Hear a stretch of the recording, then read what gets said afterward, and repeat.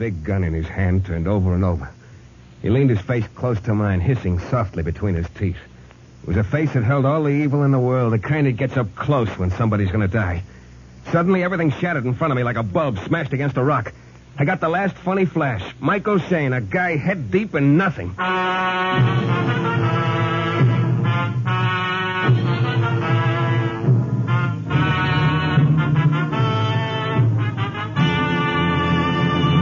The New Adventures of Michael Shayne, Private Detective. Michael Shayne, reckless, red-headed Irishman, is back again in his old haunts in New Orleans. This is your director, Bill Russo, inviting you to listen to another transcribed episode, which we call The Case of the Crooked Wheel.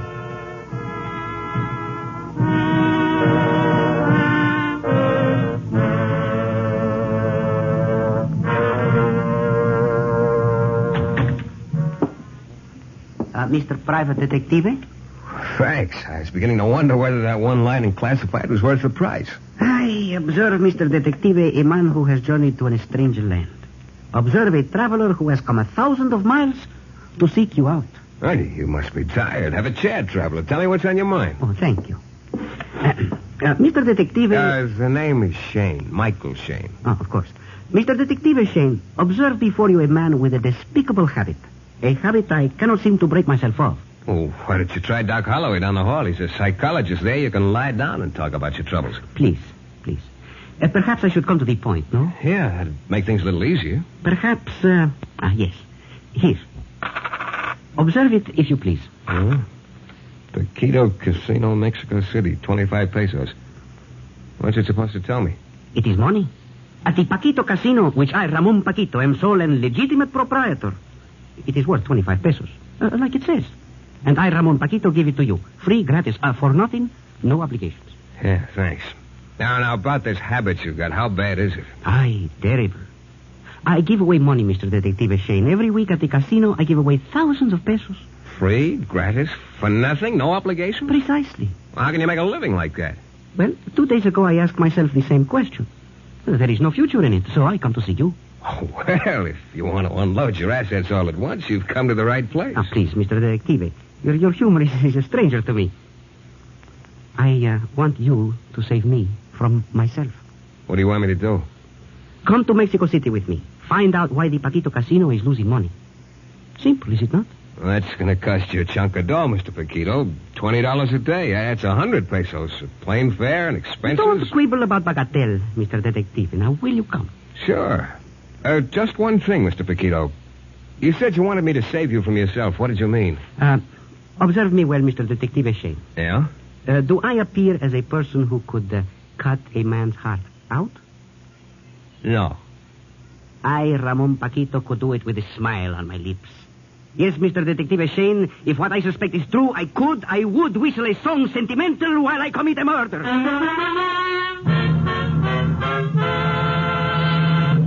In just a moment, we'll return to the New Adventures of Michael Shayne and the Case of the Crooked Wheel.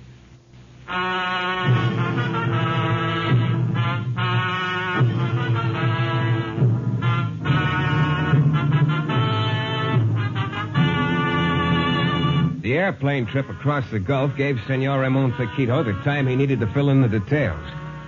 Somebody had a gimmick to beat his roulette wheels. Another couple of weeks of the process, and Ramon would be wearing a serape and huaraches instead of a double-breasted pinstripe. All of which had made him angry enough to want to kill whoever was outsmarting him. We landed late the next afternoon. The senor registered me at the Hotel Blanco, gave me directions how to reach the casino later, and then took off. I decided to give the town a whirl before it was time to punch the clock.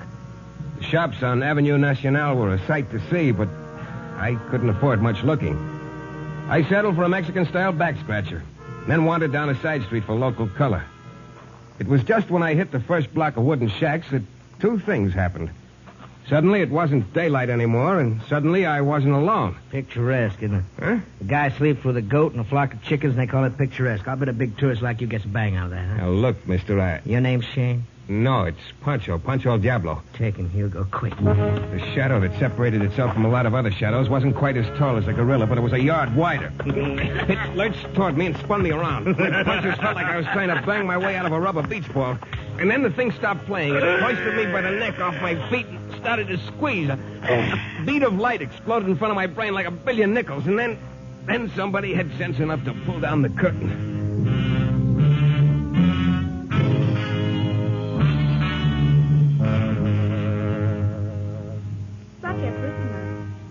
My first thought was that it's a lousy place to be dead in. Filthy room with a naked electric bulb dangling from the ceiling. Such a pretty man. I tried to focus, but it was too tough getting through the pain. Something was playing tricks with my hair. I curved my eyes backward, and then I knew for sure I'd been killed. There was an angel leaning over me. In time, I'd be able to make out the wings. Such a pretty man. Open your eyes, Chico. There. Oh. Feeling better? You're a very lucky man, Mr. Shayne. Oh. In a few more seconds, your neck would have been broken. Then both of us would have been unhappy. You and I. Yeah? Who are you? Call me anything you like, Chico. Whatever suits you. It's a real dramatic touch, Angel. But who are you? How did I get here? I am Kathy. That's all you need to know. No, I need to know a lot more. Like, how did you get me here? Like, how do you know who I am? Simple, Chico. They carry you up here and went through your pockets. That would have killed you. Except I have a better idea. Like what? Use that return ticket to New Orleans.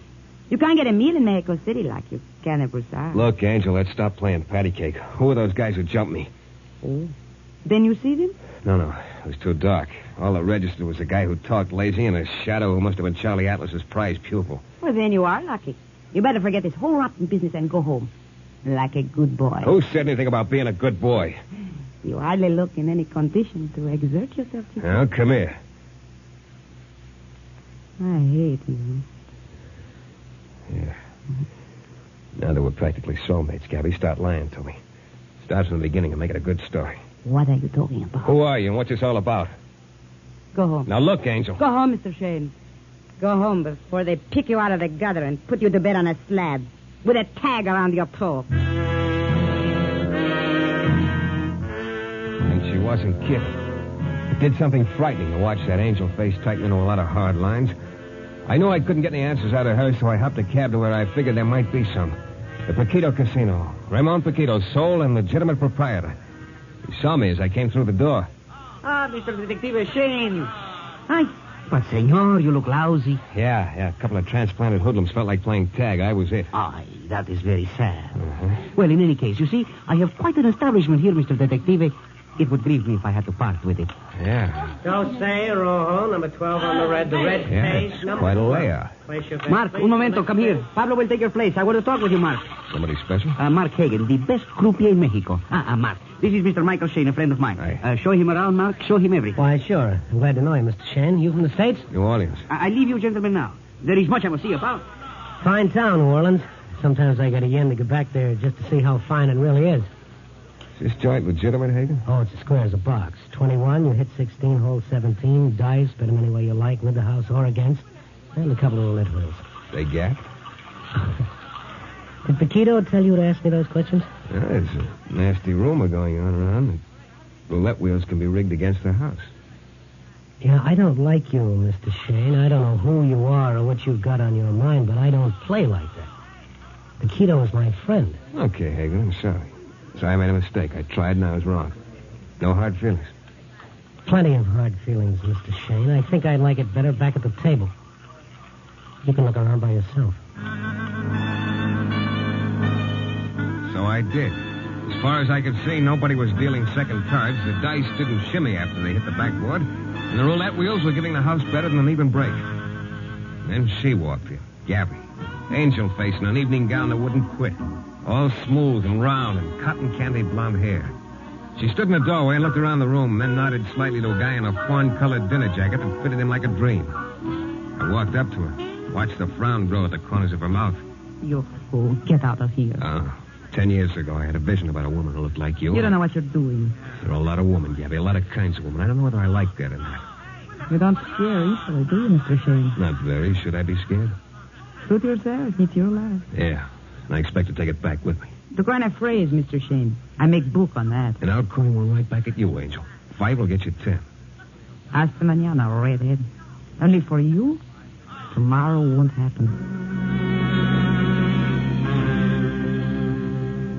I I watched her sway the path through the ankle-deep rug to the blackjack table. She bought some chips and busied herself with the game.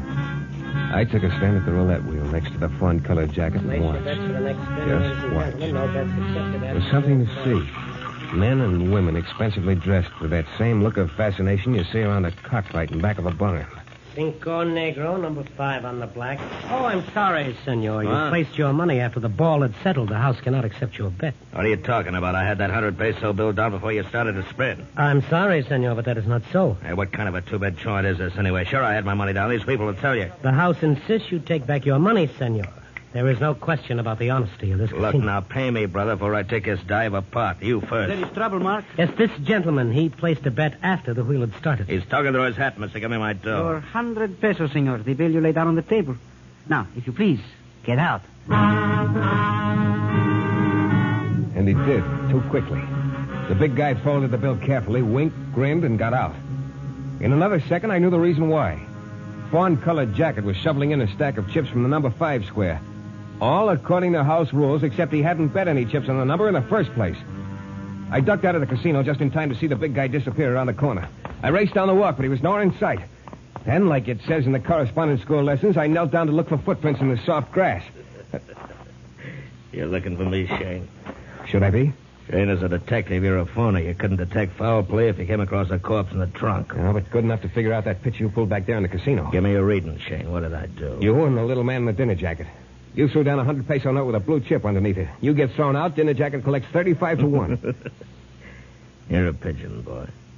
You followed me just like it was figured you would. Can't you talk without that gun in your hand?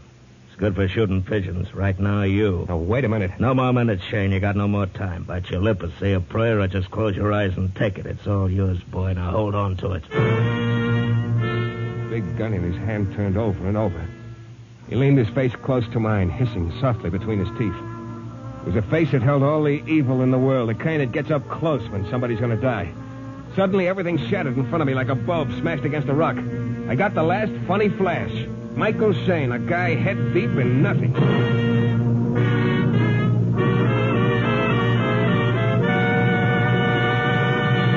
In just a moment, we'll return to the new adventures of Michael Shayne and the case of the crooked wheel.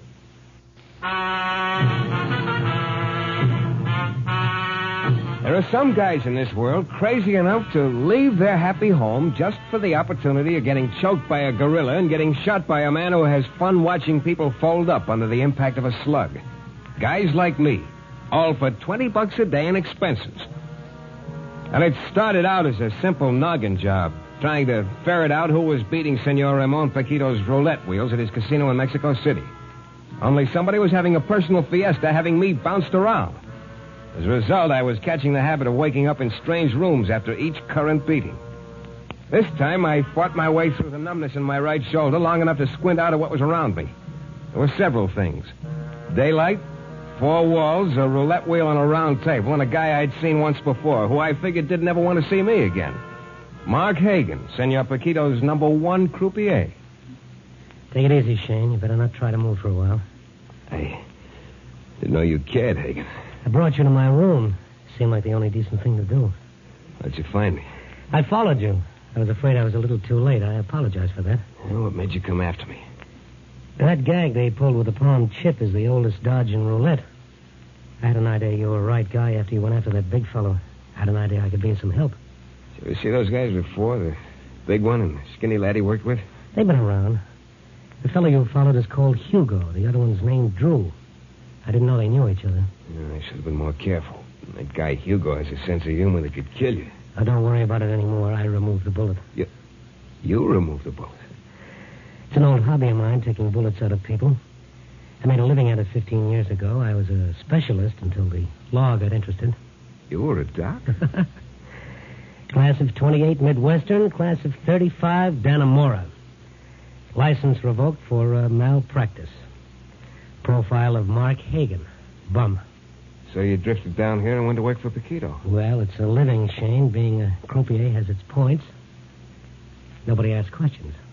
It gives you a chance to use your hands, doesn't it?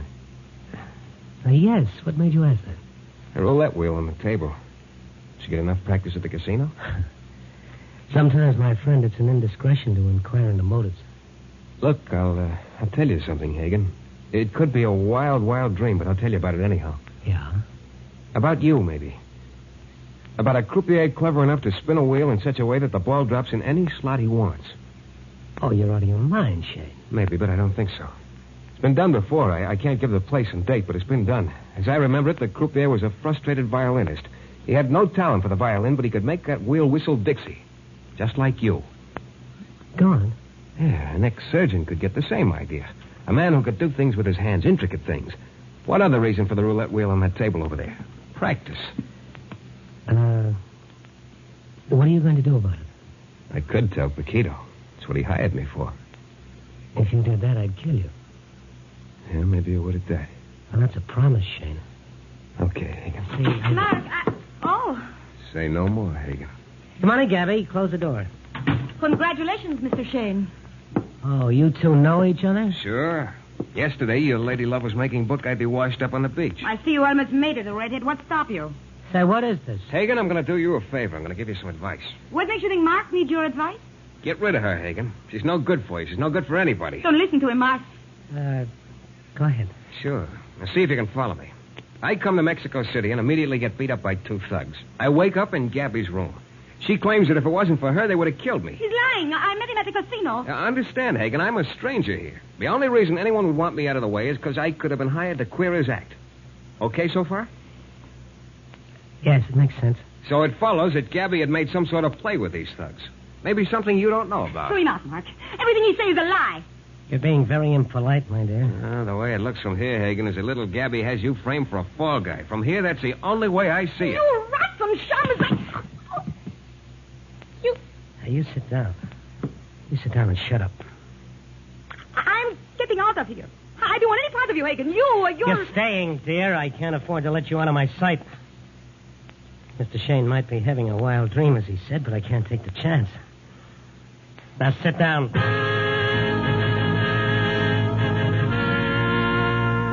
I left the happy couple and walked out into the midday Mexican sunshine. Things were beginning to add up. The guy who nearly broke my neck and the man with the gun were the same. That was Hugo. I heard the name before I passed out the first time. And it was an even bet that the lazy talker and the dapper gent named Drew were identical. But for a one-armed detective without a license to carry a gun in Mexico, there wasn't much I could do about either one of them. Well, it was time to go back and resign my job. I couldn't put the finger on Hagen anyhow. So I caught a cab to the Paquito Casino, walked into the senor's private office. Each time I see you, Mr. Detective, you look worse. Perhaps this climate doesn't agree with you. As a matter of fact, Senor Paquito, the time has come to bid a reluctant farewell to the land of Montezuma. Mr. Detective, observe before you a person who is deeply puzzled. Yeah? A few minutes ago, I received a call by telephone from Mark Hagen. He is leaving my employ. Yeah, when? Tonight. Tonight, he will be croupier for the last time at the Paquito Casino. I don't understand why. You tell me why, Mr. Detective. Your guess is as good as mine. Maybe the climate doesn't agree with him either. This I doubt. Mr. Detective, you have observed Senor Hagen. What is your impression as to his integrity? Like I said, your guess is as good as mine. It isn't up to me to guess anyhow. You can mail me what you owe me to New Orleans. I'm quitting, senor. Yes, but why? Every time somebody tries to knock me off, they come a little bit closer. Now, how's to whatever it is to you? Wait. Look, just this evening. Remain here at the casino. This I ask you as a favor personal to Ramon Paquito. I even say please, listen. Please. Well, I don't know, senor. I don't know what good I can be to you. Well, perhaps no good at all. You just stay here. Observe. That is all I ask you to do. For this, double wages, double expenses. Well... Very well, triple. Sunday night, triple play. Agreed? Agreed, senor. I will observe. In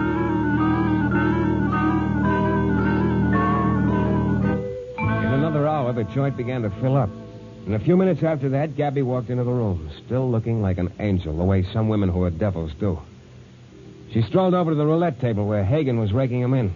He put a stack on the red. There wasn't a sign of recognition between Hagen and the girl. Siete, rojo, 7 pays, red pays, number 7 on the red. Place your bets for the next spin. No bets can be made after the wheel starts. On the next spin, the girl won again. Then she lost. Soon she began to double her bets and kept winning more times than she didn't. When she started to play individual numbers, she made the law of averages look like something that hadn't passed Congress yet. Just before she bet number 4, I watched Hagen fold his thumb under his palm and rub the side of his face with the rest of his hand. Cuatro negro, 4 pays, black pays. Number 4 on the black. The young lady seems to be lucky this evening. I've been observing you. Why not this evening, Senor Paquito? I'm always lucky at your table. Yes, I have observed that too. Mark, stop the wheel. I wish to see just how lucky this young lady is. Ladies and gentlemen, you will pick up your bets. If you care to play there at the other tables, please. This wheel shall be used exclusive to test the young lady's luck. But, Senor... It is your intention to break the bank, is it not so? Spin the wheel, Mark. It was simple enough to figure out. The two of them, Hagen and Gabby, were making a one final grab at a whole lot of money.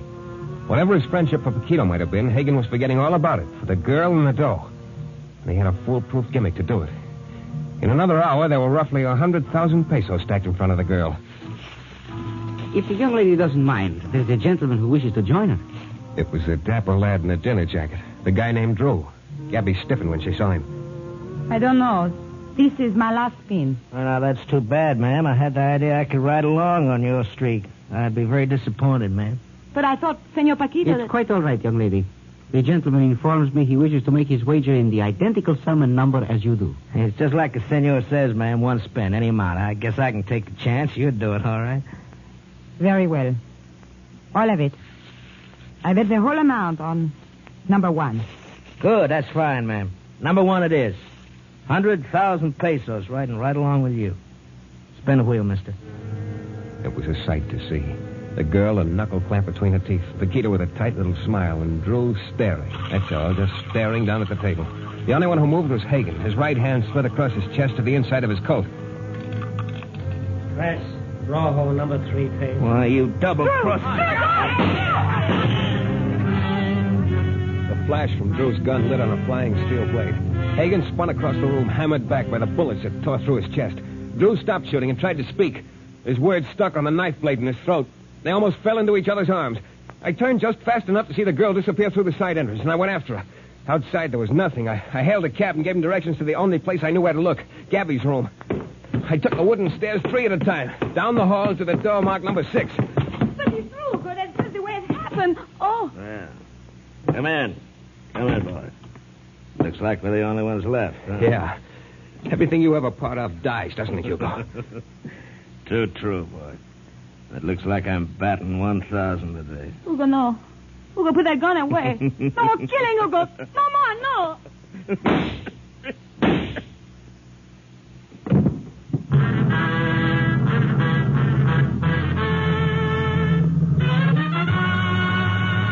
In a moment, we'll be back with a thrilling climax to tonight's Michael Shayne adventure.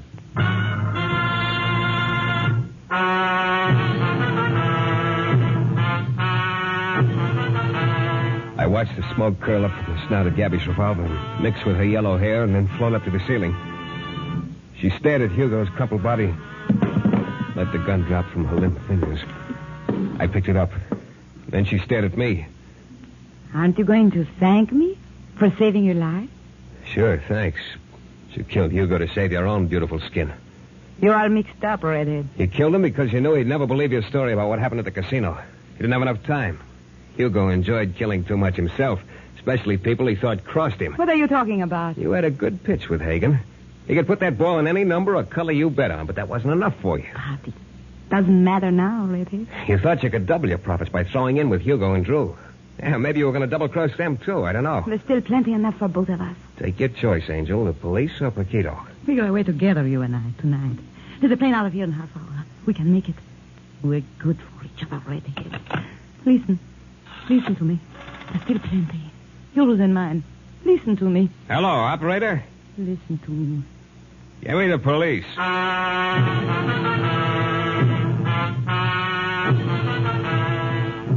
This is your director, Bill Russo, again. Our story is based on characters created by Brett Halliday. The New Adventures of Michael Shayne is a Don W. Sharp production, transcribed in Hollywood and distributed exclusively by the Broadcasters Guild.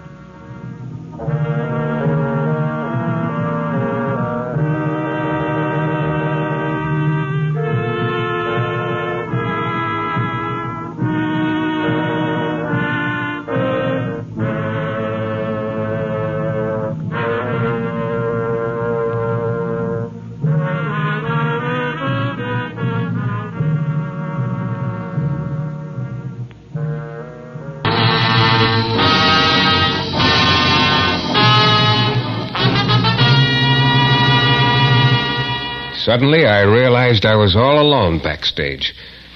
And I got the same feeling you get just before a storm breaks. I turned and started toward Christina's dressing room. Then I heard the shot and the scream. And as I started running, I had a strong hunch I'd just lost a client.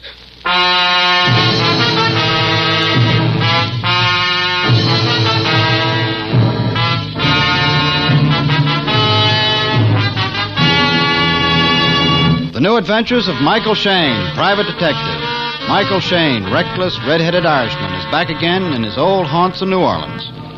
This is your director, Bill Russo, inviting you to listen to another transcribed episode, which we call The Case of the Left-Handed Fan.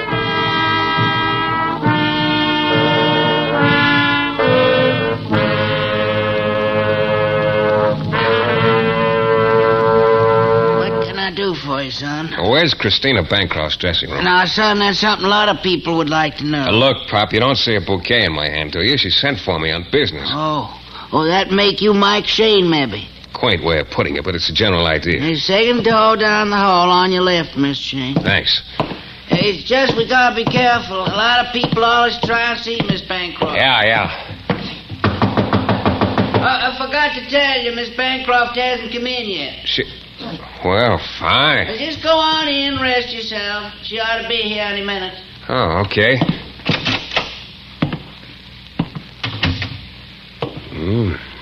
Quite a place. Nice.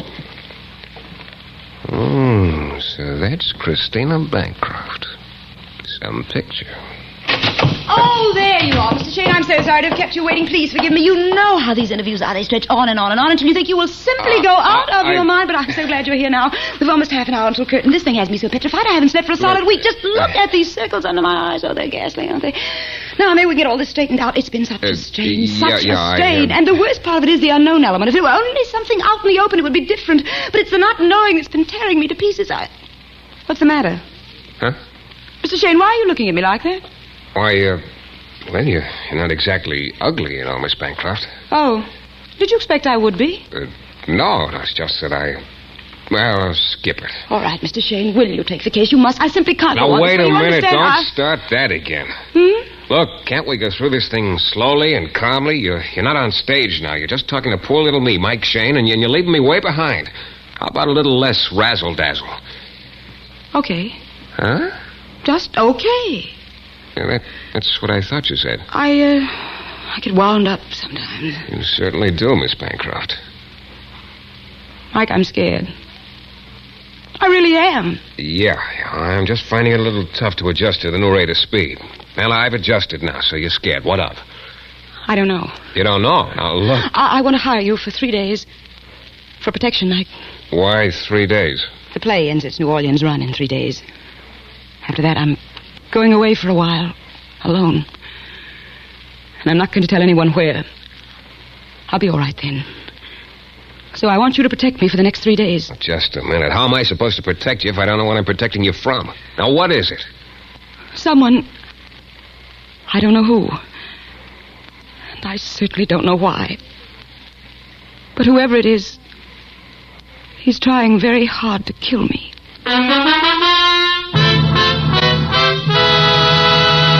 In a moment, we'll return to the new adventures of Mike Shayne and the case of the left-handed fan.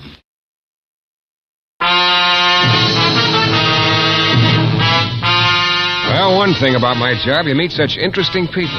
Like Christina Bancroft, the actress. I guess dazzling's as good as any other word for Christina. The girl was very, very beautiful and very, very hard to figure. One moment she was quite the actress, talking a mile a minute with sparks flying and with gestures yet. The next moment she was a sweet, scared girl, quietly asking me to protect her from an unknown killer. Well, at the time, the job of protecting Christina was the pleasantest prospect I'd had for weeks, so I didn't hesitate. After our interview, I stuck around in the wings watching the play. Christina seemed to be knocking him dead. Finally, near the end of the show, a tall, thin guy with a streak of gray came over to where I was standing. Hello. You can't mean it. I'm Hamilton Dunn, the director. Mine's Shayne. How are you? Shayne. Enjoying the play? Yeah, it's quite a girl out there. Yes. Shayne. Heard the name somewhere. You're a friend of Christina's? Not exactly. Huh? You say you directed the play, Mr. Dunn? Yes, that's right. Maybe you can tell me then. Tell you what? What there is about her. Christina? Yeah. There's people out there in the audience. Look at them. Spellbound. I suppose you've known her quite a while. Yes, that's quite a while. She's a great actress. You know, I somehow get the idea that in addition to being a director, you're sort of a fan of hers. Yes, Mr. Shayne. I guess you might say I am a fan of hers. Next question? Sorry. Anyway, I'm sure this stocky chap coming toward us can tell you a lot more about Christina. Oh? Yes, you see, I'm only her director. He's her business manager. He sees her a lot more often. Naturally. Naturally. Hello, Frank. Ma'am? This is Frank Harper, Mr. Shayne. Frank, Mr. Shayne. Hello. Shayne? Michael Shayne? Yeah. I've been trying to find out, very unsuccessfully, just what Mr. Shayne is doing here. He's a private detective. So being said. Private detective? Yeah. Look, I wasn't trying to be coy. I didn't want to say anything about it until I was sure Christina had told you. Well, she certainly didn't tell me anything. She said something to you, Harper? Dearest love. No, she said nothing, Shayne. Uh-huh. That's interesting. Oh, curtain.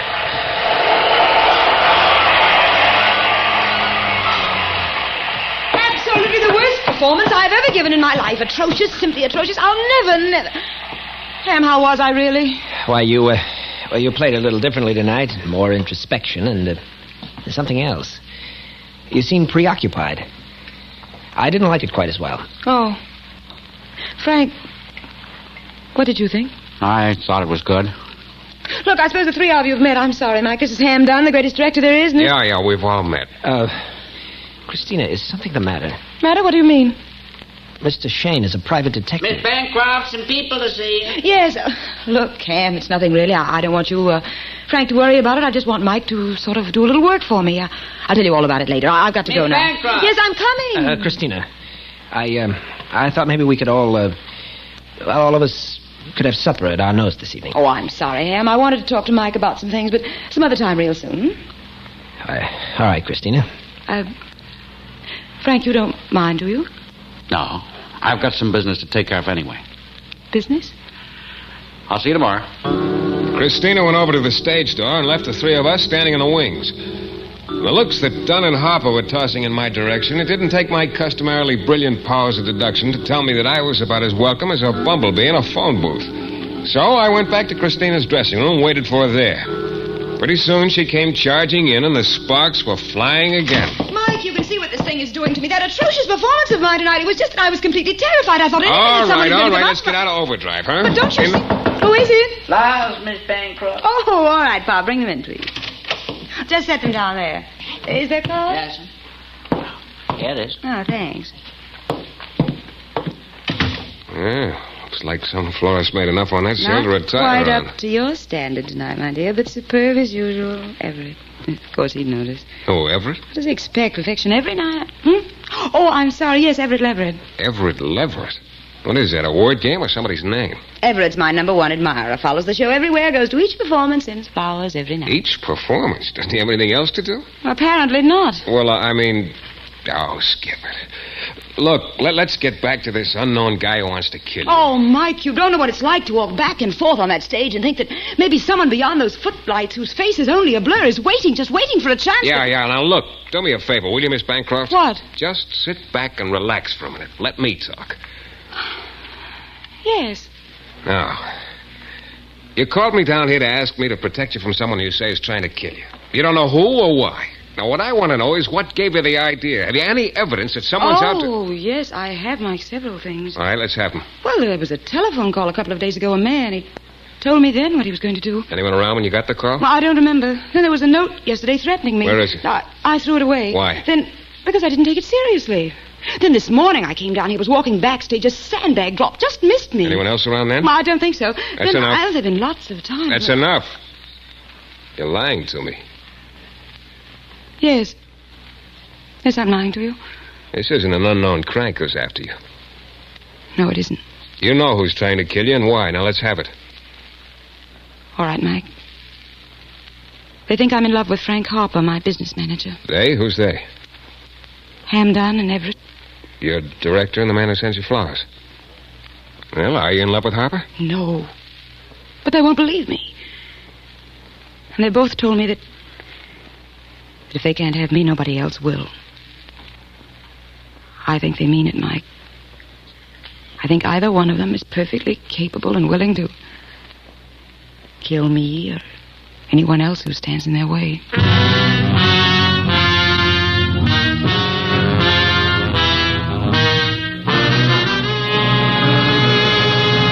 In a moment, we'll return to the new adventures of Mike Shayne and the case of the left-handed fan.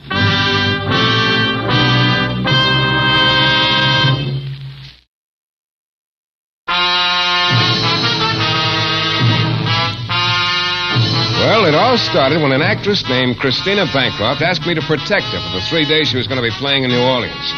Seems that her director, Hamilton Dunn, and a wealthy admirer of hers with the quaint name of Everett Leverett had both told her that if they couldn't have her, nobody else would either. Yeah, all in all, it looked like just the kind of setup where somebody was apt to wind up dead. My job was to see that it wasn't Christina. The next day was Sunday, and bright and early in the morning, I was knocking on the door of Everett Leverett's hotel suite. He was a thin, elegant-looking gent, just about as well-groomed as a guy can be, and still not be running in the Derby. You say you're a friend of Christina's, Mr. Shayne. That in itself is sufficient credential here, but what precisely is the intent of your visit? I came to talk a little about Christina and about you. Two highly compatible subjects of conversation. Yeah. You know, I don't get you at all. Why... The usual question, why do I follow Christina around from city to city? Oh, that's it. Because I have found in Christina the one thing that all men seek, Mr. Shayne. What's that? What indeed? The perfect foil for oneself. Yeah. I don't get what's in it for you, though, all this traipsing around. Let us say that my life is not without its occasional satisfactions, Mr. Shayne. Oh?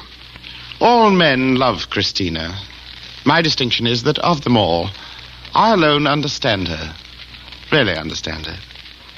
She knows this. What do you mean, understand her? Well, for contrast, let's consider someone who obviously does not understand her. That third director of hers, Hamilton Dunn. You don't think he rates an Oscar, huh? The man has a genius for misinterpretation. He consistently fails to apprehend Christina's character in all his direction. She's complex. He makes her simple. She's dangerous. He makes her harmless. She's basic. He makes her superficial. Sounds like you made quite a study of it, Mr. Everett. Leverett. Leverett. Did it ever occur to you that Christina might someday get married or something like that? No. I've made Christina my career, Mr. Shayne. It's inconceivable to me that any career I should undertake might ever end in failure. Well, about then I decided a whiff of fresh air was in order, so I left. I was beginning to see what Christina meant when she said Everett Leverett would stop at nothing. But thinking of Christina reminded me she was still locked up in her hotel room, so I went over. It was noon by then. The two of us went to Galatoire's for lunch. As we ate, I kept thinking of all the things Leverett had said about her. After we'd finished, I began to see some of what he meant. You know, you're a very interesting sort of person, Mike. I'll never forget how you kept telling me to talk slower and get out of overdrive, you called it. You can be sort of hard to keep up with, Miss Bancroft. You sort of cut me down the way Frank does. He sort of cut you down, huh? You like that?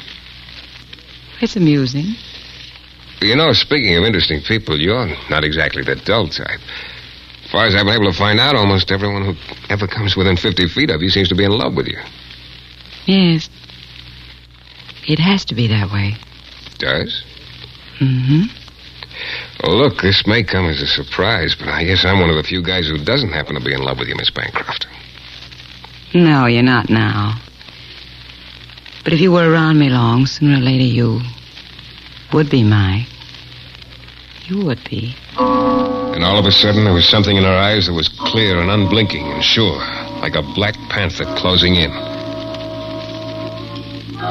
I took her back to her hotel. It was Sunday, and there was no performance. Well, that night, I figured it might be a good chance to get around to Frank Harper. I was a little late. Just as I got to his hotel, I saw him come out the door, look up and down the street, then get into his car and drive away. He looked like a man with something special on his mind, so I followed him. He drove across town to St. Charles Avenue and along it a few blocks to an apartment house. I stopped a little way down the street. Harper got out of his car and went inside. At first, I didn't notice the long black convertible that had eased to a stop across the street. In a few minutes, Harper came out again. There was a blonde with him. A very smooth-looking article, I might add. They got in his car and drove off. I got out of mine and started across the street toward the black convertible, but it was already pulling away in the opposite direction. Hey, wait a minute. Hey! Too late. That convertible had jumped away from the curb like a startled kangaroo. I couldn't see who was in it. The next day, Christina stayed in her room all day. That night, I took her to the theater for the last performance of the play. It was also my last night on the job, and I wasn't sorry. After the show, I was standing near the stage door when a long black convertible eased into the alley. Yeah, the same convertible I'd seen the night before. And who got out was my old friend Everett Leverett. Where's Christina? Over there, talking to Dunn. Oh, yes, Dunn. Everett? Good evening, my dear. Are you ready? Everett, I'm terribly sorry. I won't be able to make it this evening, I'm afraid. I see. Frank and I have some business affairs to discuss. I see. But maybe I could call you later, That will be fine. Good evening, Mr. Shayne. Christina and Frank Harper started for her dressing room. I wandered around the wings for a few minutes, doing nothing in particular. Then it hit me that things were awfully quiet all of a sudden. I looked around. Hamilton Dunn was nowhere in sight. Neither was anyone else. I was all alone backstage. I suddenly got the feeling you get just before a storm breaks. I turned and started toward Christina's dressing room. Then I heard the shot and the scream. As I started running, I had a strong hunch I just lost a client. I pounded down the hall into her dressing room, then I stopped. Christina was crouched over in one corner, whimpering. But Frank Harper lay face down on the floor, dead, with a bullet hole in his back. Christina, what happened? Come on, stop it. Tell me what happened. Frank and I were talking. I saw the door to the next room open a little. Yeah. Man with a gun. And Frank saw it, too. He jumped in front of me. The gun fired. Whoever it was dropped the gun and closed the door. Yeah, I see the gun. I'll leave it right there for the police. And there's a door leading outside from this room, huh? Yes. Oh, my. All right, stop it. Can't you understand? Frank got the bullet that was intended for me.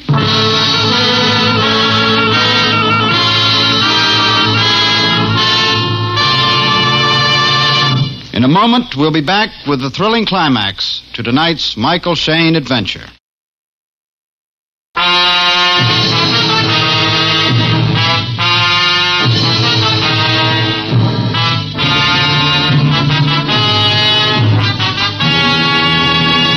Well, right from the start, the setup had spelled murder. I had to admit I wasn't expecting Frank Harper would collect the bullet that was earmarked for Christina. I called police headquarters, and Inspector Lefever's boys were swarming all over the place 10 minutes later.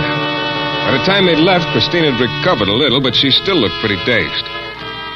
Well, look, you don't feel like talking, but I've got a couple of questions. Go ahead, Mike. I got a hunch you held something back from the cops a few minutes ago, right? Right. Let's have it. All right, I said I couldn't see the killer's face, that's true. But I did see his hand, holding the gun in the doorway.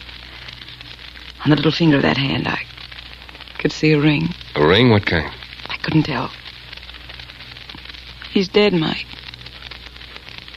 Frank's dead. Yeah, that's the point. It was almost you. So there was a ring on the little finger. Which hand?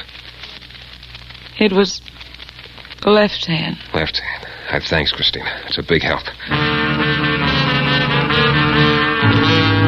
Yeah, about then, it looked very much like this was going to be about the shortest investigation on record.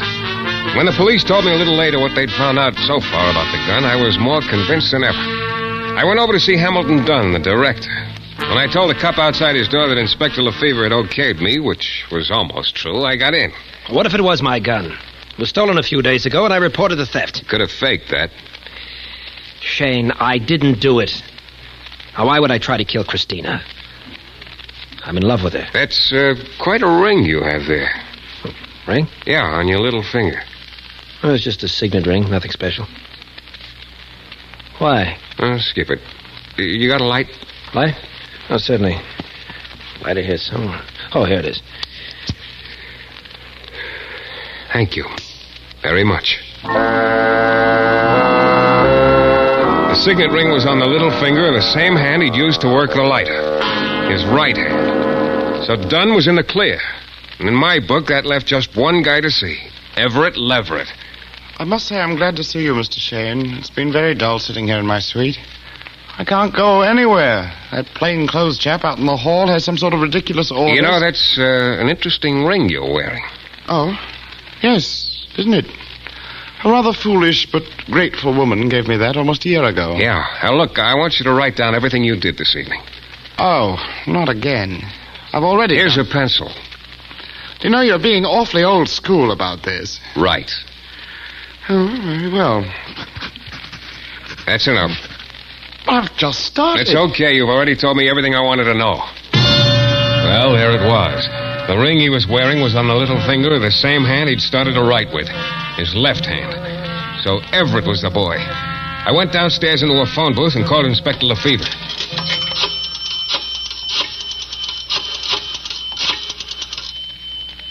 Shayne, Inspector. Look, I got your boy pegged for you. What? Huh? Oh, wait. What's that about the gun? You're sure? I see. What? Oh, no. Skip it. Doesn't matter now. I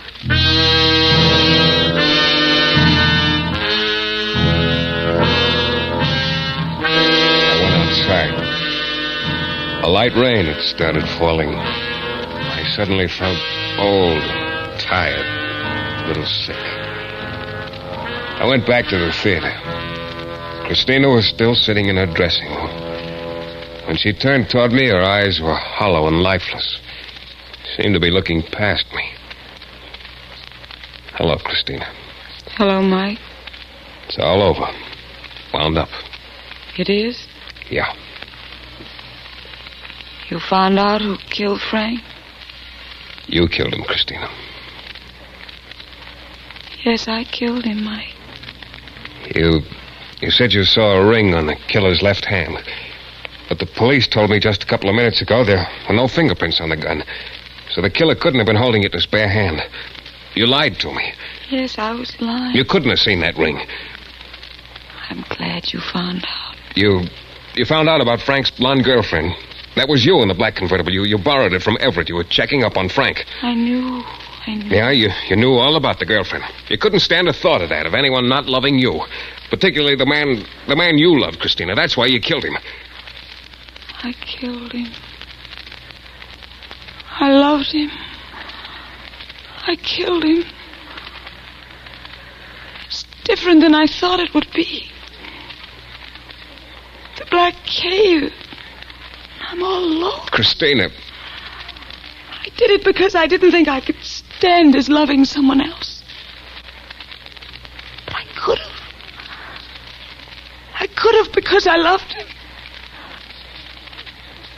I wish he was still alive. Now you think of that. Now. Why couldn't you...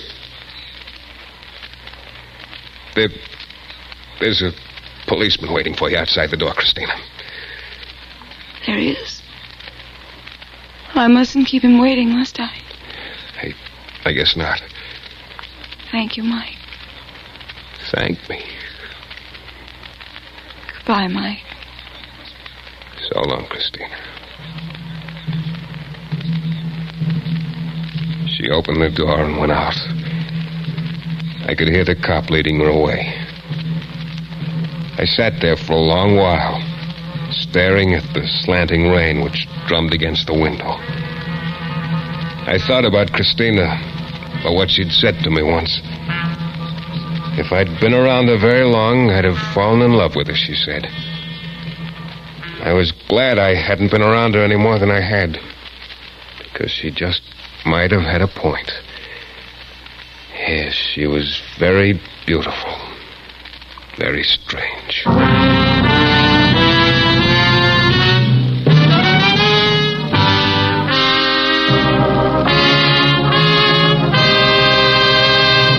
This is your director, Bill Russo, again.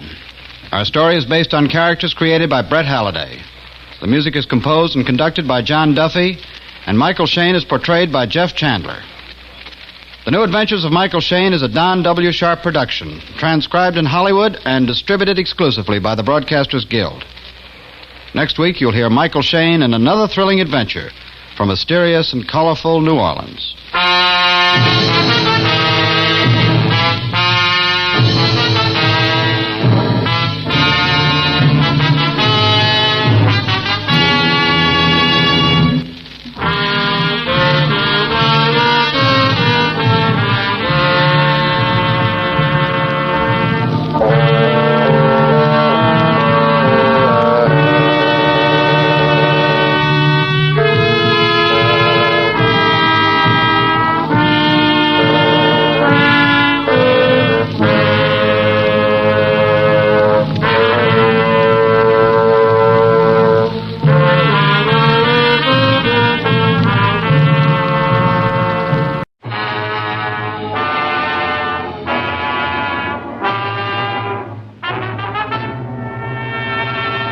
I eased into the alley and waited.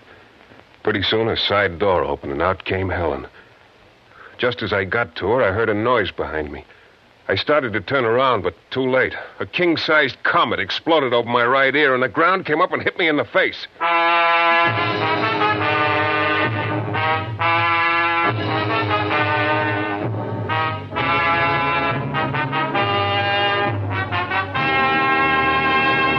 The New Adventures of Michael Shayne, Private Detective. Michael Shayne, reckless, red-headed Irishman, back again in his old haunts in New Orleans. This is your director, Bill Russo, inviting you to listen to another transcribed episode, which we call The Case of the Gray-Eyed Blonde.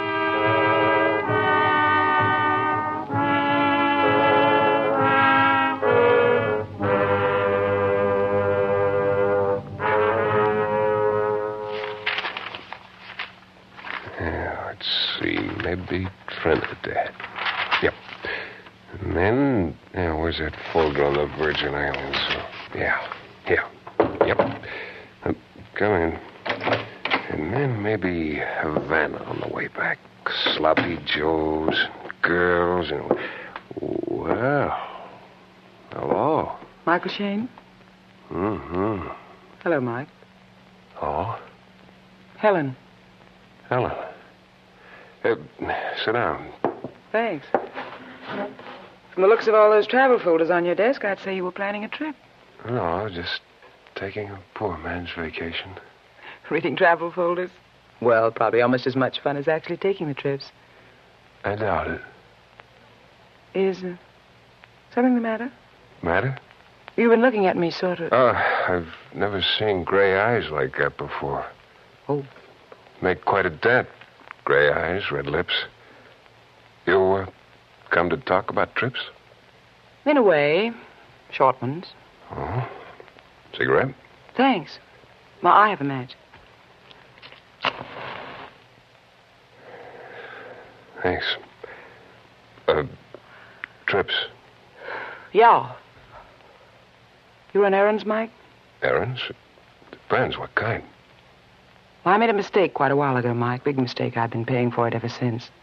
Regularly. Blackmail? Mm-hmm. One more payment, the account's closed for good. So? So, I want you to make that last payment for me. Tonight. Just for my own information, Helen, you're not by any chance asking me I'm not asking you to kill anyone, Mike. That's good to know. No, this is all on the up and up. Here are 2 envelopes. The instructions are in this one. Instructions? Yeah, where and how you're to meet the man you're to meet. Uh-huh. When you do meet him, you hand him this other envelope. In return, he'll give you a small package. You bring that back to your office. I pick it up here. How would I go about getting in touch with you if anything went wrong? Well, I don't expect anything will, but in case of emergency, try my hotel. The Donna. I just remembered a charge I might have to make in this particular case. Oh, what is it? It might be for you to have dinner with me or something. Dinner or something might be arranged, Mike. You'll take the job? Sure, why not? I'll pay you $100. I'm sure you'll earn every penny of it.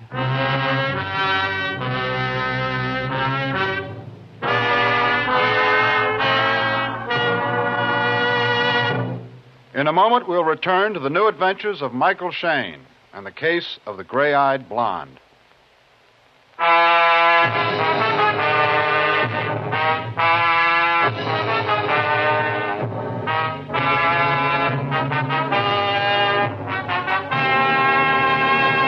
Well, maybe it was those gray eyes of Helen's. I don't know.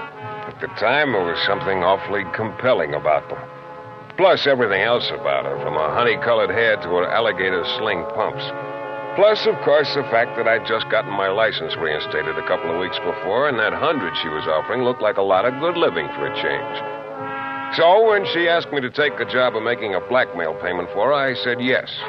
After she left, I opened the instruction envelope and read them over carefully. They were so thorough, I knew whoever this guy was, he wanted to be awfully sure he had the right party. I arrived at the indicated corner of Barrack Street 10 minutes before midnight, 10 minutes early. The street was deserted except for a little red and white peanut wagon that a small olive-skinned gent was pushing down the street toward me. When he got to me, he stopped. A peanut, senor? No, thanks. They are fresh, senor. You're working kind of late, aren't you? Si, senor. These peanuts, senor, they are the best. Tell me, you seen anyone around here in the last 10 minutes? A man? Oh, you are looking for someone? Yeah, in a way. Then perhaps while you wait, senor, some peanuts. No, not now. Thanks. He gave me a very unhappy stare and then shrugged his shoulders and pushed his cart around the corner and out of sight. I started walking down the deserted street. My footsteps echoed on the pavement. It was darker than I thought it would be. No streetlights in this section. I kept trying to look over my shoulder, but I couldn't see anything. I knew that somewhere in that block somebody was supposed to tap me on the shoulder, and I was wishing he'd hurry up and get it over. I was almost at the end of the block now. Still, nothing had happened. The building ahead of me on the corner was getting some work done on it. They had the front boarded up and had a boardwalk in place of the sidewalk. The street side of the boardwalk was boarded up, too. It was like a tunnel. I took a few steps into the pitch-black tunnel and stopped. Something started bothering me. For a moment, I couldn't figure out what it was, but then I got it. Somebody was in that boarded tunnel with me. Before I could do or say anything, a hand slid across my mouth, and I could feel the muzzle of an automatic against the side of my neck. Brilliant boy that I am, I got the idea that mum was a word. Then the hand left my mouth and slid down and started going through my pockets. Pretty soon it came to the envelope I was supposed to deliver. It patted the envelope and slipped it back into my pocket. Well, that I didn't get at all. Then the gun pressed a little harder onto my neck. I suddenly knew that his finger was tightening on the trigger. I dove for the ground, the gun went off. A red-hot poker seared the top of my head, and then blackness.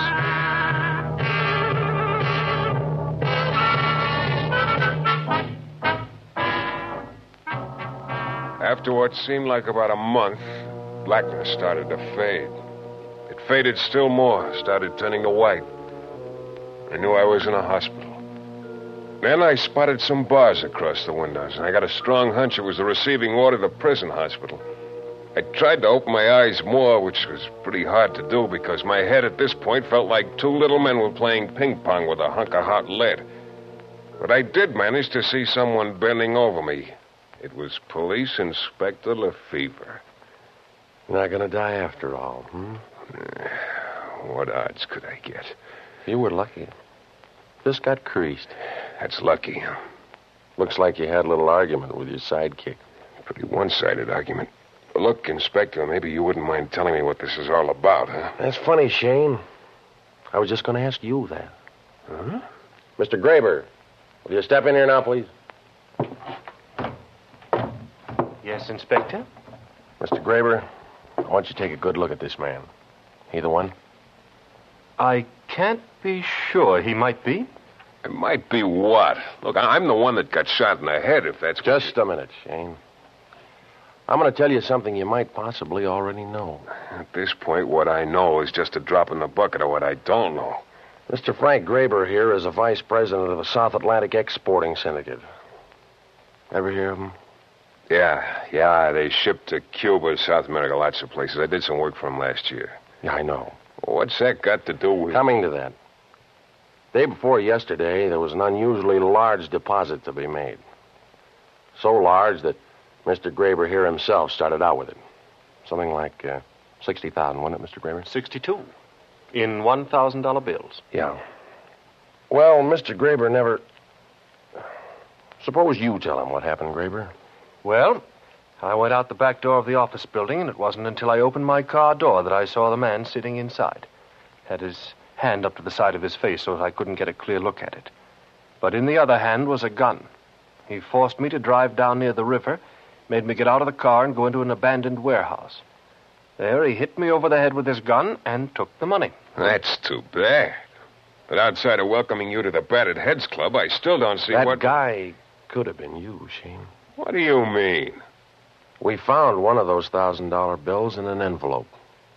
In your pocket.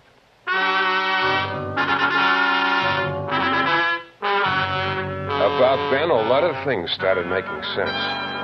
Why that guy in the dark wanted to be sure the envelope was in my pocket before he tried to kill me. Yeah, it looked like somebody was very interested in having me found dead with some of that robbery dough on me, thus getting me elected as chief suspect.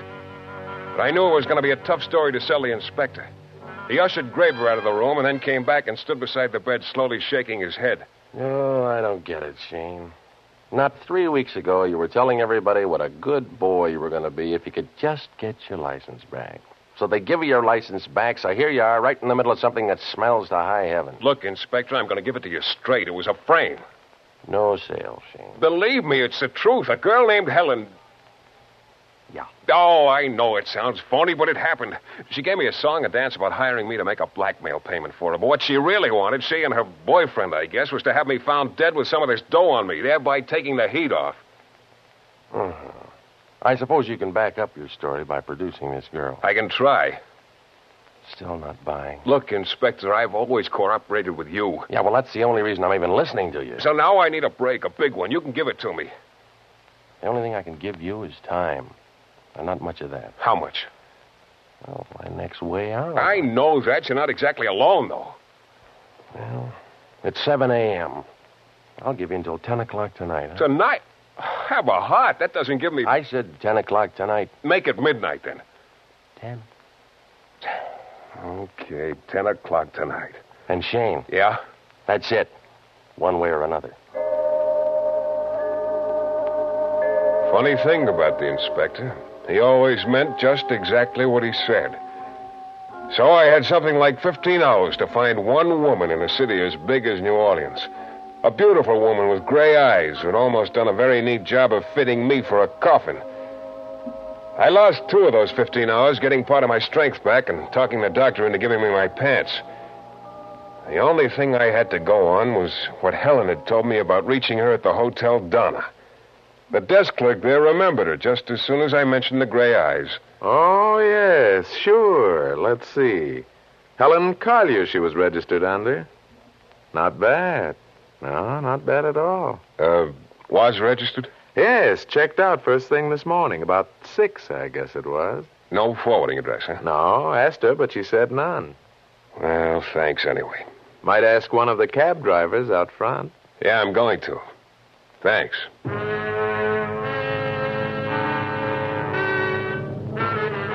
It didn't take me long to find out that none of the 3 cab drivers in front of the Hotel Donna could have taken Helen, because none of them came on until 7. But I did get the address of the driver who worked nights there, and 10 minutes later I was pounding on his door. Yeah, come in. What do you want? Are you Joe, the cab driver? Yeah, why? You have a fare this morning about 6? You woke me up to ask me that? Beat it. Hey, come on, Joe. Open up. Look it, friend. I don't know who you are, and it's just the way I want to keep it. Now, suppose I'm not leaving until I get an answer from you. A girl about 5'4", gray eyes at the Hotel Donna. Where'd you take her? I don't know what you're talking about now. Beat it. Get your foot out of the door. Okay, we'll go inside. Hey, what's the... Now, look. The more you talk, the more I'm convinced you did take her somewhere. Now, open up. I've been through too much on account of that Look, gray I don't know what you're talking about. If you're trying to cover for you, you're making an awful big mistake, Joe. A mistake that could put you behind bars. She paid you to keep your mouth shut, huh? Okay, here's 10 to open it. Look, from a friend. Be smart. Keep out of this deal. It's too late, Joe. Here's the 10. Open up. I got more than that for promise. Look, I haven't got all day, and 10's all you get. Maybe that's too much. Maybe I could beat the answer out of you and save myself the 10 spot. Now, which is it going to be? Okay. All right, now, you picked her up at the Hotel Donna at 6 this morning. Yeah. Where'd you take her? From a friend. Let me give you a tip. Don't hold your breath till you see her again. What do you mean? Where I took her was the airport.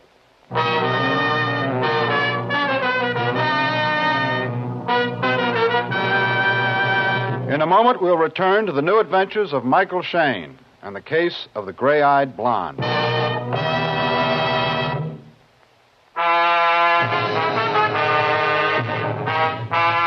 It all started when a gray-eyed blonde named Helen hired me to make a blackmail payment for her. Only I found out too late it was a frame. I got shot in the head and woke up and found myself accused of a $62,000 robbery and was given just 15 hours by Police Inspector Lefevre to find Helen and clear myself. So far, all I'd found was she'd left the Hotel Donna at 6 that morning to go to the airport. Well, I was out there now talking to all the ticket clerks. Finally, I found one who remembered her. Oh, yes, surely. Those eyes of hers would be hard to forget. Well, which plane did she leave on, do you remember? Let's see. New York? No, that wasn't it. Come on. Try to remember. Now, wait a minute. Oh, I remember now. Don't tell me it's that plane that's taking off out there. No, she didn't leave at all. What? No, bought a ticket to Havana. Midnight plane. Tonight.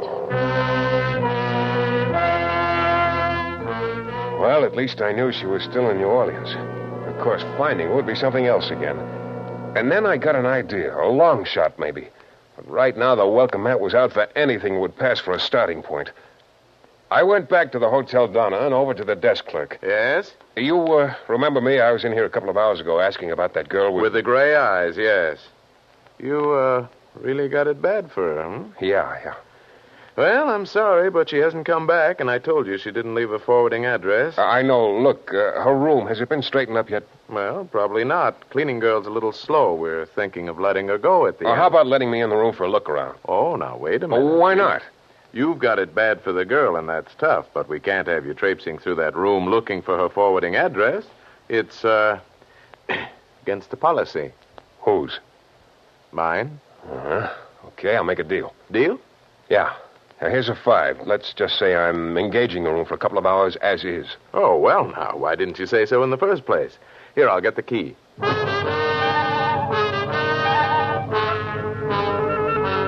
My only chance was that Helen wouldn't feel any reason to cover her tracks too carefully, since according to her plan, I was to have been long dead by now.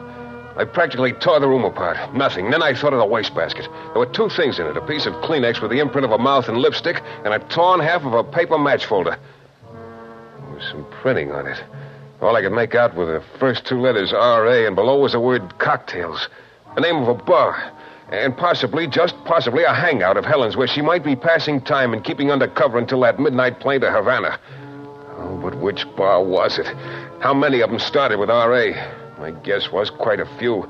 But it didn't matter how many. I had to try all of them. I went back to my office. That was a mistake. I dropped into my chair and propped my feet up on the desk. That was a big mistake.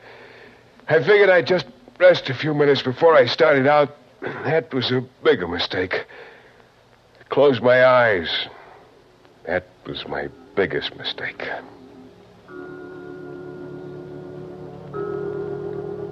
When I opened my eyes again, I thought something had gone wrong with him. Everything was dark. Then I looked at my watch and almost went right up through the ceiling. 10 minutes to 7. I'd slept all afternoon. I had 3 hours left. I started out. The nearest bar on my list was a place with the quaint name of Rat Race. When I got there, things were already in high gear. I went in, and then I knew how the place got its name. The music was tailgating loud, and it all came from 5 guys in the corner. A few couples were dancing, I guess you'd call it, on a floor about 3 sizes larger than a phone booth. And the bartender sat at the end of the bar near the musicians reading a paper. I had a tough time making myself heard. What'll it be, Mac? You happen to know a girl... What's that? I say to you... Can't hear you. A girl named Helen, gray eyes, 5 feet 4. Do you know her? Oh, yeah, lots of girls around. I don't know, don't think so. I suppose you've been asking too much to hit the jackpot on the first nickel. Talk louder, will you? Oh, skip it. I threaded my way through the dancers and the smoke and went out. 1 down, 8 to go. I checked the Rat Race off my list, went to a place called Rady's in a pretty seamy neighborhood. It was a lot darker than the Rat Race here and a lot quieter. Hospitable, too. I'd hardly gotten inside before a furnace-eyed brunette sidled up. Hello. Hello. You looking for someone? Yeah. Here I am. No. The girl I'm looking for is named Helen. Gray eyes. Helen. What's wrong with my eyes? They're brown. They're nice. Yeah, so I see. Would you like to dance? Have a drink? Thanks, anyway. So I crossed off Rady's and kept going. And I kept drawing blanks. Rays, Ravicinis, radio room. And it got to be after 9, and I could practically feel the inspector's official and heavy hand on my shoulder. My head was throbbing again, and I was getting weaker by the minute. So I guess I was none too steady as I walked down the street. And then as I passed a little red and white peanut wagon parked at the curb, an olive-skinned little gent darted out in front of me. Senor. Oh, you again. Senor, is something wrong? No, just tired. Here, senor, have some of my nice peanuts. Nice fresh peanuts. No, thanks. Hey, you kind of get around town, don't you? See, but, senor, they're the most delicious peanuts. They will help I you. don't want any peanuts now. But I tell you, senor, they're fine peanuts. The best peanuts this side of Havana, senor. Can't you understand it? What about Havana? Senor, what have I done? What have I said to offend? Please to let me go. What'd you say about Havana? Nothing, senor, nothing. It's just a place where I was born, senor. Havana, my home, that is all, senor. You know anything about that midnight plane to Havana tonight? No, senor, I swear it. I know nothing about the midnight plane to Havana, except I would like to be on it. Okay. I let go of him, and he darted around to the other side of his wagon. I staggered on down the street. I still wasn't sure whether he'd been trying to tell me something or not. I didn't have time to figure it out. I had to keep going. Then I went to Ramon's, the next place on the list. It was a small place, no music. Only a couple of people at the bar, and the bartender was watching me very carefully. Hello. What can I do for you? You happen to know a girl named Helen, Gray Eyes? No. I see. You happen to have a light on you? Light? Yeah.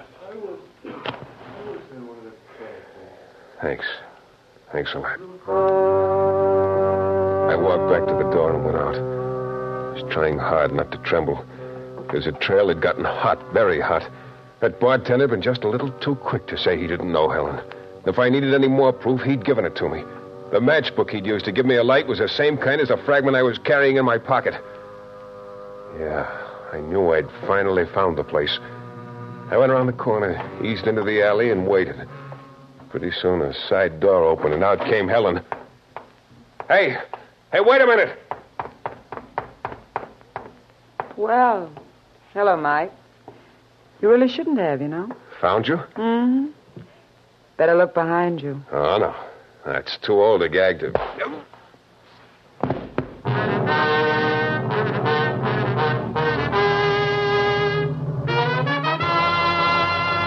In a moment, we'll be back with a thrilling climax to tonight's Michael Shayne adventure.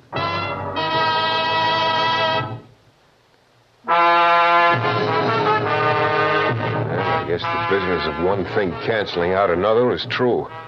That hit on the head sort of blotted out the throbbing of the wound. When I came to and found myself lying on the floor in a little room, my head was a lot better than I'd figured. Numb, I guess. I could hear voices. Two of them. Stupid things to do. I told you to And stay suddenly away they from me. began Helen, registering. I couldn't help it, Helen. I had to see you. Well, it's a good thing I did, too. Shayne was almost ready to grab you when I hit him just now. It's all your fault anyway. Why didn't you finish the job last night when you had him on the boardwalk? I tried Wait a to, minute. Helen. Oh, he's coming to. Yeah, I've come to. So, trustworthy Vice President Mr. Frank Graber is the big boy of the deal. Now, you shut up, Shayne. Might get an argument as to who the brains really was, Mike, but it doesn't matter now. Pretty neat.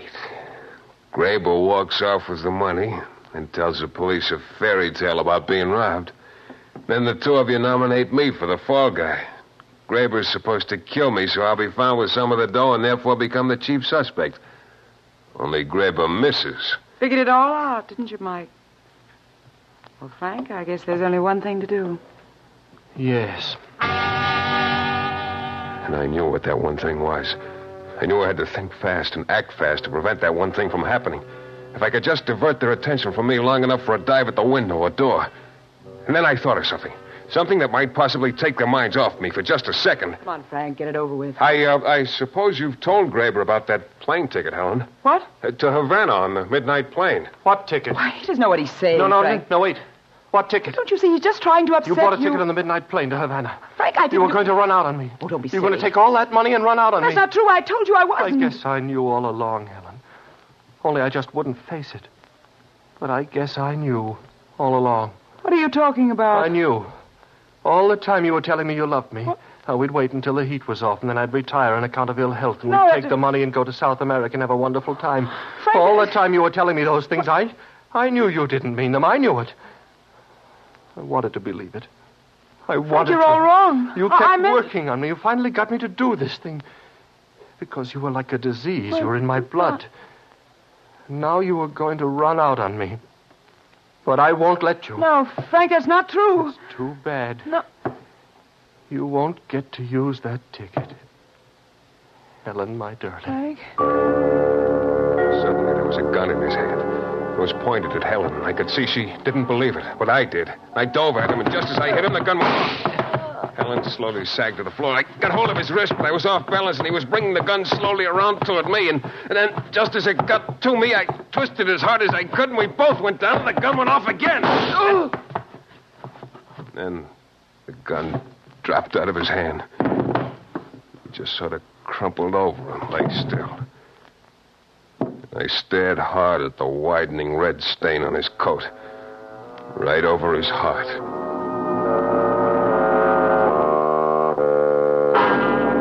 Well, I got a call through to the inspector right away, and he sort of took over from there. And that was just about that, with all the loose ends tied up one way or another. Oh, yeah, except one, that plane ticket to Havana, the one Helen had bought. Nobody seemed to know quite what to do with it, because she'd bought it with her own money instead of the robbery dough. Of course, I had an idea what to do with it, but, well, I gave it up after a while. I guess the little peanut vendor needed it more than I did. Of course, I didn't just give it to him. It was strictly a business deal. I traded him the ticket for his peanut wagon. So now, if the detective business ever gets too tough, well, I've always got a sideline.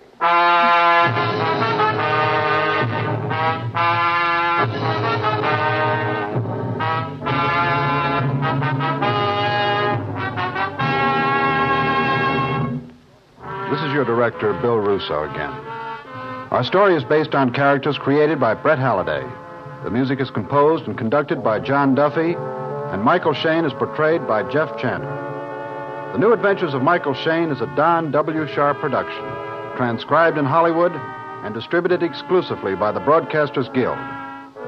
Next week, you'll hear Michael Shayne in another thrilling adventure from mysterious and colorful New Orleans.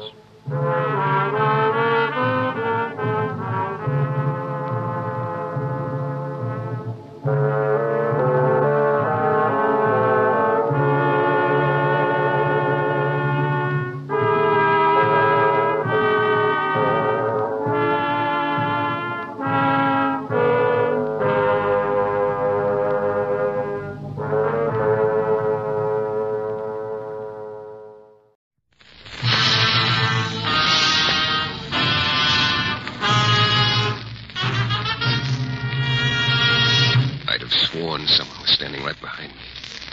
I started to turn, and I heard something come down over me. I tried to duck. I heard a ripping sound and blood running wildly down my arm. A knife. I tried to grab the arm. I couldn't reach it. The knife was coming down again.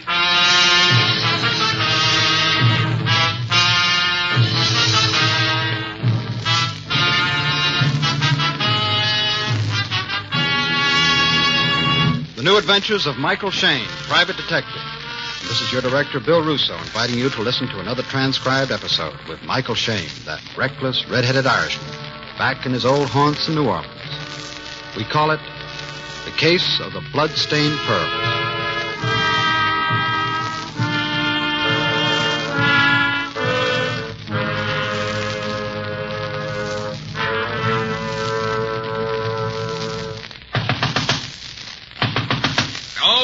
Okay, I'm coming. Open up. Come on, open up. Next time, why not bring along an axe? Close the door quickly. See quickly, man. Where's the key? Key? I want you to lock the door. Now, look, I said Papa. I want you to lock the door, Mr. Shayne. Well, let's just snap the double lock for now, huh, and hope for the best. Hey, where you going? I want to look down the street. I'm sure they followed me. A crafty, scheming lot will tell you that. Hey, who are you talking about, Pop? My friends, that's who. My dear, faithful friends. Faithful friends. They boiled me in oil and skinned me alive. Cut me to ribbons to find out the hiding. Hey, look, you better slow down. You're going to burn out a bearing. Scallions, scallywags, cutthroats, licks, fiddles. And chicken inspectors. What are these friends of yours trying to find? None of your business. You just keep that nose of yours out of my affairs, Mr. Shayne. Hey, remember, you came to me. Oh, yeah. Yeah.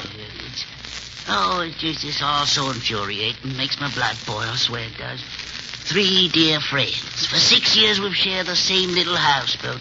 Same skimpy fare. We've watched 2,000 sunsets. Yeah. We've talked 10,000 hours of the night away.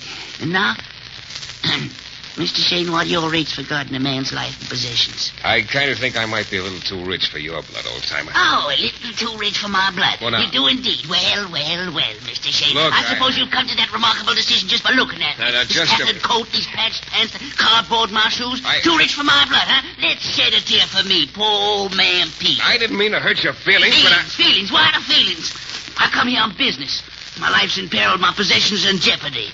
Despite your outrageous rates, I'll pay out of my meager savings. And just what are these possessions you want me to protect? Wait. Hey, leave those window shades alone. It's dark enough as it is in here. Stop at nothing. Absolutely nothing. Now, Mr. Shayne, now this is what I want you to protect. Yeah? The contents of this little leather bag. What? Yes, here's what this pitiful old man wants you to protect. Yes, Mr. Shayne, yes. This is what they'd kill me for. In the palm of my hand, I hold 3 pearls worth $1 million.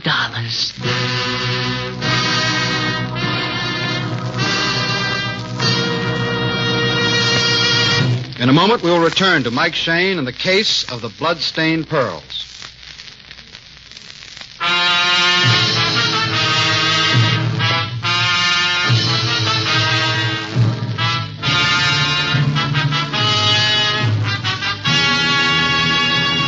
It had started like any other day. A widow named Mrs. Karpolis had hired me to track down one of her boarders who'd run away with her copper samovar. And, I fear, the good widow's heart. A guy had called to ask my rates for getting divorce evidence against his blonde wife. And then an old man named Peters came in. The kind of old guy you might see in Jackson Square, sleeping on the grass with a newspaper over his face. Only this old man had $1 million worth of the biggest pearls I'd ever seen in my whole life. Well, how do you like 'em, Mr. Shayne? Well, you could use them for snowballs, Mr. Peters. Where'd you get them? I found them 3 weeks ago, in a little cove along the Mississippi. Not so many years ago, this part of the river was one of the favorite haunts of pirates, like Lafitte. This might have been part of his treasure, lost in the sea, washed up by the tides. Yeah. Give them back to me. Give them here. You've held them long enough. Yeah, they're all yours, Pop. Hey, did you ever have them appraised by a jeweler? I wouldn't trust them out of my sight. Even my own friends would kill me for them. Well, how do you know they're worth $1 million? I've gone to the library, looked up pearls in all encyclopedias. I've compared them with the descriptions of the very finest. There is no comparison. Mine are the most beautiful pearls of them all, and they take them from me. Imagine that, my own friends. Now, if you were smart, you'd sell them to a good jeweler and forget them. Never. I'll never sell them. What could anyone give me half so beautiful as these pearls themselves? Yeah, I bet you $1 million all stacked up real neat is kind of beautiful. Besides, looking in an encyclopedia, what's that? Huh? For all you know, these pearls came out of a popcorn box, and you're all upset about nothing. Oh, you think so, eh? Nothing. Well, all right. Let's go to a jeweler. I saw one down the street. Oh, yeah, Mr. Forrest. Mind you, I won't sell them no matter what the price. But let him look at them, Mr. Shayne. Let him tell you what they're worth.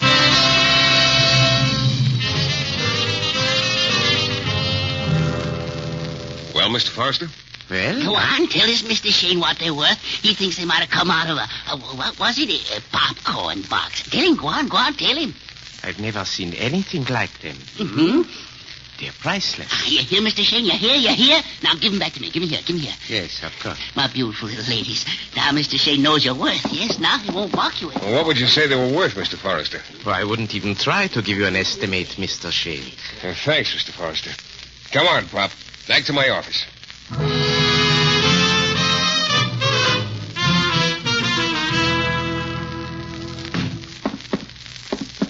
Okay, Pop, have a seat. Now you take me seriously, Mr. Shayne. These people who you think are trying to take the pearls from you... I don't think. I know. They give me for it. Yeah, all right. You say you live with them on a houseboat, huh? Yeah.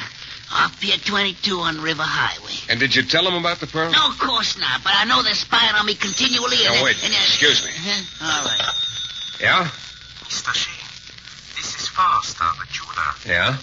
I thought I'd better call you as soon as you got back to your office. Why? Is the old man still with you? Yeah. Then don't let on who's talking to you. What's that? I didn't want to break his heart.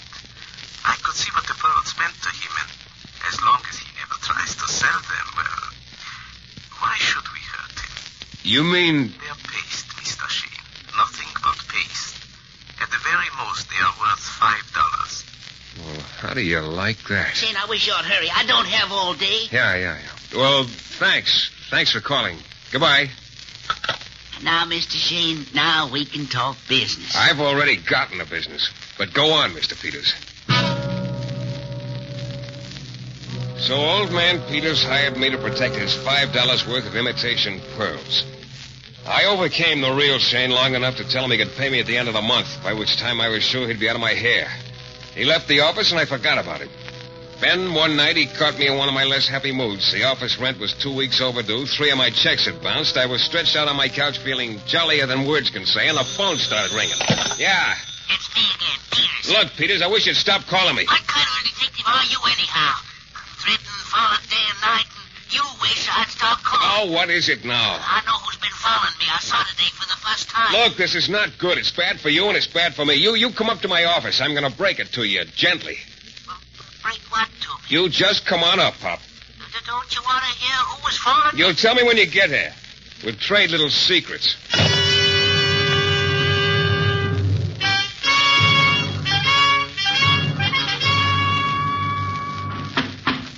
Okay, Pop, okay. Do you always have to knock like that? Look, if you break the glass, you're going to have to hock all your pearls to pay for it. Come on in and... Shayne. Hey, Pop, what's wrong? Old man Peters was dead before he hit the floor.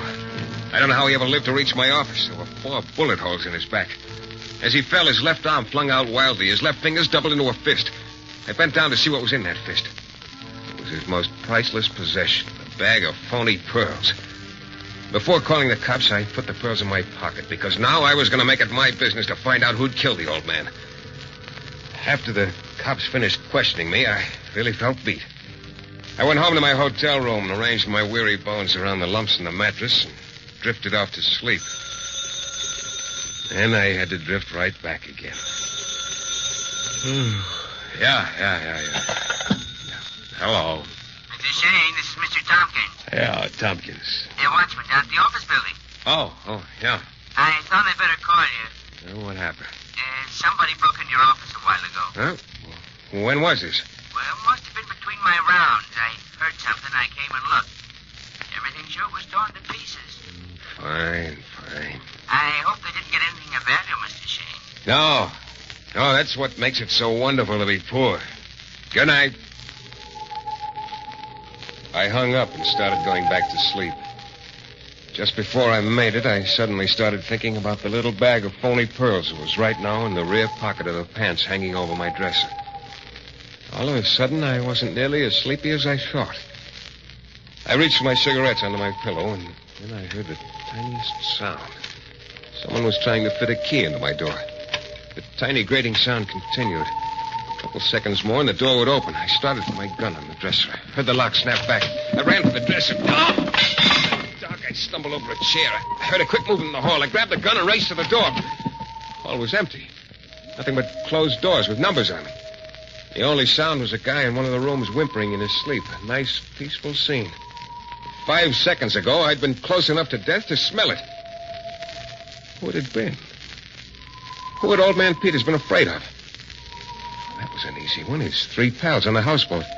I remember how I'd laughed to myself when he told me they'd kill him for the pearls. Funny thing, I wasn't laughing anymore. I had the pearls now.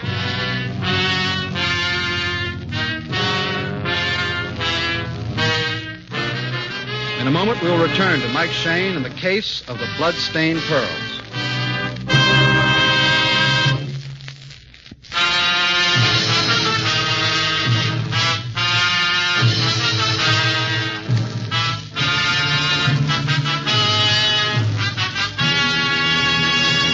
It all started when a little old guy named Peters came to my office with a wild story of 3 pearls worth $1 million.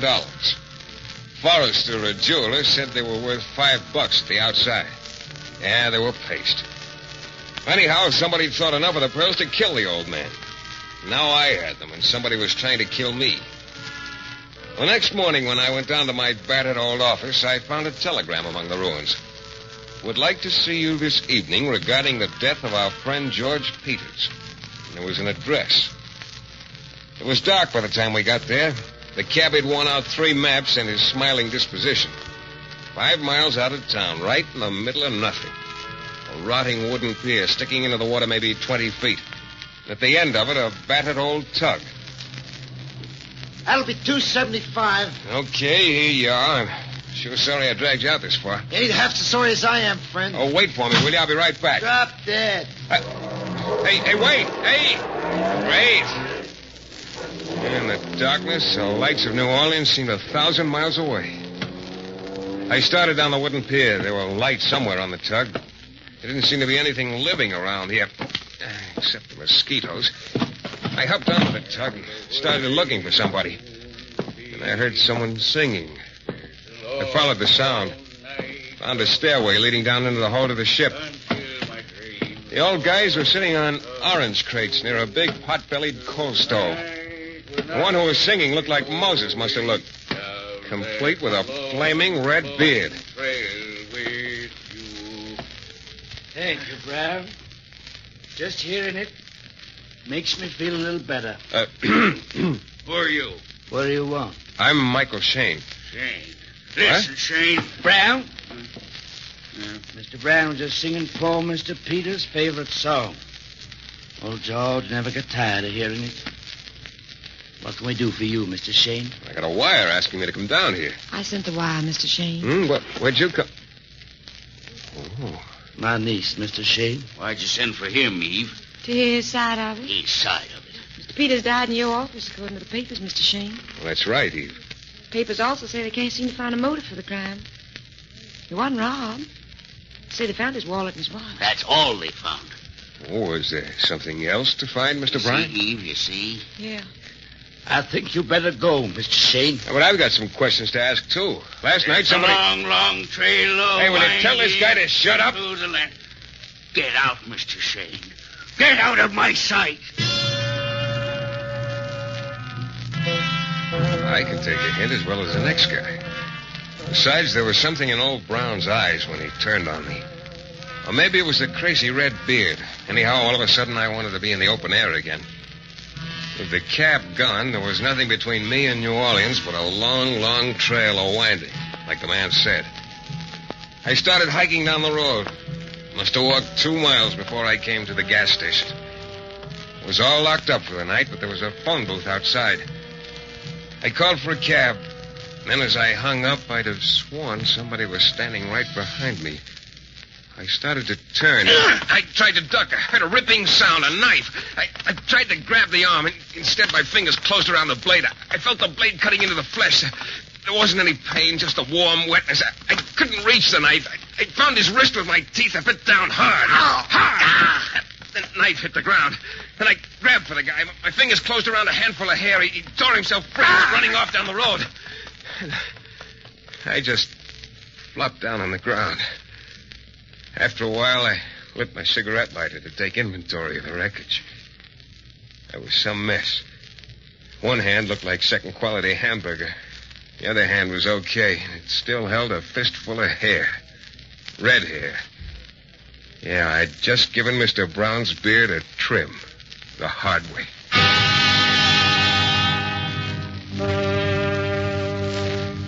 The cab showed up about an hour later. But instead of going to the city, I headed back to Pier 22. I was just groggy enough and mad enough to want the rest of that red beard. I marched down the gangway again. This time there was only Eve putting a coffee pot on the stove. She heard me and she turned. What? Mr. Shayne. Where is he? I'm going to kill him. Where is he? You're hurt. Look at you. Oh, never mind that. Just tell me where I can get my hands on that bearded old You've goat. got to let me help you now. Here, sit down, please. Yeah, better. Only for a minute, though. Let me get your coat off now. Good heavens, Mr. Shayne, just look at you. Yeah, nice old man you are, Mr. Brown. Hey, easy with the coat. He'll take the arm right with you. Mr. Brown didn't. Yeah, he sure did. I've got half his red beard to prove it. I was afraid something like this was going to happen. I don't know what to say. You better say it with mercurochrome and bandages. Yeah, didn't think it was this bad myself.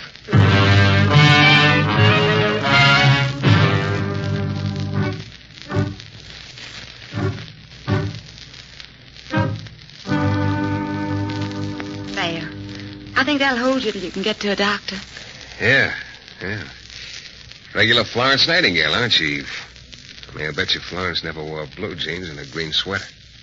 You still look pretty weak, Mr. Shayne. I'll get you a cup of coffee. Yeah, good idea. Of course, I like my mama's way better. Huh? But when I got hurt, she used to kiss it better. I'll get the coffee. I was talking about Mama. How much sugar? You really got a one-track mind, Eve. 2 lumps. Well, as long as you don't want to discuss Mama, let's get back to old man Brown. Where is he now? I don't know. I haven't seen him since you left. Here's your coffee. Thanks. It's good and hot. You know, I'm glad you're not in on this. In on what? This whole business, Peters, Pearls, Brown. I don't understand you. Oh, of course you don't understand. It takes a particular kind of woman to understand. Now, I've been in this racket so long, I can spot a wrong dame like that. That's remarkable. Oh, nothing remarkable about it, Eve. They'll say something. Or look at you in a certain way. You get to know, you get to feel. Drink your coffee. It's getting cold, Mr. Shayne. Yeah. Yeah, everything they do, the perfume they wear, the way they dress, everything's a promise. You fall for the promise and end up in the gutter. I understand people like that, honey. But you don't understand people like Mr. Brown, do you, Mr. Shayne? What's there to understand? A bag of pearls explains everything. Brown with his ferocious red beard. You know what he was? Milkman in Chicago. Yeah, should have stayed there. Trapped in a dull, monotonous job. Year after year. Finally pensioned off so he could crawl into a corner and die. Yeah, My uncle and poor Mr. Peters, they were like that, too. Wasting the last precious years. But always dreaming of escape. It's hot in here, Found isn't their it? escape in this old houseboat on the Mississippi. Pooled every penny they had to buy it. It was worth it. Look, I don't feel Can't so imagine good. how happy these 3 old men were. Can't imagine how fond they became of each other. Something wrong, Mr. Shayne? Sick. Stomach. What? Your faith in me was a little premature, Mr. Shayne. I poisoned your coffee.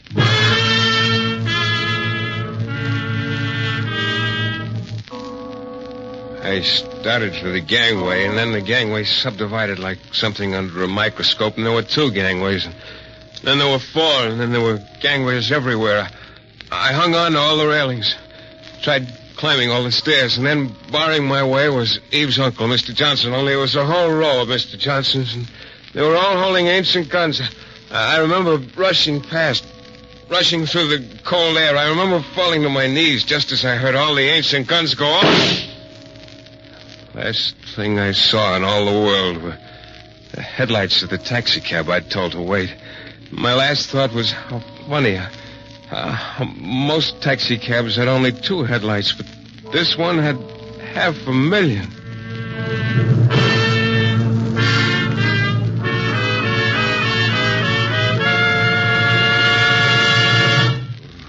Well, looks like he's coming out of it, Doc. Yes, he's a lucky boy.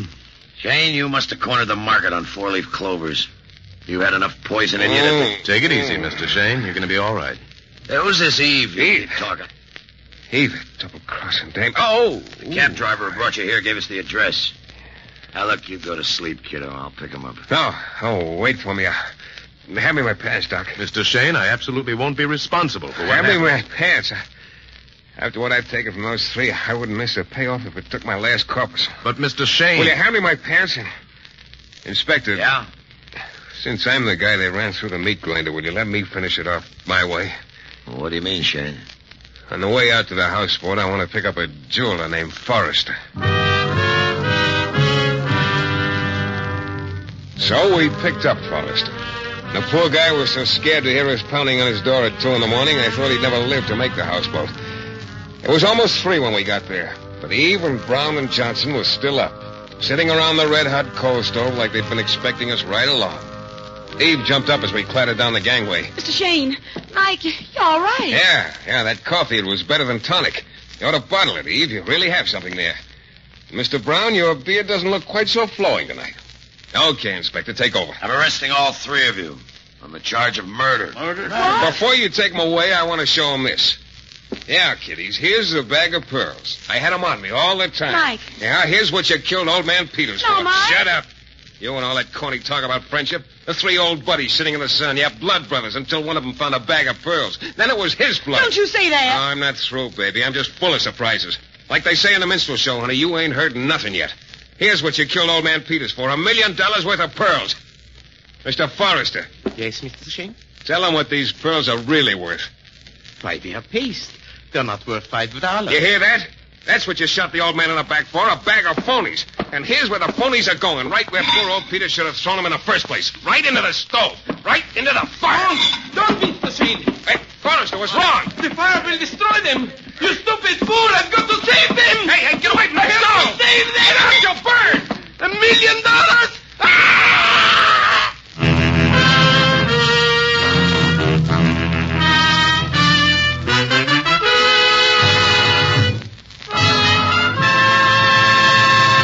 In a moment, we'll be back with the thrilling climax to tonight's Michael Shayne adventure.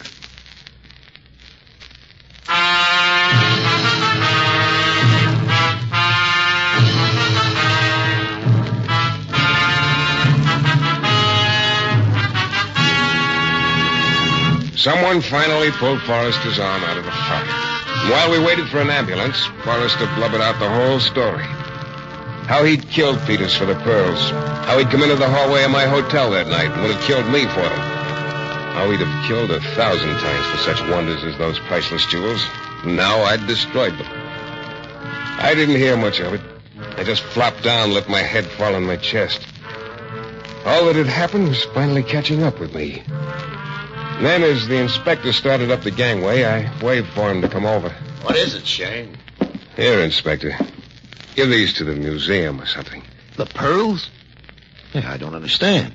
Well, the way Forrester acted when we picked him up tonight got me to wondering. I thought, why take a chance? So all I threw into the fire was the cloth bag. Shayne, you know there are times when I almost wish you'd joined the force. Yeah. With all my other troubles, that's all I'd need. Okay, kid. See you around, Mike. Yeah. Mike? Hmm? Feeling better? Yeah, I feel beautiful. You thought we killed Mr. Peters for the pearls. Hmm. We thought you killed him for him. We love the old man so much, that's why we tried to kill you. You know, Eve, you can be arrested for that if I want to press charges, that is. Do you want to? Ah. At least it wasn't all wasted. At least I met you, Mike. Yeah, big deal. Well, I better be going. I'm pretty beat. Must you go, Mike? Hmm? What cold air. This time morning, cut right through you. And if I stay, what would you do to keep me warm? I'll make you a nice pot of coffee. Yeah. Good night, kid.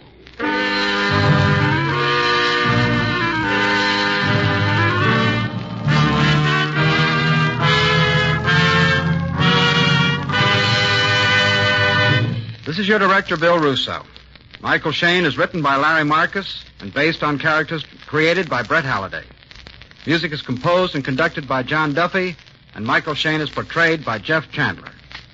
The Adventures of Michael Shayne is a Don Sharp production transcribed in Hollywood and distributed exclusively by the Broadcasters Guild. Next week, Mike Shayne, against his will, gets involved in an exciting story of romance and intrigue. I hope you'll be listening.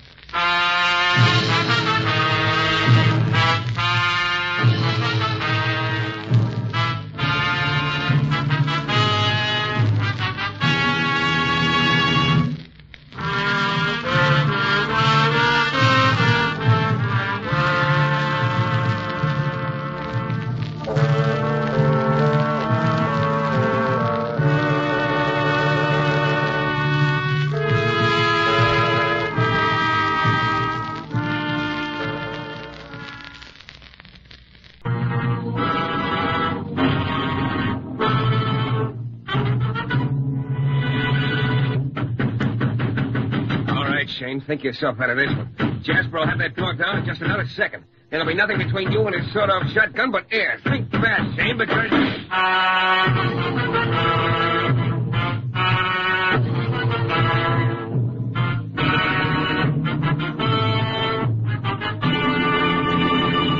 The New Adventures of Michael Shayne, Private Detective. This is your director, Bill Russo, inviting you to listen to Michael Shayne, that reckless, red-headed Irishman, back at his old haunts in New Orleans, in another transcribed episode. We call it The Case of the Phantom Gun.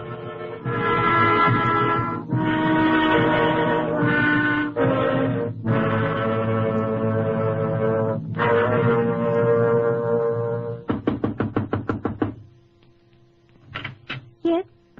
Oh, Mr. Shayne, come on in. I wasn't expecting anybody. I'll only I'm be a afraid minute. I just stopped by to tell you I've finished your job. You found out? Yep. Well, is Dick... No, Mrs. Kinney, your husband isn't seeing another woman on the nights he stays away from home. Oh, thank you, Mr. Shayne. I'm just...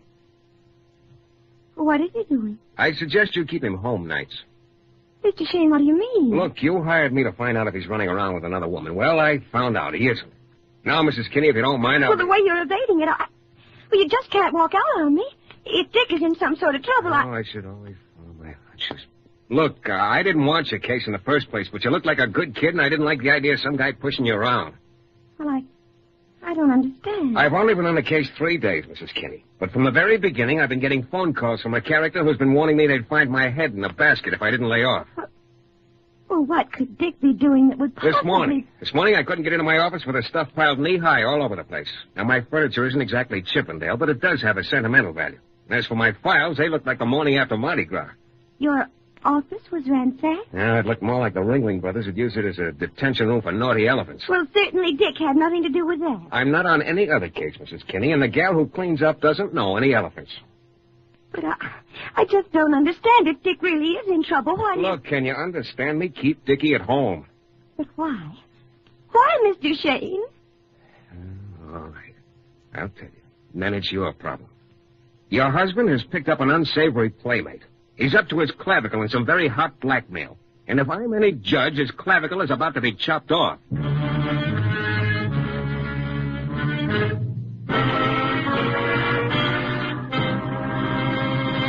In a moment, we'll return to the adventures of Michael Shayne and the case of the Phantom Gun.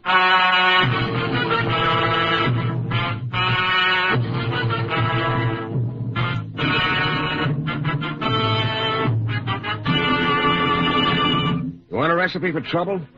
Take 1 part Shayne, add a pretty young thing in trouble up to her ears through no fault of her own, mix well in a solution of tears, and you have a guy who'll let his emotions sway his good judgment. Something I do as often as a police commissioner treats me to a steak dinner. Now, Phyllis Kinney had hired me to find out if her husband was two-timing her.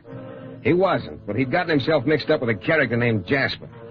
This Jasper was following his usual routine, getting close to his blackmail victim by working for him. In this case, he was the gardener at the Duval estate. And that's how Dick Kinney got mixed up with him. Dick was the Duval chauffeur. What made it pretty clear something was in the air was what happened after I'd stuck my nose in there just briefly. I got threatening phone calls, and a cyclone hit my office. Typical Jasper stunts.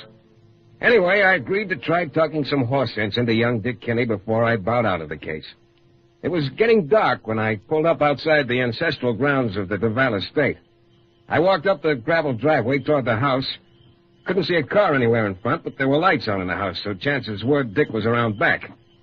Hello there. Oh, hello. I haven't seen you before, have I? Yourself. You'd remember if you had. Nice. Everything nice. Even the hair. Nice and red. You wouldn't be Mrs. Duval, would you? You read the society page. No, this was on the front page. Oh, that. Wasn't that nasty of them? 62 marrying 22, that kind of thing. I'm glad I'm 22. Come here. Yeah. Kind of impulsive, aren't you? I don't believe in stifling inhibitions. It's unhealthy, Mr. Shayne. Did you come here to see my husband? No, I just want a word with Dick Kinney, your chauffeur. Dick? Oh. He's pretty, too. He's around back somewhere, probably in the garage. Going to stick around a while? No. Oh, too bad. I'll see you again, Mr. Shayne. Goodbye. She ran off like the young animal she was. Disappeared into the house. When I got around to the back of the house, I saw a light burning in the 4-car garage and walked in. Somebody in coveralls was working on a town and country. He must have heard me come in because he pulled his head out of the motor and looked up. The blonde, wavy hair, the blue eyes, and weak mouth matched the picture on Phyllis Kinney's mantel. I started to say, "You're Dick Kinney, aren't you?" When I saw Kinney's eyes get wide, I wheeled around, I caught a glimpse of an upraised arm, and then... Oh.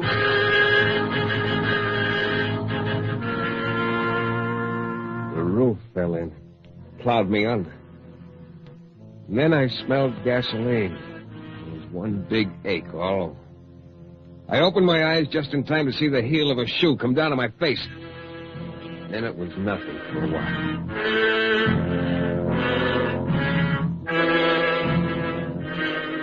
The smell of dust and blood, leather and blood, and gasoline and blood crept back into my nose. I opened my eyes again. It was pitch dark. The roaring in my head blended with the low hum of the motor. I was on the floor of a car. We were driving somewhere. I jounced around like I was on a mechanical horse and out of time with the bucking. Then the car stopped. The door was open. I was yanked out by my ankles, and my head bounced as it hit the ground. I waited for something to happen. It did. I didn't feel any new pains. I was lying on the grass, and it was cold with a little dew on it. Maybe the shots weren't for me. You were told, Shayne. You were told, and you didn't behave. Now you're in the soup, but good. Jasper, I recognize your voice anyway. Would you, Shayne? Maybe there'll be bells in your ears tomorrow, Shayne. Maybe you won't hear so good. You're making a mistake, Jasper. You're getting me interested. You shut up. It felt like little taps. Till I tasted shoe leather in my mouth. Blood again. Then I didn't taste or smell or think anymore. The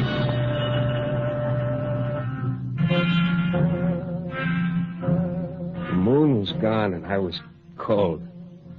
My face felt stiff and every bone in my body hurt.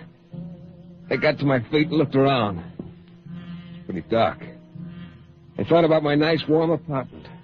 Thought cheered me up a little. Then I saw him. It was the kid, Dick Kinney. He was lying on his stomach, face down. He wasn't breathing. I wondered briefly why I was still alive. Only it was too much of an effort. I wanted to lick my wounds and go to bed and sleep off the nightmare I'd just gone through. I kept telling myself as I started home, call headquarters, report the murder. But I don't think I did.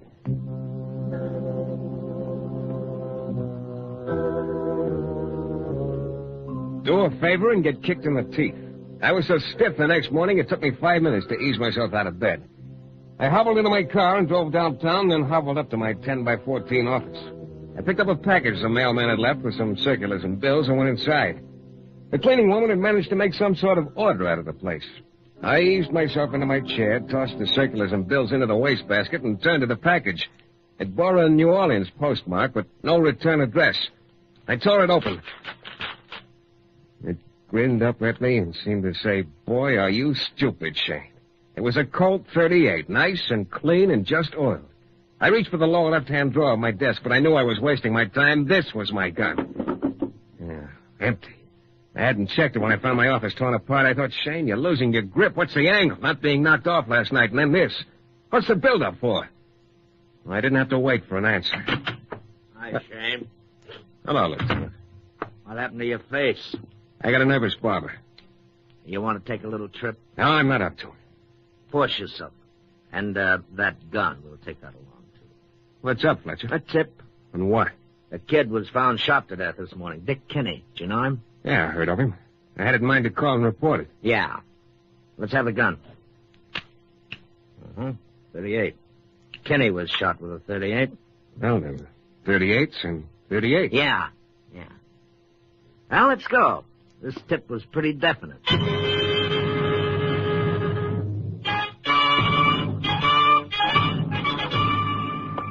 thing was going too fast for me. Maybe I was wrong all along. Jasper wasn't that kind of an operator. He hadn't messed with murder before, as far as I knew.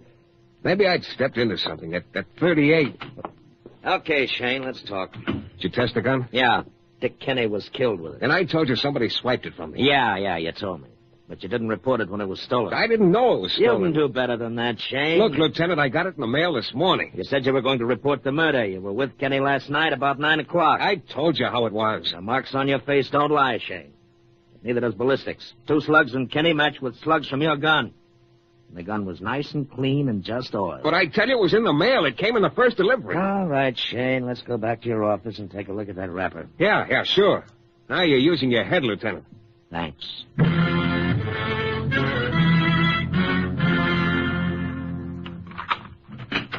Okay, Lieutenant, I threw the wrapper right into the wastebasket here now. Oh, no. What? The cleaning woman must have emptied it out.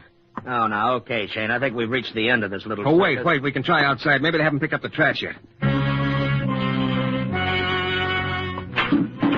You know that's against the law, littering the street like that. Yeah. Bend down and help me go through this stuff here. It's a brown wrapper. Okay. I don't know what this will prove anyway. All it can do is establish you getting a package this morning. Yeah, I got it. Now, let's see. Okay, Lieutenant, take a look at the postmark. That's it. New Orleans, 3 p.m., April 12th.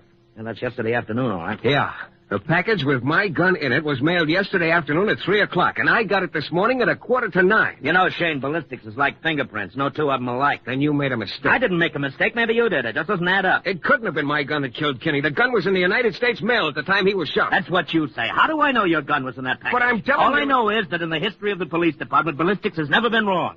You admit being with him when he was killed, your gun killed him. There's only one answer, Shayne, and you're it.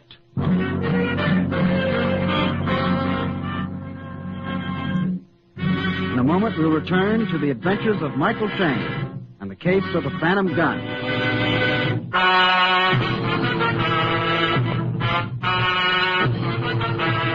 I was in a spot, and I talked fast. I'd taken a little case, and it got away from me. Phyllis Kinney wondered whether her husband was spending his nights with other women after he got through with his chores as chauffeur for the Duvals. And because I could use the fee, I looked into it. I found out he'd gotten chummy with a character named Jasper, who worked on the Duval estate as gardener. But Jasper's real trade was blackmail. I went to warn young Kinney to lay off and wound up with a headache. The kid was knocked off in an open spot on the bank of the Mississippi, and my gun apparently was a murder weapon. Only I didn't have the gun at the time. It was in the United States mails. Another item that kept my fat head in the fire was that I was along on the junket, albeit semi-conscious. Lieutenant Fletcher of the New Orleans Homicide Detail had a point. Look, Shayne, the bullets that killed young Kenny came from your gun. You can't shake that. You say the gun came through the mail this morning and that it was in the mail since yesterday afternoon. I admit it doesn't add up, but ballistics don't lie. You gonna book me? I'm considering it. What'll that get you? Look, I've got an idea. You can tell me your idea. Well, it's speculation. That's all it is. We speculate fine downtown. Okay, Fletcher. If that's the way it is, I'm clamming up. We've been too easy on you guys. All we get is a swift... I don't know what you're complaining about. All I want to do is follow a trailer to wrap the whole thing up for you. All right, Shayne. This is against my better judgment, but you've got just 8 hours to find something. Thanks, Lieutenant. Just don't try to leave town. I might as well tell you we're going right ahead, fitting your neck for a noose.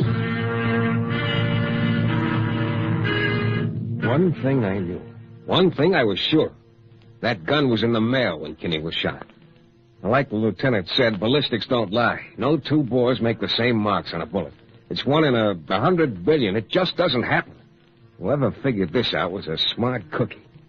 The first thing I wanted to do was speak to old man Duval. Yes, Mr. Shayne? Mr. Duval? That's right. What can I do for you? It's what I can do for you. Oh? Who's putting a bite on you? I beg your pardon? Did you know your chauffeur, Dick Kinney, was shot last night? Yes. The policeman here? I don't see what business that is of yours. I got my fingers burnt. I was taken along for the ride. Oh. And that reference to blackmail. You're a private detective. That's right. I don't understand your connection. I was checking up on Dick Kinney. For what? Something else. It doesn't fit in with your problem. Now, Mr. Shayne, I'm rather busy. You're not too busy, Mr. Duval. Dick Kinney was blackmailing you, and Dick Kinney was killed last night. Go on, Mr. Shayne. You want to tell me about it? Tell you? Tell you what? What the blackmail was about. It seems to me you've made a lot of suppositions. I don't know where you got your information, but it doesn't resemble anything I am aware of. Well, okay, Mr. Duval. You've got a right to your own mistakes. Good day, Mr. Shayne. Oh, where's your wife? Good day, Mr. Shayne. Shayne, you're a whiz-bang, you are. And Armand Duval is charming. And Judith, his sprightly wife, is ugly. And Lieutenant is full of milk and honey, and the character Jasper is sweetness and light. And you, Shayne, are the brilliant, the distinguished man about town, detective par excellence. Here, you've been scouting the setup for 4 days. You had a seat on the 50-yard line. Even had your own head used as a football, and you still don't know the score. Oh, yeah, you're a sharp one. Now all you have to do is wait behind the potted petunias until the suspect plants his hoofprint in the loam. Well, as I left the Duval castle and started toward the back of the house to pay my respects to Jasper, Judith popped out from behind a weeping willow. You weren't leaving without seeing me, Michael, were you? Well, leaving wasn't my idea. Your husband... Oh, him. Come on, Michael. There's a bench behind this willow tree. I'd like you to know me better. That sounds like a worthy project. What's happened to you? Your face looks like... It came out second best in a tussle with a toe of your gardener, size 11. Size 10.5, Shayne. Ah, behind me again, huh? That's all right. Lift him. Jasper, what are you doing? Just checking, Mrs. Duval. No gun, Shayne? No gun. All the odds are with you again, Jasper. Yeah, I've been getting an idea. Swell idea. Yeah, you've had lots of them lately. Things are breaking my way for a change. Jasper, put that gun away. Mrs. Duval, this is the payoff. We're going to have an audience with the boss. Come on, both of you. Where'd you get that museum piece, Jasper? You like it? Just a shotgun. A little sawed off. Covers lots more territory that way. Let's go.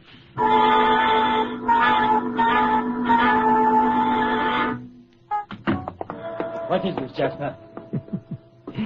Little ideas, sir.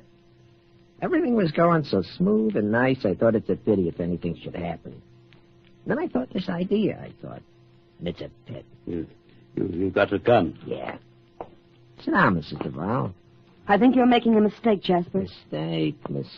I ain't made one yet, and I've been in the business a long time. I said, sit down. I refuse to have you. Jasper, Here we are, Shayne. Hey, you're real brave with a gun. Judith. She's unconscious. Her jabbering was getting on my nerves. What do you intend to do? It's a perfect setup. Shayne is going to take the rap. For what? For Kinney's murder, Shayne. Just like you're going to take the rap for Duval's. You're going to kill me? Sure. You paid off Kinney $5,000 yesterday. That's chicken feed. Yeah. Kinney was your go-between. That's why you bumped him. That's right, Shayne. I don't like to think I got a split with anybody. Now, wait a minute, Jasper. We can come to terms, I'm sure. This is too perfect. No, don't! Are you out of your mind, Shayne? This is an easy way for me to take care of you. You got careless just 1 second too long. Besides, you made a mistake. My gun is at headquarters. But this one ain't. I knocked the gun out of his hand and it went skittering across the floor. But he was a lot closer to it than I was, and on his way for it already. I thought he who fights and runs away, and I slammed the door behind me and started for the front. I got lost or something, wound up in the kitchen. I went through it and out onto the rear veranda. I knew if I started across the lawn, I wouldn't have time to get to cover. I went back into the house through French windows with Jasper panning along behind me. Through the library and a big double-width staircase that led up to the top floor. I took it 3 at a time. Jasper was just rounding the first bend behind me when I reached the top. It splendid the beautiful wall paneling, but I didn't stop to survey the damage. I turned right and disappeared into the master bedroom at the end of the hall, just as another shot spurred me on. The room was done up in purple and rose. I guess it was very pretty under different circumstances. There was a door at the far end, and I scooted into it and threw it shut behind me, and then I turned the lock. Bathroom. I didn't even have time to look for an aspirin tablet in the medicine chest when the hammering started. I said to myself, all right, Shayne, keep your head. You gotta think yourself out of this one. Because on the other side of that door, Jasper's waiting for you. And the way that door is splintering up now, it doesn't look as if the wood is as stout as your craving to keep on living. Gotcha, Shayne! Gotcha! He'd splintered out the middle panel. Now his hand filled the hole, and the gun filled his hand. Any second... Didn't feel anything. Maybe you never do. Maybe it was all over. Then the fingers of Jasper's hand got limp, and the gun fell onto the tile floor. I opened the door. It was Judith DeVal. She stood in the center of the room, and a thin thread of dried blood was on her chin. And the gun in her hand was pointed at Jasper, curled up on the floor.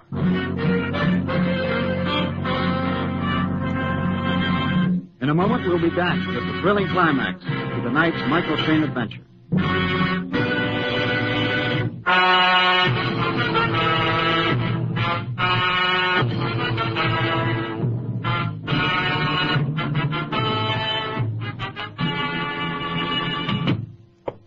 Well, the bullets in Armand Duval came from your gun also, Shayne. That's what I thought, Lieutenant. But your gun's been in my desk all afternoon. Just like last night when Dick Kinney was shot. My gun was in the mail.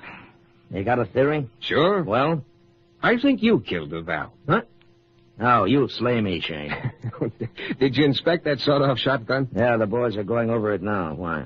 Well, I told you my office was ransacked and my gun was stolen. What was to prevent Jasper from firing a half a dozen bullets into some pillows, cleaning the gun, and sending it back to me? Nothing if he wanted to. Sure he'd want to.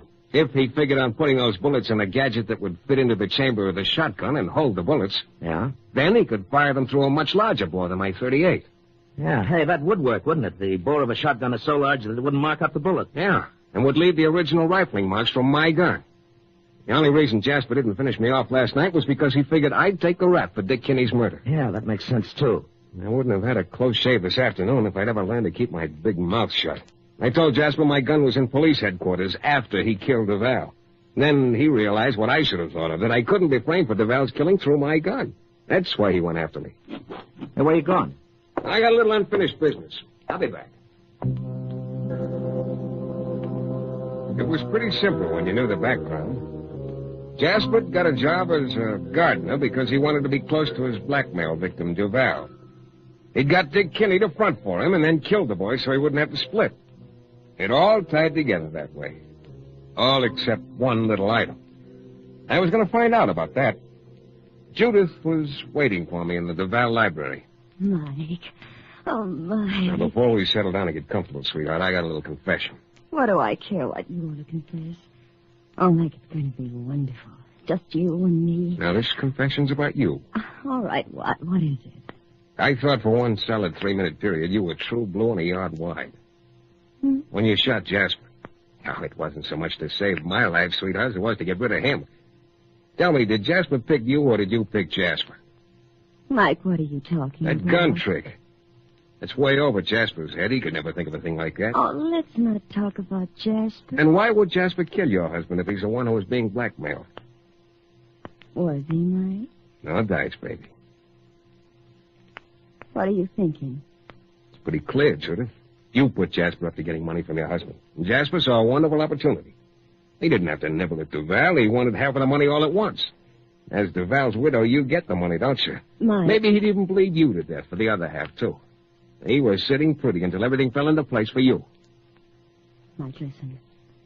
There are wonderful things from now on. I've got money. We can have all the good things. We can enjoy them, darling, together. Yeah. Let's go, baby. Where? Where to, Mike? Police headquarters. This is where I came in. I always meet the right woman at the wrong time.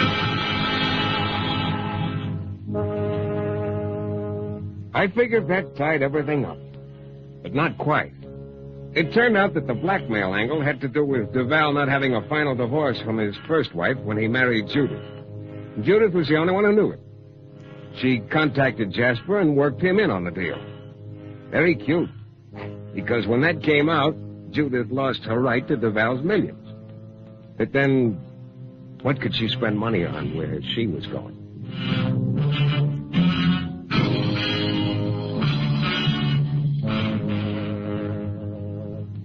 The New Adventures of Michael Shayne is a Don W. Sharp production, transcribed in Hollywood and distributed exclusively by the Broadcasters Guild. Next week, you'll hear Michael Shayne in another thrilling adventure in mysterious and colorful New Orleans.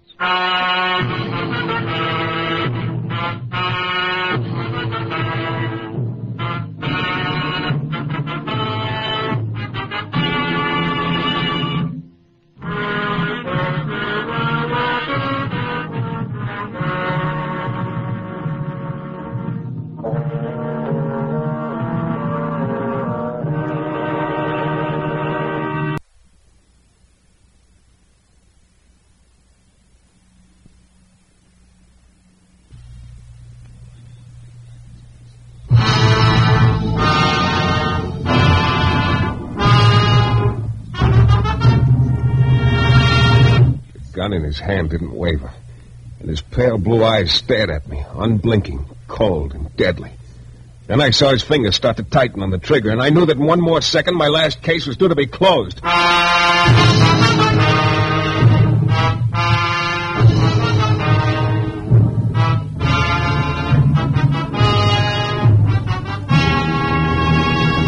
The New Adventures of Michael Shayne, Private Detective, starring Jeff Chandler.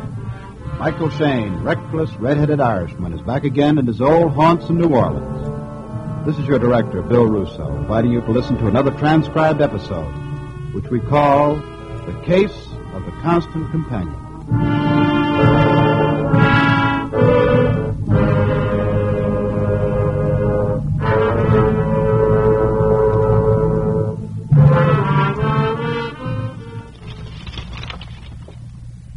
George, come back, all is forgiven. Molly. These personals. Don't keep her waiting, George. Right below it. Molly have left town, George. Well, that settles that. Let's see. Weatherman says rain. Rain. I should live so long. Hello? What? Huh? You Mike Shayne? Yeah, I didn't hear you come in. Sign in your office door says enter, I did. Yeah. Well, have a seat. I want to hire you, Shayne. You know, it so happens I'm very available right now, Mr. Just call me Shorty. Okay, Shorty. What's the job? I want you to sort of take me under your wing, Shayne. Take you under my wing? But you're little enough, I guess, but I don't get it. What do you mean? Call it protection. Call it keeping me undercover. Call it anything you like. I see. Huh? Why? Why are you so anxious to keep undercover? Shayne, lots of times movie stars like to travel incognito, they call it. Just pretend I'm a movie star. Very funny. You know, Shorty, I seem to detect a slight odor about this deal. Then don't breathe. So part of your job is keeping me out of sight. The other part is finding a guy for me and taking me to him. Big Ed Lasky's his name. Oh, is he a friend of yours? He used to be. Oh, look, you're not... As soon as you take me to him, I'll be okay. Your job is done. Look, Shorty, the smell's getting worse by the minute. You still haven't told me why you want to keep out of sight. Shayne, $200 should answer a lot of questions, shouldn't it? You said $200. I said $200. Yeah. Yeah, I think 200 would answer quite a few questions. For now, anyway. Yeah, 200. Don't worry, Shayne. You'll earn every penny of it.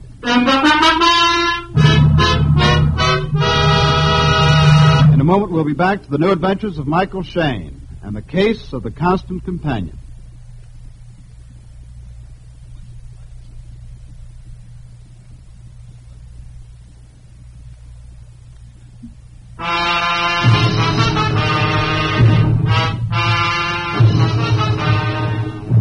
Well, maybe someday I'll learn there's no such thing as easy money. But I guess I forgot that the morning a little guy appropriately named Shorty laid 200 big bucks on my desk. According to Shorty, all I had to do was keep him out of sight and find a character named Big Ed Lasky for him. Of course, there was something about Shorty that chilled me a little. Maybe it was those very pale blue eyes of his or the thin-lipped mouth. But at the moment, the 200 was talking awfully loud, so I took the job. Okay, Shayne. I'll give you a list of places Big Ed used to hang out. I'll wait here in your office while you see if you can locate him. Then I'll... Just a minute. Hello? Lefevre, Shayne. Well, Inspector Lefevre. How's everything down at Homicide? Dead. Oh, my, we're sharp this morning, aren't we? Well, what's on your tiny mind, Lefevre? At the moment, you. Oh, that's really sweet of you. You call me up to tell me not to leave town, or maybe I'm suddenly chief suspect in a nice, juicy murder? Wrong twice. Just passing the word along, Shayne. We're alerting everybody right down the line. Yeah, what about? There's a killer on the loose. Oh? Yeah, broke out of the penitentiary last night, a little guy. Thanks for the... what'd you say? He's a little guy, about 5'2", pale blue eyes, thin-lipped, heavy voice. Yeah. Look, Inspector... His name is Shorty Crawford. Say it again. I said his name is Shorty. What's the matter, can't you hear me? Yeah, I heard you all right. Well, just passing the word along. Keep your eyes open for him, Shayne. He's dangerous. I can believe it. Inspector... Yeah? Skip it. I'll see you later. Inspector Lefevre, a homicide, eh, Shayne? Well, as a matter of fact, yeah. So now you know about me. So now I know about you. Yeah, just as well, I guess. Now I'll have to change the plan a little. The plan? Yeah. Instead of waiting here in your office while you look for Big Ed, I'll come with you. Only we'll still have to keep out of sight while we're looking for him. Look, Shorty, I just quit the job. Shayne, I've been convicted of murder and sent up for life. I broke out, so now I'm on borrowed time. I'd have nothing to lose if I had to kill someone. Look, I tell you, you're Also, I got a gun in my pocket that's been pointed at your wishbone ever since I came into your office. It's going to stay pointed at you till we find Big Ed. It's going to go off the second you try to pull a fast one on me, so don't talk about quitting the job, Shayne. Because believe me, it'd be the last job you ever have.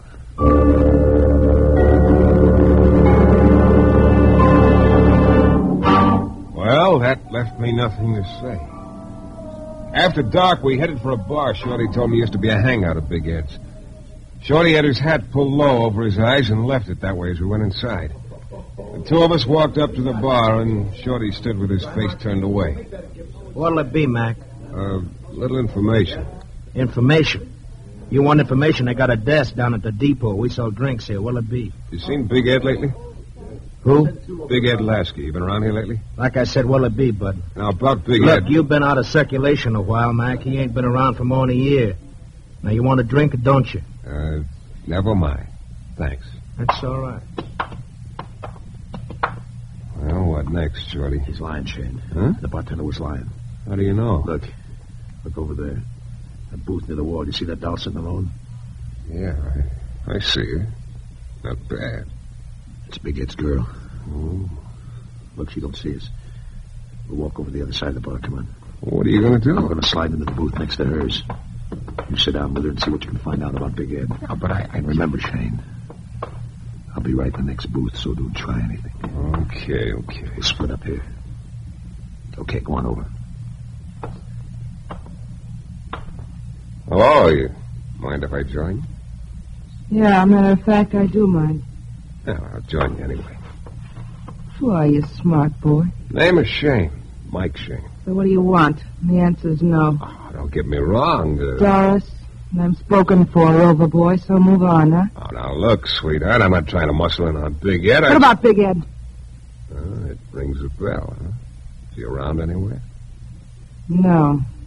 I see.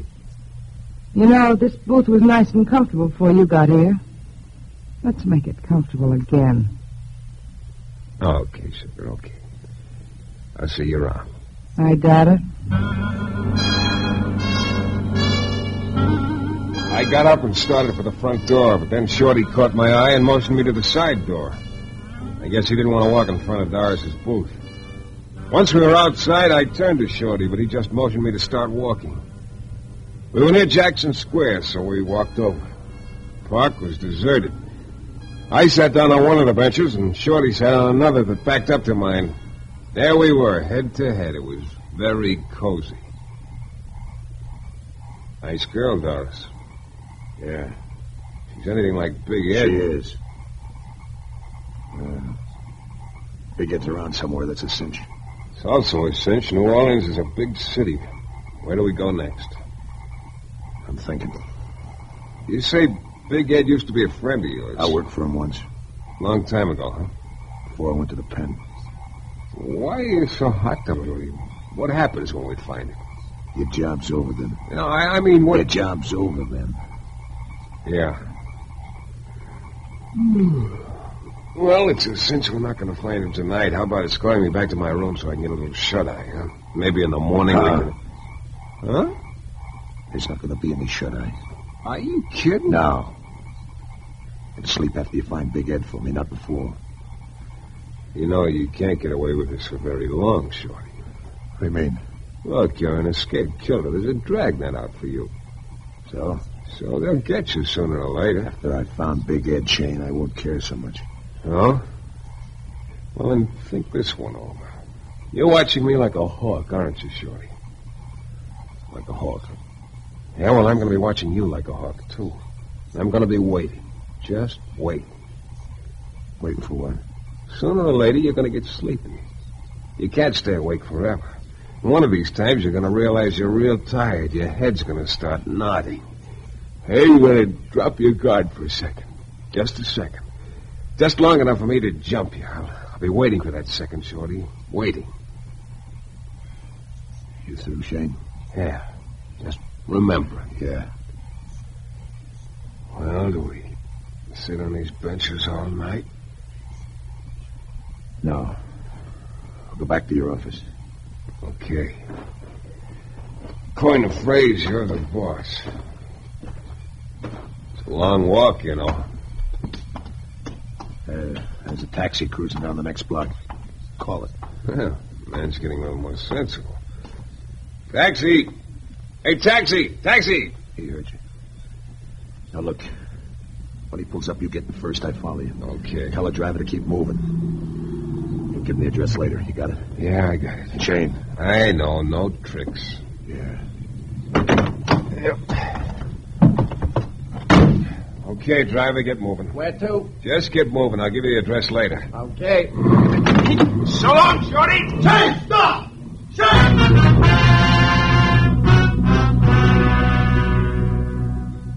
I hit the street, bounced to my feet, and hightailed it into the park. I figured Shorty wouldn't risk a shot from the cab, and I was banking on getting to the bushes before he could get the driver to stop. But just as I reached the bushes, a rugged-looking hand shot out and around my neck. Just a minute, Shayne. Hey, let go of me, will you? I got a message for you from Big Ed. Look, I'm in a hurry. You're looking for Big Ed. He doesn't want you to find him. It's a bullet for you if you do. Take your hands off me, or Forget about Big Ed, Shayne. Maybe this will convince you. Oh!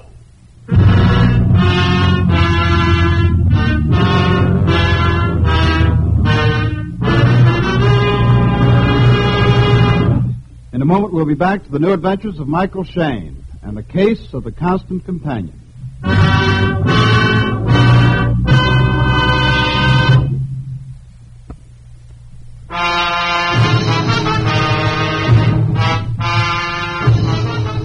It all started when a character named Shorty offered me $200 to hide him out and find someone called Big Ed Lasky for him. While Shorty was in my office, Police Inspector Lefevre telephoned to tell me there was a killer on the loose. There was no doubt about the description he gave me. It was Shorty, all right. The little guy promptly told me what would happen to me if I didn't go through with the deal. So we started out. And Shorty had that gun in his pocket trained on me full time. We didn't have any luck at the first bar we tried, but we did talk to Doris, Big Ed's girlfriend. And then later in the taxi, I figured I saw my chance. So just as the taxi pulled away, I opened the other door, dove out, and headed for the park. Only I didn't get far before a big baboon grabbed me, told me to forget about finding Big Ed. To emphasize his point, he hit me over the head. When I came to, I could see someone bending over me. It was Shorty. Can you hear me, Shayne? Yeah. Get this. There's only one thing that's keeping you alive, and that's the fact I want to get to Big Ed bad. Otherwise, I'd plug you right now. It couldn't make me feel much worse than I do. What happened? Oh, guy grabbed me, told me to forget Big Ed, and he slugged me. Probably one of Big Ed's boys. Okay, Shayne, this time nothing happens to you. But if you ever try to pull anything again, you're dead, but quick. I'll go back to your office, and this time, we'll walk.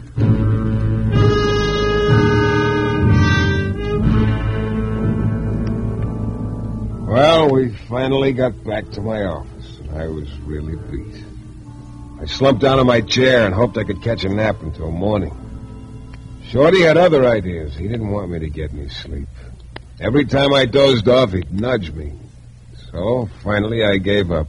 Just sat there for about 10 cigarettes, waiting for daylight. And then at 9 o'clock, we grabbed some breakfast, picked up a newspaper, and headed back to the park. We used the same seating arrangement as before. I was on one park bench, and Shorty was on another that backed up to mine. That morning sun hitting me was all I needed. Could barely keep my eyes open. Shorty seemed to be having the same kind of trouble. Read the headlines to me, Shayne. Shayne? Huh? He said read the headlines to me. Oh, okay. Escaped killer still at large. Giant manhunt on for Shorty Crawford. Police dragnet. That's enough. Yeah. All seems sort of far away. Far away from here. Well, that sun. Feels good, huh? Yeah. You know, you're not such a bad guy, Shayne. Mm-hmm. As a matter of fact, What'd you say? Skip it. Yeah. All of a sudden, I was wide awake. It was like somebody had just turned off a waterfall. The silence was deafening. I tried to see Shorty out of the corner of my eye. I didn't want to move my head, but I couldn't see his face. Couldn't tell whether he was asleep or not. I leaned forward slowly, very slowly, and then I started turning my head around. Finally, I could see his face. His head was slumped over on his chest, and he was dozing. I tensed up to dive at him, and then... Oh. Well, Shayne, you were all set to grab me, weren't you? Yeah, I was all set. Good thing that car horn brought me out of it. Yeah. Shayne! Hey, Shayne! Hey, there's a guy getting out of that car. He's heading this way. I see him. Shayne! Okay, Shayne. Be a good boy. Real good. Yeah. Hey, Shayne, you rooted to that park bench or something? I've been yelling. I know, Lefebvre. I also honked. I know that, too. Sour mood this morning, huh? Yeah. Who's your friend? Huh? I said, who's your friend on the bench behind you there? Well, I don't know him, Inspector. Oh, that's my mistake. I thought I saw you talking to him when I got out of the car. Well, no. Well, what are you doing sitting in the park anyway? Business that bad for you? And it's not good right now. How about you? Oh, it's about the same. We're still after Shorty Crawford. No sign of him, huh? No, none yet. I got a hunch we're getting closer all the time. Well, that's good. Yeah. We'll nab him before long. What's the story on him, people? All I know is he was convicted of murder. Well, Shorty used to work for a guy named Big Ed Lasky. Oh? So an enemy of Big Ed's, Tom Dixon, wound up dead one day. Case was that Shorty killed Dixon. Two of the boys thought that Big Ed had hired Shorty to kill the guy, but nothing could be proved. And Big Ed had an alibi for himself as far as the actual killing was concerned, so Shorty was convicted. Oh. Well, like I told you before, Shayne, keep your eyes open. Yeah. You do likewise, huh, Lefebvre? I always try to, Shayne. See you later. You were getting on the thin ice there for a minute, Shayne. Don't get conversational like that again. So that's your story, huh, Shorty? Big Ed hired you to kill a guy he didn't like, Tom Dixon. But maybe Big Ed didn't pay you for the job. Is that why you're trying to find him now? To collect? You can add it up that way if you want to, Shayne. You might as well. I doubt if I could sell you my side of the story. You couldn't sell me anything, Shorty. That's what I thought. So I'm not wasting my time. Come on. Back to your office.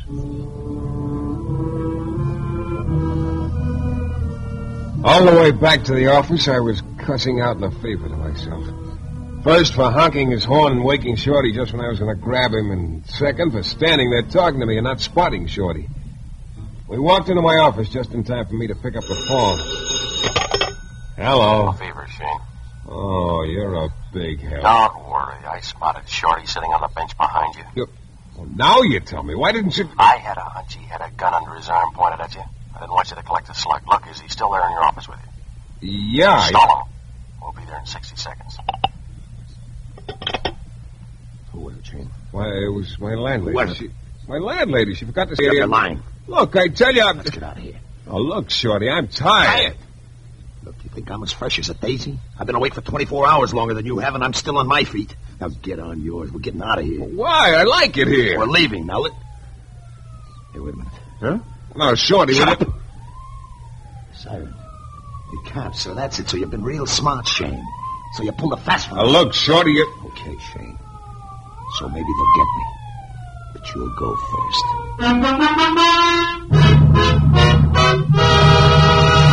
In a moment, we'll be back to the new adventures of Michael Shayne and the case of the constant companion.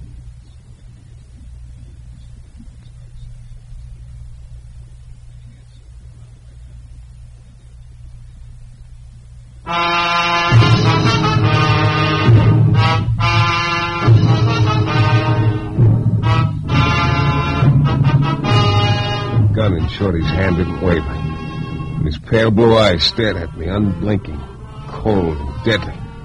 Then I saw his fingers start to tighten on the trigger. I knew that in one more second, my last case was due to be closed. Okay, Shayne. It's payoff time for you. Shorty, I tell you, I didn't tip off anyone. Save it. You're on your way out, Shayne. Is it right? Who's that? How would I know? Okay. I'm going over against the wall. Tell her whatever it is to come in. And if it's the cops, I'll start shooting. Go ahead. Yeah. Come in. Hello, Shayne. Big Ed's girlfriend, Doris. That's right. I got a message for you, Shayne. Look, Big Ed already sent me a message last night with a blackjack. You hadn't heard about Shorty breaking out of the pen then, Shayne. Didn't know why you were looking for him. Now I figure Shorty's hired you to find him. He's willing to give you $500 to forget it, and if you... Too late, Doris. Shorty! Yeah, right behind you. Look, Shorty, you got him. You're going to take us to Big Ed, Doris. No, Shorty. Please, Shorty. You're going to take us to Big Ed. And right now. Go on, get moving.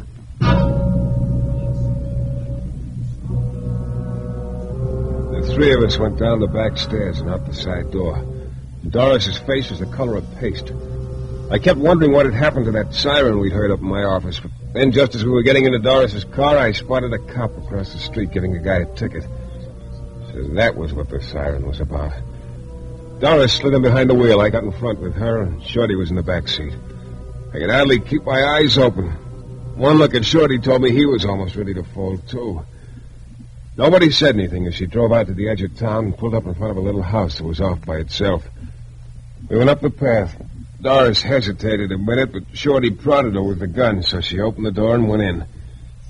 I was next in line. Shorty was bringing up the rear. Ed, Doris, what's the matter with you? Why don't you bring Shayne out here? Ed, I didn't want... Hey, you're the baboon who slugged me in the park Doris, last night. you stupid. Hello, Ed. Shorty. Yeah. Don't move, Ed. Look, Shorty, Shut up.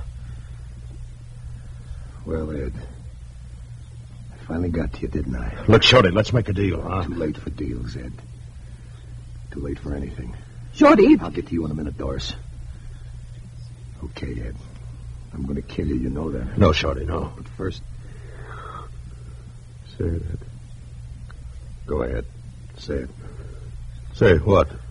What I broke out of the pen to hear you say. What I've been dragging this private eye all over to find you for, so you could say it. Say it. About Tom Dixon. The guy that convicted me of killing. Spell it. You didn't kill him, Shorty. I did. What? Shorty, Yeah, go ahead, Ed. Spill some more. Talk. I killed Dixon. Doris faked an alibi for me. We framed you. Shorty, I didn't want to have nothing. Shorty, you're innocent. Yeah. Nobody believes that, Shayne. I tried to tell them before, but they had too good a case against me. Yeah, but... You don't understand. You can't understand why I'd bust out of the pen. Risk my neck just to hear Big Ed squeal, huh? Well, sure, I understand it, but look, Shorty, if you're innocent, we can... I told you. Nobody believed my story. It's different now. I just heard Ed confess. I tell you, it's too late. Only thing left to do is kill these two rats. One by one. No, Shorty, no. Just kill them, and it'll be all over. Then I can rest. Kill them first, then rest. I was so groggy from lack of sleep, it took me a couple of seconds to figure out what had happened. Then it hit me. Shorty was on the verge of folding. Yeah, the strain of the last few days had finally caught up with him. He was practically out on his feet. The gun in his hand started sagging, but my reflexes were sagging too, and Big Ed beat me to the punch. He dove at Shorty and grabbed the gun. Okay. Get back, Shayne. Now, Shorty, we play it the other way. I threw it away. My chance to kill you. I threw it away. You'll never get another, Shorty. You'll be next, Shayne. You know too much about me now. Oh, look, shut up. Okay, Shorty, here it is. The slug caught Shorty in the shoulder and spun him around. I dove at Ed, and before he could bring the gun around to me, my fist connected. Ed crumpled over. I looked around for Doris. She was nowhere in sight. Went to the door and pulled it open. Hello, Shayne. Oh, Inspector Lefevre. You're a little late, aren't you? Maybe. Hey, a girl just ran out Yeah. of here. Yeah. She's in the squad car. Oh. Messy in here, isn't it? Yeah. And Shorty'll be okay, though. It's just a shoulder wound. Well, we'll get him back to jail. No. Wrong guy, Lefevre.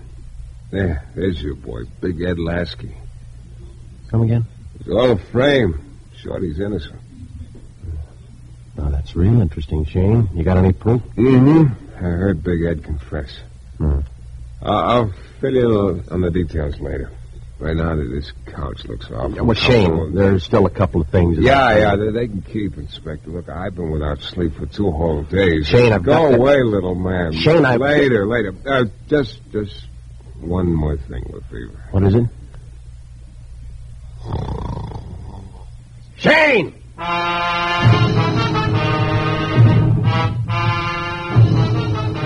This is your director, Bill Russo, again. Our story is based on characters created by Brett Halliday and is written by Bob Wright. The music is composed and conducted by John Duffy, and Michael Shayne is portrayed by Jeff Chandler.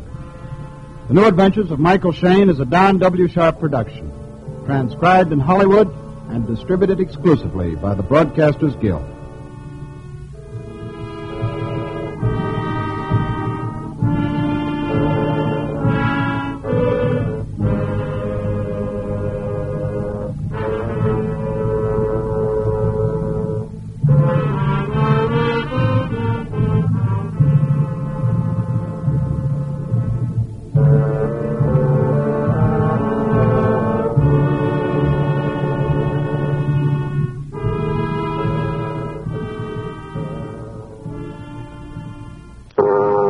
Have a seat, Mr. Lima. Oh, thank you, Mr. Shayne. It was good of you to wait for me in your office this evening to see me. Oh, you sounded pretty upset over the phone. Oh, I am, senor, I am. It is also bewildering. I do not know what to do, where to turn. Then the thought occurred to me that perhaps someone like you could help me. Well, you're not the only one who's bewildered, Lima. Senor? I'm in the dark, too. You still haven't told me what this is all about. All you said over the phone was you wanted to see me right away. Oh, but of course. You must excuse me, Senor Shayne. It is just that I have been so upset. You see, I flew up from Havana this morning. Oh, is that your home down there? Yes, it is. I have extensive holdings in and around Havana and have lived there for a little more than 2 years now. You up here in New Orleans on a vacation? Oh, no, indeed, senor. I came up because of my friend Julian. His last letter sounded so urgent, I felt I must... Look, Lima, do me a big favor, will you? Why, of course, senor. What is it? Start from the beginning. I'm way behind. Oh, but of course, senor. Now, you live in Havana. Yes. You have a friend here in New Orleans named Julian. Yes. What about him? I have not seen Julian since I went to Havana. And then I have not heard from him. And then suddenly yesterday I received a letter from him saying he was in danger. He wanted me to come up here right away. Uh-huh. Is he in danger? Julian? Well, that's who we're talking about, isn't it? Oh, but of course, senor. Now, remember, I received this letter from Julian only yesterday. You said that once. When I arrived here, I went at once to Julian's address. And, Senor Shayne, it is impossible. I cannot believe it. Can't believe what? Senor, they told me Julian has been dead for 2 years.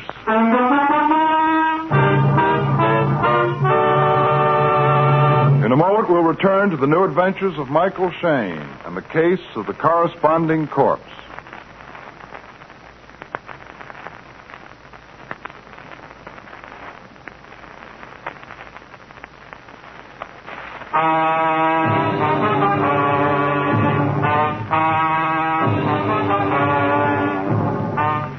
Well, I like to think I've heard just about everything. When a little character named Lima waltzed into my office from Havana and told me he'd just gotten a letter from a man who'd been dead for 2 years, I must admit it rocked me back a little. Judging from the expression on Lima's face, the whole experience had rocked him, and plenty. I tell you, it is not possible Julian is dead, Mr. Shayne. There must be some mistake. Well, look, Lima, maybe somebody else wrote that letter to you. No. Julian was my friend. I knew his handwriting like I know my own. And the things he said in his letter proved to me beyond all doubt that it was Julian who was writing. Well, in that case, it looks like your friend's alive now. But no, senor. They tell me he's dead. Oh, now look, he can't be both. Well, I know it sounds insane, senor. But it is impossible Julian is dead. And yet, they tell me it is impossible for him to be alive. Just a minute. Now, that is where you come in, Senor Shayne. Me? Yes. I want to hire you to try and find Julian, if he, as I still hope, is alive. And if he is dead, then I want you to find out that, too. Here is my telephone number. I don't know. It looks like a pretty crazy assignment. For $100. I'd find the job not half so crazy. Uh-huh. Okay, give me the address where Julian used to live, and drop in here at the office tomorrow. I may have something for you. Of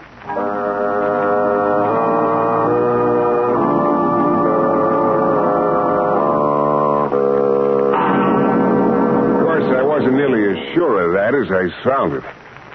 The next morning, I went to the address Liam had given me, the place where his friend Julian had lived. It was a little ramshackle two-story building near the waterfront. On the first floor were two shops, and up above them were a few furnished rooms. One of the shops had a sign over the door which read, Yi Fang, Tropical Fish. Not a very nice thing to say about yourself. I went in, and a chubby little gent with horn-rimmed glasses and a broad grin waddled up to me.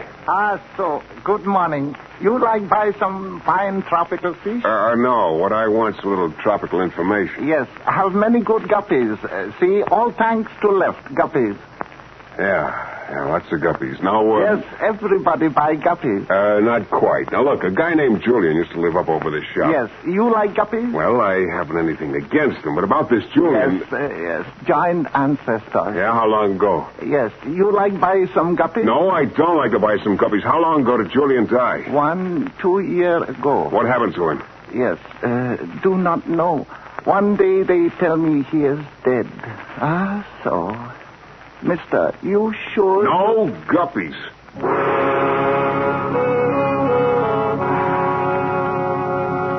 The king of the guppies bowed me gracefully to the door and out. The shop next door also had a sign out front. This one read, A. Valdane, Passport Service. Inside, a tall, thin gent sitting on a high stool greeted me as I stepped through the door. Come in, my friend, come in. A. Valdane at your service. Perhaps a little passport information? Not today. Expert passport photos, too. Reasonable. What I want is... Information. As a matter of fact, yeah. How'd you know? Thin walls, my friend. You're the first man who, to my knowledge, has ever walked out of the place next door without a bowl full of guppies. You know something? For a moment, it looked like Yi Fang was going to keep his record intact.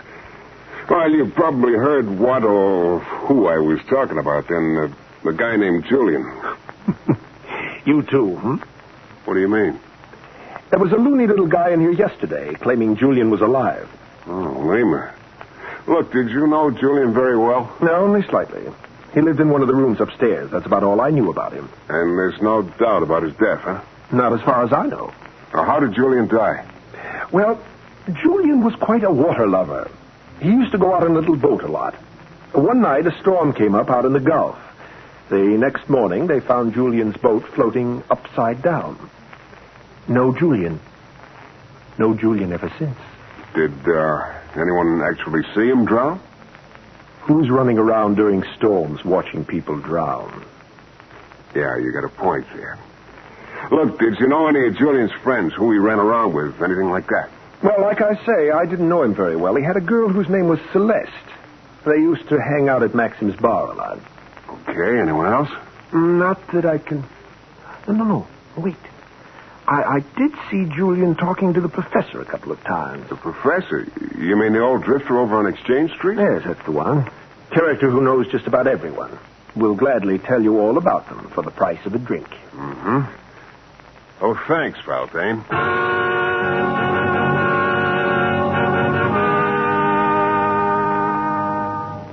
I headed for Maxim's bar where Valdane had said Celeste and Julian used to spend some time. On the way, I got the feeling I was being followed, but I couldn't spot anyone. I don't know, maybe it was just my imagination. When I got to Maxim's, I asked the bartender about Celeste. Found out she dropped in almost every day. So I sat down at a table and waited. About an hour later, a girl who answered the bartender's description of Celeste came in and sat down. I eased over to her table. Hello. Hello. Can I join you? Why not? Thanks. You used to be Julian's girlfriend, huh? Yeah. All right, go ahead. Have your fun. Fun? I'm afraid I don't get What are you trying to do? Make me feel like a big heel or something? Here, look, Celeste. Sure, I play up to the boys now, you and the others. A girl's got to get along. But I was Julian's girl. Don't you forget that. Sure, I was his girlfriend. What do you think I've been trying to forget for 2 years? Him, Julian. Now, you come along and throw his name up to me. Look, Celeste, I'm not trying to make you feel like a heel, and I'm sorry if mentioning his name's made you feel bad. Julian's not alive, then. Are you kidding? Of course he's not alive. He's been dead for 2 years. That's all I wanted to know, Celeste. Thanks. I was beginning to think Valdane knew what he was talking about when he said Lima was slightly off his trolley for thinking Julian was still alive. But I still had that other lead Valdane had given me, the professor over on Exchange Street. I found the professor at his usual corner, sitting on a packing crate, holding forth to a few bewildered floaters. He was a scarecrow of a man, dressed as always in a dilapidated cutaway coat, open-toed shoes that weren't designed that way, and a wing collar with no tie. And so I say, gentlemen, that the curse of our age, our civilization, is our mechanistic, high-speed, materialistic approach. Aesthetics is a forgotten word. The love of beauty for its own sake has paled before the ruthless march Hello, of... Professor. Mr. Shayne, how do you do, sir? Indeed, it's been quite some time since you last visited this humble thoroughfare. Yeah, still educating the masses, huh? Yes, trying in my own feeble way to impart some small yearning for the higher things into the unfortunate souls. A discouraging task, to be sure. Look, could I talk to you a minute? Certainly, certainly. We will discuss this subject further at some later date, gentlemen. I must now grant a private audience to my friend here. Will you join me on this humble crate, Mr. Shayne? Or shall we adjourn to more comfortable surroundings where we may, perchance, partake of some small but cheering... I want your answers to make sense. We stay here. I question greatly the merits of your decision, but will yield temporarily to your puritanism. What is it you want? You remember a guy named Julian? Julian? Of course I do. A charming scoundrel and a generous one. In the old days, he used frequently to purchase cheering libations for me in return for small but useful bits of information which I was able to donate. Yeah. Look, what did Julian do for a living anyway, Professor? Mr. Shayne, it was not what Julian did for a living, it was whom he did. Oh, I see. Julian was quite a boy to work all the angles, huh? His talents along those lines were tremendous. He had a small but efficient organization and based a very successful career on assorted projects such as blackmail, connivery, forgery, and an entire line of bunco enterprises, which showed Julian to be a man of great imagination. Any of Julian's old outfits still around? I have heard one of them is. I don't know. And Julian? My dear sir, Julian died 2 years ago. Yeah. You don't have any reason for thinking otherwise? Certainly not. Okay, Professor, thanks. Not at all, Mr. Shayne. I'm always glad to help, even if at some discomfort to myself. What do you mean? Simply that I suffer from a peculiar condition of the throat. Excessive conversation, particularly when helpful information is involved, dries out the delicate membranes and causes... Yeah. Okay, Professor. Here you are. I accept your voluntary contribution, sir, not merely for myself, but in the name of all disconsolate and thirsty humanity. And I thank you. So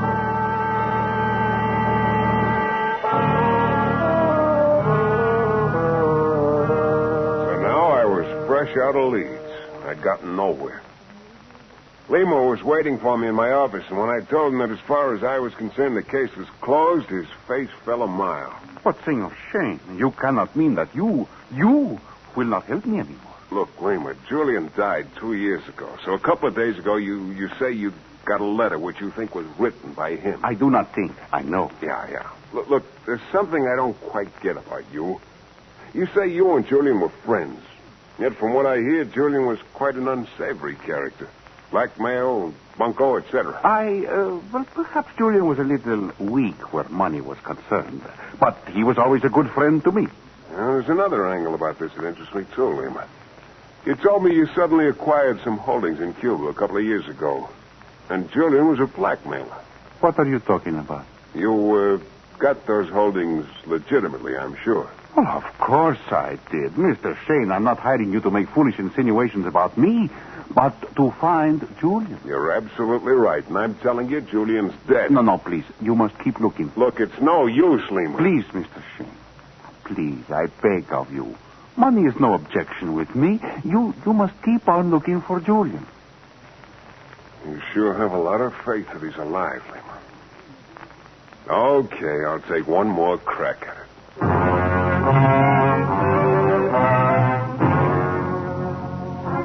I went back to the waterfront and into Valdane's passport place.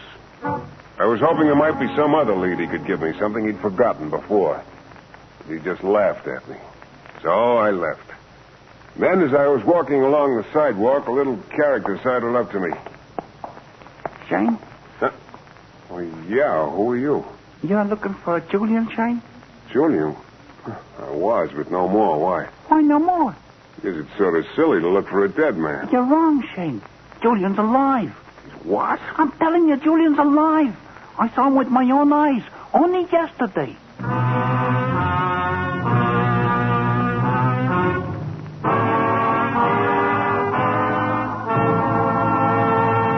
In a moment, we'll return to the new adventures of Michael Shayne and the case of the corresponding corpse.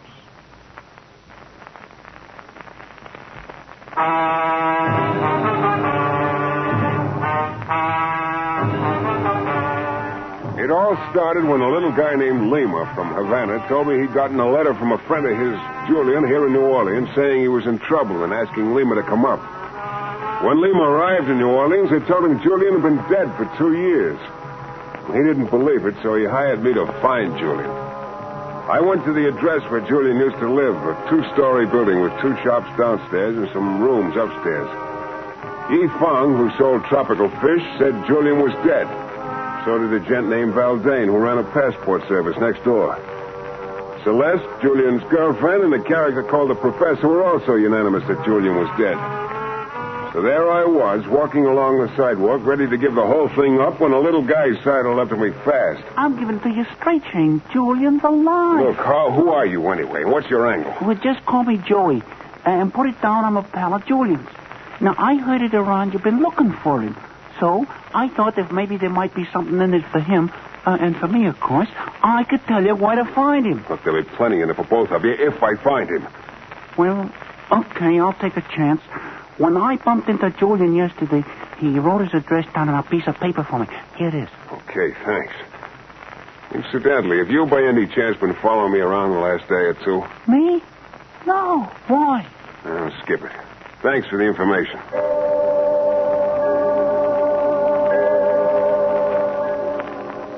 I took the piece of paper and compared it with a sample of Julian's handwriting Lima had given me. It matched. I headed for the address on the piece of paper. And again, on the way over, I had the feeling I was being followed. But like before, I couldn't spot anyone. Julian's address turned out to be just a block away from the place where he used to live. The door to the room was ajar, so I pushed it the rest of the way open and went in. Yeah, there was someone in the room, all right. But it wasn't Julian. What are you doing here? Well, Julian's girlfriend, Celeste. So maybe Julian isn't as dead as you tried to make me think before, huh? I don't know what you're talking about. Come on, quit stalling. Come on. All right, but I was telling you the truth before. I didn't know then that Julian was alive. Just an hour ago, he called me and told me to meet him here. I came right over. He was here, Julian, my Julian. Where is he now? Well, he said he had some things to do, that he'd meet me later at Maxim's bar. Why do you want to know these things? Who are you? And Doesn't matter who I am. You've already told me what I want to know. Just one more thing. What size guy is Julian? Why, he's short. Short guy, huh? Okay, Celeste. Thanks a lot.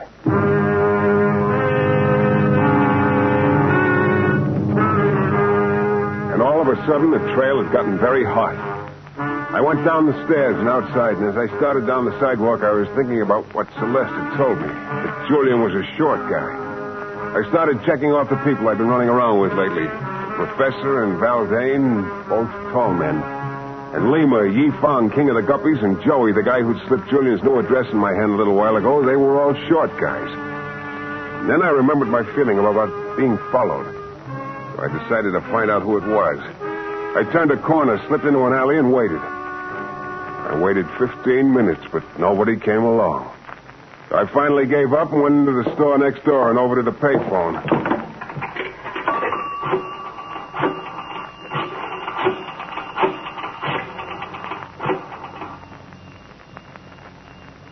Lima, this is Shayne. Well, looks like you were right after all. Yeah, about Julian being alive. Now, look, calm down, will you? Look, meet me at my office in 15 minutes, and I'll tell you all about it.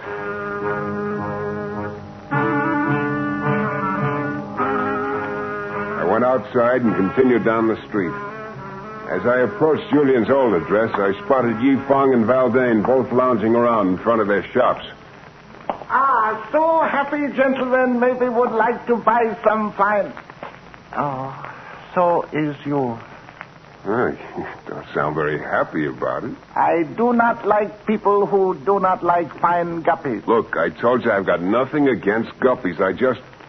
Oh, skip it. Still running around looking for dead men, Shayne? Yeah, Valdane, only suddenly one of them isn't so dead anymore. Julian? Don't tell me he's come to life. Don't be too surprised if he did. I'd be very surprised. You know, you sound awfully sure about him being dead. Do I? Well, I didn't kill Julian, if that's what you mean. Didn't know him well enough. Matter of fact, if you're really interested, I wasn't even around when he died. Oh?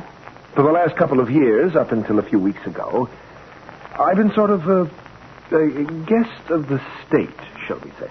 Penitentiary, huh? Well, if you want to put it crudely, yes. Well, I'll tell Julian hello for you when I see him, Valdane. That may be before long.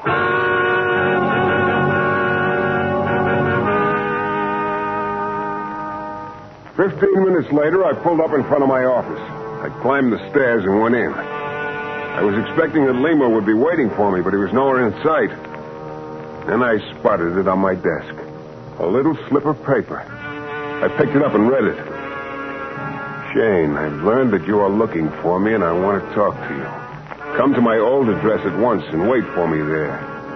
Julian. Yeah, Julian at last. I slipped the note in my pocket and waited a while for Lima, but he didn't show up. So about 9 p.m., I went over to Julian's old address. Both Yi Fang and Valdane's places were closed for the night. I went up the rickety outside stairway, in the door, and down the hall to the door at the end, Julian's old room. He'd told me to wait for him. That meant he wouldn't be there yet. The door was unlocked. I opened it and went in. The room looked lived in. Not like it had been vacant for 2 years. Then I heard the door softly close behind me. Without turning around, I knew it had been a trap. Then I heard another sound. A gun was slowly being cocked. And I realized this was the end of the line, payoff time. Yeah, little Mike had finally solved the case the hard way.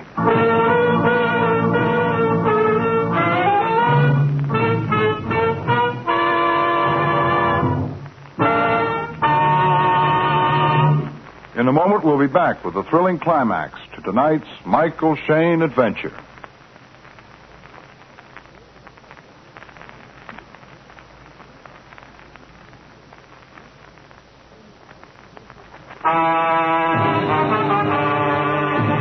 Well, there I was in Julian's old room with a gun at my back and a pretty strong hunch as to who was holding that gun.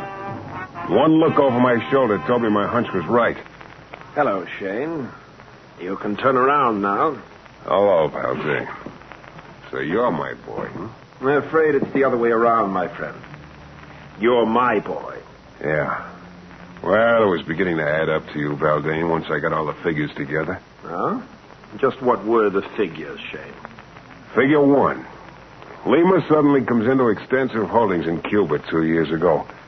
Now, just suppose it hadn't been quite legal, that he'd hired someone like Julian, for example, to help him. Maybe a little forgery to help him acquire those holdings. Well. You added the first column of figures very accurately. Thanks. So then maybe Lima starts getting blackmailed by the guy who'd done the forgery for him. What Lima never knew was that Julian had a few boys working for him. That it was one of those boys who'd done the forgery, not Julian. A boy named Valdane. You're a little sharper than I thought, Shayne. I hadn't figured you'd tumble to that. Well, you very obligingly tipped me off to it a little while ago. I did? Mm-hmm. You told me you'd been in jail for the last couple of years. And just got out a couple of weeks ago. Lima told me he hadn't heard from Julian for 2 years until he got that letter a few days ago. So it added up that the letter supposedly from Julian was actually written by you. Just as you'd written the other blackmail notes before you went to prison. Well, I can see I did the right thing when I decided to put you out of the way, Shayne. You were getting too close to me. That was pretty neat, too, Valdane, the way you... And you're getting too close to me now. Get back, Shayne. The way you hired Joey to tell me Julian was alive. And you even got Celeste to help you. Yes. Yes, I've been keeping her consoled in the absence of Julian. She very obligingly left that note in your office telling you to come here. Well, that's just about the story, Shayne. You stalled all you're going to. Well, it was worth a try. Incidentally, was it you who was following me while I made the rounds looking for Julian? No, it was I. Lima. Hey. Drop that gun, Valdane. Drop it. Now. Lima, how'd you know to come here? Very simple. When you telephoned me to meet you at your office, I went there and found the note signed Julian, telling you to come here. I came over right away, and I've been waiting in the next room. Oh, look, Lima, Julian really is dead. I know that, senor. Huh? I killed him 2 years ago. You what? Lima. Don't move, Valdane. I thought Julian was the one who had done the forgery for me and was blackmailing me. I did not know there were men working for him. I killed him, and the blackmail note stopped. Then when I got another one last week in the same handwriting, I realized it had not been Julian after all. I came to New Orleans. You hired me to find Julian and then followed me, huh? Yes. I hoped that in your investigation you would uncover a member of Julian's organization, the real blackmailer. And you did. It is Valdane. Lima, I won't blackmail you anymore. I swear. It is too late for that, Valdane. It is too late for you to do anything but die. I started trying to circle around toward Lima, but I never got there. Valdane dove at him about then, but too late. The slug caught Valdane in midair and flopped him down on the floor. He lay still. Lima stood there for maybe 30 seconds, alternately looking down at Valdane and then up at me. There was a faint suggestion of a smile on his face, not a very pretty smile. Then finally he turned to me and took a step toward me. So? Now look, Lima. You are next, Senor Shayne. Your job is done. And mine will shortly be finished also. Now, wait a minute. I will not wait. It will be now. Who is making noise and frightening guppies, please? Get back. I said get away from me. Thanks, Chief. Thanks a lot. I do not understand, please. What is commotion all about? You know, you just did me a big favor, Yifang. You took Lima's eyes off me just long enough for me to clip him. But I do How'd not... you happen to come barging up here anyway? I live back of shop downstairs. Suddenly, I hear big noise from upstairs. I do not like guppies to be frightened. I run up to see what causes big noise. You got here just in time to stop another big noise, too. I have become very enraged when guppies are frightened. Well, you know something? I'm glad you do. Look, Yifang, do me a favor, huh? Sell me about a dozen of those guppies of yours first thing in the morning. Ah, so... Very happy to hear from you. You finally decide you like guppies. Oh, you converted me, brother. Yeah, from now on, I'm an ardent guppy fan. Believe me.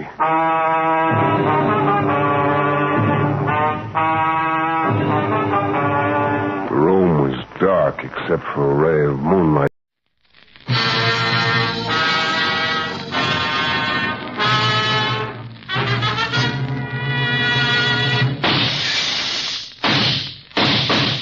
Half a dozen bullets smashed through the window. I just held my breath and said a few appropriate words to any archangels that might be listening. I felt something bite into my neck. I thought, so long, Mike. It's been fun.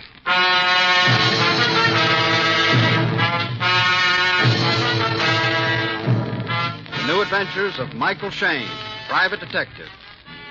This is your director, Bill Russo, inviting you to listen to another transcribed episode with Michael Shayne, that reckless, red-headed Irishman back at his old haunts in New Orleans. We call it The Case of the Hunted Bride.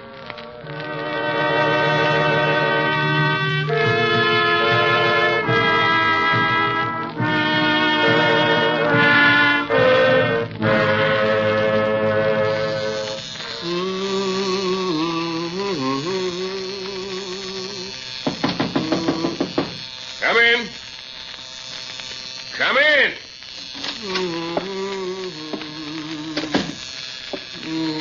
Mr. Michael Shayne, the private detective. Yeah, have a chair. I'll be finished shaving in a second. Thank you. You always shave in your office? Yeah, usually. Yeah, that's good enough. You know, it's a funny thing about this razor. For years, it hummed Jeannie with the light brown hair. The last couple of days just can't seem to carry a tune. I had no intention of seeing you when I came to New Orleans. I just wanted to see the city again. To perhaps recapture some of the pleasant memories. You see, I grew up here. That's so? Yes. And I wanted to see it just once more. Before I die. Which should be sometime around 1990. Which will be tonight. What's wrong with waiting till 1990? It's my husband, George. Yeah, it usually is. No, you don't understand, Mr. Shayne. I love George. He's my whole life. Well, then why end it?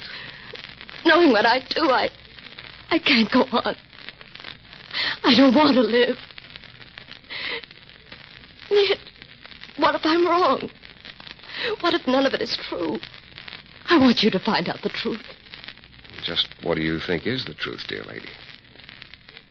That my husband, George, is a murderer.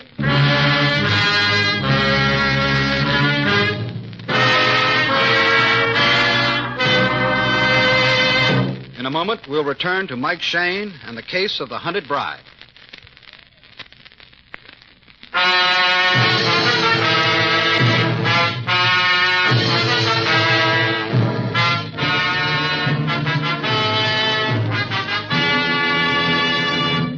Her name was Grace Morrison. Mrs. George Morrison, to be exact. She lived in the capital city of a neighboring state, and she was so madly in love with her husband she was about to drop dead. If that's that love they write those beautiful songs about, I'll stick to my electric razor. Anyway, I told her to go back home, and I'd take a run up and see her as soon as I'd cleared up a few things around the office, and that we'd soon find out whether her husband was a murderer or not. In either case, I was to get my usual $20 a day. Lovable little me. As it turned out, I didn't arrive in her city until early the next evening. I registered in a little hotel, and then I telephoned her.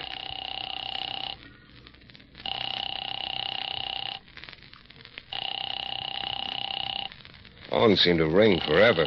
And just when I was about to hang up... Hello? Mrs. Morrison? Hello? Mr. Shayne. Hey, what's wrong? Hey, Mrs. Morrison. Hello? Hello? 20 minutes later, a taxi let me out in front of a small bungalow. A guy was standing on the front porch, fumbling in his coat pocket. He heard me coming and spun around. What do you want? Morrisons live here. What if they do? I just talked to Mrs. Morrison on the phone. She sounded like she was in trouble. What is this, another one of their tricks? Whose tricks? Come on, get this door open. I'm warning you, if you try anything... You may be dying in there. Will you open this door? Dying? Step on it.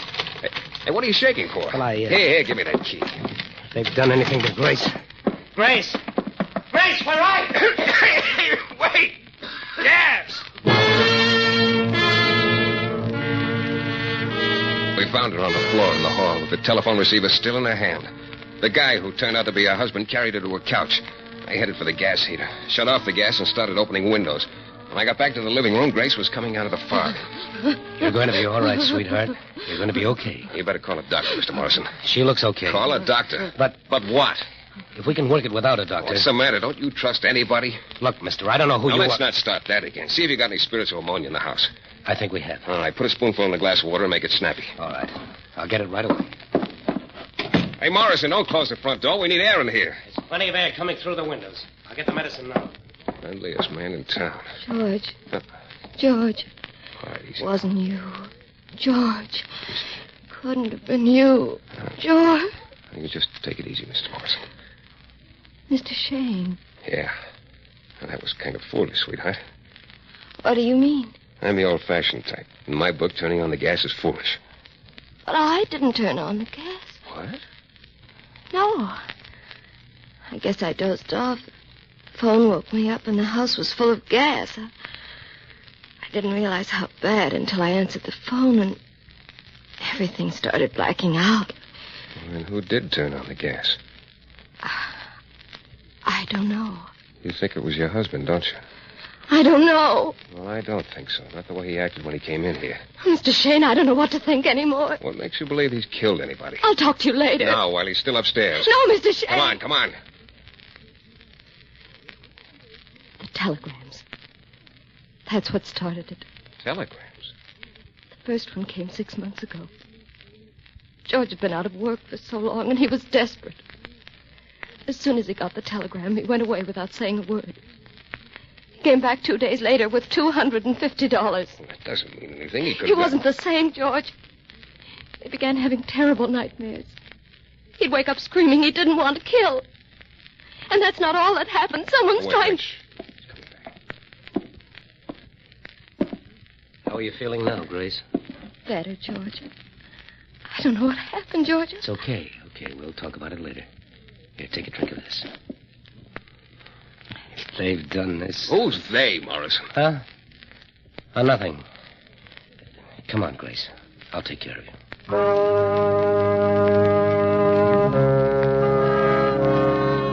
He carried her upstairs, and the way they looked at each other, I wanted to whip out a violin and play gypsy music. What was going on here? Well, I lit a cigarette and wandered through the house, trying to make sense out of what Grace had told me. Trying to understand how that fitted in with the hem-stitched "God bless our happy home" that hung over the sofa. Then the phone started ringing. Hello? So you got home in time to save your wife. All righty, we'll try again. What? How does it feel wondering when it's going to happen? Wondering if it's going to be you or your wife? Joe Blake didn't have to wonder, did he? Joe Blake? Wait a minute. Who is this? This is Mike Shayne. Now... Hello? Hello? Put the phone down, Shayne. Yeah, but I look. said put the phone down. Sure. Some woman. She sounded like... I know how she sounded. Hey, who's Joe Blake? It's getting late, Shayne. You're so subtle, Mr. Morrison. Who's Joe Blake? Good night, Mr. Shayne. Before I go, can I ask you one final question, Mr. Morrison? Well? Who's Joe Blake? Ask a silly question, you get a silly answer. I heard the lock click behind me. Then the lights went out inside the house. It was a cold, black night. A couple of blocks away, I saw a lighted street, and I heard a streetcar. I started walking toward it, and then I stopped. Not a sound. Not a... The sound was light. Might even have been a twig falling, only twigs don't wear shoes. The sound of the streetcar was louder now, but so were the footsteps. I'm a nervous guy. I put a cigarette in my mouth and struck a match, giving him a chance to pass me. I flicked the match away and watched it make an arc of flame. Before it could complete the arc, a bigger flame exploded in my head. No!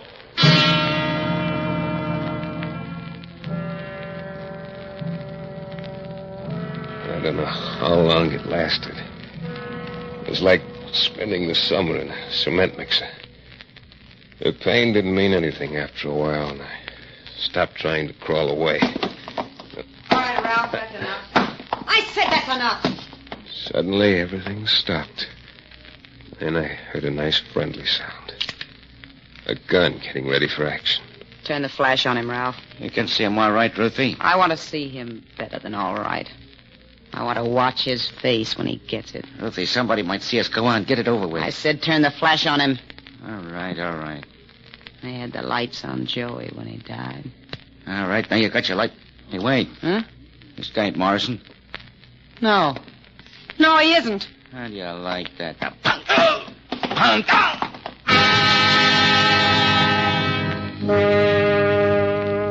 I guess eventually Ralph's foot started hurting him. Anyhow, he stopped kicking, and they left. For a long time, I lay there, snuggling up to a couple of rusty garbage cans. A moth-eaten tomcat came up and stared at me for a long time, but he figured I was too big to eat, so he moved on, too. Outside of that, I was left all to myself, at peace among the melon rinds. It wasn't all wasted, though. I was beginning to fit things together. It sure looked now like husband George had killed Joe Blake. Well, finally, I was able to get to my feet and find a taxi and get back to my hotel. As I walked through the lobby of my hotel, somebody climbed out of an overstuffed chair and started toward me. It was George Morrison. I've been waiting for you, Shayne. Oh, it's too bad. What happened to your face? I ran into some friends of yours, Morrison. I want to see you upstairs. Well, I hope that's a first aid kit you're holding in your pocket. Upstairs, Shayne.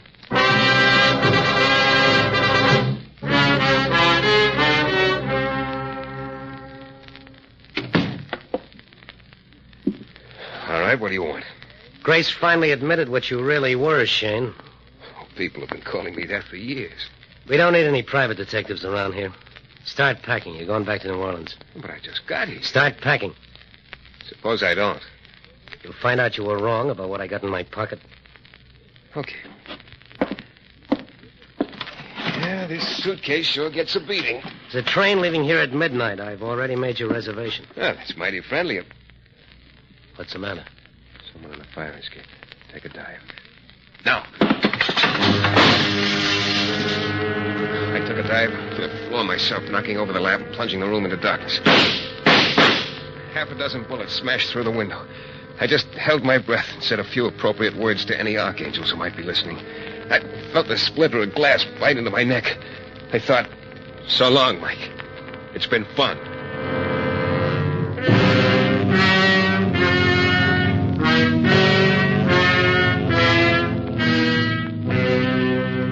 In a moment, we'll return to Mike Shayne and the case of the hunted bride.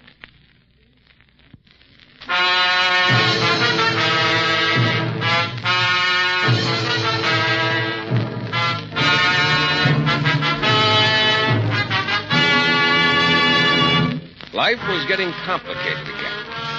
Here I leave the peace and quiet of New Orleans to come to this town, because Grace Morrison had decided her husband George was a murderer. And everything that had happened since my arrival had convinced me that the lady was so right. Now I was nibbling the rug on my hotel room floor while someone on the fire escape kept pumping bullets through the glass at George and me. Finally, I realized that the shooting had stopped.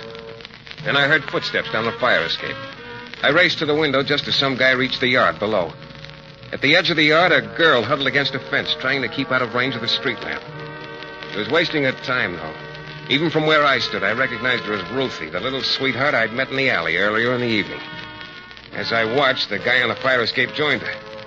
He turned out to be Ralph, the happy-go-lucky chap who tried to drop-kick my head into the Gulf of Mexico. They hurried away. Then I remembered George Morrison. Oh, what's the matter with you? Here, let me get the light on. Where are you hit, Morrison? In the shoulder. Yeah, let go of the gun. Ought to good it, did you? I didn't get a chance. A time killer like you doesn't look too good. What are you going to do? Call the doctor? No. What have you got against doctors? You know, some of those guys are pretty talented. Shayne, put the phone down, please. Operator. Operator. Shayne, I beg you. I don't care about myself, but for my wife's sake.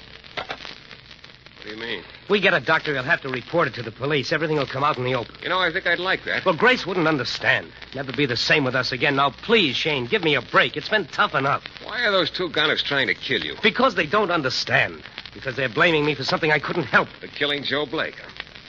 Did you kill him? Shayne, you don't understand. Just answer me. Now, listen, you Answer me. Did you kill Joe Blake? Yes, but you... Shayne. Who's there? Detective, Mr. Shayne. Shayne, if you'll let me explain, you'll understand everything. All right. Stay here in the bedroom.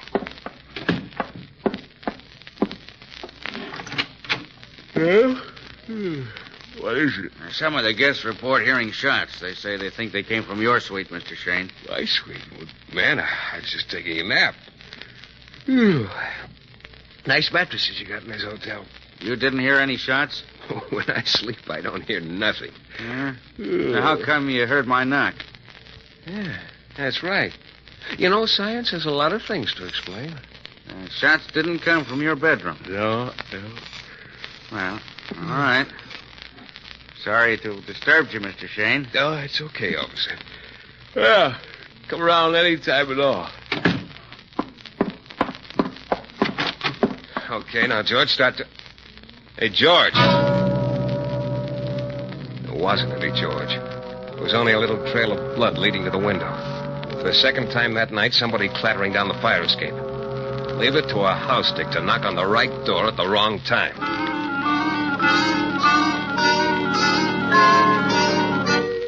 After that, I did the only intelligent thing I'd done all day.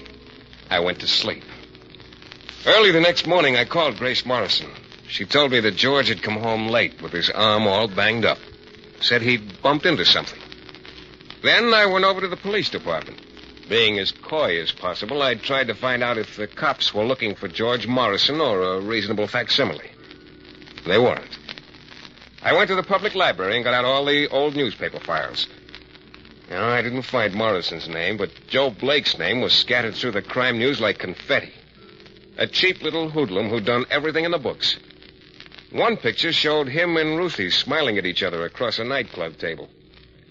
Ruthie looked better in those days. The last item said Joe was being sought in connection with a gangland murder. That was 6 months ago. There were no more papers. The librarian told me the other issues hadn't been bound yet, but she'd get them for me. I couldn't wait. Something was clicking in my brain. I left the library and headed for the corner drugstore. I found a phone booth. Dialed the Times Express. I knew a guy on the crime beat. Pete? Yeah, hiya, kid. Long time no see. It's Mike Shayne. Yeah. Hey, Pete, can you give me a little information? Yeah. Ever hear of a guy named Joe Blake? Yeah. Yeah, I thought so. Oh, tell me, what finally happened to Joe? There comes the dawn. And the guy who pulled it? Yeah, I know it's supposed to be confidential, but... was his name George Morrison? Yeah. Hey, Pete, tell me something, will you? Where do I go to donate my head to the fat drive? I'll explain later. Now, right now, I gotta make another call, quick. Oh, Shayne, when they were passing out brains, you must have been out to lunch. Just a minute, Mac. I'll be right out. Hey, will you stop pounding up? Oh. I looked out to see who was making like a woodpecker on the glass, and I found myself looking into the little pink eyes of Ruthie's friend, Ralph. He motioned me to come out of the booth. Well, at the moment, there wasn't any place else to go. Come on, Mr. Shayne. Oh, sure, but where? Back to your hotel room. Why? You got company. Not interested. Get interested real fast. I got a gun right on your spine.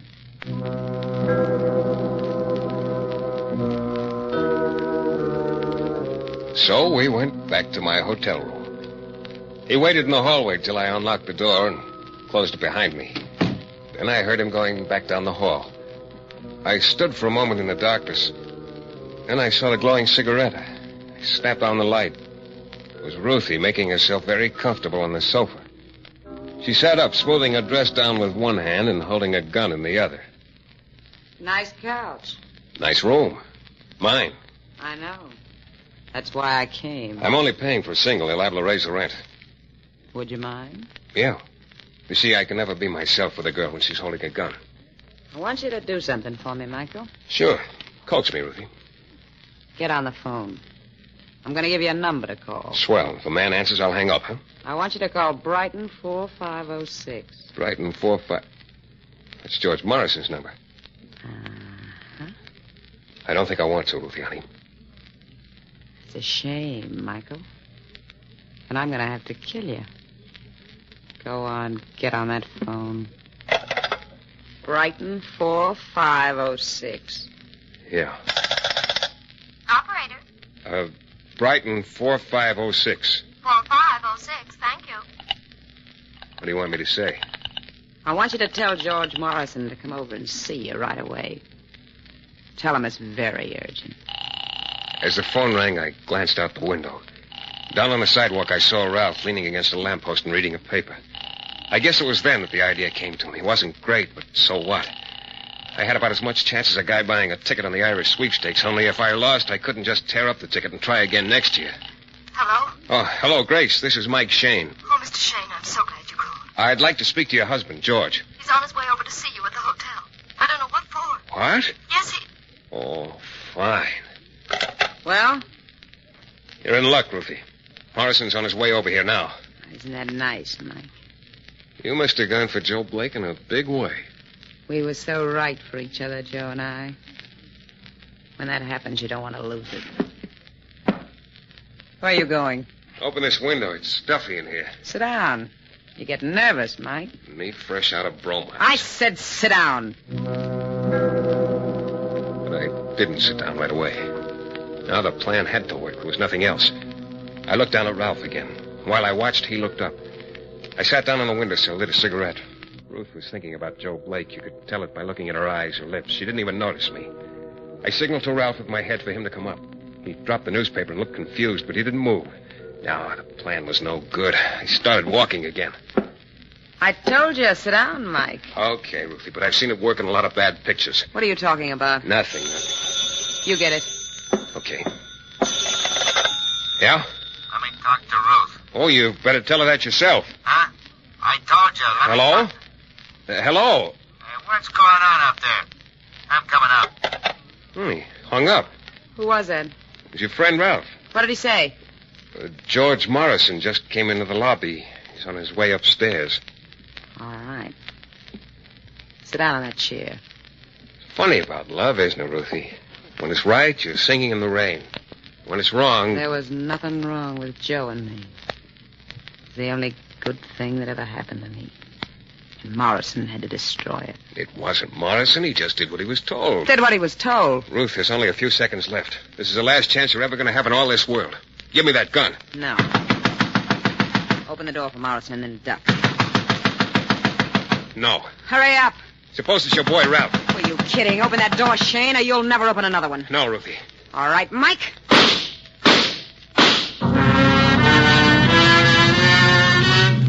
In a moment, we'll be back with the thrilling climax to tonight's Michael Shayne adventure.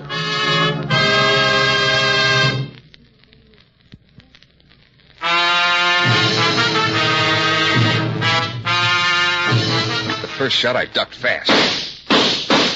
Then I realized that she wasn't shooting at me. She was shooting through the door. And even before the smoke cleared away, a trickle of red began slipping in from under the door like a calling card. She started for the door, chuckling to herself, like she'd suddenly gotten the tagline of a joke that had been bothering her for weeks. Then she opened the door, saw her pal Ralphie crumpled in the hall. She stopped laughing. She stood in the doorway, her head thrown back like she was going to sing grand opera. Only all that came out was one piercing, crazy scream. Yeah, it was all over. All the way around. I called Grace Morrison from the railroad station. I only had a couple of minutes, so I told it to her fast. I guess a little too fast. But I don't understand, Mr. Shayne. You say I was wrong about George? Yeah, completely wrong. Those telegrams, his nightmares, those people who tried to kill him. Well, I haven't time to tell you everything, Mrs. Morrison. Just take my word for it. Those jobs he's been going on, they're so legal, it hurts. You know, sometimes I think a lot of marriages would be better off if they changed that love, honor, and obey routine to just love, honor, and trust. You know what I mean, Grace? Yeah. That's just about the whole story. Except for one little footnote printed in small type and strictly between us boys. What I told Grace was partly the truth. Those jobs George Morrison goes on are perfectly legal. But her one big fear is absolutely correct. Every time George gets one of those telegrams, he does kill a man, just as he killed Joe Blake. Still, if George doesn't want her to know, well, then I guess that's his business. Because, you see, George Morrison is the official state prison executioner. Yeah, the guy who pulls the switch.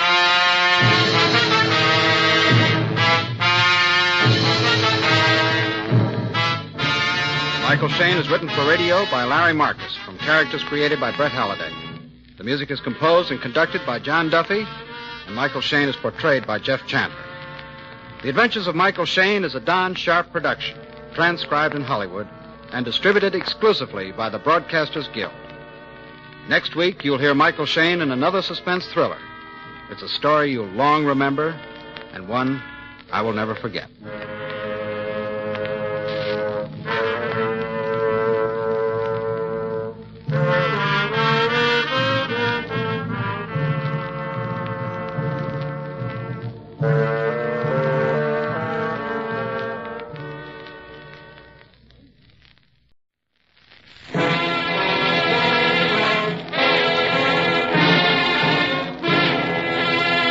Look, doll girl, I've got to know what goes. Last night, someone ran me down. Later on, they killed an old man who tried to tell me something. My nerves are like radar, and they're sending out all kinds of danger signals. I'm on somebody's list. Whose list, doll girl? Come on, give.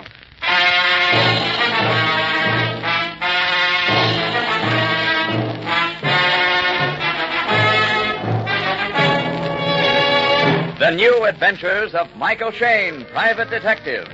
Michael Shayne, reckless, red-headed Irishman, back in his old haunt in New Orleans. Ready as always to risk his neck for law, order, and an occasional dollar. Listen now as we bring you The New Adventures of Michael Shayne.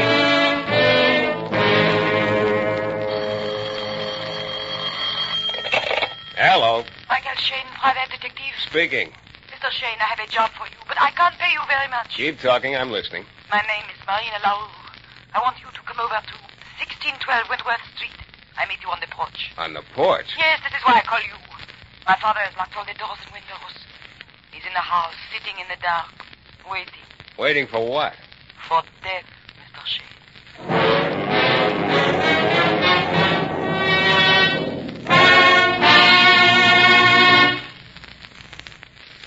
Now we return to New Orleans and a new adventure with Michael Shayne.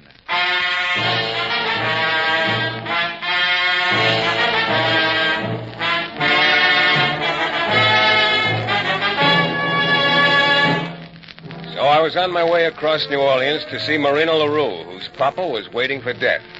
1612 Wentworth Street was a couple of minutes by cab in ordinary times, but these were not ordinary times, so it was taking me a half hour to walk it. Yeah, this had been a bad month for little Mike. Police headquarters had suspended my license for 60 days for being a stunk. But even stunks have stomachs and creditors. And that last buck in my wallet was so lonely it was getting psychoneurotic. So, license or no license, I wasn't letting Marina LaRue get away. And just like she said, she was waiting on the porch, and she was some baby doll. Creole from way back and round and ripe like a cantaloupe busting its seams. Only I'd been living on shredded wheat and canned milk for so long, all Marina LaRue meant to me then was ham and eggs and pork chops and maybe pie a la mode. Mr. Shayne. Yeah. Oh, I'm so glad you're here. I'm half out of my mind. I don't want to call the police if nothing is really wrong. Hey, slow down. Your father's inside the house? Yes. He has been in there for the last 8 days. Just sitting in his room in the dark. Like I said, waiting for death. What's the matter? Is he sick? No. He's as healthy as you or I. That's why I don't understand. Tonight, he won't even let me in the house. He has locked all the doors and the windows. I don't know what to think. Well, I think we ought to tap a brick against one of those windows and have a talk with Papa. Yes. Yeah, but first I ought to tell you that I break windows and talk to papas who wait for death for something more than the sheer joy of it. For something like $20 a day. You understand that, of course. I told you I'd pay you. Okay. I always like to begin business on a friendly basis. Now, where's that brick? I broke the window, reached in and unlocked it, and then slid over the sill. The house was as black as a mug of GI coffee. I found a light switch and clicked it back and forth, but nothing happened. And I let the girl in through the front door. Come on in. What happened to the lights? I don't know. And where is Papa? Yeah. Papa! Papa! They started lighting matches, and we wandered through the house. Papa, where are you? A single flare of light cast crazy shadows against the walls and the ceiling. Papa! You got the screwy feeling that the house itself was alive and watching you. Except for our footsteps, there wasn't a sound. Papa, where are you? Oh, my error. Yeah, there was a sound, all right, coming from the next room down the hall. I felt a nerve deep down inside me start jangling like a burglar alarm. Papa! I knew that sound like I know my heartbeat. We were at the door of the room. I struck another match, and the girl saw. Papa! No. No, Papa! No, Papa! No. He was hanging like a pig in a butcher shop, tied to the chandelier. His head lolled on his shoulder, and his eyes stared up into nothing at all. Then suddenly the girl's sobbing ended, as though somebody had clamped a hand over her mouth. When she spoke, she sounded like a stranger. Strike another match. Hold it close to him. Wasn't one look enough? Strike the match. Okay. His forehead. Yeah. Funny mark. Looks like a brand or something, a coiled snake. I should have known. I should have known. That's why he was so frightened. That is who he was waiting for. Anthony Carell. Hey, kid, snap out of it. Hey, what's wrong with you? What are you talking about? Who's Carell? Carell? I didn't say. I didn't say that. Hey! Call the police. Tell them my father committed suicide. And then go away. I did what the lady said. I called the cops, collected my $20, and beat it. Because if the police found me working without a license, they might send me to bed without supper. With $20, I was once again a man of distinction. So I took a cab downtown. On the way, I debated whether to sample Antoine's elegant crawfish or Galatoire's savory bouillabaisse. And I settled for Charlie's Hashem deer. Charlie was an ancient, moth-eaten character who kept a basement bar on Beale Street just so he'd have somebody to talk to.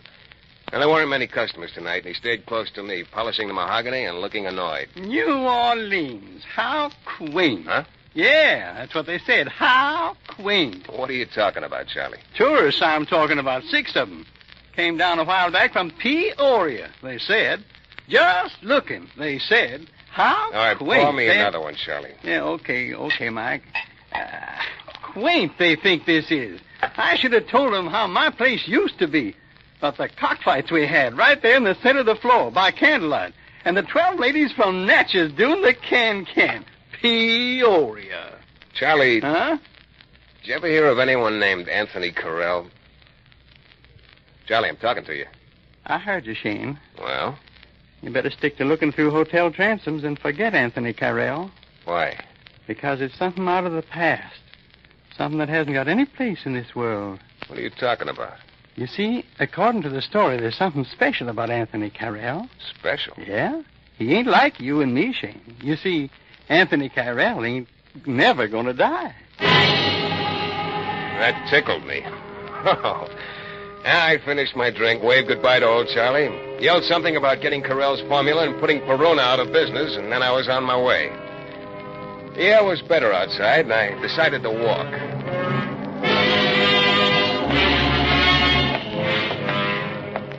It was a nice, quiet street. Great place to start a cemetery. As it turned out, I was just the kid to start one. I didn't hear the car behind me. All I saw was the cab on the next corner. The cab driver was leaning against the open door waiting for me. I stepped off the curb and a couple of headlights blazed. And I was rolling on cobblestones, watching a red taillight disappear in the distance. Next thing, the cab driver was bending over me. You okay, Pally? Yeah, I guess so. Hey, take me home, will you? That sure was close. No, I just got careless crossing the street. Careless? I was watching, Pally. That car followed you for maybe 2 blocks, waiting to get a chance at you. Huh? Yeah. Somebody in this town don't like you very much, Pally. The cabbie drove Pally home. Between my evening of hilarity and my nosedive in the gutter, I felt kind of rocky. As soon as I got in the room, I flopped down in bed and bid the world good night. But the world wasn't finished with me. Yeah. Oh. Mike, this is Charlie. Oh, yeah, Charlie. Listen to me, boy. Something funny's going on. Yeah, funny. They're trying to scare me. But old Charlie's been around too long to scare. Good for old Charlie. You come on over, and I'll tell you what they're up to, boy. Uh-huh. Yeah, You sure. come on over right away. Okay. You know where I bunk? In the room behind the bar. Just knock on the front door. I'll let you in. Yeah. Get here quick as you can. Sure.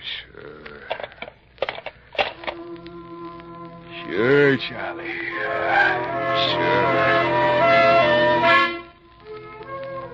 The last thing I saw before I fell asleep again was the luminous green dial on my bedside clock. 3:47. It said 10:20 when I saw it again. The room was lousy with sunshine. I was brushing my teeth and trying to avoid my reflection in the mirror when I remembered Charlie calling me. I found the phone number of his joint in the book, and I called him. Only it wasn't Charlie who answered. Yeah? I want to speak to Charlie. Who is this? Just let me talk to Charlie. Sorry, mister. Charlie isn't here. Well, where is he? They took him to the morgue an hour ago. He's dead.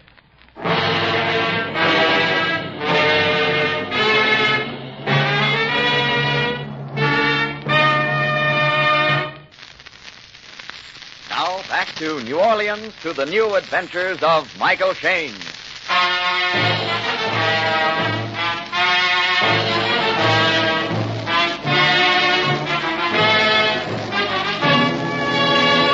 From the beginning, it hadn't made much sense.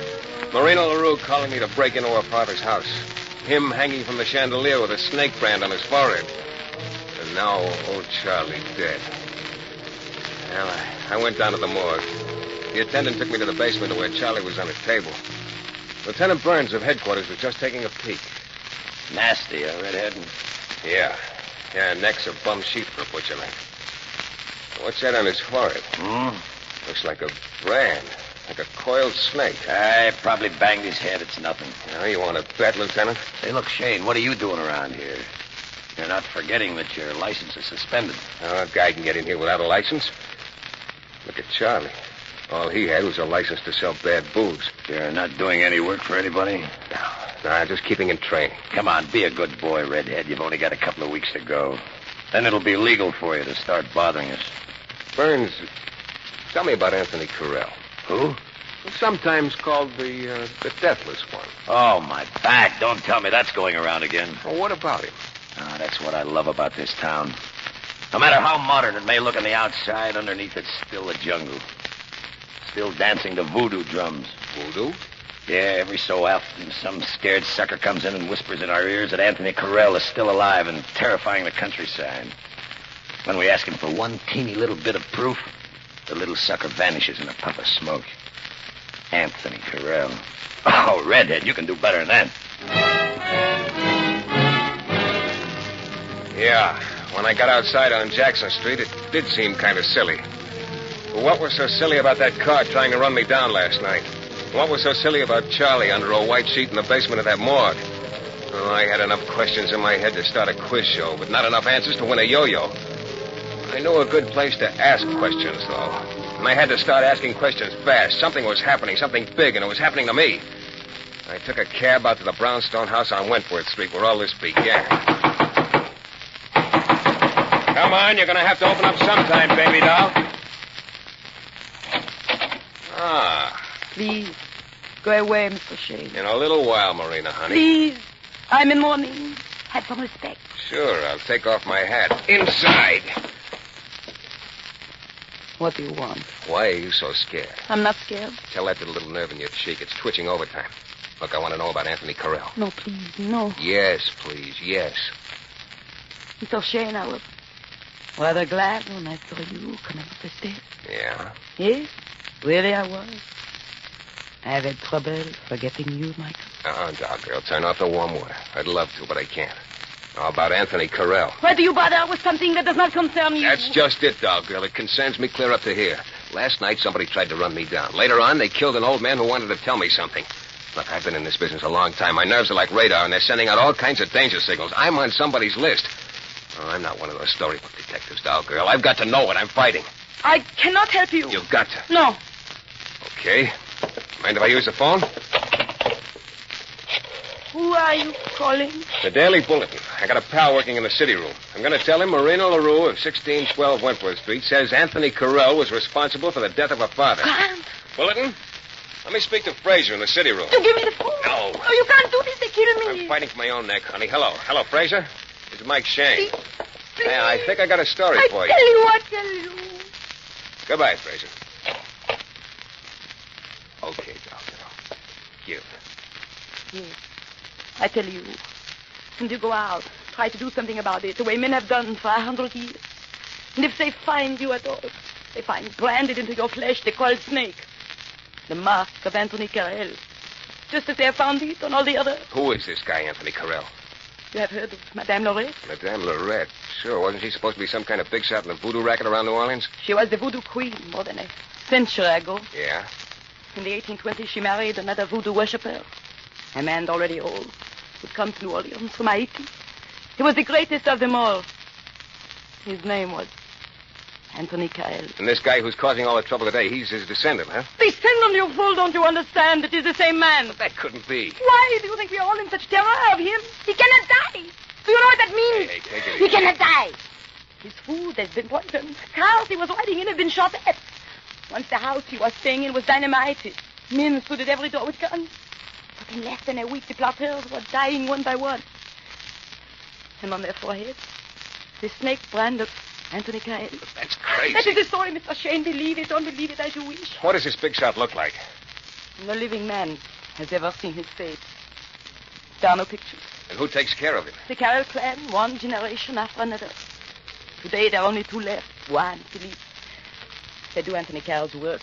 Collect his tribute. Juan and Philippe. Where do they live? I don't know. I have told you everything I know. What else do you want, Mr. Shayne?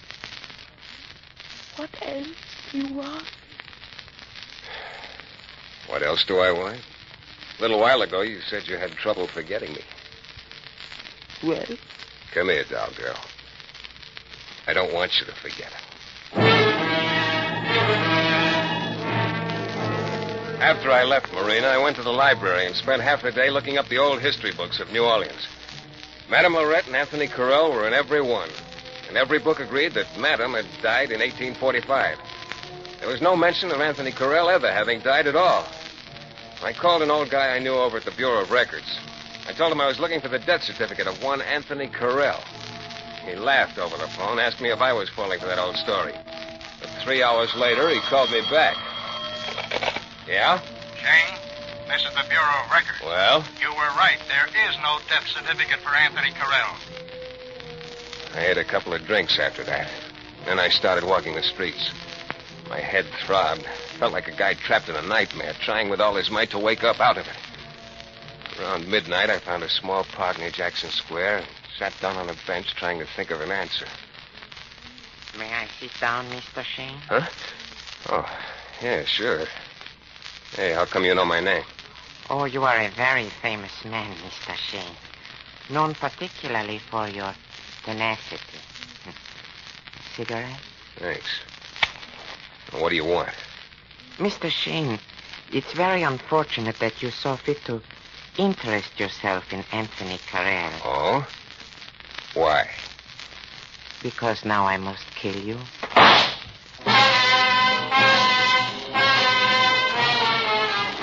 I felt the bullet smash against me, but at first there was so little pain, that same crazy feeling of maybe it's a dream came back.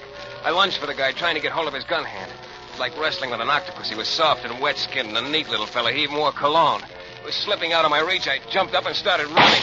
I said the first prayer that came to my mind, Catholic, Hebrew, Episcopalian, who cared? I saw a row of shrubbery and dived in. And that bullet had been real, all right. My side was beginning to ache like a whole mouthful of sore teeth. My friend with the gun came so close to the brush I could smell his sweet, stinking cologne. I remembered a couple of other prayers, and something must have worked. A siren started sobbing the blues far off, and the guy beat it. He climbed into a little black coupe parked at the curb. Pulled away, but he was playing it very safe. There was a long stoplight at the corner, and he waited for every second of it. A nice, law-abiding, perfumed young man. There was a parking lot half a block down the street. I ran for it. As I ducked in, I saw the light on the corner change. The black coupe go down Canal Street. I hopped into the first car and turned on the ignition. A sleepy-eyed attendant came out of a little shed, and I kicked the starter. Got your ticket, mister? Hey, come back! Come back! I wasn't so law-abiding. I went down side streets like somebody lit a fuse. Yeah, just like in the movies, except my side hurt, my shirt felt sticky and warm, and I was sick to my stomach. When I was sure no cops were following me, I cut back to Canal Street, and pretty soon I saw the black coupe again, still obeying all the laws. Now we're on the outskirts of town, along the wharves that reached out into the Gulf. The black coupe picked up speed. I picked up speed. Oh, it was a long ride through little country roads that stretched through the bayous. Once I managed to slip my hand into my shirt. Made the happy discovery my wound felt a lot worse than it really was. Yeah, and I had another good break. In the dashboard compartment, I found a pint of bourbon that had hardly been touched. Oh, I touched it good. It was almost as fine as a blood transfusion. And then before I knew it, the black coupe had turned into a driveway. I went on a few hundred yards, pulled up onto some trees, and turned the lights off. It was a battered, weather-beaten farmhouse, standing all by itself in the middle of nothing. The windows were boarded up. Everything about it said nobody home except the black coupe. I snuck around the back. The screen door was open. I walked across a porch and almost knocked over a row of milk bottles. I tried the back door. The door was open. Oh, no, I wasn't having any. You didn't have to be a quiz kid to know what this setup was. I started back across the porch. I reached the screen door, and then I stopped. The only sound in all the world was a mosquito buzzing like mad in the darkness. Hey, Shayne, where you going? Oh, I realized I'd said that out loud. And I giggled to myself. I rubbed my head. It was hot. That bullet hole. Maybe I was already getting delirious. Yeah, but where was I going? Back to little New Orleans? For what? The cops wouldn't listen to me. To them, I was just a big-nosed redhead out for a quick buck. And my sweet-smelling friend had slipped up twice now. If I went back to town, he'd come after me again, and he was just about due for the jackpot. No. Well, there was no place to go except inside the house.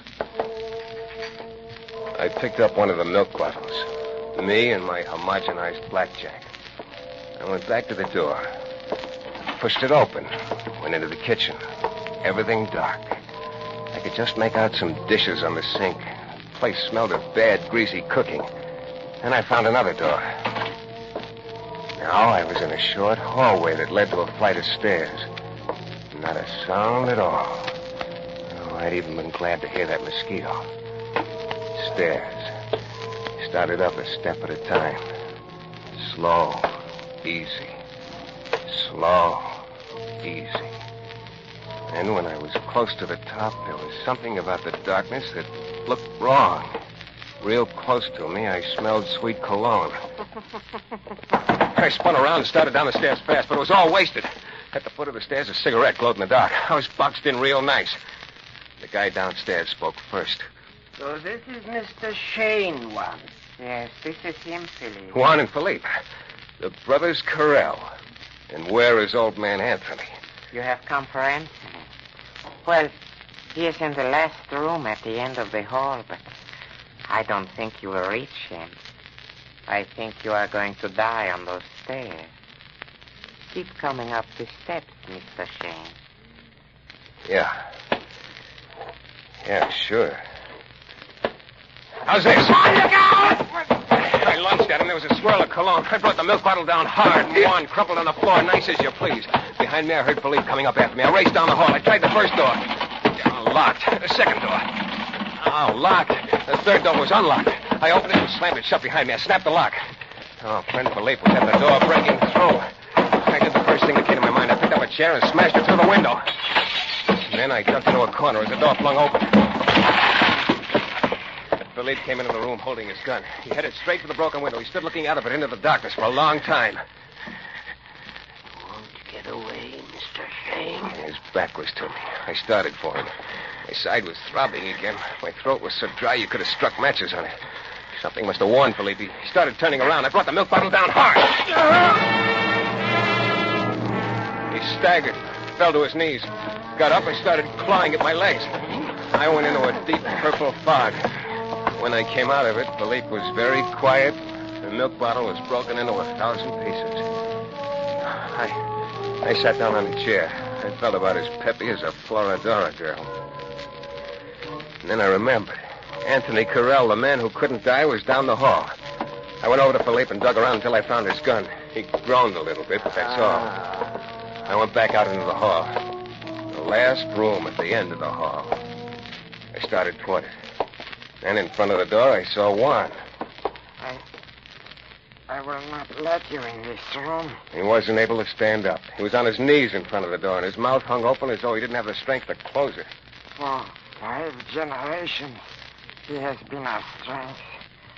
With him, we've been able to rule everyone. I will not let you destroy him. Then I saw the gun in his hand. I saw him try to raise it. I I shot 3 times. He collapsed in a heap. Even while dying, he wasn't going to let me into that room. As I reached for the knob, with his last strength, Juan flung his arm up and wildly tried to block me. What was there in that room that a guy would die like this just to protect? I reached for the knob and raised my gun.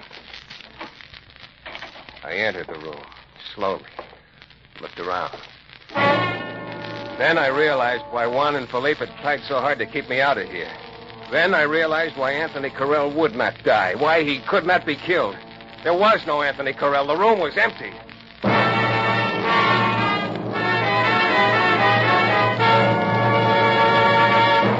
Yeah, that was the story of Anthony Carell. He'd lived and died in his own time just as any man. But the Carell clan, knowing the power of fear, had made it appear that the old man was still alive and kicking. Oh, I wonder how many people go through life being afraid of empty rooms. Well, as soon as I got back to town that night, I went to the emergency hospital and had myself pasted together. Then I called on Marina LaRue. I told her all about Anthony Carell. When I finished, she didn't say a word. Just came over and looked at me a long time, and she kissed me. After a while, I began to realize that trip to the hospital was wasted. Marina was so much better than penicillin.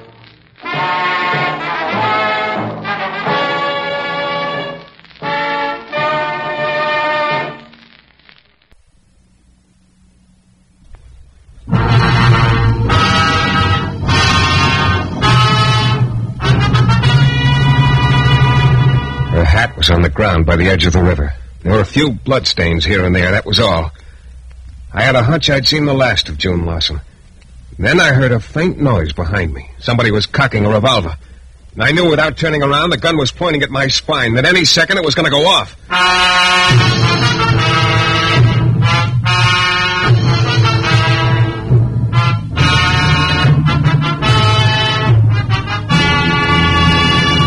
The New Adventures of Michael Shayne, Private Detective. Michael Shayne, reckless, red-headed Irishman, is back again in his old haunts in New Orleans. This is your director, Bill Russo, inviting you to listen to another transcribed episode which we call The Case of the Popular Corpse.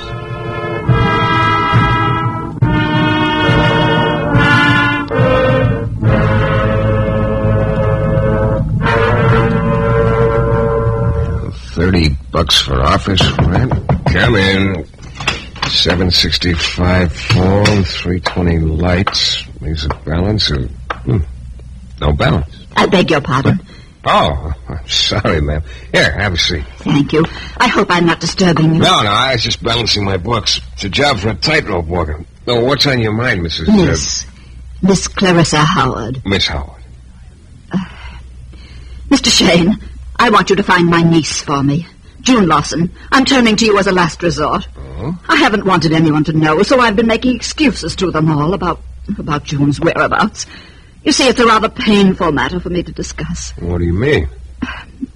Well, the plain fact is, Mr. Shayne, my niece ran away from home a month ago. I see. Oh, I suppose it was my fault, really. I should have made more of an attempt to understand her, but... Well, there's quite a difference between 55 and 29.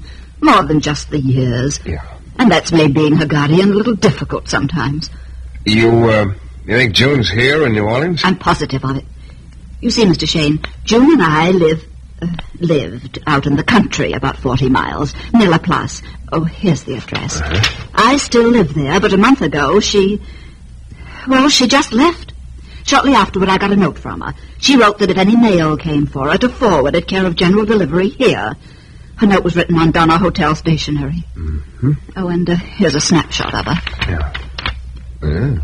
Very pretty girl, Miss Howard. Oh, yes, indeed. Well, you don't have any idea where she'd be? Anything might help me find her? Well, she was fond of music and nightclubs. Oh, that's not much help. Yes, I know, but it's all I can offer, I'm afraid. She kept pretty much to herself, sort of strange and quiet. Even her hobby is a strange one. Oh, what is it? She collects epitaphs. Epitaphs? Is she kidding? Oh, no, she has quite a collection. Learn something new every day. Well, I can't guarantee anything, Miss Howard, but I will try to locate June Lawson. Oh, please do, Mr. Shayne. That's another thing. I'm not an alarmist, Mr. Shayne, but I'm a little worried about June. What do you mean? Well, I might as well tell you that she has some enemies. Oh? Yes, one in particular. A man named... Yeah? But that doesn't matter. I'm sure if we could just get her to come back home, she'll be safe and everything will be all right, and I'll be a very happy woman. Look, I'll do everything I can, Miss Howard, and I'll keep in touch with you.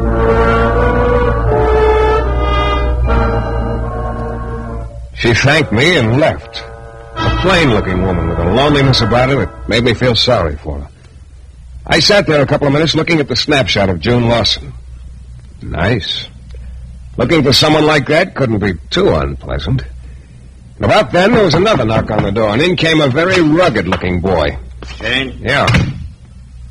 My name is Keneally. So? So I have a job for you. I want you to find someone for me, a girl named June Lawson. June Lawson? Yeah, she's here in New Orleans. Yeah? I'll pay you $100 to find her. Oh, you must be pretty anxious to see her. I am. Why, Keneally? For $100, you ask an awful lot of questions. Why do you want to find June Lawson? Let's just say I have something for her. That's what I thought. What is it, gold or lead? What? Skip it. Where are you staying, Mr. Keneally? That doesn't matter, does it? I could keep in touch with you here at your office. What's the matter? Don't you like visitors? Okay, Keneally, you keep in touch. Because I just might have something for you. A lot sooner than you think.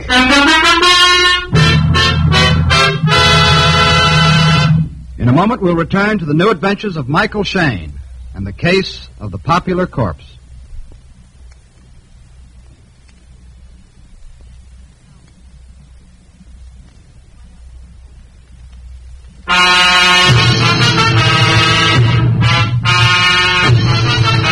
Well, in my business, you get used to surprises.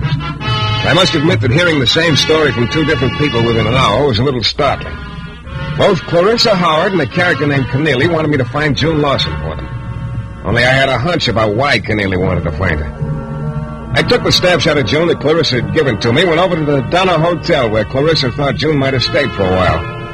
Clerk's face lit up like a pinball machine as soon as I showed him June's picture. Yeah, she's really something, huh? You remember her?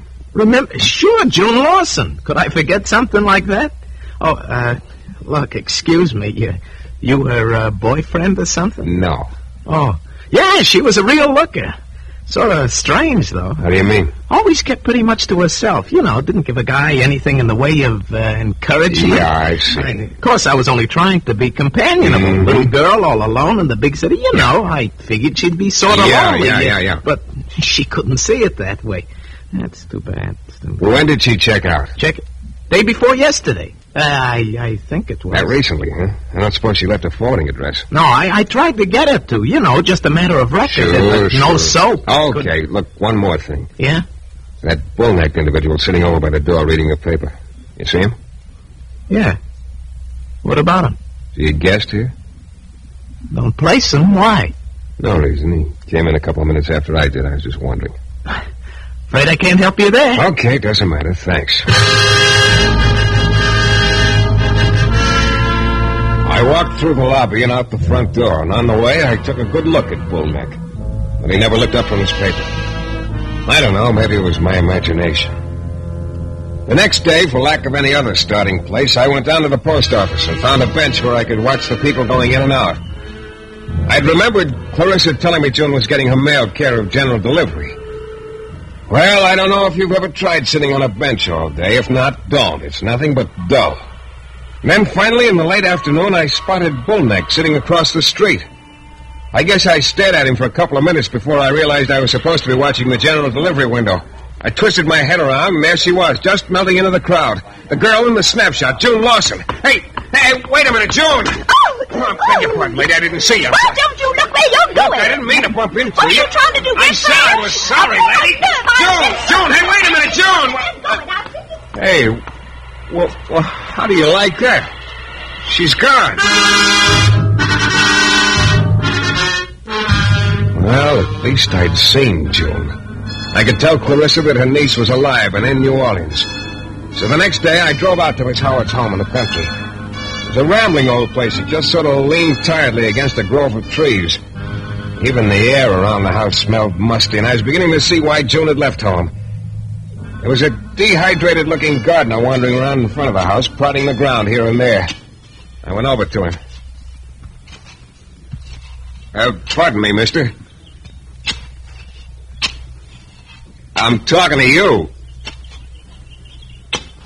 Hey, is this where Clarissa Howard lives? This is where.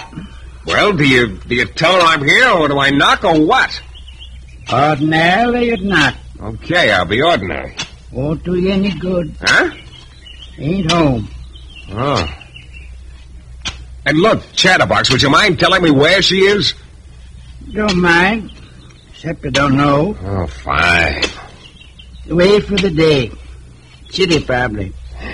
Well, okay. Oh, wait, you knew her niece, June Lawson, didn't you? Sure did. She ever say anything to you about where she was going when she left? Never did. Well, you're a big help. I was away on a vacation when June left. I come back, she was gone. Maid Dawes had left, too. Guess neither of them like it here. Sour point with me, mister. What is, June leaving or the maid? Neither.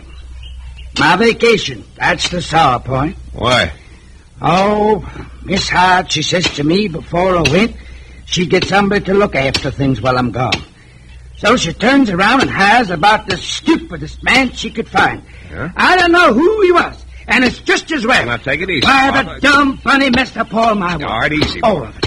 Didn't do anything, man. Yeah. Couldn't even mow a lawn. Yeah, no. Even cultivated around my prize camellias. Think of that. What do you Now, any plain ordinary fool knows better than to cultivate around camellias. Of course. Why, just thinking about it gets me easy, so... Pop, easy. Why, if I ever get my Look, hands Pop, up... unwind.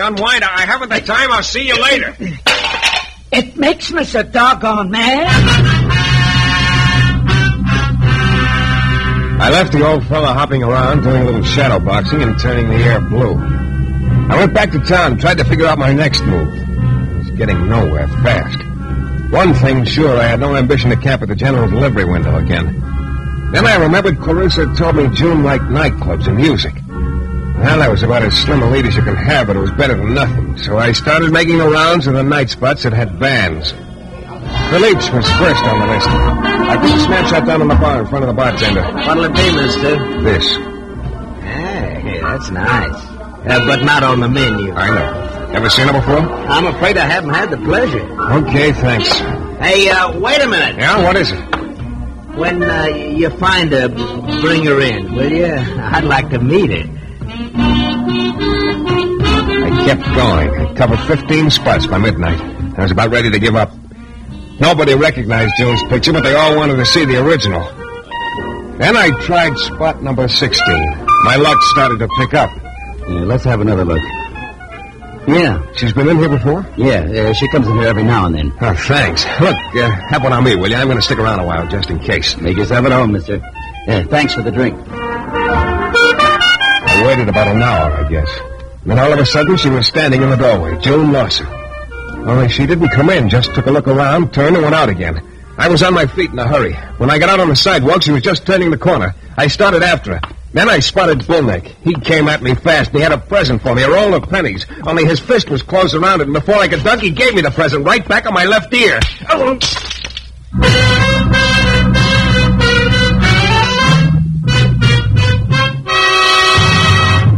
In a moment, we'll return to the new adventures of Michael Shayne and the case of the popular corpse.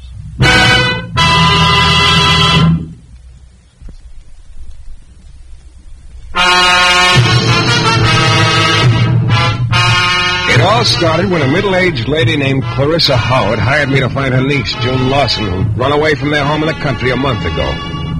Shortly after she left my office, a rugged-looking gent named Keneally walked in. He also wanted me to find June, and I was betting his reasons weren't nearly as pleasant as Clarissa's. Anyway, I started looking for June. It wasn't long before I realized I was being tailed by a character with a size 18 collar. I got a glimpse of June at the post office, lost her, and later that night saw her again at the door of a bar. When I got outside and started after her, my bull-necked shadow caught up with me, clipped me on the side of the head with a fistful of pennies, and I took a short nap. When I came out of it, the bartender was bending over me.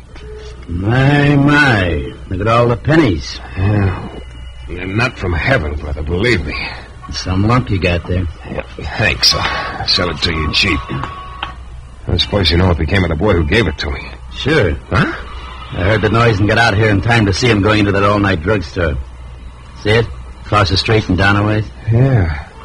Acted like he sort of want to keep an eye on you. He hasn't come out of there yet. Good, he's going to have company. Thanks. I crossed the street and started for the drugstore. When I got to the door, I saw Bullneck inside. He seemed pretty startled to see me. He backed toward the rear of the store, but he picked the wrong place. There was no way out. Get away from me, Shayne. We're going to have a little talk, Bullneck. I got nothing to say. We're going to change that. Who hired you to tell me? Go on, beat it. Let's have it. Who hired you? Come on. Shayne, if you know what's good for you... Look, I know what's not good for me. Getting hit by you a couple of minutes ago is one of the things. Now, open up before I get the answer out of you the hard way. I said beat it. I'm not telling you nothing. Okay, Buster, you're begging for it. Here it is without the pennies. You...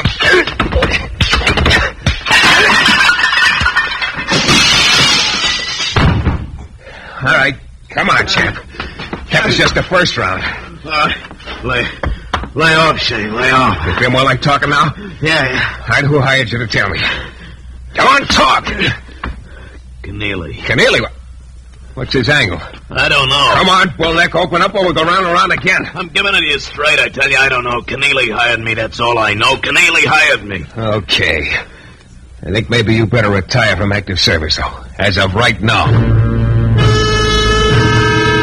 Well, I was no nearer finding June than before. But squaring with Bullneck for the lump on my head made me feel a little better about things. I went back to my office, and I was pretty sure I'd seen the last of Bullneck and the boy who hired him, Keneally. But that just shows how wrong you can be. When I opened my office door, there was Keneally sitting behind my desk. Hello, Shayne. You found June Lawson yet? What are you doing here, Keneally? Asking if you found June Lawson yet. Look, you know if I found her yet or not. That bullneck baboon of yours has been keeping you posted. I don't know what you're talking about. No, of course not. Now, listen, Keneally, I know why you want to find June. I'm not going to be a party to it. You'll never find her through me. I've told Bullneck to lay off, and I'm telling you. Now, get out. All right, Shayne. All right. But you haven't seen the last of me. That's a promise from me to you. But at the moment, I was more interested in bed than I was in Keneally's promises. So I went to my room and turned in. The next morning, I decided I'd better try again to see Clarissa so I could report to her, but she saved me the trouble. She was waiting for me at my office. Good morning, Mr. Shayne. I understand you came out to the house yesterday. Yes. I'm sorry I missed you. Have you found out anything yet? Well, I can't tell you where June is yet. Oh, I see. She's alive. She is, you're sure? I got a couple of glimpses of her. Oh, Mr. Shayne, that's wonderful. You don't know how happy I am to hear that. What a relief it is. You said June had an enemy. You started to name him, and then you stopped. Well, I thought it best not to say any more about it. I think we better. Is his name Keneally? Keneally? Is it? Yes, Mr. Shayne. I think you better tell me why he's looking for her, Miss Howard. Yes, I suppose I had. You see, Mr. Shayne, I've acted in a sense as June's guardian for some time. The periodic sums of money in her inheritance have always been paid to me. I regulated her finances. But for the last year, I received no money from the estate at all up north. June told me the inheritance had all been paid. You found out differently? Yes. June finally confessed that she'd been intercepting the money to pay Keneally. Blackmail? Yes. She wouldn't tell me why. Well, cheer up, Miss Howard. We're not licked yet. I must admit I'm fresh out of leads. Is there anything you forgot to tell me about her that might help? No, I can't think of anything. Wait a minute. You did tell me something that might help. You said June's hobby was collecting epitaphs. Well, that's right. That's the one thing I haven't tried, the cemeteries. Oh, but there are so many of I know, them. but it's worth a try, and I better get started. I'll keep you posted, Miss Howard. Who knows? Maybe we'll hit the jackpot with our last nickel. She left after that, and I made a list of the cemeteries that were noted for interesting epitaphs. And then I started off. I went from one to another with no luck. It was just a little before dark when I got to St. Louis Cemetery number 1.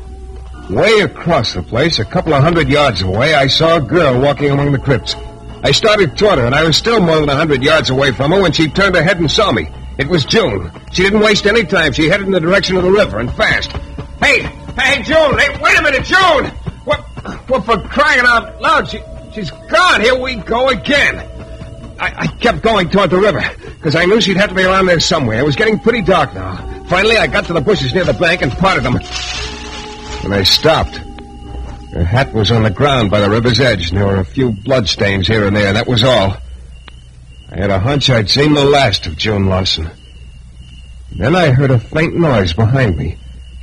Somebody was cocking a revolver. I knew without turning around that the gun was pointing at my spine, that any second it was going to go off.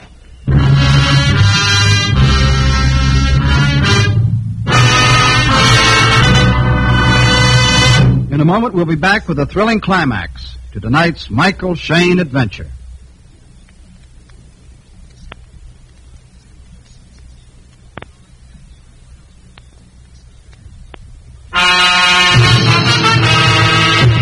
Well, there I was. June Lawson's hat in front of me on the riverbank and a gun behind me due to go off any second.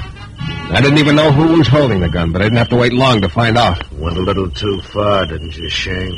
Well, Keneally. Can't say I'm very surprised. You're gonna come with me, Shayne, right now, and no tricks, or you'll get one right in the back. The way June Lawson did?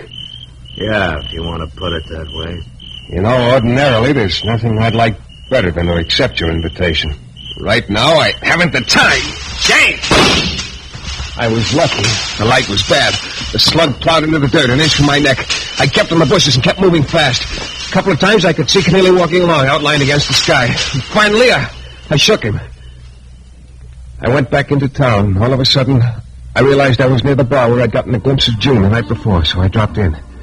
I sat there for quite a while. I was almost ready to leave and drive out to break the news to Clarissa when I happened to look up. I blinked and looked again. No, I wasn't imagining things. Sitting there at the bar, down near the far end, was June Lawson. Well, this time I didn't lose out. I got to the side door a step before she did. Oh, no. I'm leaving. Oh, good. We'll leave together. Come on outside. Here. Okay, this alley ought to do nicely. Now, come on, let's have it. What's this all about? I don't know what you're talking about. You know what I'm talking about. Come on, give, June. Why this hard-to-catch routine you've been giving me the last couple of days? Also, why the fake murder set up on the riverbank? Oh, look, I'm getting out of this deal. I'm washing my hands of it. I haven't done anything, and you can't prove I have. And I'm sick of all this. What are you talking about? Look, mister, I'm not the girl you want. Oh, now, don't give me that. I've got a picture of you. I've seen you twice in the last couple of days. I'm the girl you've been chasing, all right, but I'm not June Lawson. What? No. My name is Doris. I was the maid out there at June's and Miss Howard's place. Yeah, but what? Well, I'll tell you all I know, and that isn't much. I was hired to stay in town to let you see me, but not catch up to me. I wasn't expecting you to come back here tonight. I was supposed to make it look like I'd been murdered down there at the river. My boyfriend was hired, too, to follow you and report your progress. Your boyfriend? You mean Bullneck? I still don't see If anyone asks us, we were supposed to say Keneally hired us. But Keneally really didn't hire either of you, huh? No. Believe me, mister, I'm telling the truth. Yeah, I think you are, Doris. And the reason I thought she was because I started remembering things all of a sudden. Things the withered little gardener had told me. That June must have left while he was away. And that somebody had been cultivating around his prized camellias. Yeah, about then it all began to make sense. I drove out to Clarissa's place. It was dark and quiet. I fumbled around until I found a shovel leaning against a lath house. Then I went over to the camellia bushes. I started to dig. The ground was soft and it wasn't from rain. I had a pretty strong hunch what I'd find. 2 feet down and I stopped. Wasn't a pretty sight. Only I didn't have much time to brood about it. Good evening, Mr. Shayne. Clarissa. Yes. Kindly do not move. I have a gun. So, you've discovered my dear departed niece's resting place. Very clever of you. You killed the real June Lawson a month ago. It will be a month tomorrow. Very convenient of you to have dug your own grave, Mr. Shayne. Grave? Yes. You will rest in peace beside June there. Oh, wait a minute. Put down that shovel. Put it down. Come on, now. Let's have the gun. Let's have it. That's better. Drop the gun, Shayne. Keneally. Yeah, Keneally. Now, look. You won't get away this time, Shayne. No, you, Clarissa. I don't know what you're talking about, Mr. Keneally. Look, if you let me get a word in... You haven't time for many more words, Shayne. You killed my cousin. That's why you're going to die, too. Your cousin? Yeah, June Lawson. June, but... A little while ago, down on the riverbank. I missed you then. I won't miss you now. Look, you got it all wrong. Clarissa hired me... Yes, I know Clarissa hired you. To kill June. I know all about Clarissa. I tell you, I don't know what You've been stealing the money from June for 2 years, Clarissa, from the estate. I became suspicious. Came here to investigate. So that's the motive, Clarissa. June found out you were taking her dough, confronted you, and you answered all her questions permanently. Don't try to get out of it, Shayne. Clarissa hired you to kill June. Now, look, this is straight. I had nothing to do with it. Clarissa killed June. You came to New Orleans to investigate, and when she found out you were coming to see me, she got to me first to discredit you. She hired the maid to pose as June. No good. Well, can't you get it through your head that Clarissa killed June a month ago? What are you talking about? Look. This hole in the ground behind me. Look. He looked for quite a while. And Clarissa started to edge away, but not soon enough. Keneally turned on her, and his face was white, but his gun didn't waver. It was pointed right at her head. There was only one thing I could do, dive at him. It was a dead heat. Just as I hit him, the gun went off. A slug hit the tree beside Clarissa, and by that time I had the gun turned toward the ground. I kept twisting, and suddenly his hand went limp. I had the gun. He just sort of sagged in. Shocked, I guess. I knew then that I could persuade him to let the law take its course with Clarissa. Well, that's just about that. Except the way I look at it, I'm still in danger. Just as much as ever. No, not from Bullneck. I haven't seen him since. And not Keneally. He's pretty grateful I stopped him from killing Clarissa. Now it's that gardener of Clarissa's I'm worried about. He's still looking for me on account of what I did to those prize camellias of his that night.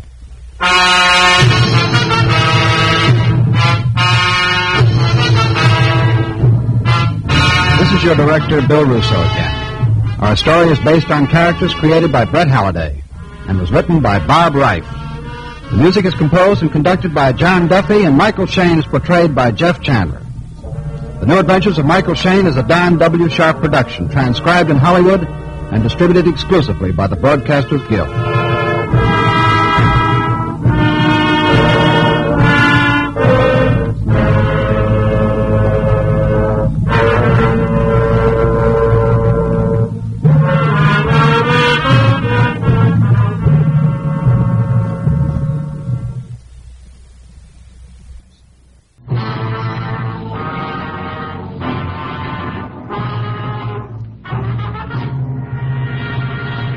Okay, Shayne.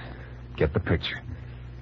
A guy in front of you with a .38, a guy in back with a rifle, and you with nothing. If wishing will make it so, you better start wishing to be somewhere else fast, because...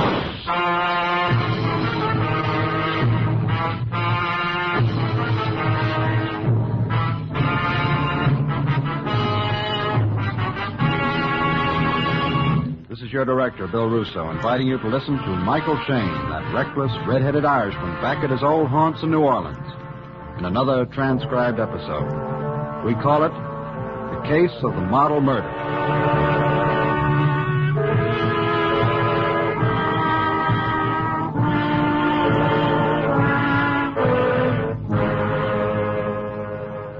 Waiter, my compliments to the chef. This shrimp's superb. Look, maybe I'm talking out of turn, Mr. Franklin. After all, you're hiring me, but 20 a day is mighty short wages for some of the things I get involved in. And I've learned that the phony cases usually have the biggest hospital bills. Phony, Mr. Shayne? Yeah, I get a message that you want to see me urgently. Okay, I come dashing down here, expecting you to be tearing your hair or dying from a leaky artery. So what do I find? You find me in a seafood bar enjoying New Orleans' most succulent river shrimp and sipping excellent dry Manhattan. That's right. Then you give me a story about a girl, Marianne Chevney. I have to find her and bring her to her home by Friday midnight or she loses $8 million. Is that too complicated? No, Mr. Franklin, it's too simple. Instead of giving me any details here, you go on chewing your shrimp. And sipping my Manhattans. Waiter, one more of the same, dry. You sure you won't join me, Mr. Shayne? Look, this picture you gave me, is it the only one you have? The most recent, yes. It was taken a few weeks before Mary Ann ran away from home 7 years ago. Oh. She never got along with her father. What about this Friday business? Why Friday after 7 years? Simply because Friday at midnight, Mary Ann will be 25. So she's got to return home by then or she doesn't get her money. Brilliant. Wait, another order of shrimp, please. You're sure giving me a lot of time. This is Thursday. I got one whole day. Mary Ann's father was your partner, half owner of Shevney Franklin Importers, huh? That's right. Shevney died over 3 weeks ago. Why the sudden concern now? Oh, I haven't been idle. I've been running ads for the girl in the papers. Yeah, you've been a busy little bee, you have. Mr. Shayne. All right. What happens to the $8 million if Marion Shevney doesn't get home in time? It goes into the business. But you're the business now. That's right. Don't look so perplexed. It's quite simple, really. Yeah, something simple. You're hiring me to find her so that you can lose $8 million. Precisely, Mr. Shayne. Wait up. Another dry Manhattan.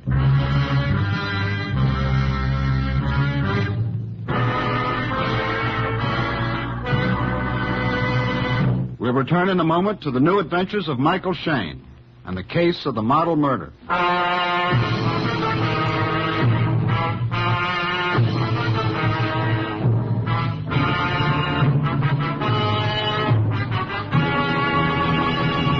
From the minute I walked into the seafood bar at the Carlton Manor Hotel and sat down opposite Franklin of Shevney Franklin Importers, I knew I was walking into something with more angles and a course in advanced geometry. My first impulse after hearing his story was to tell Mr. Franklin to go peddle his shrimp.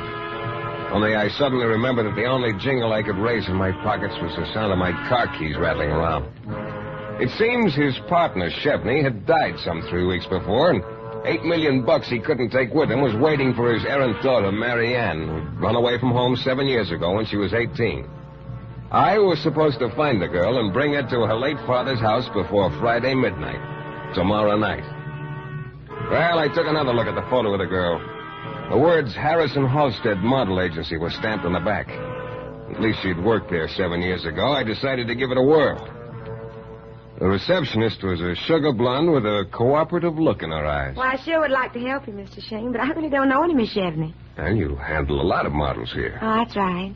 This photograph help you any? Pretty. No, I'm afraid not. It's taken 7 years ago. I just bet you'd go for something a little older. And you'd have a good bet. The boss around? Well, yes, Mr. Shayne, but I don't know. What is I want to... Oh. Yes, sir? Mr. Shayne's looking for a girl by the name of Shevney, Mr. Halstead. Sorry, can't help you. Now, this photograph. No. What do you want with her? Oh, she's got $8 million coming to her. Sorry, Mr. Shayne. Oh, that's okay. Miss Winters, get Miller on the phone, will you? Said he'll be ready at 2 this afternoon. Yes, sir. You recognize the photo. Did he, Mr. Shayne? You're a real good kid. Company girl, loyal. Thank you. Follow the rules. Uh-huh. Look, I'm just trying to help a penniless girl get $8 million. Well, take one of our cards, Mr. Shayne. You just might want to come back. Thanks. I don't have $8 million, but... You don't need $8 million. How much? Just enough for a rye steak and baked potato. It's a deal.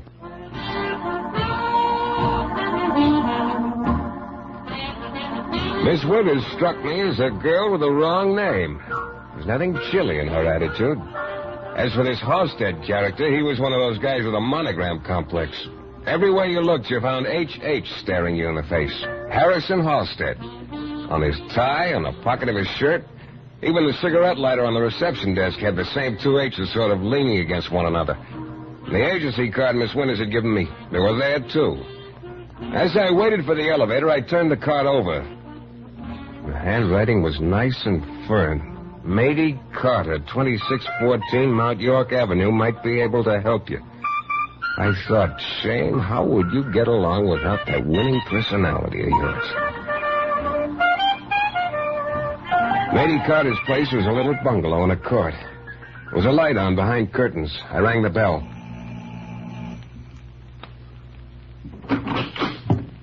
Yes. Miss Carter? What do you want? I'd like to talk to you. What do you want? I'm looking for Mary Ann Shevney. I don't know anybody by that name.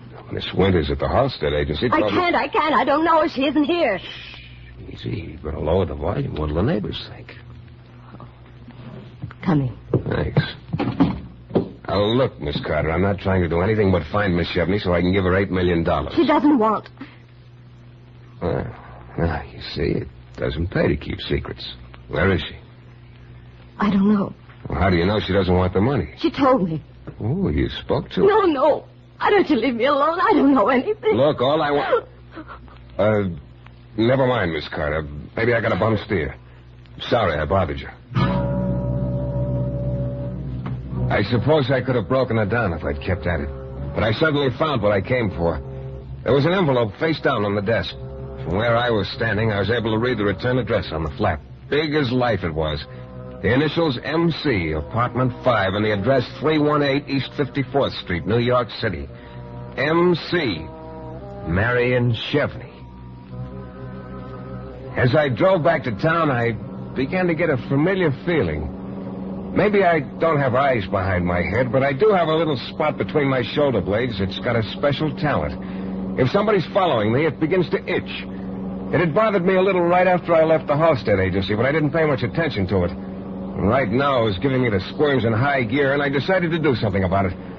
I pulled off the main road onto a side street, but quick. I parked, doused the lights, and waited. Cars kept going by, and I spotted a maroon job with one light dimmer than the other, coming around the block for the second time. This time, it went about 100 yards past me, and then it parked. I waited. Nobody got out of the car. The spot between my shoulders stopped itching. I knew I was on solid ground. I got out of the car and started up the street. I saw the guy behind the wheel of the maroon job looking straight ahead as if he had nothing better to do than just sit there. I pulled the door open and slid into the front seat. Huh? What's doing, champ? Nice tail job. No? Pro job. Well, you're not so bad yourself. Spotting it. New Orleans does that for me. There's a feel to the city. You must be from out of town. Yeah. Working? Yeah. Jonathan Franklin? Never heard of him. Franklin and Chevney importers. Bananas, I think. I hate bananas. Who is it? You're doing all the talking, champ. This is a tough town for strangers. Not so tough. You're not so tough either. All right, nice tie you got. Slips up nice and easy. You can't talk, champ, but you can sure listen. That's a very pretty color you're turning on. Let's see. Yeah, shoulder holster, 45 automatic. Okay, you can breathe now, but don't overdo it. And take a tip. I don't like being followed, and strangers in town ought to be courteous. You're a pretty tough boy, Shayne. No, I'm the easygoingest guy in the world. I just don't like being tailed. Remember, mind your manners when you're in a strange city, champ.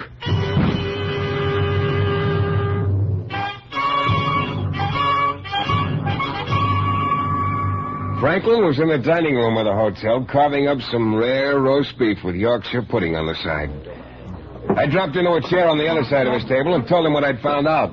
As usual, he got real interested. New York, eh? Will you join me, Mr. Shayne? You're real worried about getting Marianne Chevney back here before tomorrow night, aren't you? Oh, you can't rush things, my boy. Now, this case smells clear across the river. Don't you trust me, Mr. Franklin? One moment, Mr. Shayne. Wait up. Yes, sir? Bring me a phone, please. You were saying... I said somebody's been tailing me. I'd like to know why. You're implying, Mr. Shayne, that because I don't trust you, I've hired someone to watch you? In a nutshell. Now, that is not true. But the fact that someone is following you is very disconcerting. Your telephone, Mr. Franklin? Yes. Oh, thank you, waiter. You pardon me, Mr. Shayne. Travel desk, please. Hello? This is Jonathan Franklin speaking. Will you arrange for a charter plane with the New Orleans Charter Service, please? In the name of Michael Shayne. In about an hour. It's now 8:30. The plane is to go to New York and leave here at 9:30. Thank you. Well, you're full of surprises, Mr. Franklin. I've got another one for you. Yeah? If you succeed in bringing Marianne back here before midnight tomorrow, there's a $1,000 bonus for you. Sometimes, Mr. Franklin, your conversation is positively brilliant.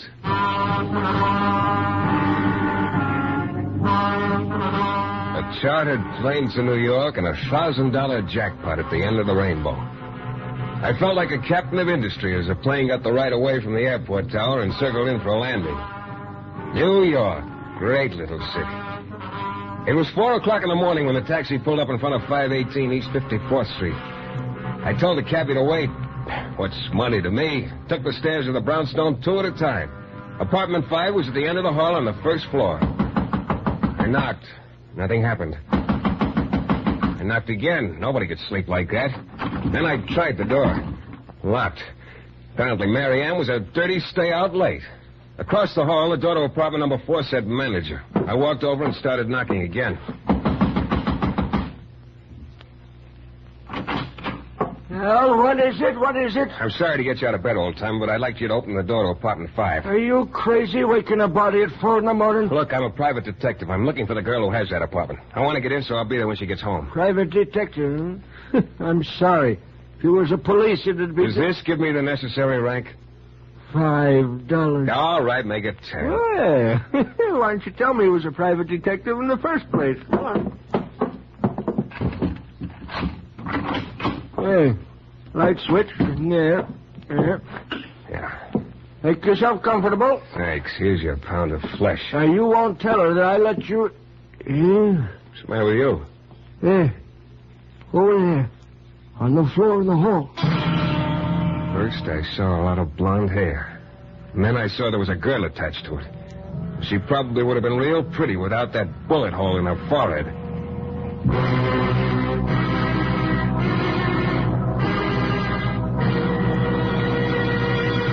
We'll return in a moment to the new adventures of Michael Shayne and the case of the model murder. A glutton by the name of Jonathan Franklin had waved an ice-cold scent in front of my nose, but strangely enough, it still had a strong odor. My assignment was to find Mary Ann Chevney and get her back to her late dad's home so she could collect $8 million, according to the terms of her inheritance. Well, I picked up the trail at the Harrison Halstead Model Agency, where Miss Chevney had once worked.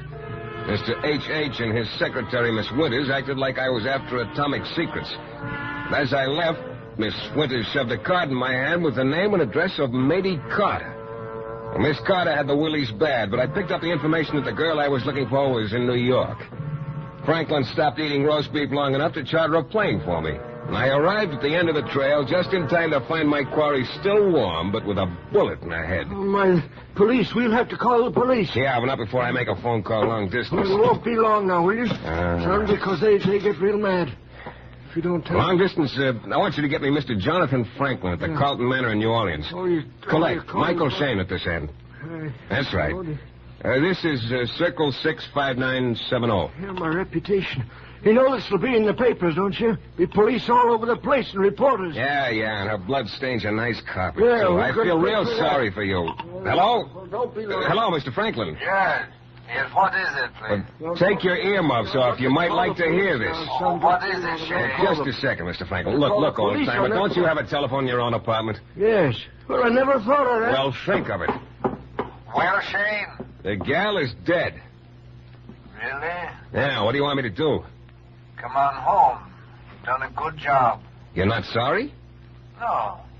Should I be? What about the $1 grand bonus? I guess that's cold turkey, huh? We'll talk about it when you get back. Yeah. Cold turkey, did you say? Yeah. I'm glad you mentioned it. That's an excellent thought. With a glass of cold milk, of course. Goodbye, Mr. Shayne. I had a little time before the cops had come, so I started moseying around the apartment. First thing that caught my eye was a cigarette lighter on an end table. It looked familiar. Very familiar. All of a sudden, I knew why. There was a monogram on it. Yeah, 2 H's sort of leaning against each other. I got the long-distance operator again and put in a call to Mr. Halstead, also collect. There is no answer. Are you sure you got the right guy? Harrison Halstead's residence in New Orleans, Orange 2435. Okay, thanks, operator. Shall I try later? No, thanks. I didn't know how, but it was pretty obvious that Halstead was in this thing up to his ears. I kept on wandering around the living room, and then I found it. There was a letter on the table in a girl's handwriting. The date was just 2 days ago, and the letter started with the words, Dear Matey. I didn't have to read the signature to know it was Mary Ann. I took a good look at the girl on the floor. Her hair was blonde, only there was about a 1/16 of an inch of dark brunette showing at the hairline. I got real smart then. I finally figured it out. This girl was Matey Carter, And the frightened girl back in New Orleans was really Mary Ann Chevney.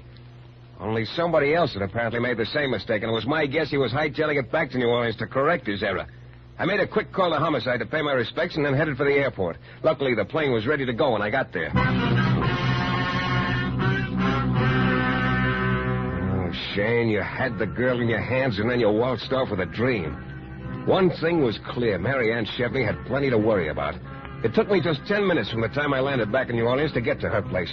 The door to Mary Ann's bungalow was locked, and there was no answer to my banging. I started around the house trying to get a look-see inside. Nothing. Nobody home. When I got around to the rear and peeked in the bedroom, I saw why. The place was empty. Either she decided to run or else she'd been taken on a trip without a return ticket. I scrambled over to Carlton Manor, and guess what? Yeah, Jonathan Franklin was eating. It seems you made a mistake, Mr. Shayne. How do you know? The papers.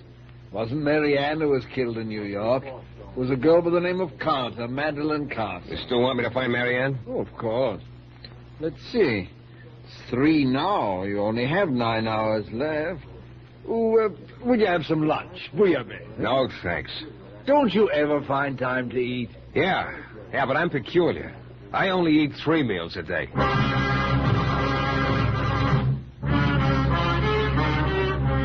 Mary Ann Chevney's life was in danger, and I wanted to get to her while she was still hale and hearty.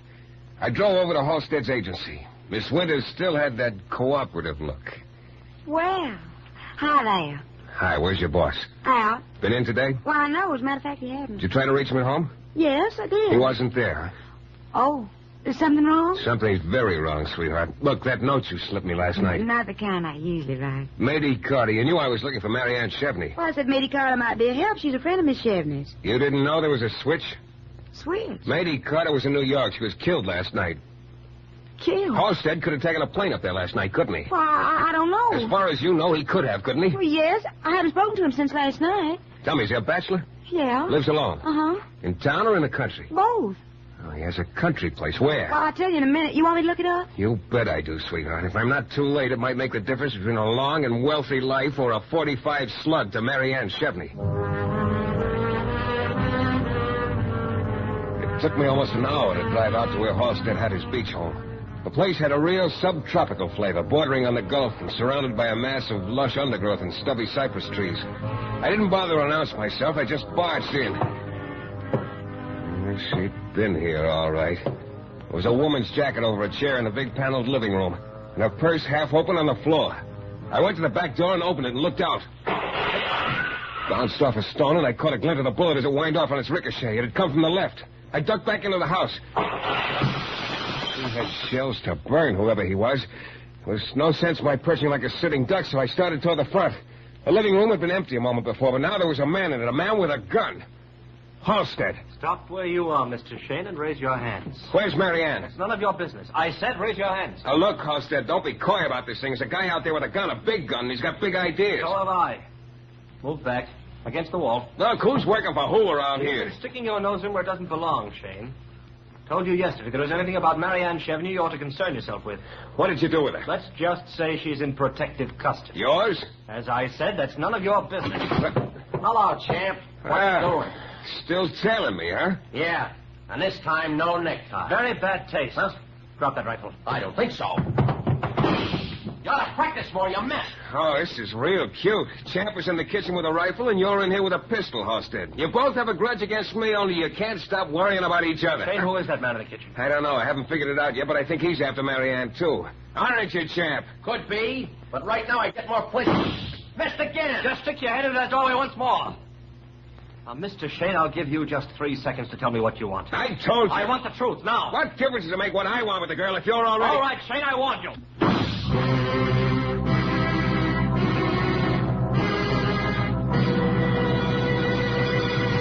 We'll be back in just a moment with Mike Shayne and the thrilling climax to our story.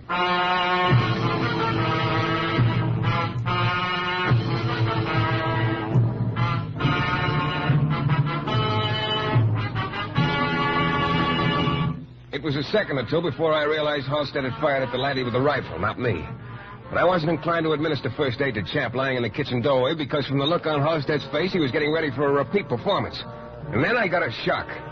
Like when the shower suddenly turns from hot to cold. Mary Ann, the real Mary Ann, stepped into the room and went over to Halstead. I figured it was time to call a halt and settle who was who. Hello, Mary Ann. You killed Matey. No, the chap in the kitchen, it was his work.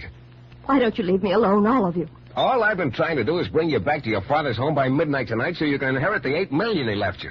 Marianne and I were married last night, Shayne. What? Now the matter of her inheritance is my business. So why don't you leave us alone? I will if Mary Ann or Mrs. Halstead will go back to her father's house. But why, Mr. Shayne? Why should I go back there?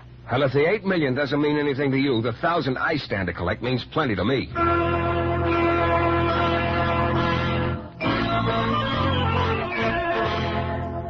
I knew it was the right time. 6 o'clock, when I walked into the dining room at the Carlton Manor.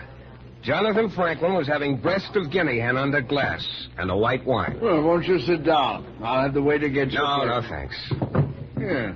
You look calm and relaxed, Mr. Shayne. Success. Yes. Splendid. And Mary Ann? I found her. And her husband. Her husband? That's right. Oh, your boy is down at headquarters, Mr. Franklin. Headquarters? My boy? Yes, the chap. He talked when he came to. He got a little overeager after he trailed me to Halstead's beach house, and Halstead winged him. Oh. The way I figured it wasn't a question of Mary Ann getting back to her father's home before her 25th birthday. No?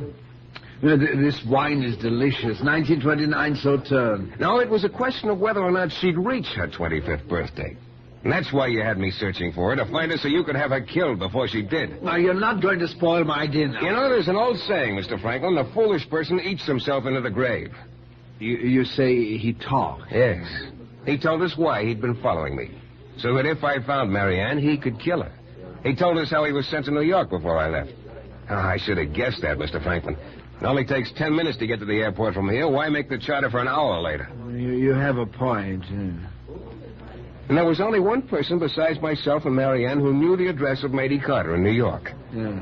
I should have thought of that, I suppose. You finished with your dinner, Mr. Franklin? Yeah. Because if you are, there are some men waiting for you in the lobby. Homicide detail. You're spoiling my digestion, Mr. Shayne. Doesn't matter, Mr. Franklin. From now on, you'll be eating crow. Hearty appetite.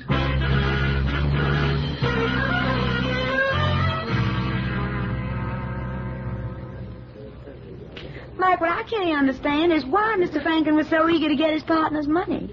He must have made the same amount himself. After all, $8 million. That's enough bait for anybody, sweetheart. With his appetite, maybe he needs $16 million to keep in groceries, especially with prices the way they are today. Oh, Mike. Sugar, you're cute. Now on, eat your steak. And will you have red wine served with it? Waiter, a sparkling burgundy, domestic, year of 1948.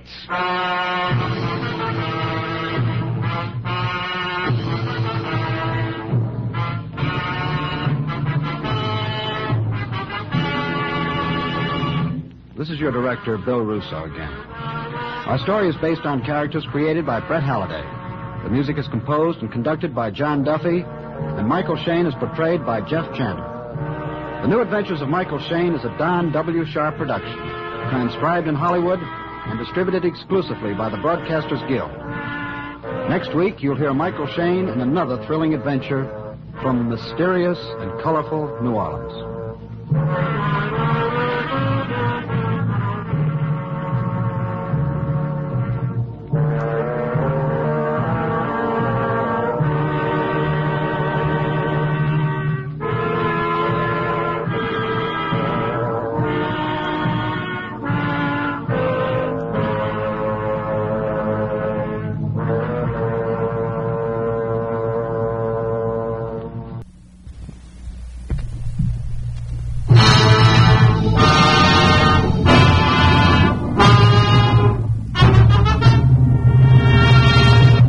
My office door.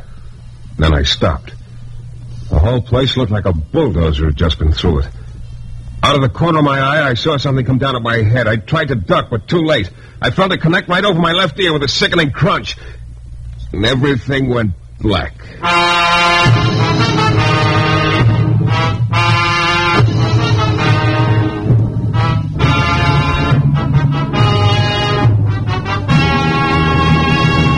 The New Adventures of Michael Shayne, Private Detective, starring Jeff Chandler.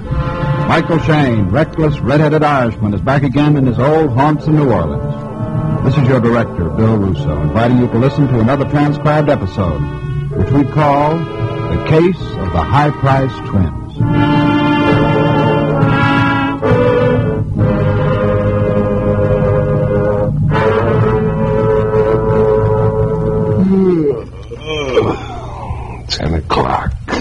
Well, if they don't get here pretty soon. Come in. Mr. Shayne?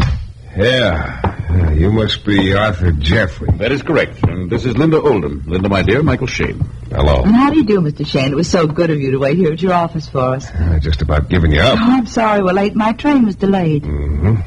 Well, Jeffrey, you didn't say very much over the phone about why you two wanted to see me. Well, to be brief, I have been managing the estate of Linda's uncle, Charles Oldham. Mm-hmm. Last week, Mr. Oldham passed away, heart attack. Oh? It was very sudden. Linda is his only living relative.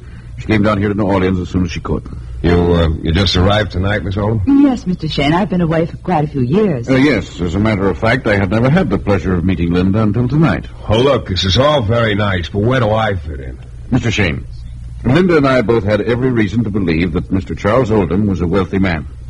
But since his death, we have not been able to find a trace of money or other holdings. Everything apparently just disappeared, along with Mr. Oldham's secretary. His secretary? Yes, a man named Wilkerson. Oh, you think this Wilkerson made off with the dough, huh? Yeah, it looks that way. The only thing we have to go on, Mr. Shayne, is this. My uncle sent this postcard to me the day he died. Here, please read it. Yeah. Dear Linda, my fortune centers around the Bronick twins. Bronick twins? I don't get it. We think Mr. Oldham's secretary, Wilkerson, has made away with the Bronick twins. Well, look, have you tried the Missing Persons Bureau? Oh, I'm afraid you don't understand, Mr. Shayne. The Bronick twins aren't people. They're not? What are they? The Bronick twins are two identical small coins, Mr. Shayne, each about the size of a dime. Two small coins? Oh, look, Jeffrey, I'm no coin collector. I've got enough to do without running around looking for two small coins. Why don't you take it to small claims court? Mr. Shayne, this is not exactly a small claim we're talking about. What do you mean? Simply that these two coins, the Bronick twins, are worth approximately $35,000. Find them, Mr. Shayne.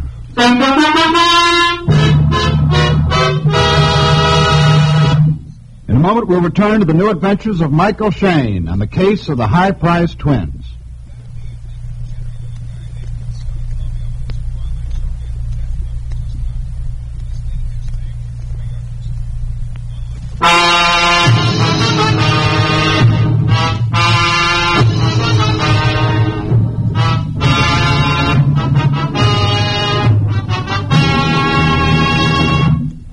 Well, I've been hired to look for a lot of strange things and people in my time, but never before had it been a couple of coins quaintly named the Bronick twins. They belonged to a dead man named Charles Oldham. According to the dead man's niece, Linda Oldham, and the estate manager, Arthur Jeffrey, the coins were worth $35,000. Well, I told them I'd start on the job first thing in the morning, and they walked out of my office. They didn't get very far down the hall. I ran to my office door and jerked it open. Arthur Jeffrey was lying on the hall. Linda was crouched against the wall, trembling. There was a little guy just disappearing down the stairs. I took off after him. Hey, you, stop! Well, he was too fast for me. By the time I got to the front door, he disappeared around the corner. I went back upstairs. Linda was helping Jeffrey to his feet. Mr. Shayne? Yeah. You okay, Jeffrey? Yes, I believe so. He just stunned me. What happened? We were walking down the hall when that man jumped out at us. He knocked Arthur down and started to search him. I screamed and he ran away. Yeah. I wonder how Felix fits into this deal. What? You know the man? Yeah, sort of. Who is he? Little drifter named Felix. There's almost anything for hire. Well, I think this incident should cause us to redouble our efforts to find the Bronick twins. I took the two of them back to their hotel. After we got Linda tucked into her room, Jeffrey and I went to his. I asked him for a description of Wilkerson, the missing secretary. He fished around in his pocket a minute and then pulled out a snapshot. Now, here, Mr. Shayne. This should serve you better than a description. Yeah. So that's Wilkerson, huh? Yes. Well, I'll see if I can turn up anything on him. About those Bronick twins. How come just 2 small coins like that are worth such a lot of dough? What's the story on them? Well, all I know about them is what Mr. Oldham told me once. It seems that something over 100 years ago, the town of Bronig in Austria decided for some reason to secede from the rest of the country. You mean they wanted to go in business for themselves, huh? Yes, in a manner of speaking. At any rate, they set up their own government and started stamping out coins. But almost immediately, Austrian troops moved in and took over. And these 2 coins are all that are left? Yes, the Bronig twins are the only 2 of their kind in existence, which, of course, accounts for their value. Mr. Oldham showed them to me with a leather case. Just one more thing. Yes? You say you'd never met Linda Oldham before tonight, huh? Why, no. She left her uncle's home long before I went to work for him. Why, Mr. Shayne? No reason. I'll call you as soon as I find out anything.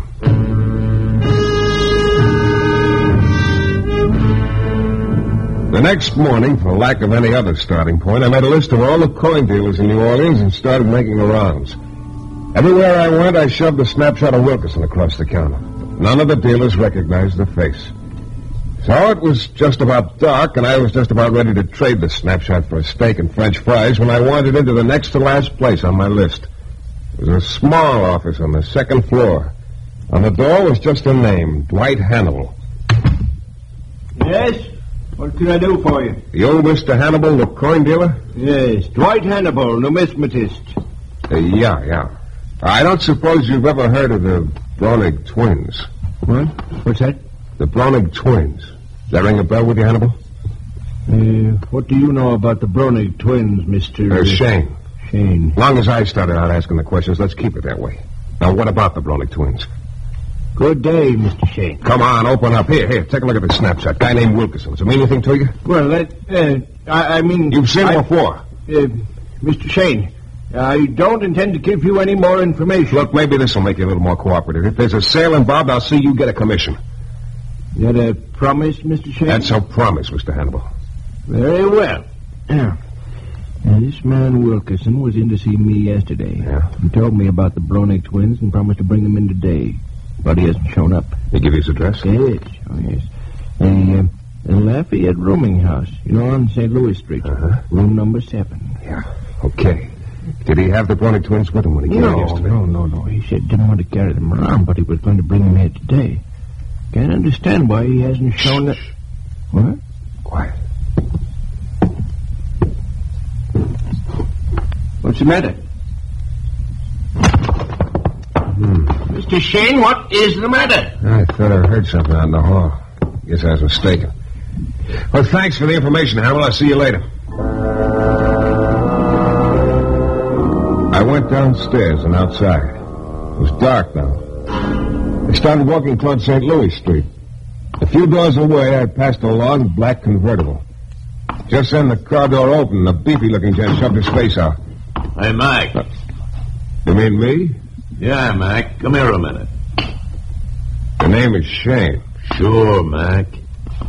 Hop in. No, thanks. I said hop in, Mac. We're going to go see the boss. Who's the boss? I forget his name, but he'll remember it. Now, look, I haven't got time for interviews. The boss has, Mac. Now, do you get in, or do I have to take this gun out of my pocket and convince you? Okay. I'm convinced. Let's go, Mac.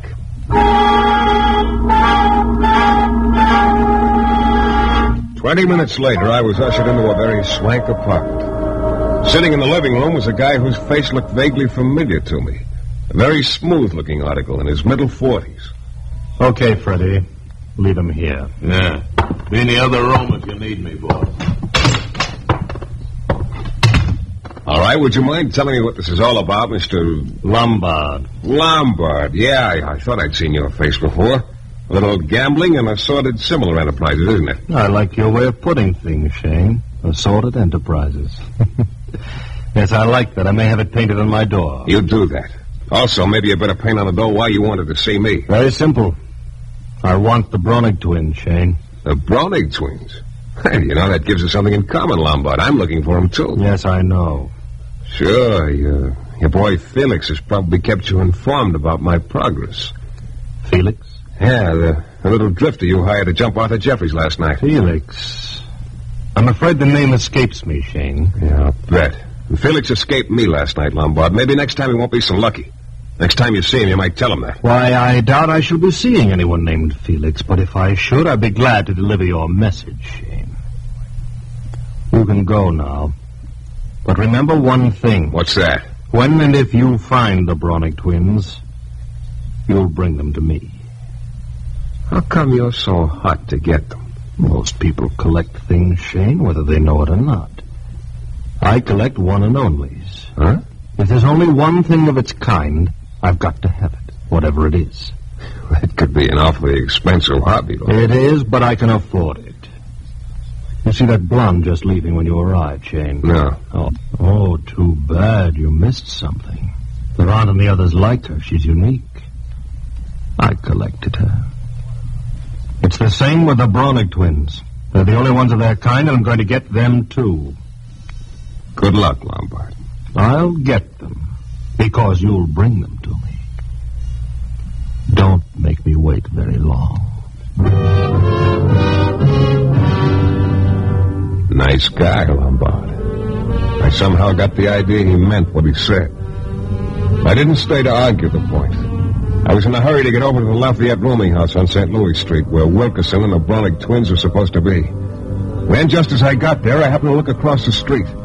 There, standing on the corner, was the little drifter, Felix. But as soon as he saw me looking at him, he darted out of sight. I knew I had no chance of grabbing him. So I went into the rooming house, down the hall to number 7.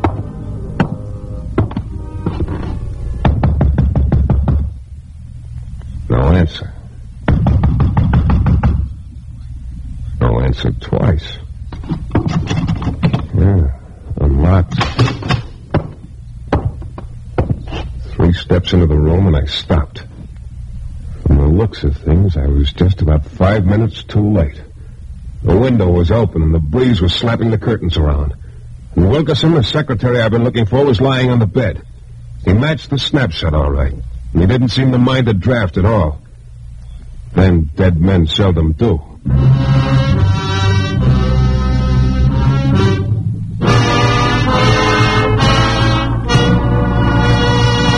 In a moment, we'll return to the new adventures of Michael Shayne and the case of the high-priced twins.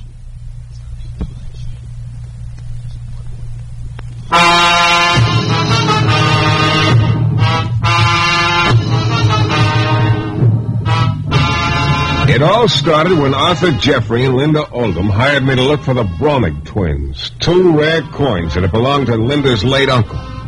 They seemed to think the dead man's secretary, Wilkerson, had run off with the coins. The next day, I found a jittery coin dealer named Hannibal who told me Wilkerson had been dickering with him about the Bronick twins. I got Wilkerson's address from Hannibal, a rooming house in the quarter. When I finally got there, I was a couple of minutes too late. Wilkerson had been stabbed to death very recently. I found a payphone down the hall and called homicide. Then I went back to Wilkerson's room. It occurred to me that the killer had left in a hurry, and maybe, just maybe... Well, I searched the room, got nowhere. And then in the closet, I saw a hole in the plaster. I stuck my hand through and pulled out a red leather case about 6 inches long and 3 inches wide. I slipped it into my pocket and went back to my office. And then I opened the red leather case. There they were, the Bronick twins, nesting cozily in black velvet. 2 tired-looking coins the size of dimes with some writing on them that I couldn't read. Then I heard a noise in the hall. I shoved the coins in my pocket and pushed the case into my wastebasket and dropped a newspaper on top of it. Hello, Mac. You again. Now look, muscle man. Come on, Mac. Time for another interview with the boys. Look, it's midnight and I'm Mac, on the double. This gun says so. Okay. Okay, Freddie, but you couldn't have picked a worse time. Yeah, that's what I figured. Lombard will love me. That all depends, Mac. Depends on what? How much you cooperate with him? I'm afraid it isn't a question of cooperating anymore. Huh? It's just a case of getting caught with... Oh, wait a minute. What's the matter? I just remembered I'm out of cigarettes. Oh, come on. No, really, I don't have... Look, Mac, I got plenty of them. Oh, you don't smoke my brand, Freddie. Now, look, I can get some right here in this cigarette machine. All right, but step on it. Yeah, sure, okay. Hey, what's the matter with this machine? Come on, cut it out. The machine doesn't work. I said cut it out. Cut it out, will you? A wise guy, huh, Mac? Are you trying to make enough noise to bring some help your way? Okay. You found me out. You're a clever boy. Yeah, well, let me plug this coin slot first. The machine's out of order. Yeah. Okay, let's go.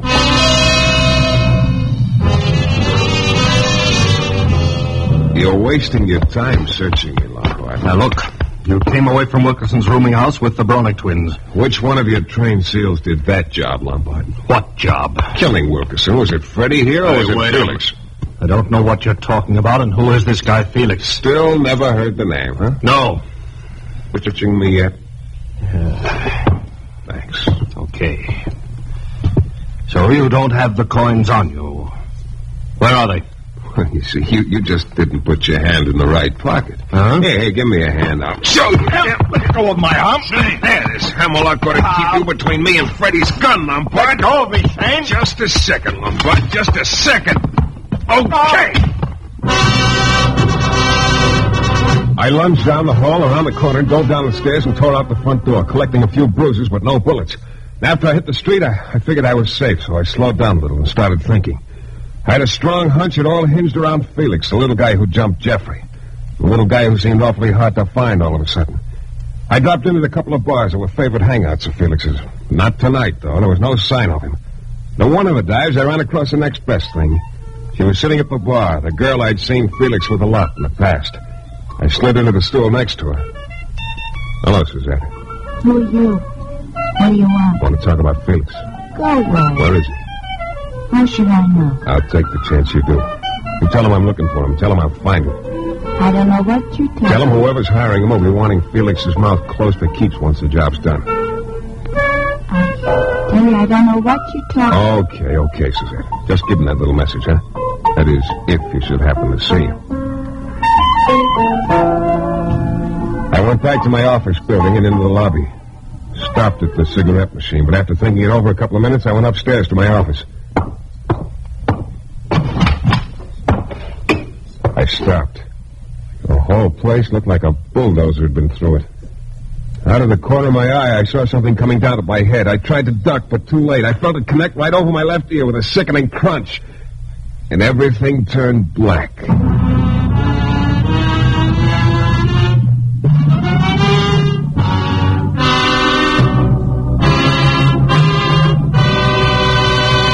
In a moment, we'll be back with the thrilling climax to tonight's Michael Shayne adventure.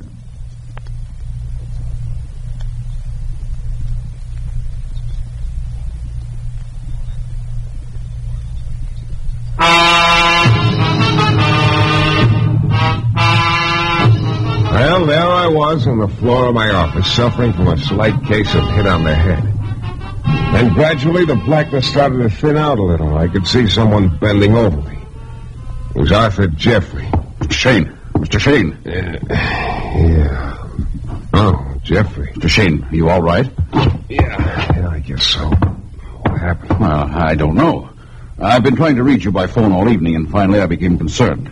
I came over here to your office and arrived just in time to see a small man darting away.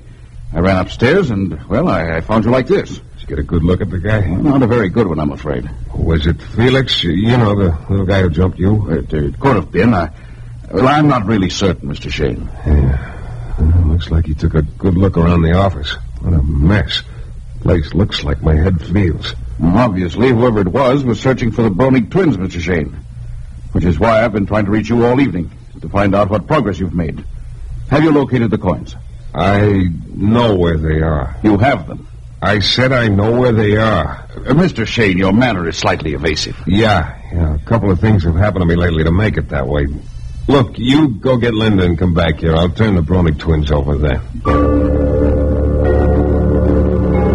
Jeffrey's face lit up like a jukebox when I told him that, and he scurried off to pick up Linda. I spent a couple of minutes putting my office and my head back together, and then I went downstairs. Apparently, I was holding open house tonight. There was a visitor waiting at the bottom of the stairs. Good evening, Mr. Shayne. Well, Dwight Hannibal, the coin dealer. No, Miss... Yeah, I know. No, Miss Matista. Yes. Mr. Shayne, you promised to keep in touch with me, and you did. Yeah, I told you if there was a sale, you'd be cut in, but there's not going to be a sale. But, Mr. Shayne... As long as you're here, though, you might as well take a look at the Bronick twins. Where are you going? The cigarette machine here. I don't understand. Very simple. I press the coin return button, and out drop the Browning twins. You've been hiding them in that cigarette machine. Well, at the time, I didn't have much choice. Yeah, I guess I can take the plug out of the coin slot now. Well, here they are, Hannibal. The Browning twins. Ah. Mr. Shayne, is this your idea of a joke? Joke? What do you mean? These 2 coins are Austrian vinegar, worth nothing. What? Worthless. Don't give me that. It's true, Mr. Who paid you to tell me that? Don't hook me, I swear it, Mr. Shayne. The coins are worthless. I think you're telling me the truth. Doesn't make sense. Why? I don't know why, and I don't care. And furthermore, I wish I'd never heard of the Browning twins or of you. Good night, Mr. Shayne.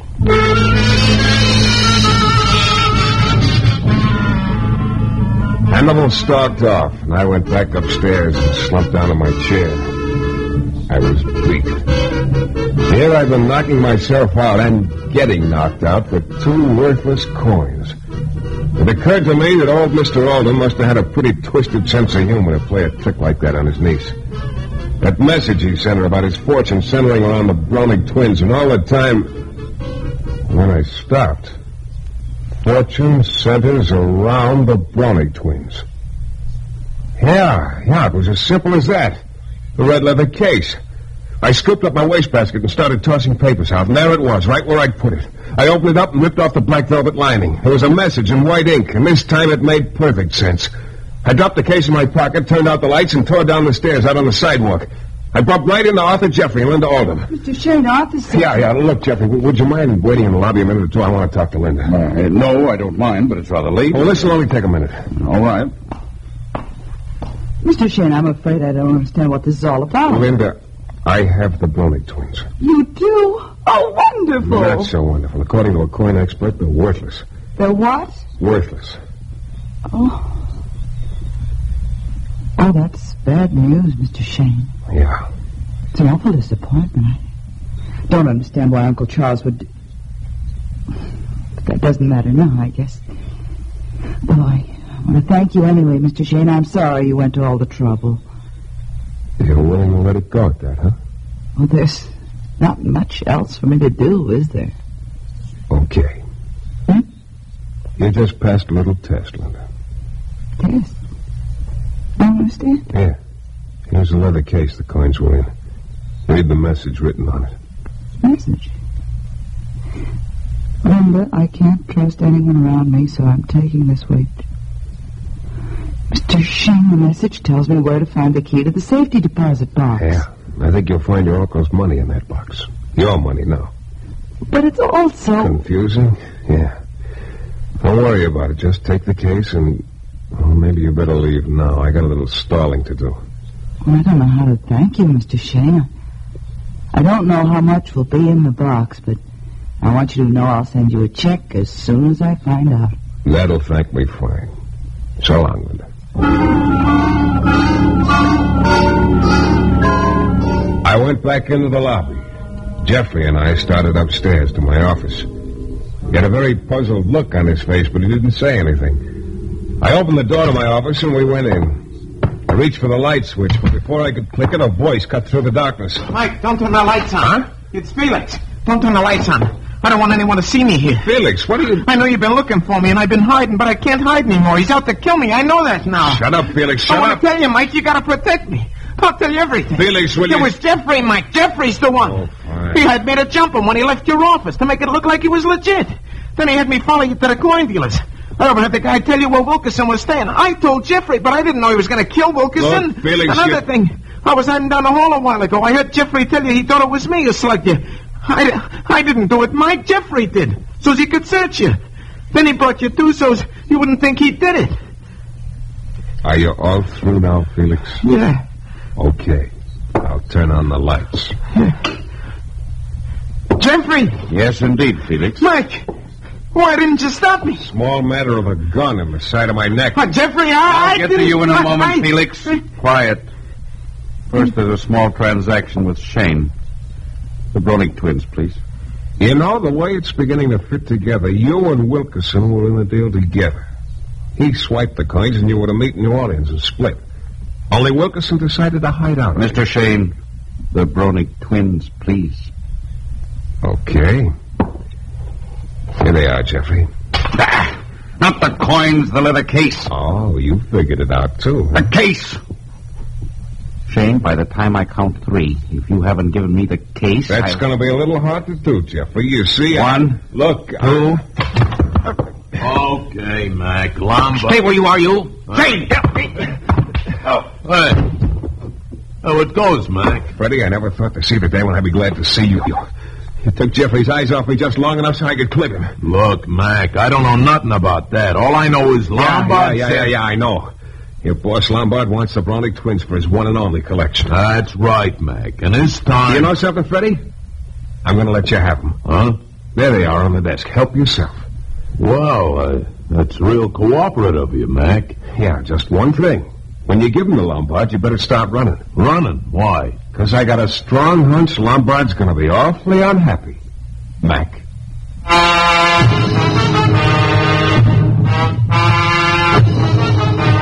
This is your director, Bill Russo, again. Our story is based on characters created by Brett Halliday and is written by Bob Wright. The music is composed and conducted by John Duffy. Michael Shayne is portrayed by Jeff Chandler.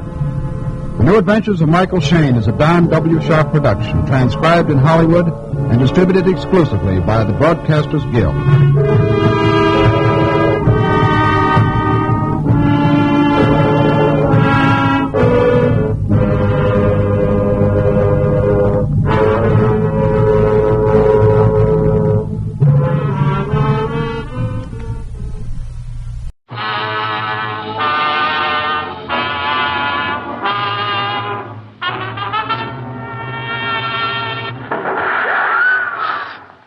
Fourth bullet tore through the flesh on my left shoulder. There was nothing between him and me now except a tree.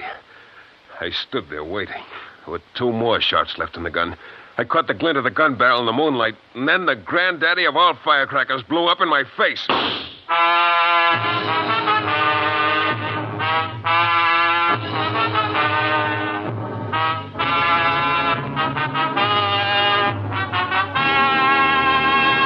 The New Adventures of Michael Shayne, Private Detective.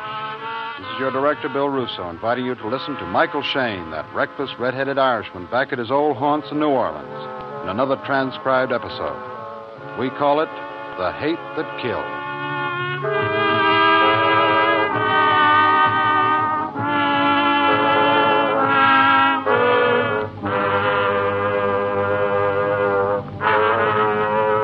$75, $85, $86, $87. $3.87. Michael, you old capitalist, how do you do it? Mr. Shayne. Mr. Shayne, you've got to listen to me. You've got to help me. I do. Oh, Sanderson. Hey, you look better in your newspaper pictures. I thought I made it clear I wasn't interested in your case. But on the telephone, you wouldn't let me tell you what I want.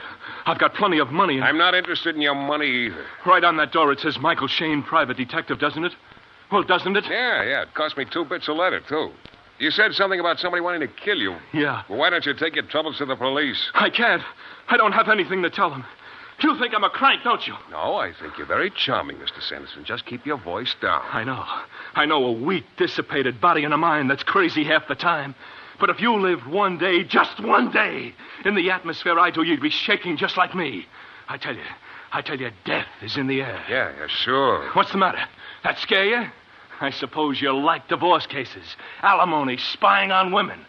I'll bet you like spying on women. Well, that's enough, Buster. Goodbye now. Oh, wait a minute. I tell you, I'm going to die. Not in my office. I'm busy. Beat it. You don't believe me. Look, just tell me one thing. Yeah? One thing. Why did the insurance company refuse to sell me any life insurance? From where I sit, you look like a mighty bad risk. No, I've had an examination from my personal physician. There's nothing wrong with me. That is a matter of opinion. They wouldn't tell me the real reason. That was just an out. All right, so what? Just find out, that's all. Just find out why they refused me. Well, it'll cost you $20 a day in expenses. Oh, here's my address. You'll find 3 houses on the estate. Mine's on the right of the big house. I know all about you, Sanderson, and your famous father. He died the other day, didn't he? Yes, he's dead. And he wasn't my father. Huh? He was my stepfather. That's why I used the name of Mark Sanderson. But his corruption lives on like something rotten inside you that you can't get out. Like something in your blood and your heart, and you can't tear it out. Hey, that's cute. You ought to set it to music. Are you always this jittery? Why shouldn't I be jittery? Do you have some water? Water? You mean you drink water, too? Yes, my medicine, my capsules, my nerves. You'll find some water down the hall. You'll let me know tonight, huh? You'll find out? Yeah. I got a pretty good hunch why they refused your policy. You do? Why? Why? Because they probably don't expect you to live very long, Mr. Sanderson.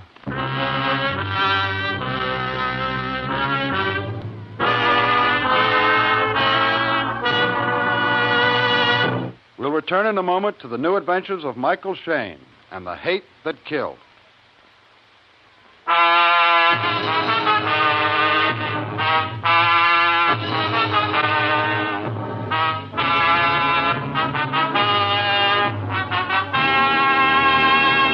He was a fancy client, all right. Mark Sanderson, stepson of the late Gregory Larson.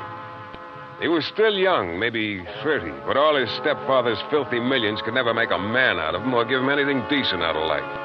He sat in my office slobbering with fear, his eyes dull and empty. I don't need clients like that, but the insurance company angle intrigued me. Why had they refused Mark Sanderson's policy? Well, I turned toward my phone, feeling like a Hollywood agent doing his best for a client he didn't have much hope for, and dialed the life insurance company. I'm sorry. You'll have to speak to Miss Bennett. It was the old shovel-around. Miss Bennett was maybe the 30th vice president in charge of bathtub accidents. We cannot give out that information, but if you speak to Mr. Forsythe, he's the branch manager. All I had to do was mention Mark Sanderson's name, and there'd be a long pause on the other end, and then... No, sir, we can't discuss our policy with you, Mr. Shayne. The matter is closed. It is entirely within our own discretion whether or not we choose to insure Mr. Sanderson's life or anyone else's. No, I wasn't getting anywhere. Nobody was going to tell me the real reason they'd refused Mark Sanderson life insurance. I got Dave Sizenby on the phone. Dave used to be a private eye and then went to work as a detective for the insurance company. And he said he'd see what he could do. I waited about 10 minutes, and then... Shayne speaking. Mike? Yeah, Dave. It's hush-hush. Hey, what's going on? You're beginning to make me think Sanderson really has something to worry about. I don't know. All I could tell you is that it might be a good idea to see a lawyer by the name of Ormsby. Who? Ormsby. O-L-M-S-B-Y.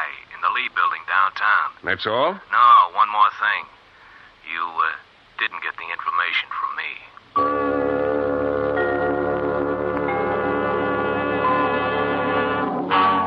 Philip Ormsby, attorney at law. The office was easily as old as Ormsby himself. About 70. Dried up like a prune. His voice was like parchment, dry as dust and ready to crack. You're a shrewd young man by the look of you. And if you have in your head the good sense to avoid unnecessary trouble, you will desist from inquiring into the affairs of the Larson family. Well, that's as pretty a turn threat as I've ever heard. It's excellent advice, Mr. Shayne. As for your question, I am not at liberty to divulge any information. You mean to me? To you or anyone else. I realize Mark's hysteria has caused you some trouble. And as the family attorney, I'll be glad to pay. Smooth. I didn't think I was going to take this case, Mr. Ormsby, but you know, I'm getting more and more interested. Then you will get yourself more and more involved. Well, that's my business, Mr. Ormsby. Mr. Shayne, you must anticipate a short life. Could be, Mr. Ormsby. At least a happy one. So long, Pop.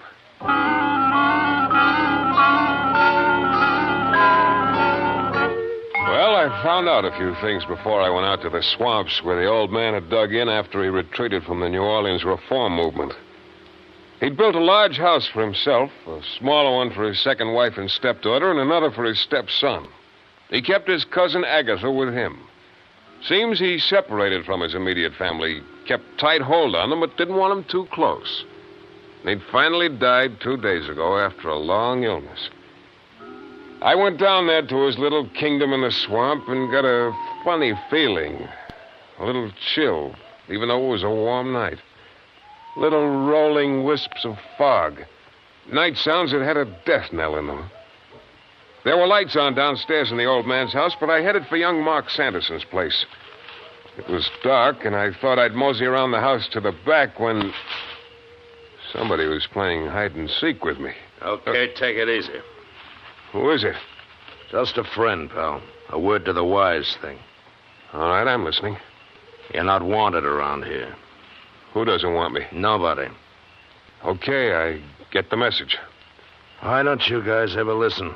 This is for your own good, pal. I don't want to have to use this blackjack. You made a mistake. Never tip your mitt. You asked for it, bro. Yeah, you move pretty fast for a big guy, but not fast enough. All right, I got the blackjack now. Come on, get up. There, now beat it. Yeah. Shayne, you surprised me. Must be something to it after all. The bigger they are. Well, that was quite an exhibition. Oh. Are they wearing revolvers with dinner dresses this year? Who are you? Mike Shayne. There's a flagstone path here. Let's get around front, out of the shadows. You must be Celia, Mark's sister. But do you have to keep pointing that gun at me? Yes, for a while. Well, anyhow, I'm glad to... Oh. Yes? Oh, my. What's the matter? Haven't you ever seen a woman before? Not very often like you. Is that really the color of your hair? My hair has been red since the day I was born. You've got nice shoulders. Oh, I like yours better. You're going to catch cold in that outfit. You have what so many men lack these days. A sense of virility and strength. Well, that comes from eating all my vegetables. What are you snooping around here for? I was looking for Mark. Oh. You're the detective he hired. Check. Now you do interest me. Who's the man you were fighting with? Don't you know? No, I don't, Mr. Shayne, isn't it? That's right. Mark and Aunt Agatha and Mother are in the house. Oh? The reading of stepfather's will tonight. Mr. Ormsby, the lawyer. May I come along? Why not?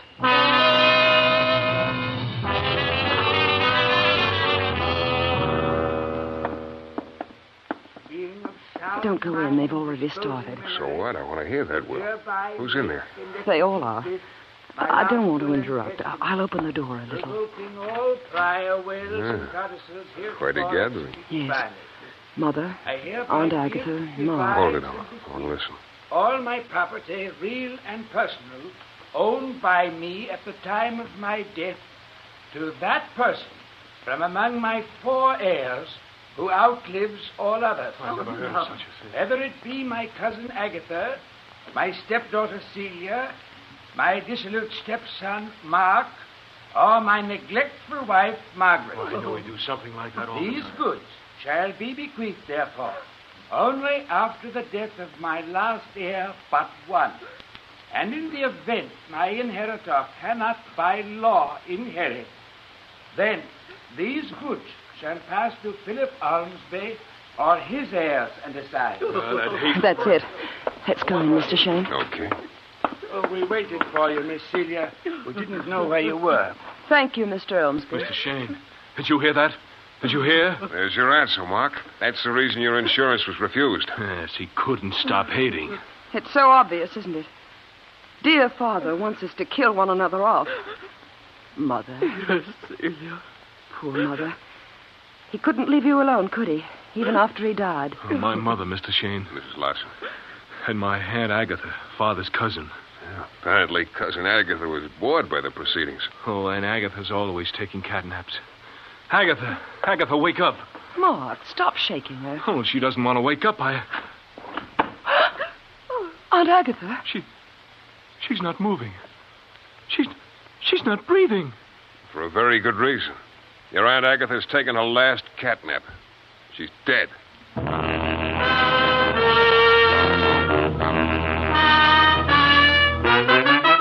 We'll return in a moment to the new adventures of Michael Shayne and the hate that killed.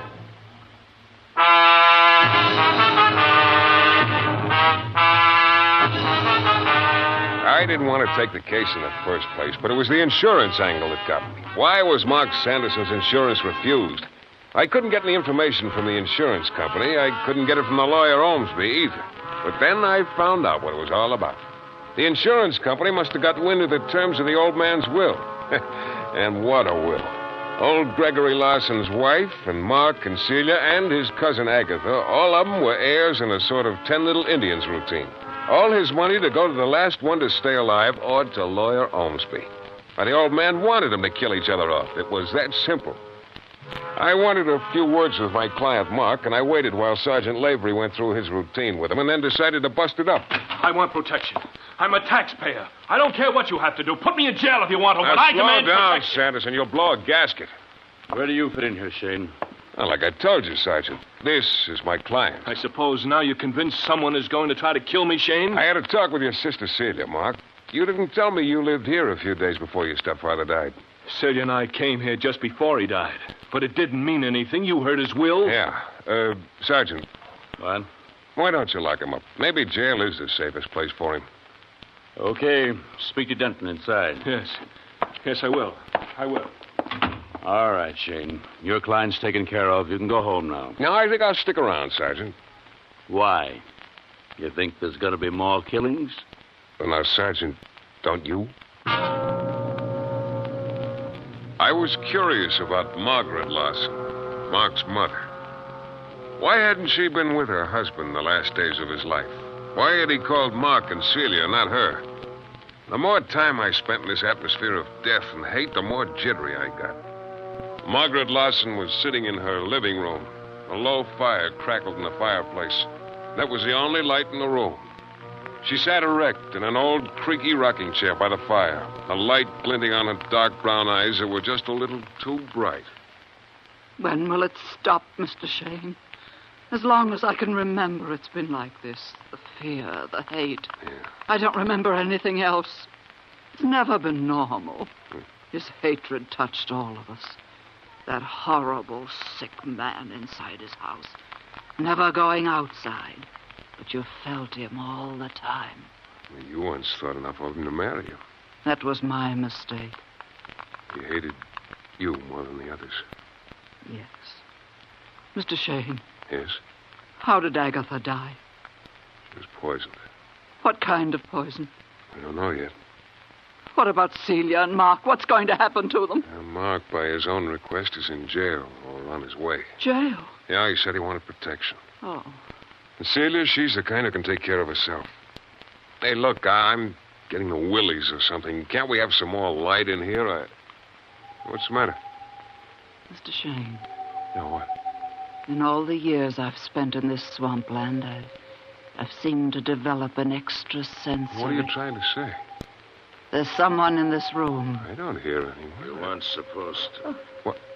Oh, the sucker for a left hook. My pal with a warning. Don't move, pal. Don't even blink your eyes. I got a gun. And I'm not getting too close to you. Come back for a rematch? I better answer the phone. You better not. You. Yes. Answer it. Hello? Yes, Sergeant. This is Mrs. Larson.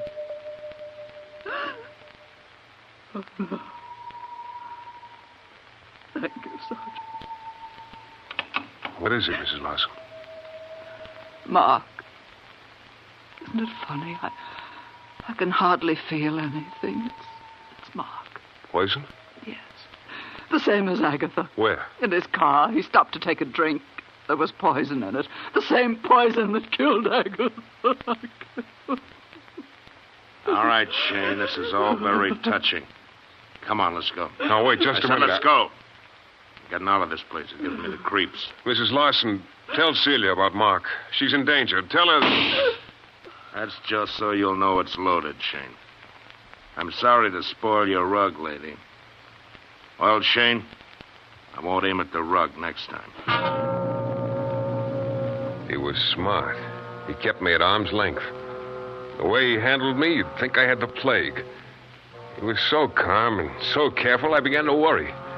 Give me the nervous guys. Give me the guys who think they're tough. I can take care of myself with them. But this bird knew exactly what he was going to do. He acted like a trapper who'd caught a wildcat and was measuring him for the kill. We went down the hall and out the rear door. If I was going to do anything, it better be pretty quick. It had turned cold, and the damp fog clung to my clothes, got into my nostrils. I took a little path that led into the swamp. Funny, I kept worrying about Celia, about protecting her, not about myself.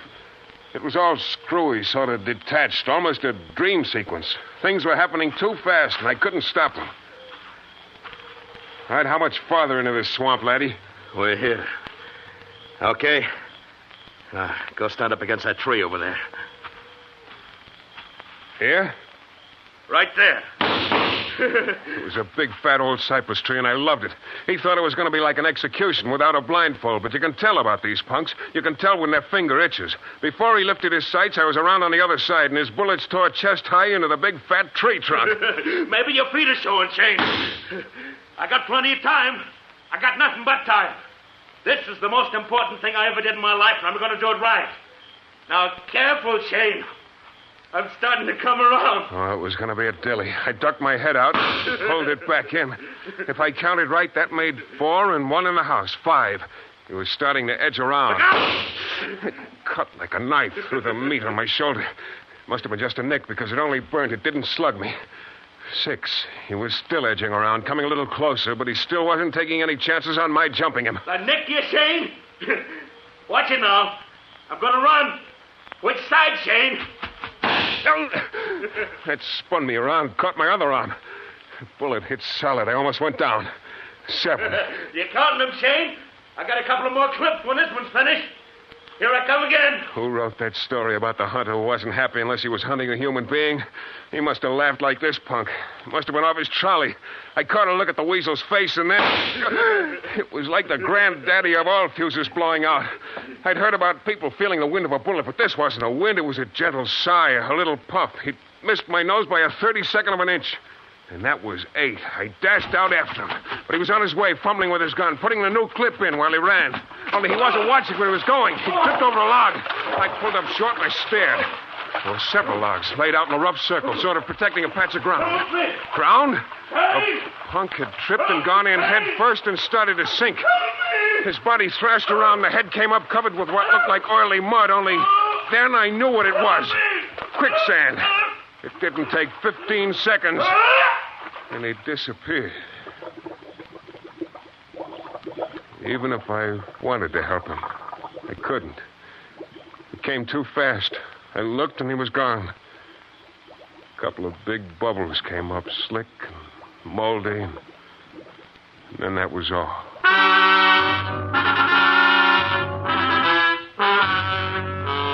On the way back out to the house, my mind was wrestling with angles. Worrying about Celia so hard, I almost forgot I had a slug in my shoulder. I could see a light on the second floor of Mrs. Larson's house. I prayed that meant Celia was still alive. I ran to the front door and began pounding.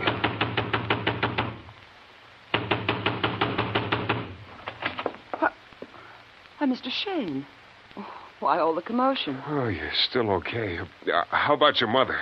She's fast asleep in her bed. Come on in. Yeah.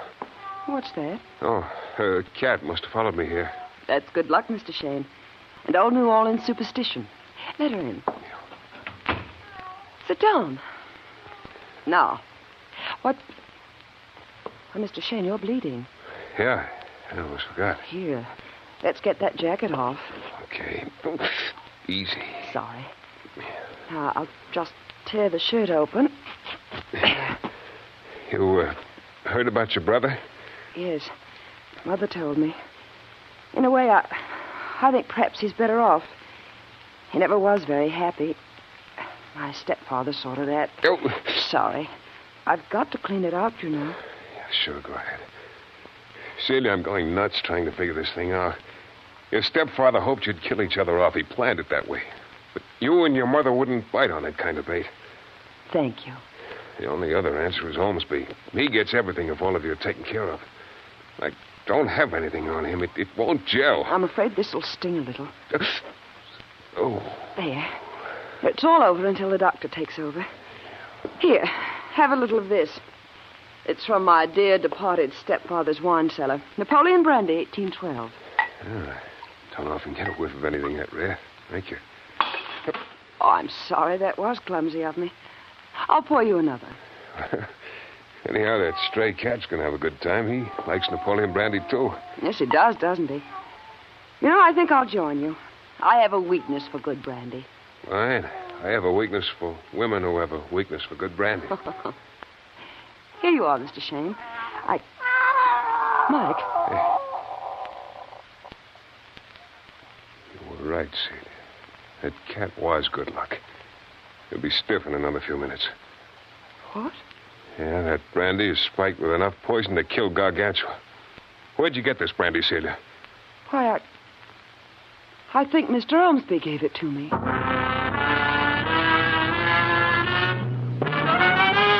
We'll be back in a moment with Mike Shayne and the thrilling climax to our story.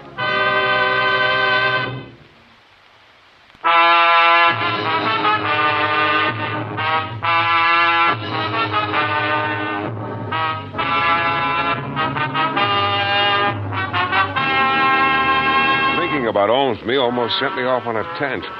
The big idea was slow in coming, but it paid off. The whole thing fell into place, and it was kind of hard to see all at once. It came out gradually. Celia, your mother didn't go into your stepfather's house before he died, did she? She hasn't been inside that house in 15 years, Mr. Shayne. Oh, that's it. And it's so simple, so very simple. Here, let me have that brandy bottle. I'm taking it down to headquarters for a little fingerprint job.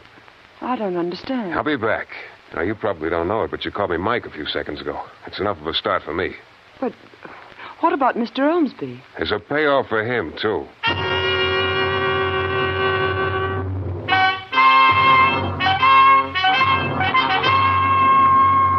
It's hard to believe, Shayne. There's no other explanation, Sergeant. Ormsby was the only one who knew the exact terms of the will. He'd get everything if the family were all out of the way. Yeah, he had a good idea what would happen. And he decided to wait it out. That's why he hired that character to get rid of me. Yeah, that makes sense.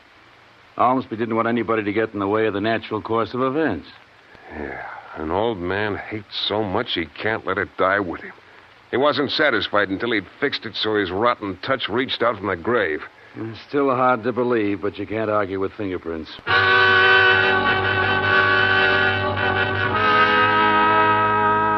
Sure. There was only one answer. The fingerprints on the bottle of Napoleon brandy and the fingerprints on Mark's flask and Aunt Agatha's special milk bottle, they all matched. His plan was simple. He figured all the suspicion would rest on his wife after Agatha and Mark and Celia were dead. Yes, the fingerprints all matched. They were the fingerprints of Gregory Larson. He kept right on killing even after he was dead. There's a moral in all this somewhere.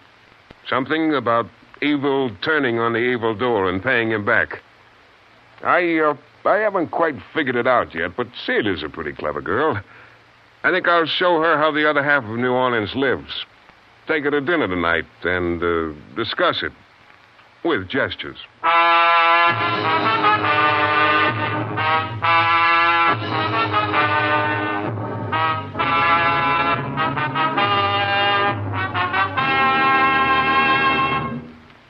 Director Bill Russo again. Our story was based on characters created by Brett Halliday. Our music is composed and conducted by John Duffy, and Michael Shayne is portrayed by Jeff Chandler. The New Adventures of Michael Shayne is a Don W. Sharp production, transcribed in Hollywood and distributed exclusively by the Broadcasters Guild. Next week, you'll hear Michael Shayne in another thrilling adventure.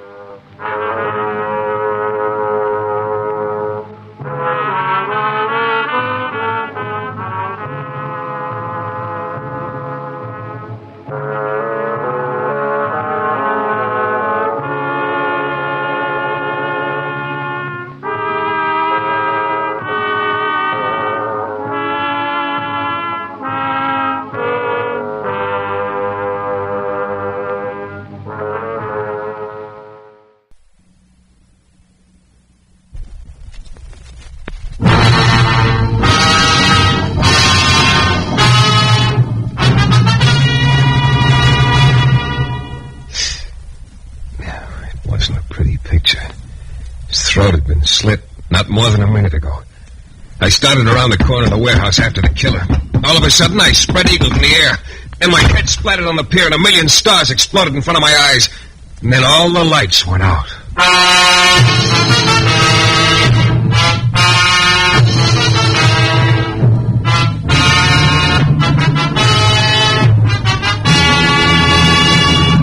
The New Adventures of Michael Shayne, Private Detective. Michael Shayne, reckless, red-headed Irishman, back again at his old haunts in New Orleans. This is your director, Bill Russo, inviting you to listen to another transcribed episode, which we call The Case of the Generous Killer.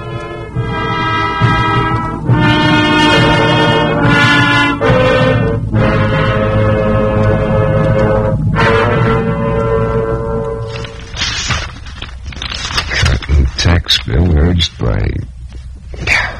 How much difference does that make to a guy who's broke? Manhunt for police slayer Victor Gross. That won't any good news anymore. Yeah, weatherman predicts more rain. Well, maybe I beg your pardon? I didn't hear you come in. I didn't mean to scare you. The sign on your office door said enter. So I did. Oh, yeah. Well, have a seat. No, thanks. I always like to stand. Oh? When you're only 5 feet tall, you prefer to stand. Suit yourself. What can I do for you? Here. That's a $100 bill. Yes, for you. Me? What for? I don't know much more about it than you, Mr. Shayne. Look, you must, because I don't know anything about it. How come you're giving me a $100 bill? Oh, I'm not giving it to you. It's not mine. Oh, wait a minute. Let's not play guessing. Says that a man gave me this to give you and gave me one just like it for doing it. A man who? A passenger on the Star of Bermuda. Star of Bermuda? What?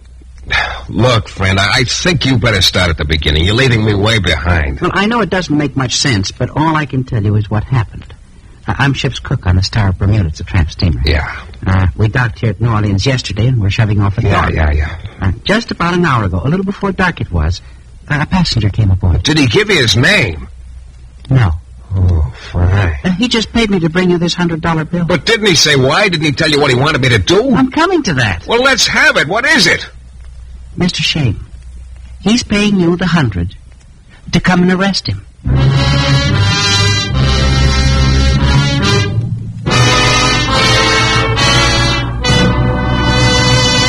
In a moment, we'll return to Mike Shayne and the case of the generous killer.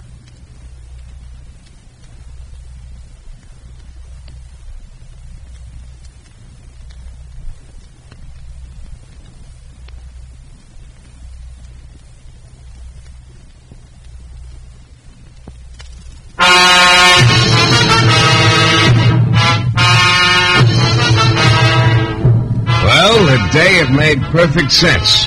Up to now. I'd had my ham and eggs bright and early, spent most of the morning in the courthouse checking on some records for a client. Most of the afternoon explaining them to him. So there I was, a little after dark, sitting in my office, peacefully reading the newspaper. When a pint-sized ship's cook from a tramp steamer eases into my office, gives me a $100 bill, and tells me a passenger on his boat sent it to me so I'd come down and arrest him. After which the little guy leaves, and I spend about half an hour trying to figure out the deal. Well, I finally gave up, because nothing about it made sense. Except, of course, one thing, a $100 bill. As far as I was concerned, that made very good sense. Seemed like a pretty good reason for me to mosey down to the Star of Bermuda. So I slipped the $100 bill into the solitary confinement of my wallet, went down to the waterfront. The Star of Bermuda was just about the tackiest-looking tramp I've seen in a long while. I went up the gangway. The only sign of life was a deckhand lounging against the rail. Hello? Yeah? You, got a passenger aboard? Yeah. Well, where's his cabin? Aft. How far aft? Stern. Oh, look, Chatterbox, do you mind telling me just where? I'm no sea scout. Only cabin, can't miss it. Probably a light on. Oh, wait a minute, don't overdo. You better stop for a breath. Thanks. Welcome. I started walking toward the stern, my footsteps echoing on the deck. And then, sure enough, I saw a stab of light coming from under a cabin door. No answer. Still no answer. Unlocked. Then I stopped. It looked like my client had decided he couldn't wait to be arrested. He was hanging at the end of a rope, swinging gently back and forth with the motion of the ship. Then he was buried dead. I took a long look at the guy, and then I got a very smart idea, which was to get out of there and get out fast. But it was no good. When I got to the door, I ran right into something black and bullish, only this bull didn't have horns. Who is he, Shayne? You'll probably find this hard to believe, Inspector, but I don't know. Dykes, cut him down and search him. Yeah, okay. Let's try it again, Shayne. Who is he? I'm stuck with the same answer, Lefevre. I'd never laid eyes on him until about 10 seconds before you got here. Yeah. All I know is this guy sent me a $100 bill by way of the ship's cook to come down here and arrest him. Okay, so I came down. Here he was hanging. Didn't send word why he wanted to be arrested? Nope. Wonder if he knew the net was closing in, thought he'd have a better shake this way. I don't follow you. You know who this guy is or was? Dykes. No identification, Inspector. There's your answer, Shayne. Yeah, but maybe you've got a hunch. This could be our boy. We don't know. No way to tell now. Well, he must have given a name when he reserved his cabin. Ziegler. Doesn't mean a thing. Might as well be Houlihan. You, wouldn't care to tell me who you think he might be? That's right. Huh? I wouldn't. Oh. Well, boys, this has been nice. I think maybe, though, I better be getting back to town. That is, of course, if you don't mind. Oh, we don't mind. We got nothing on you, Shayne. Not now. So it might be a good idea for you to get back to town. Only just don't leave town.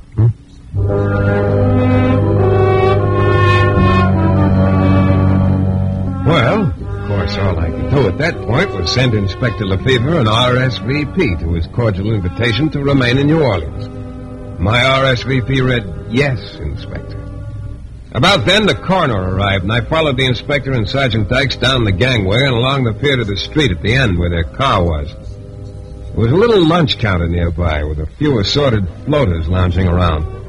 Among them, a skinny, nervous, slippery character appropriately nicknamed the Weasel. A guy who made his living selling information and anything else he could steal. As I walked by the stand, Weasel looked at me, rolled his cigarette from one side of his mouth to the other, let one of his eyelids droop a little. I got the message.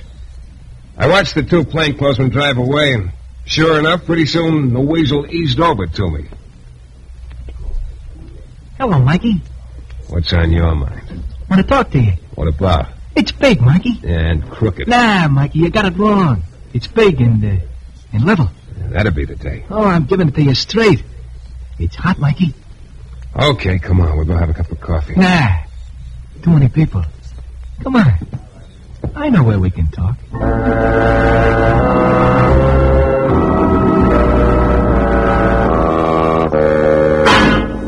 I followed Weasel partway out on the pier again to a deserted warehouse. He slid the door open and motioned me to follow. It was dark as pitch inside, but that seemed to be the way Weasel wanted it.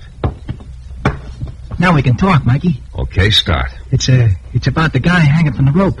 What about him? That's what I'm telling you. I go aboard that boat to see an old pal, so I'm looking for him back aft. This cabin door is open a little, so I look inside, and there's a guy swinging by his neck.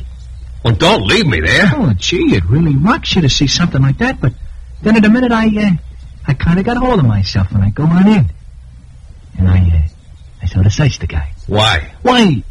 Because, well, I figured I want to find out who he is. Yeah, you mean you figure you'll lift his wallet? Oh, now, Mike. You know, that's about the one thing I figured you'd draw the line at, robbing a dead man. I tell you, but I was wrong, I guess.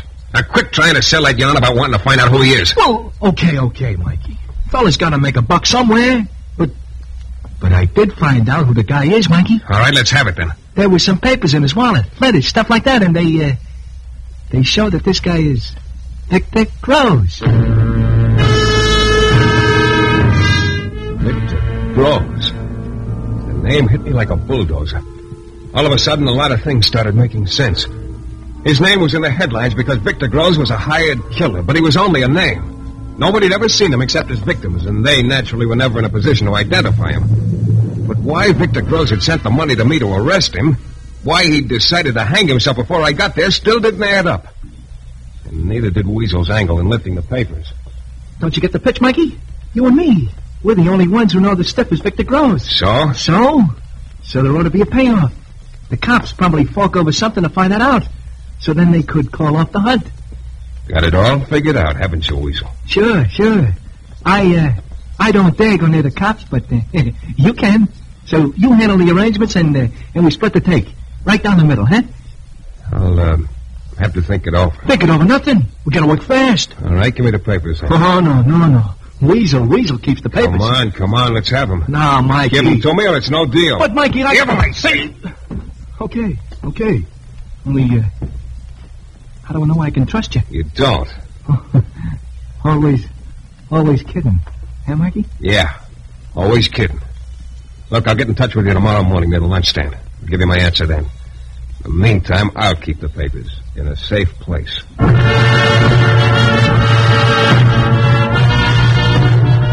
put the wallet in my pocket and stepped back out on the pier. Weasel stood watching me as I started down the pier. I wondered if he had a hunch about what was going on in my mind. If he did, there was going to be trouble. Because what was going on in my mind was I was going to march right down to police headquarters and turn those papers in.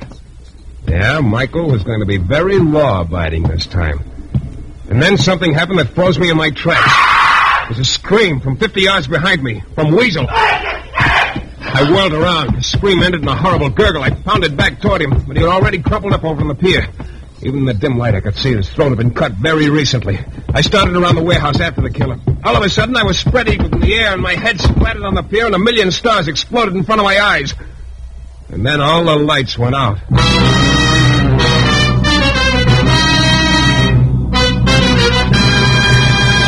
In a moment, we'll return to Mike Shayne and the case of the generous killer.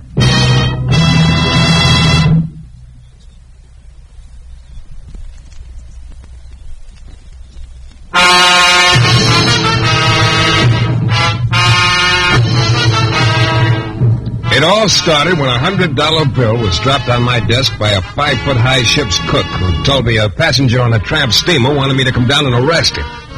So I went and found the passenger swinging from the end of a rope. Inspector Lefevre arrived about then and found no identification on him. Then pretty soon a slippery character named Weasel led me into a warehouse and told me he'd lifted the papers from the dead man.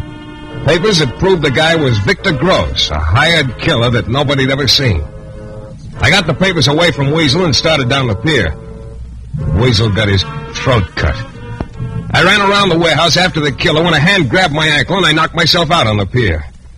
And then, after a while, the haze started thinning out a little. And there I was, riding along in the backseat of a squad car with one of Lefevre's boys, Sergeant Dykes. Shayne, what are you trying to do? Shake down the police force? Shake down it? Now, wait a minute, Dykes. Let's have it slow and clear, and from the beginning. Okay. Only maybe I won't be telling you anything you don't already know. A couple of weeks ago, Victor Gross killed one of the boys on the force. Yeah, I read the papers. Then we find you standing in the stateroom watching a man swinging at the end of a rope. Look, Sergeant, I told you the ship's cook brought me a $100 bill from this passenger to come down and arrest him.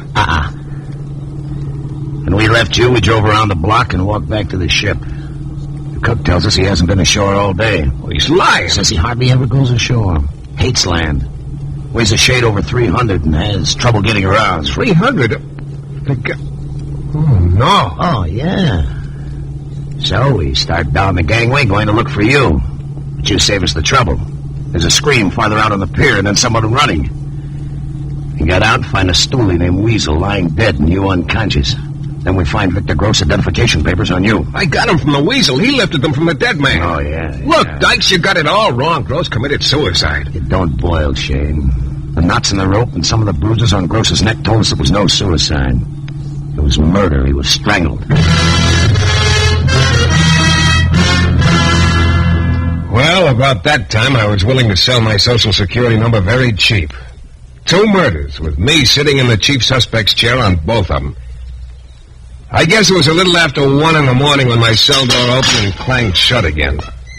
I looked up. Inspector Lefevre was standing there. Shayne. Hello, Inspector. Let's talk. Why? It's been a losing game for me so far. Seems to be quite a case against you. Yeah, according to just about everybody but me.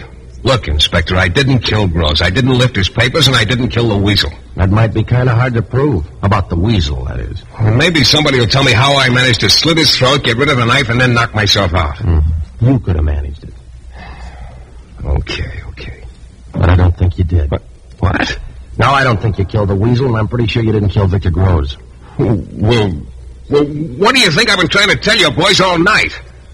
Yo. You know, Shayne, the passenger who was choked to death, we identified him. He is not Victor Groves. He's not Groves? Mm-mm. Well, then... And it adds up why Weasel was killed. Because the real Victor Groves found out Weasel had lifted the papers from the dead man and thought Weasel still had them. Could have been that way. It has to be that way, Inspector. Look, Victor Groves knows you're out to get him, so he gets a drifter from the waterfront into that stateroom on the tramp steamer. He kills the guy, plants his own papers on him, strings him up to make it look like suicide, and then he...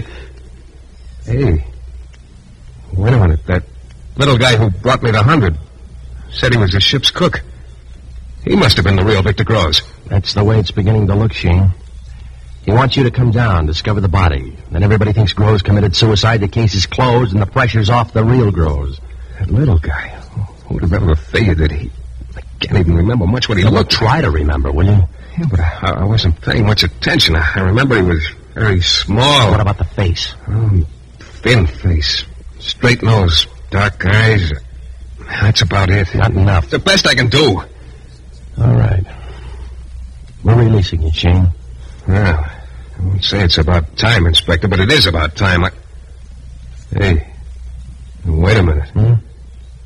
Anyone besides the police force know that the dead passenger has been identified as someone other than Groves? No.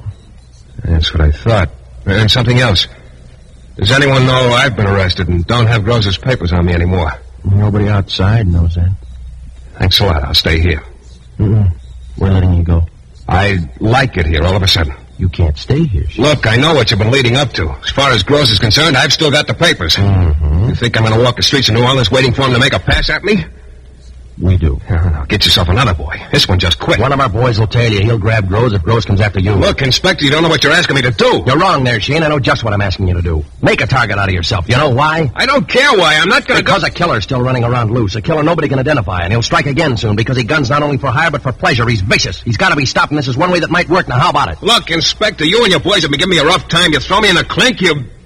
Okay, I'll do it.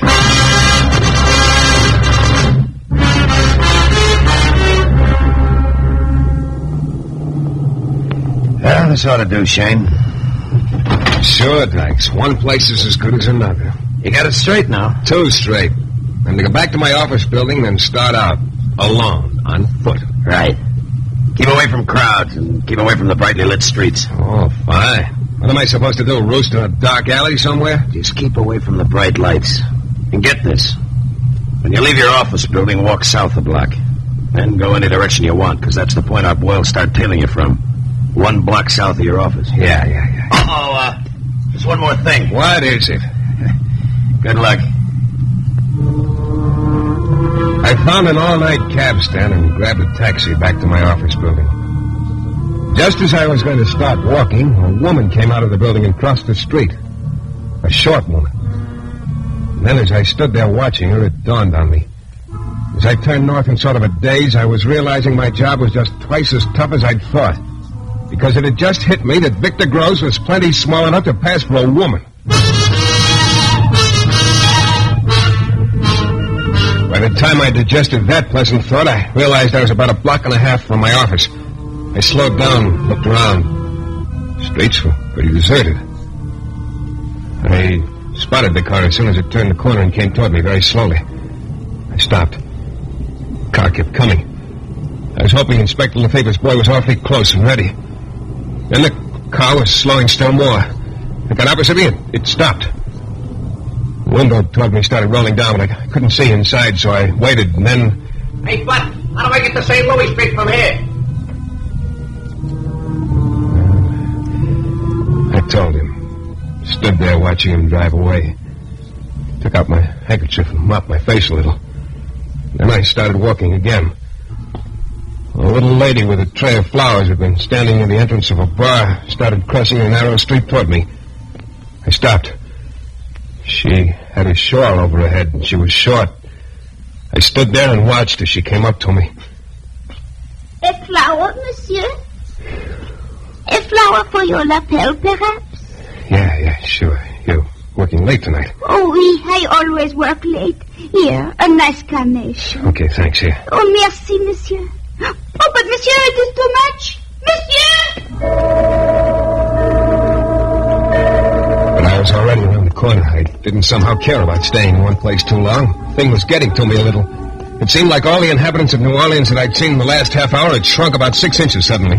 Like the guy coming down the sidewalk toward me right now. I couldn't tell where he'd come from. He was just suddenly there. I was right near the mouth of an alley, and for a minute I was tempted to dive into it. But I just stood there waiting. He was taking his time, like the other people I'd waited for. I couldn't see his face. It was pretty close now. For the third time, I was hoping Lefebvre's boy had the situation well in hand. Then the guy was right in front of me. Hey, pal. Happen to have a light on you? I still couldn't see his face. I couldn't tell from his voice, so I took a match out of my pocket. I held it out and scratched it with my thumbnail. A little flame spurted up and outlined his face. It was a round face. It didn't belong to Victor Groves. The guy puffed a couple of times on a cigarette, thanked me, and walked off. I leaned against the building for a minute. I was having that let down feeling of relief again. So when I heard the dog whimpering with pain in the alley behind me, I didn't even hesitate. I walked into the alley. As soon as I did, I realized there was no dog. There never had been. It was just a little too late, though. A hand shot around my throat. I could feel the point of a knife in my ribs, and there was a soft voice in my ear. Well, Mr. Shayne, we meet again, don't we?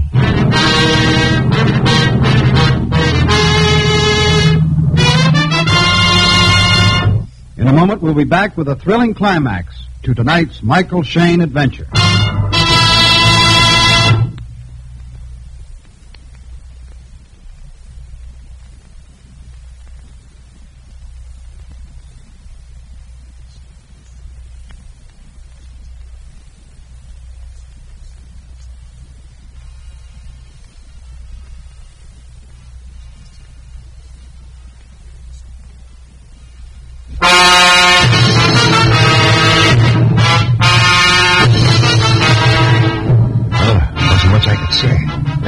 My throat told me I wasn't supposed to say anything. Victor Groves had gotten to me at last. Inspector Lefebvre's boy was nowhere in sight. Now, Mr. Shayne, the identification papers, please. I don't have them on me, Victor. Please. I have very little time. I tell you, I don't have them on me. They're not in your office. I've searched it thoroughly. You do not have them on you. So I have wasted my time following you. But perhaps it will not be entirely a waste of time, Mr. Shayne. What do you mean? Simply that under the circumstances, I fortunately have no other alternative but to dispose of you. Oh, look. Quiet. I'd heard the scuffling steps a second or two before. I was hoping Groves hadn't heard them, but he had. We just stood there in the alley, and I knew if I made a single sound, I'd get that knife, all 6 inches of it. The steps came nearer to the mouth of the alley. Then they turned into the alley. And a little figure loomed up in front of us. The scream pulled Groves' eyes off me just long enough. I swung my elbow back hard. I was lucky. The knife went flying across the alley. Then I got hold of one of those fingers that were wrapped around my throat. I put everything I had into it. It was just enough. The fingers snapped, and the hand fell away, and I swung my fist hard. Victor Groves bounced off the wall and flopped to the ground and lay still. Just then, a flashlight stabbed into the alley. The big guy followed it in. It was Lefebvre's boy. So everything was okay. And then I remembered the little old woman. She was cowering over on one side of the alley. Trembling. I went over to her. It was the flower lady. Of all the people I was expecting, you weren't the one. But I was following you. I saw you enter the alley from down the block. Yeah, but why? You would not stop. I called to you. You gave me too much money, monsieur. What are you talking about? I gave you $1 and told you to keep the change. But that is just it, monsieur. It was not $1. It was $100 bill. What? I knew you had made a mistake. I had to return it to you. Well, you know that it's quite a nice touch. Groves' own $100 bill is the thing that traps him. What, monsieur? Nothing. Look, do me a favor. Keep the dough, will you? I kind of think you owned it. Well, that was just about that. Except I had a bone to pick with Inspector Lefebvre. Later in his office, I brought it up. You know, that plainclothesman of yours who was supposed to be tailing me, Inspector, he wasn't exactly Johnny on the spot. I was beginning to think he'd never show up. He almost didn't, but it wasn't his fault. He was lucky to find you at all. What do you mean? You remember what your instructions were about leaving your office tonight? Well, yeah, I was to walk south a block, and your boy would start tailing me from there. Right. You, maybe had a lot on your mind when you left your office? Yeah, I'll say. I just realized Groves might be disguised as a woman. I guess Oh, no. Oh, yeah. You walked north instead of south. You mean all the time your boy wasn't even close? That's right. You were all alone. Inspector, you know where I could get a good compass? Cheap?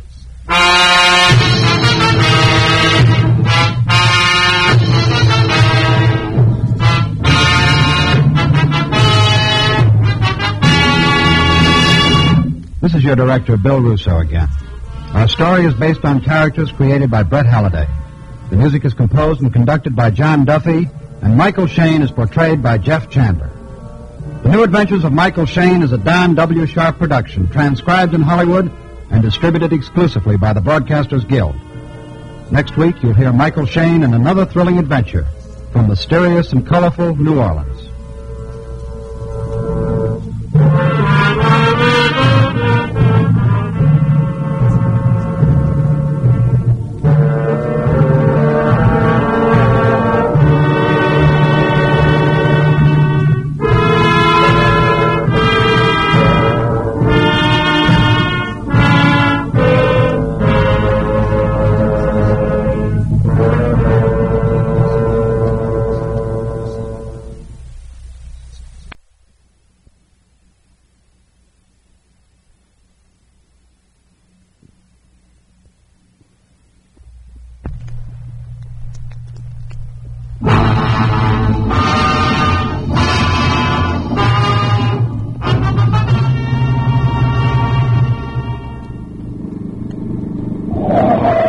Started skidding across the wet, slippery road. I tried to straighten it out, but I couldn't. After the hit on the head and the clip on the chin, this was one too many. Yeah, this is the third strike on little Mike, and I went out.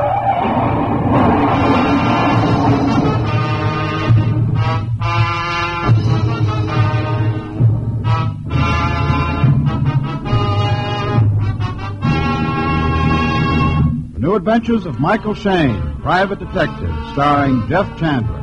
Michael Shayne, reckless, red-headed Irishman, is back again in his old haunts in New Orleans. This is your director, Bill Russo, inviting you to listen to another transcribed episode, which we call The Case of the Borrowed Heirloom.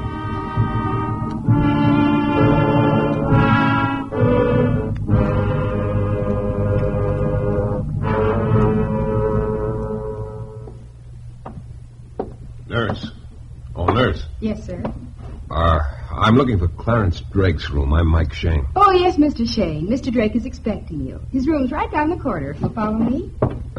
Look, I don't know this, Mr. Drake. Have you any idea why he sent for me? Well, no. He asked me to telephone a private detective for him. I found your name in the directory, so I called you. Oh, thanks. Mr. Drake pretty sick? Oh, no. No, he tripped. He fell down the stairs at his home 2 days ago, so his wife thought it best that he be brought here to the hospital for observation. This is Mr. Drake's room on the left. Okay, thanks. Come in. Mr. Clarence Drake? Yes, indeed. You're Michael Shayne? Yeah, that's right. Good. You got here very promptly, Mr. Shayne. Yeah. You mind if I smoke? Well, not at all. Nice lighter. Oh, thanks. Mr. Shayne, I want you to run an errand for me. A very important errand. Oh? Yes. Pull open the drawer on that bed table, please. Okay. You see those keys? Mm-hmm. The big one fits a strong box which is built into the floor under my bed at home. Strong box? Yes. Now, I've written the address on this piece of paper. It's out in the country ways, huh? I want you to go out there right away. Tell my wife I sent you. Have her show to my bedroom, and then... But first, be sure you're alone in my room. Alone? Now, look, what's this all about? Let me finish, Mr. Shayne. Go ahead. Now, unlock the strong box. In it, you'll find a large black leather jewel case. Bring the case back to me.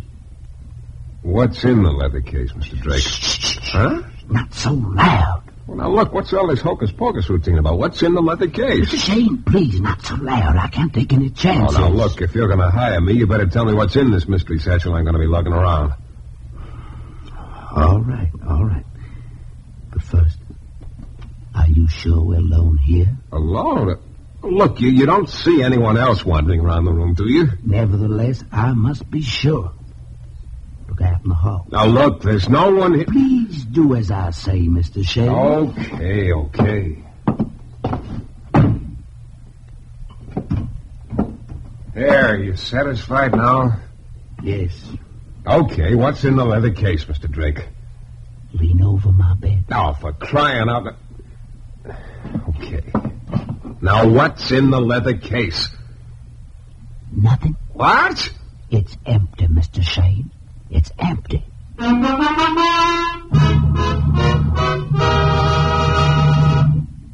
a moment, we'll return to the new adventures of Michael Shayne and the case of the borrowed heirlooms.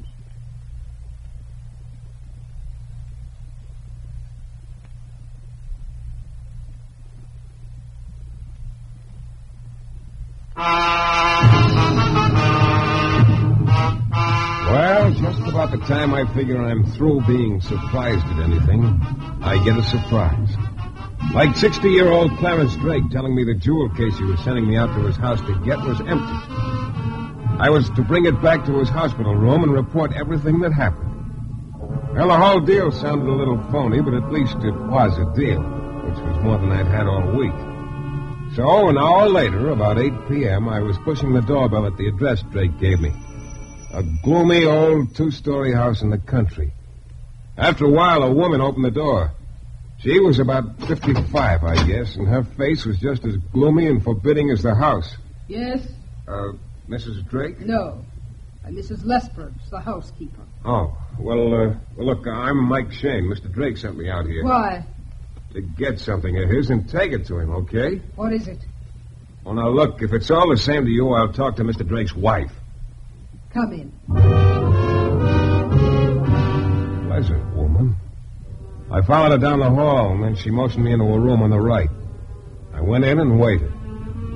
Like the rest of the house, this room looked tired and depressed. I stood looking out the window for a few minutes, and then I could feel someone staring at me. I turned around. There, standing in the doorway, was a woman about 30. Beautiful in an insolent sort of way. Hello. Yeah. Hello. I'm Lydia Drake. Oh? Mrs. Clarence Drake. You mean you're Mr. Drake's wife? What else? Well, go ahead. Say it. Say what? What you thinking? What I'm... Sure, young wife, old husband. She must have married him for his money. Oh, look, Mrs. Drake, I'm married sure him for his money, sure. Take a look around you, Mr. Shayne. This shabby room, the whole dilapidated, beaten-down house. Doesn't it look like we're just busting out all over with money, doesn't it? Look, Mrs. Drake, I was surprised that you were so young. That's all. As for why you married Mr. Drake, I'm sure that's none of my business. At any rate, I hadn't thought much about it one way or the other. I know, I'm sorry. I'm out of hearing people talk about me. Watching the expression in their eyes when they look at me. I can't understand someone marrying a man like Mr. Drake because he was kind to her when she was his secretary. Because she was lonely. Oh, what does it matter? Why am I blurting it all out to you? I don't know. You, used to work for Mr. Drake, huh? Yes, he retired 2 years ago. We were married shortly after that. I see. Oh, cigarette? Thanks. Thought I had a lighter here somewhere. Lydia! Oh, Lydia! In here, George. Lydia, I thought you were going to... Oh, sorry.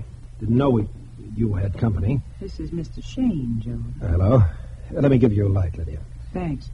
George Hanna's Mr. Shayne. He rents a room here. Oh, how are you? Have to make ends meet some way. You see, Shayne, I'm the chief source of income for Mr. and Mrs. Drake. And in return, they give me a fairly decent room and the attic, which I've made over into a study. George, I'm sure Mr. Shayne isn't interested. Why, don't be too sure, Lydia. After all, most people are interested in the fact that I'm writing a book. Oh? As a matter of fact, some people seem to be extremely interested. Your very charming housekeeper, Mrs. Lesperance. You know how I feel about Mrs. Lesperance, George. I believe I heard my name mentioned. Does somebody want me? My dear Mrs. Lesperance, I'm quite certain nobody wants you. George. Your humor matches the rest of your personality completely, Mr. Hanners. That's enough, Mrs. Lesperance. I'm sure Mr. Shayne has better things to do than listen to this. Well, as a matter of fact, Incidentally, Mr. Shayne, I'm still not quite clear as to what you want. I think Mrs. Lesperance said, Clarence, my husband sent you. Yeah. He wanted me to get something out of his room and take it to him at the hospital. Oh, what was it? Why, leather case. A leather case. I see. So if you'll show me to his room, Mr. Drake's room's at the head of the stairs, Mr. Shayne. Go right on up.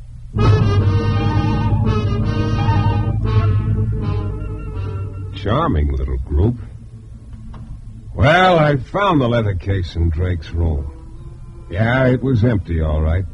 I still couldn't figure out why Drake had sent me after it. I rearranged the furniture and put the leather case under my arm. Then I went downstairs. Oh, Mrs. Drake, I'm leaving now. Mrs. Drake? Mrs. Drake, where are you? Mrs. Lesperance? Mrs. Lesperance? What goes here? George? George? There was no answer from any of them. I poked around the downstairs rooms for a couple of minutes, but I couldn't find anyone. So I went outside. A light rain was falling. I started down the path toward my car, and then as I rounded a clump of bushes, a stick lashed out and caught me full on the shins. The pain doubled me over. Before I could straighten up again, something heavy came down on the back of my neck, and I flopped face down in the mud. I lay there stunned for a few seconds. I could feel someone grab the leather case away from me. By the time I got to my feet, there was no one in sight. I was still a little bleary, and I knew I'd have no chance of catching whoever it was, so I started walking down the path again. I got to my car, got in, and started the motor. Before I could pull away, a rugged-looking gent loomed up fast beside the car and jerked the door open. Get out. Hey, what's the big idea? I said get out. Get your hands off of me. Okay, you get out the hard way. Now, hey, cut it out. Now, let's have it. Have what? The leather case. Who are you? That doesn't matter. Let's have that case. Oh, look, Ape, are you the guy that clipped me a couple of minutes ago? What are you talking about? Because if you are, you ought to know I don't have the case anymore. And if you are, I got a couple of things to settle with you right now. Don't stall around, stupid. Let's have that case. I told you I don't have it. Okay, bright boy, okay. His fist drove me back against the car, and he came at me. I put everything I had into a left hook, and I connected. He bounced back a couple of yards and went down. And then I saw him fishing around in his pocket. I figured he was going for a gun, and I also figured this was no place to be any longer. I dug out fast. I didn't look back. I was on a side road leading to the highway. I made a sharp turn, and then I eased up a little. And then out of nowhere rode a dark sedan. It came at my car fast. And before I knew what was happening, the sedan sideswiped me. My car started skidding across the wet, slippery road. I tried to straighten it out, but I couldn't. I spotted a tree by the side of the road. My car was headed straight for it. I twisted the steering wheel again. No use. The side of my car crashed into the tree and bounced back. Snapped my head like a whip. Waves of blackness started flooding over me. I tried to fight them back. But after the hit on the head and the clip on the chin, this one was one too many. Yeah, this was the third strike on little Mike. And I went out.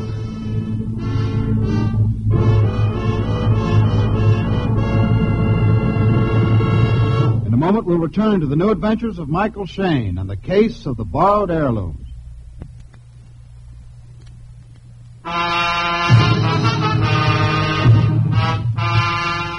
It all started when old Clarence Drake, who was recuperating in the hospital from a fall, hired me to go to his house in the country and bring back an empty leather jewel case. I went out there and met his wife, Lydia, the housekeeper, Mrs. Lesperance, and a guy named George Hanners. Well, I got the empty jewel case out of Drake's bedroom, came downstairs, and found the house empty. So I started down the path toward my car. Then a number of things started happening to me, all of them bad. 1, I was rabbit-punched and the leather case was lifted from me. 2, I tangled with a muscle man near my car. And 3, I got away from him only to have a dark sedan sideswipe my car and send it into a tree. When I came to, I managed to get the car started. Drove to the hospital and went up to Clarence Drake's room. Well, Mr. Shayne, back already? Back already, Mr. Drake. You found my house all right? I found your house, all right. Well, did anything happen? Did anything happen? Did anything happen, you ask? Why, you lunatic, I'll tell you what happened. I got hit on the shins. I got hit on the back of my head. I got hit on the jaw. Someone ran my car into a tree and knocked me out. And you ask me if anything happened. Oh, that happened to you? Good. Good? Now, look, It proves I was right. Well, now, isn't that real nice to know? Right about what? Someone is trying to get my jewels, Mr. Shayne. Oh, no, wait a minute. Wait a minute. You mean you were just using me as bait?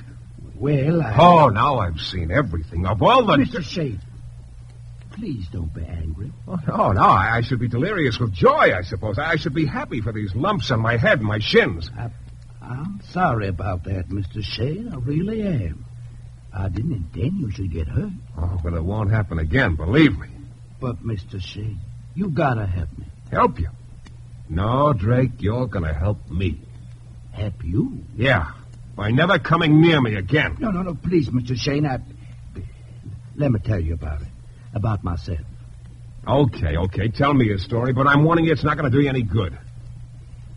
Mr. Shayne, I was married once before. My first wife passed away 3 years ago. And, well, I don't like to speak ill of the departed, but the plain fact is, she ruined me financially. How do you mean? She kept after me to buy jewelry for her, Mr. Shayne. Was an obsession with her. She used to say she wanted them for heirlooms. Yeah? She was always insisting I take her to jewelry stores and buy things for her. I did. Took all my money. After she died, I realized I was practically penniless. I've had a very hard time managing ever since. Well, I'm sorry to hear that, Mr. Drake. Doesn't sound like such a problem to me. You've still got the jewelry, haven't you? Yes. It's hidden in my bedroom at home. Well, why don't you sell the jewelry? I suppose I could do that, but I'd rather starve first. What? Yes. Sounds insane to you, doesn't it? Yeah, a little. I know. I couldn't really expect anyone to understand it. But, well, my first wife wanted that jewelry to be kept as heirlooms, Mr. Shayne, and so as badly as I need the money, I'd never sell the jewelry. Never. Because if that's what she wanted, well, that's what I want, too. Even though she ruined me, I loved her, Mr. Shayne. Yeah, I guess you did. So, won't you please help me?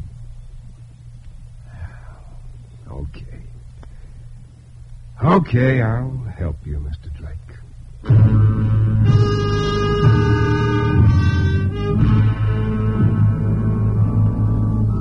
Well, I was willing to admit I ought to have my head examined for sticking with Drake. But there was something about the little guy that had gotten to me all of a sudden. I drove back to the house in the country, parked my car, and started up the path. Then I stopped. The house was dark, except for an irregular pinpoint of light that moved around in Drake's room upstairs. Somebody was in there with a flashlight. I started for the house, and then the flashlight went off. I ran up to the front door, but it was locked. I went around to the back of the house. Locked. I opened it and went in. There, standing just inside the door, was the room of George Hanna's. Well, Mr. Shayne. That's right, George. What are you doing here? Why, I live here, remember? Matter of fact, I was about to ask you what you're doing here. Look, when I was out here to get that leather case earlier this evening, everybody around here disappeared all of a sudden. Where were you? Why, I went out for a walk. Yeah? You weren't by any chance the guy who clipped me in the shins and on the back of the neck, were you? Me? Hardly, Shayne. Why would I do a thing like that? You could have had a reason. Or maybe you were driving that sedan that sideswiped me. My, what an imagination. You still haven't told me what you're doing. Not that it's any of your business, Junior, but Mr. Drake sent me. Oh, I see.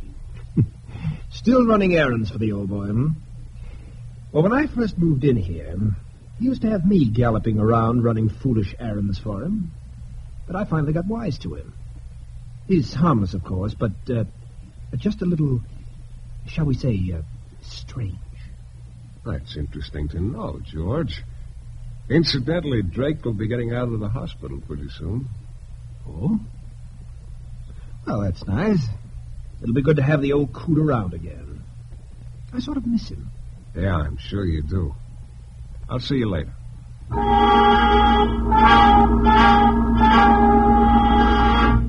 I left George standing in the back hall and went toward the living room. There was a light on now, and Mrs. Drake was standing on the stairs. You're back again, Mr. Shayne. I'm back again, Mrs. Drake. What do you want this time? I'm not sure yet. That's supposed to be a joke? No, it isn't. Mr. Drake wanted me to just sort of look around a little. I see. Incidentally, I didn't know until a little while ago that Mr. Drake had been married before. Yes. You knew his first wife? Slightly, enough to dislike her thoroughly. Oh? Charming woman, apparently threw away just about all of Mr. Drake's money. Of course, this is no concern of yours, Mr. Shayne. Yeah, you're right. Well, if Mr. Drake wants you to poke around the place, go ahead. Please be brief. I will. I'm going to bed. Good night. Mrs. Lesperance. How long you been hiding behind that door? I wasn't hiding. Come on, don't give me that. All right, I was hiding. I was listening to you and Mrs. Drake. Yeah? Now, look, just what's your angle in this deal, Mrs. Lesperance? My angle? Yeah, I got a strong hunch you're more than just a housekeeper around here. You know, maybe you're the one who's after Drake's jewelry. That's right, Mr. Shayne. Huh? I've been trying to get Mr. Drake's jewelry for a long time. Well, I'll be... Look, maybe you're also the one who hit me over the head earlier tonight. Why, no, Or sideswiped my car. I don't know what you're talking about, Mr. Shayne. I must admit I did hire a man to try to get the jewel case from you. The big ape who jumped me at my car was your boy, huh? Yes. Okay, that clears up one little item anyway. But you better start talking right now, Mrs. Lesperance. I want a lot of answers from you. Yes. I can't keep silent anymore. Even though I was sworn to secrecy. I must talk now. Sworn to secrecy? What are you talking about? I've been housekeeper here a good many years, Mr. Shayne. I was here before the first Mrs. Drake died. And everything I've done has been done on her behalf. Now, look, you're leaving me way behind. Let's start at the beginning. All right, Mr. Shayne. But not here. Come to my room, please. We can talk there.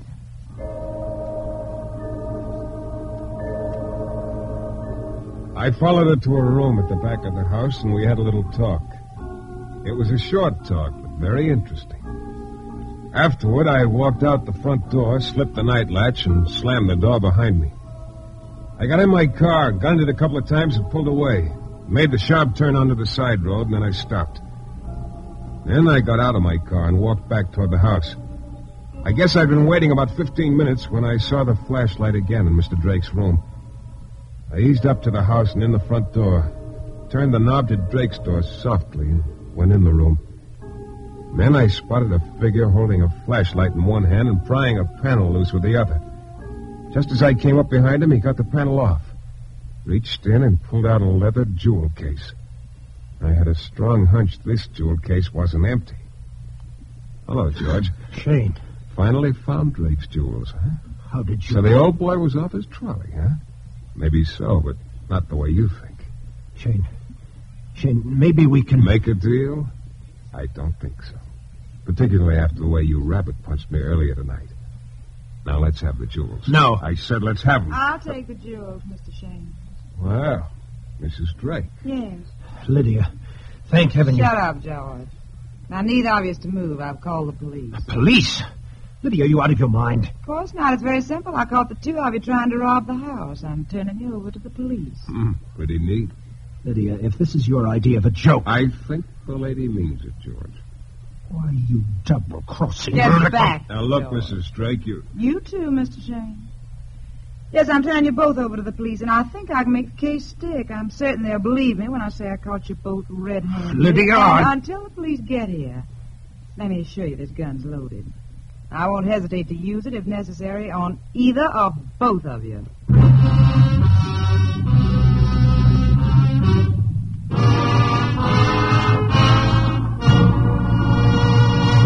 In a moment, we'll be back with the thrilling climax to tonight's Michael Shayne adventure.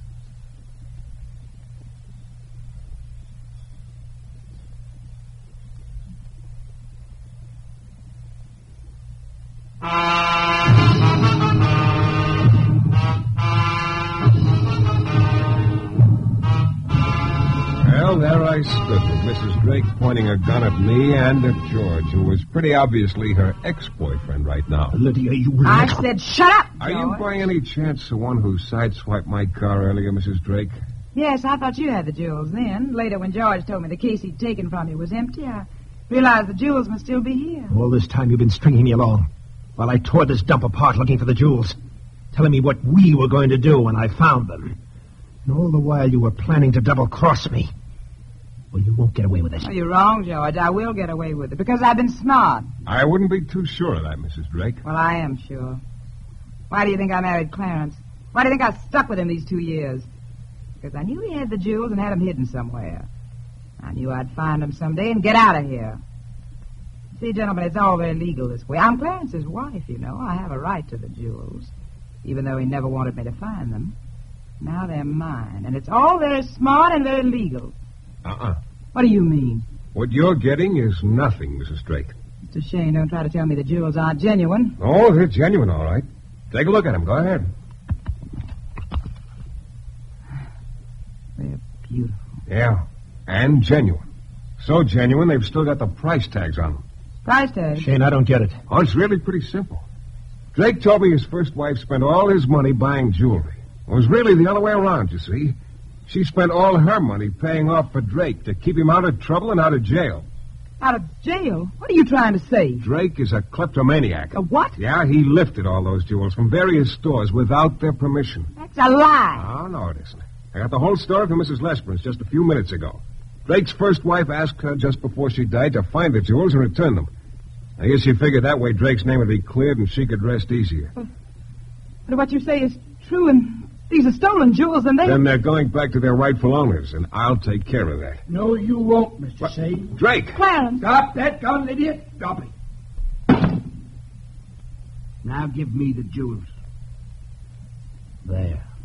You know, Drake, up until I got the truth from Mrs. Lesperance, I was feeling sorry for you.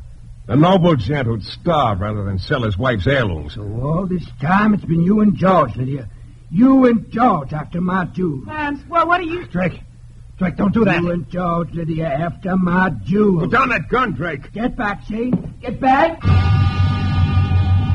I lunged at him. Just as he pulled the trigger, my hand hit his arm. The slug whistled under my nose and into the wall. And then I twisted the gun away from him hard, and he just sort of collapsed after that. Well, the cops arrived about then. Took over.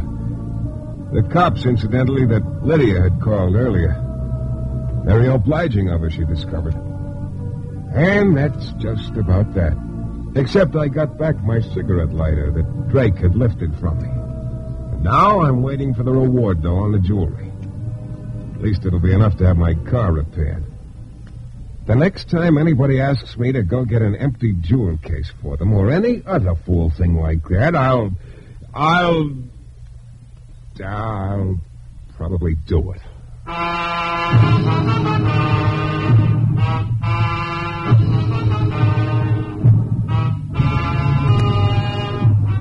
This is your director, Bill Russo again. Our story is based on characters created by Brett Halliday and is written by Bob Wright. The music is composed and conducted by John Duffy, and Michael Shayne is portrayed by Jeff Chandler. The New Adventures of Michael Shayne is a Don W. Sharp production, transcribed in Hollywood and distributed exclusively by the Broadcasters Guild.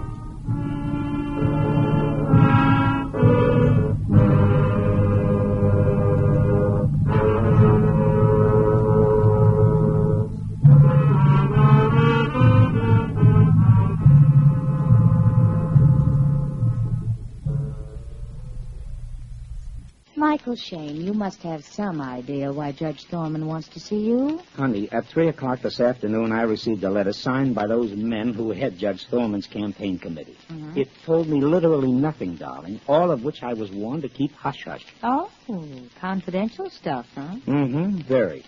I'm requested to appear at Judge Thorman's home at 7 o'clock tonight. I don't know why, darling. That's all the note had to say. Oh, it's about 4:15 now. Uh-huh. Which means you must curb your curiosity for 2 hours and 45 minutes. Oh, then I'm going? Well, it's not your company I love, sugar. It's your shorthand. Well, I'm glad to know something about me attracts you. Michael, do you know Judge Thorman? No. Oh, Well, then Judge Thorman must know you. Otherwise, why should Take it he... easy, will you, baby? Please, we'll know at 7 o'clock tonight.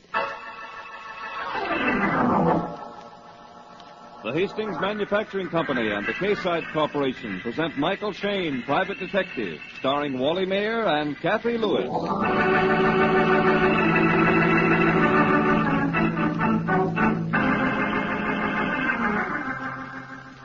At approximately the same time, Shayne and his blonde assistant Phyllis Knight are discussing the mysterious note summoning Shayne to Judge Thorman's home at 7 o'clock. Mysterious events are shaping themselves in Judge Thorman's study. The judge is conversing with one of his committee men. Eating at the club tonight, Judge? As usual, not until after the meeting. By the way, has this Michael Shayne fellow been contacted? Yes, a note was sent asking to him to be here tonight at 7. Oh, good. He comes highly recommended. Yes? If I didn't know you were one of my best friends, I'd say you didn't particularly care whether we ever find out who's making these silly telephone threats against my life. I was just thinking of this Michael Shayne fellow. I don't think he'll be much help. Inspector Coyle and Chief Randall assured me he was as capable an investigator as we No could doubt. find. I'm afraid Shayne will be too late. What the devil are you... I made those calls, Judge. You? What sort of stupid joke is this? It's neither stupid nor a joke, my dear Judge. Do you remember Carlton Winters? Winters? Well, yes, Carlton Winters, a forger. I sentenced him 16 years ago it was. What of it? You won't know my face, Judge. But look at the hatred in my eyes, and you'll see Carlton Winters.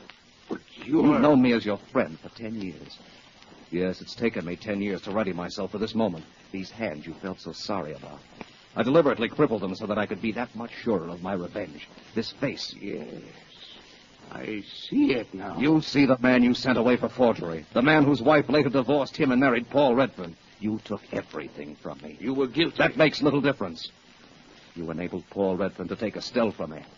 I vowed I'd pay you off, remember? It'll be over quickly, Judge, quickly.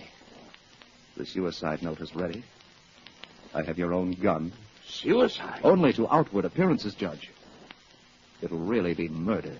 Wait, get that gun away from my head, you fool. No, Judge. Not when I've waited 10 years for this.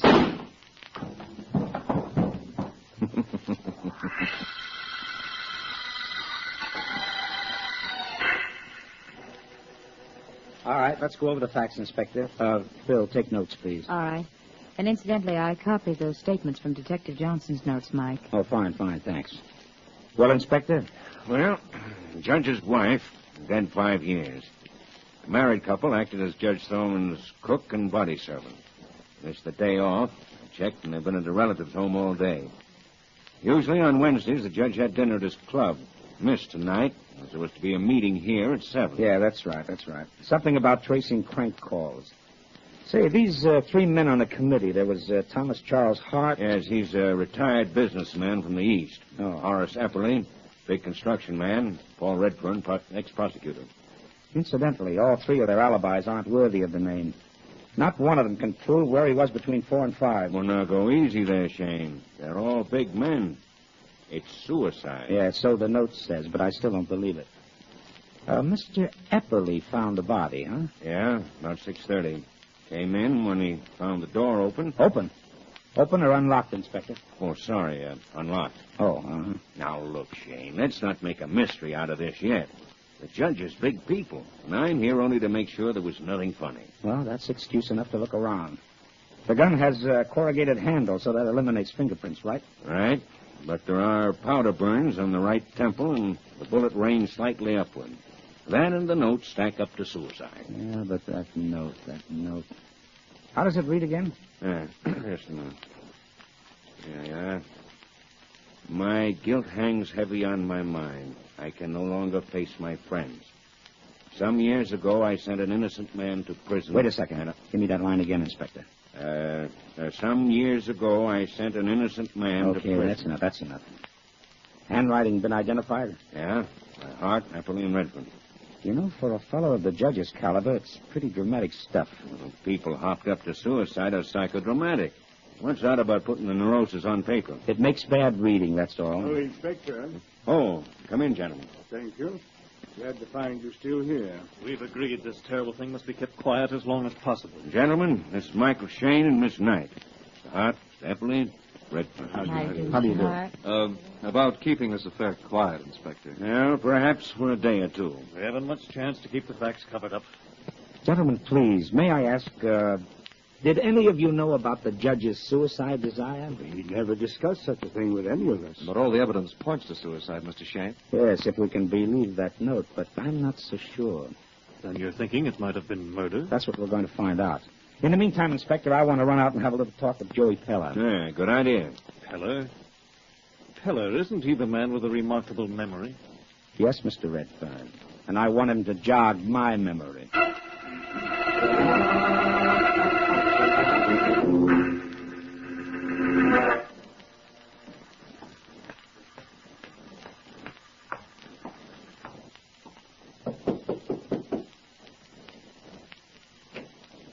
Yes, what do you want? Mr. Peller? Yes, who are you? A friend of Michael Shayne. Come in. Take a chair. Sit down. Don't mind if I squat here in this rocker. Easy on my back. Not at all. I'll stand because I can only stay a moment. Mr. Shayne suggested I see you. I want some information. What do you want to know? Mr. Peller, do you recall a rather sensational case about 16 years ago when Judge Thorman sentenced a forger, a Carlton Winters? Winters. Let me see. Yep. Mm-hmm. Quiet enough, boy. I think I recollect that Winters, second Judge Thorman, life. Yes, and Redford, too. He was the prosecutor. Very good. Anything else, Mr. Peller? Let me think. Huh? Yes, I do. Never heard anything more about Winters, but I think he was killed or died in an accident in Chicago. I'm thinking. Yep. Mm-hmm. I got it. What, Mr. Peller? About 3 years after Winters was sent up, his wife, Estelle was her name, I think. Well, she divorced him, and believe it or not, she married Paul Redfern. Yep. And Redfern retired from public office right after that. You've been a big help, Mr. Peller. I'm always glad to help Shayne's friend. Anything else, Mr. What's your name? You won't need it, Peller. What you doing with that knife? You know too much, Mr. Peller.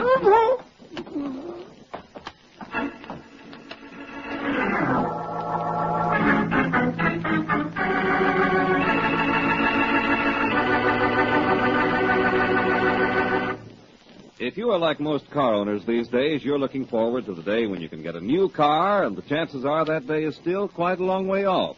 Meanwhile, it is false economy for you to cheat yourself out of good car performance and to take chances on a serious breakdown. Just drive your car into a good repair shop and get a professional checkup. Your serviceman may find, for example, that your piston rings are worn out. But worn-out rings alone are causing oil waste and the loss of pep and power. In this case, what you need is to replace your piston rings with Hastings piston rings. They stop oil pumping, check cylinder wear, restore engine performance. So whenever you need new rings, it will pay you to get Hastings piston rings. They're tough, but oh so gentle. Tough on oil pumping, gentle on cylinder walls. Now remember that name, Hastings piston rings. The best money you can spend on your car.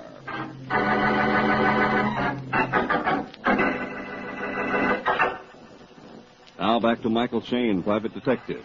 It seems that Shayne had decided on a step in the right direction when he decided to have Joey Peller jog his memory.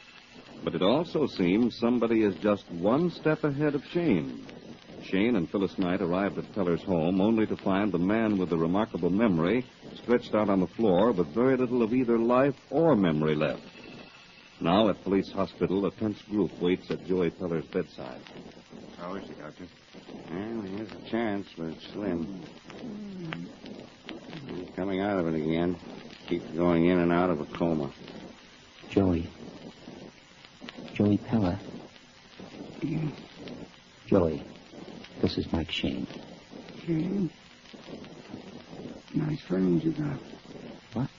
Nice friends? Michael, whoever tried to kill him must have used your name. Is that what happened, Joey? Didn't know him, though. Joey, take it easy. Listen. Do you remember anything about a Judge Thorman case? Yeah. That's what The guy wanted to know.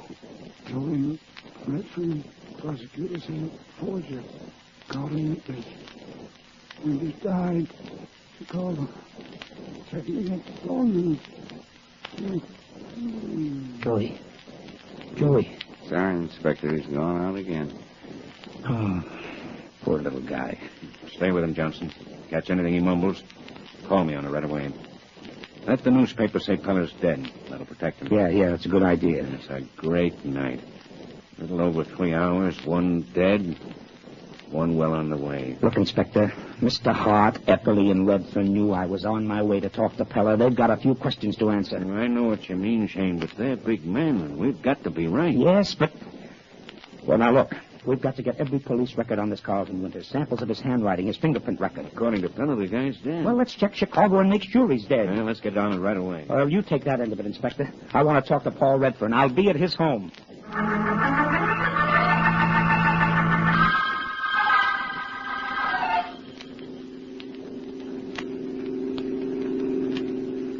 What's the time? About 10, Paul. Gives us time to check up on our theory at Peller's place. Then get back to your home by 11 to meet the others. Well, just what is this theory you've got on Peller's death?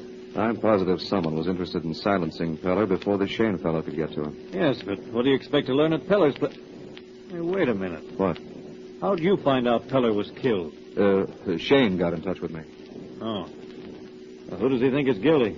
He thinks it's one of us. Us? Are you serious, Hart? Yes, Redford. And I'm also Carlton Winters. You're... What did you say? I said I'm Carlton Winters. And I'm going to kill you. Kill me? Just keeping a promise I made you long ago in court. But Winters died in Chicago. No, he didn't. Steady on the wheel. Don't take your eyes off the road. Then you killed Jeff? Yes, I killed him. Now it's your turn to be a suicide. Then can you guess who follows you? You mean my wife? Yes, Redfern, Estelle. They'll get you. If they do, it'll be too late. How am I to die? Oh, it's rather simple. The hairpin turn is up ahead. We'll soon be on it. You're going to drive straight through the guardrail and down into the canyon. You can't force me to do that. You'll have nothing to say about it, Redfern. You'll be dead before you take the plunge. I'll crash the car first. You thought of that too late. I'm ready now. I heard you. Now, hold the wheel steady. Steady. Get the door open. Now.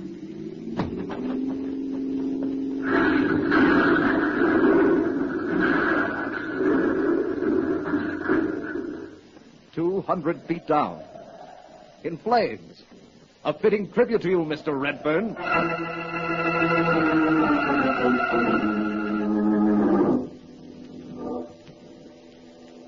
I'm terribly worried, Mr. Shayne. No, I wouldn't let it get you down, Mrs. Redfern. But he's always so punctual, so thoughtful.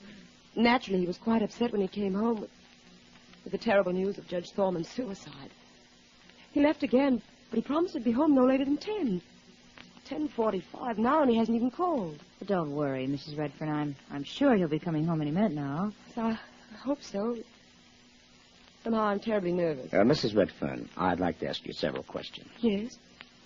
Well, first, have you ever heard your husband speak of a man named Carlton Winters? Carlton Winters? Yes, Mrs. Redfern. Name seems to surprise you. Well, I'm not sure why, but it did surprise me. Winters was prosecuted by your husband and sentenced by Judge Thorman about 16 years ago. Yes? Well, Winters was supposed to have died in Chicago. An accidental fire in a doctor's office. Yes, that's why I showed some surprise, I'm sure. I remember Paul telling me Winters had died in Chicago. Must have been rather important. Winters' death, I mean, for you to have remembered, Mrs. Redfern. It was important this night. You see, Carlton Winters had threatened the lives of Judge Thorman and my husband. I was glad to know the man was dead. And that's all you can tell us, Mrs. Redfern? That's all, Mr. Shayne. May I ask if your questions concern only Judge Thorman's death?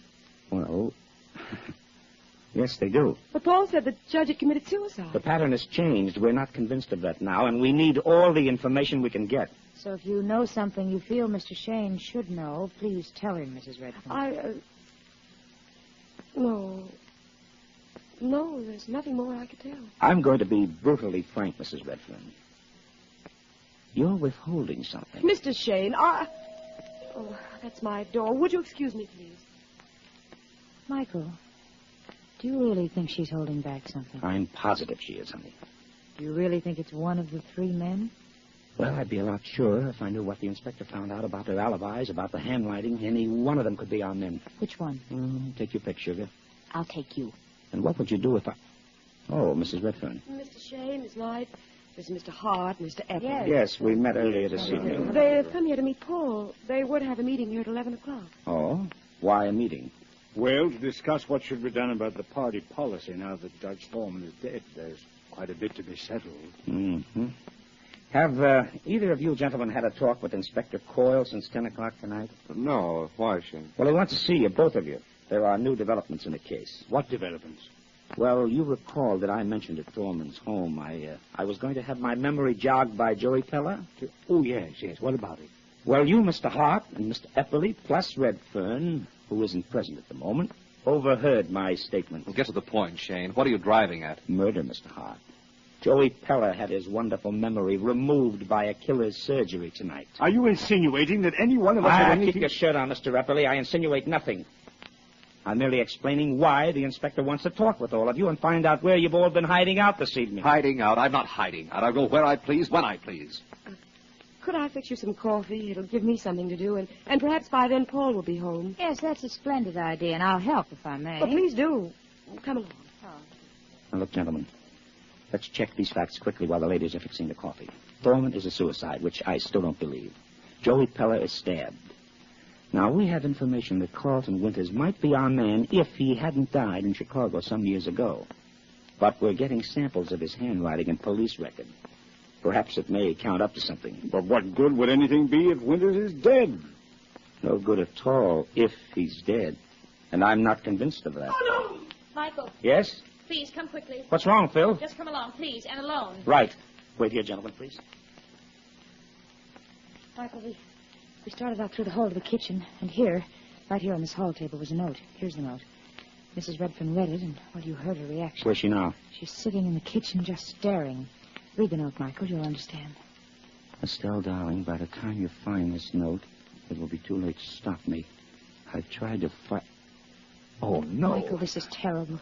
She nodded yes when I asked her if this was her husband's handwriting. I don't believe it. I don't believe it. Oh, I'll take that on this hall extension. Now, look, honey, go back to Mrs. Redfern and don't let anybody even try to talk to her. Hurry up, Michael. Okay. Hello? Hello, that you, Shayne? Oh, yes, Inspector. Still want to talk to Paul Redfern? And how I do? Better forget it. His car went over Cliff Road into the canyon in flames. What? He's on a slab in the morgue.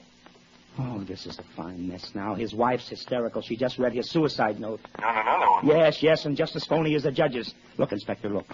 Tell the coroner to go over the body very carefully. I'll be right there. Right. Hurry it up. Phil, can I see you a minute? Yes. I'll be right back, Mr. Redfern. Now, listen. And listen fast, honey, and make it stick. Redfern's dead. Oh, dear. Oh, Mike. He meant that note. I don't know. I only know he's dead. He crashed his car. Now, I'm taking this note and sticking it at headquarters until we know as much as possible. Well, what about her? Honey, I want you to stay with her. Don't leave her for a minute, and don't tell her he's dead. I'll call you later or pick you up. All right. But I think you should know this, Michael. What? I'm positive that note wasn't on the hall table when we came in. Good work, honey. Good work. Our pigeon is in there in the drawing room. Are they staying here? Oh, no, sweetheart. No, I'm going to convince them to visit headquarters.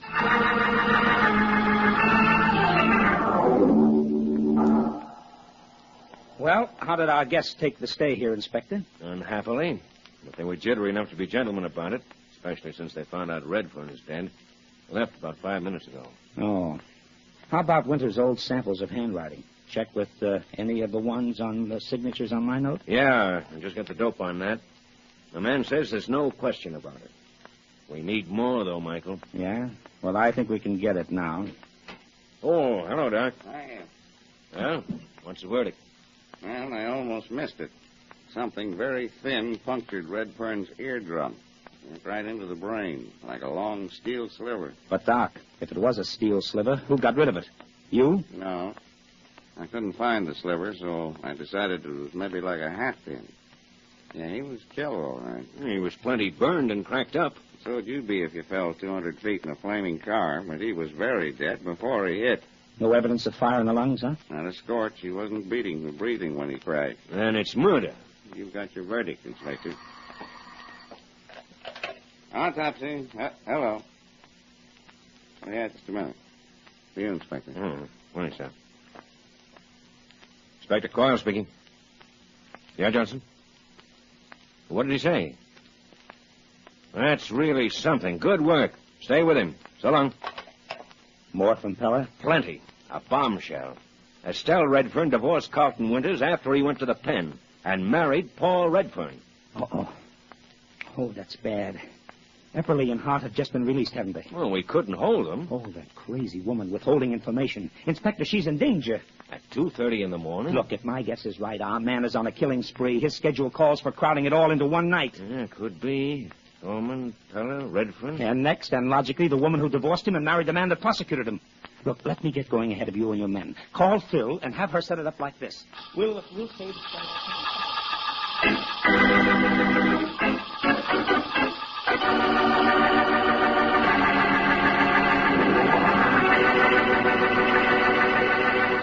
You can't always predict the outcome of a mystery story, but here's something you can predict with absolute certainty.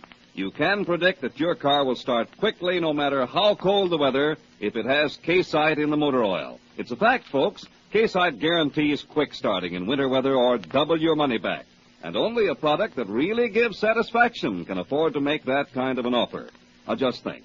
No more sitting out in the cold, struggling with a motor that refuses to go. K-Site retards congealing of oil, lets your motor spin over rapidly and start.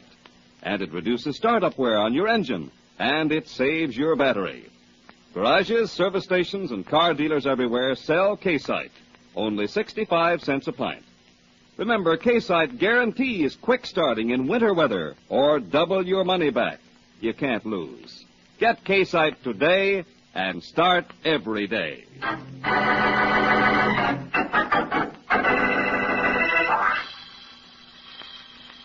Now back to Michael Shayne and the trap set for a revenge-crazy killer. It's about 3:15 a.m. The huge Redfern mansion is wrapped in the eerie glow from a thin sliver of moon. In the shadows of the porch, two men moved softly, furtively.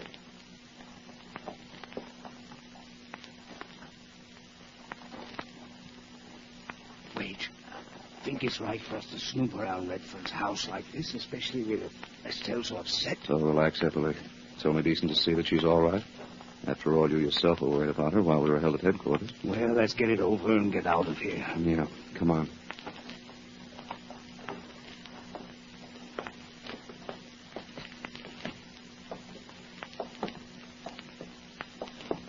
Here, let's try these French windows. I still don't think this is a good idea. If we make a noise and waken Estelle, she'll be scared out of her wits. If we find she's all right, we'll go out as quietly as we can. No, come on. This window's unlocked. That's not so good. Oh. I'm beginning to believe that Shayne fellow now. There's a killer loose, Epperly. Shall I turn on this light? No lights. Keep it dark. Now that we're in, what do we do? First, go through the entire downstairs. You take the east wing, I'll take this west side. Well, what are we looking for? We're making sure everything's all right. Check every door and window. See that they're locked. Go right through and I'll meet you in the back hall. That's simple enough. If everything's all right downstairs, we'll check the upstairs. Then leave. All right. But I still don't like the idea. Take it easy. Don't fall over the furniture. I won't guarantee it. Now, to get upstairs quickly and arrange for Estelle's suicide while my perfect alibi searches downstairs.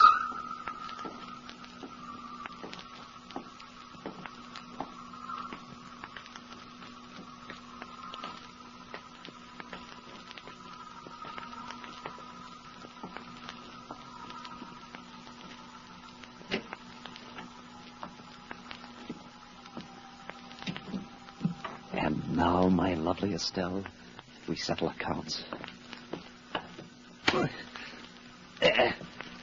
And again.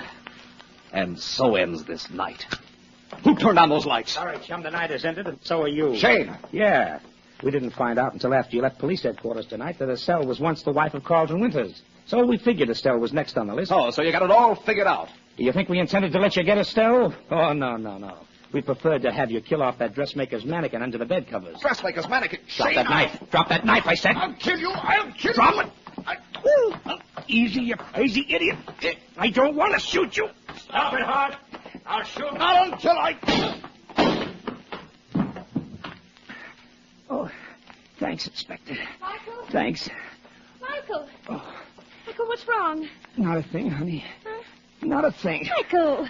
He's hurt, Inspector. Easy, Phil, easy now. We'll take care of him.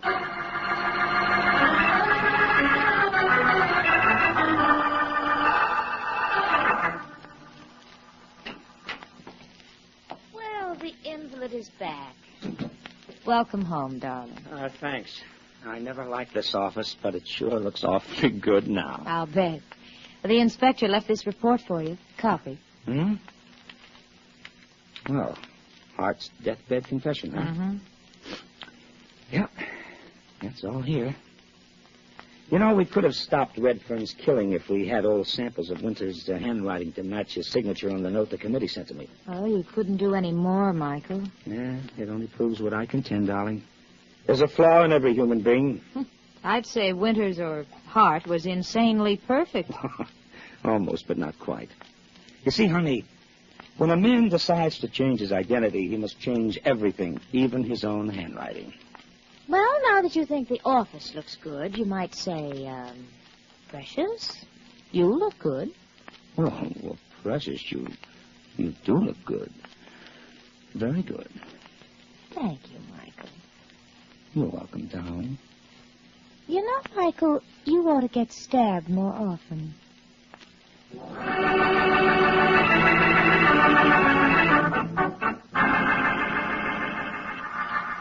Michael Shayne, Private Detective, stars Wally Mayer and Kathy Lewis, with Bill Johnstone as the inspector. Tonight's story was directed by Michael Raffetto, written by Alan Cameron, and based on the character created by Brett Halliday. The music was composed and played by Len Salvo. And this is Charles Arlington speaking.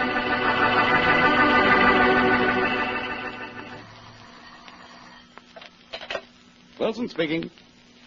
Well, wonderful. Oh, fine, I'll pick her up this evening. Yippee! My new car just came in at the dealer's. You got any suggestions on breaking her in, Bill? Only what a top-notch mechanic told me. What's that? Add K-Site to the motor oil. That's sound advice for any new car owner, friends. K-Site carries oil to the tight spots and assures a smoother break-in. Remember this, no matter what kind of motor oil you're using, you will get better and smoother motor performance when you add K-Site.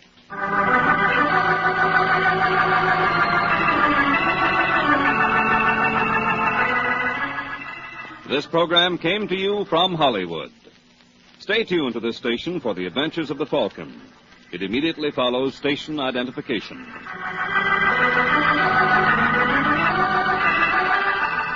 This is the Mutual Broadcasting System.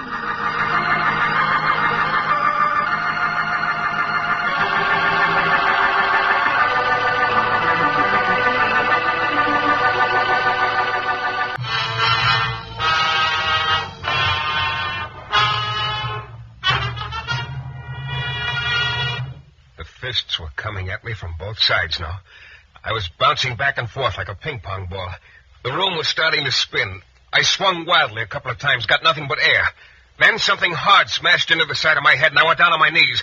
I tried to get up, but a size 13 shoe connected with my chin, and then all the lights went out.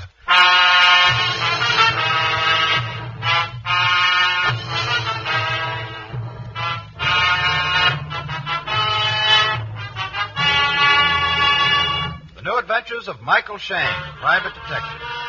Michael Shayne, reckless, red-headed Irishman, is back again in his old haunts in New Orleans. This is your director, Bill Russo, inviting you to listen to another transcribed episode, which we call The Case of the Deadly Doe.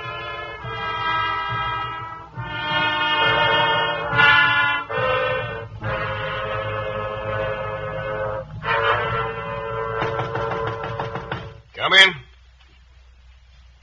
Come in. Must be hard to hear. What's the matter, didn't you? Huh? Okay. Hey, look, why the hush-hush routine? Thought I heard a noise down the hall. Noise? So what? So maybe I was being followed. Oh, look, little man, let's start from page 1. Who would... You Mike Shayne? Yeah, who are you? They call me Wichita. Who's they? Skip it. I got a job for you, Shayne. You know, that's the first thing you said that makes sense. I'll give it to you fast. I haven't got much time. Here. What's that, the key to the city? The key to a baggage locker down at the Canal Street station. You'll find a little black suitcase in it. Take it to this address on Bienville Street in the French Quarter. It's an empty room. Leave the suitcase in the room and come back here. Well, go on. What else? That's all. You mean all I do is pick up a suitcase and take it to an empty room in the quarter? You catch on quick. There's a chance you might be followed. If so, shake them at the depot, huh? I'll wait here in your office and pay you when you come back.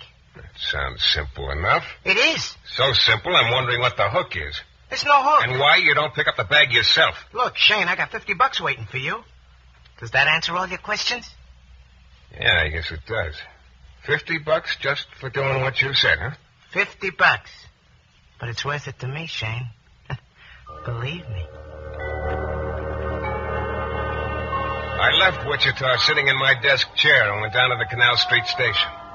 He was right. I was followed for a while, but I didn't get a decent look at the guy. Anyway, I shook him before I got to the depot. I looked up locker number 1245, the number on the key. Suitcase was in it, all right. A small one.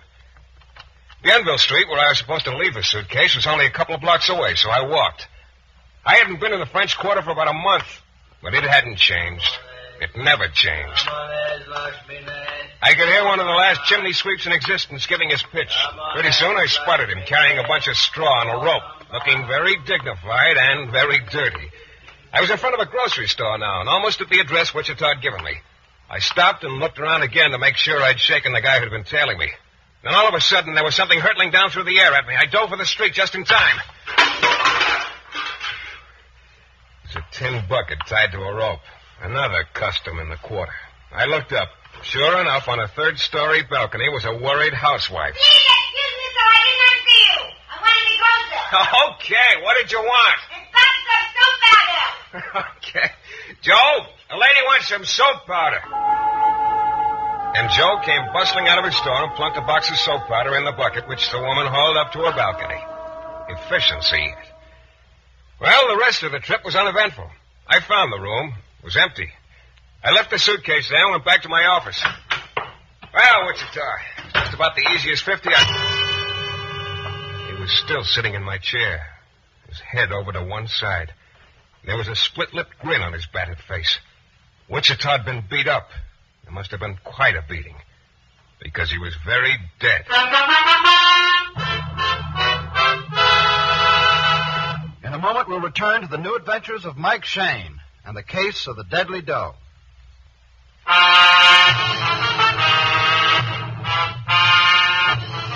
Well, maybe someday I'll learn that easy money always carries a hook.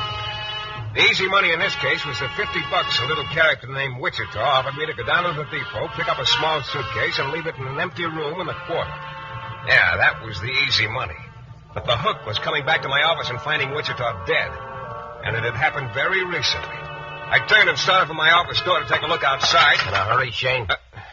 Inspector Lefevre. Take a look around, Dykes. Okay.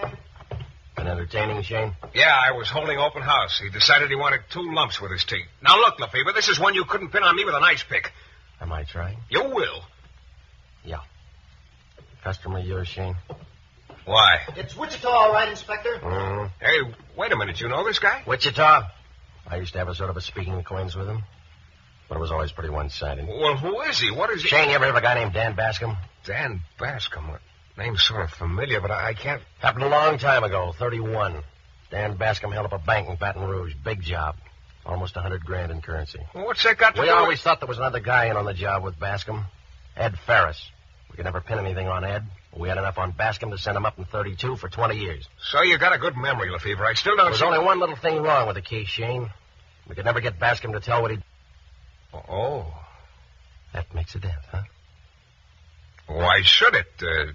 Maybe this other guy, what's his name, Ed Ferris, got the dough. That I doubt. I think it's still floating around somewhere.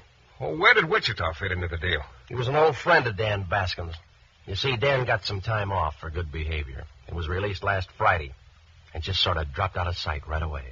You think Wichita had the dough? I think Bascom told Wichita where to find the dough, told him to get it and bring it to him.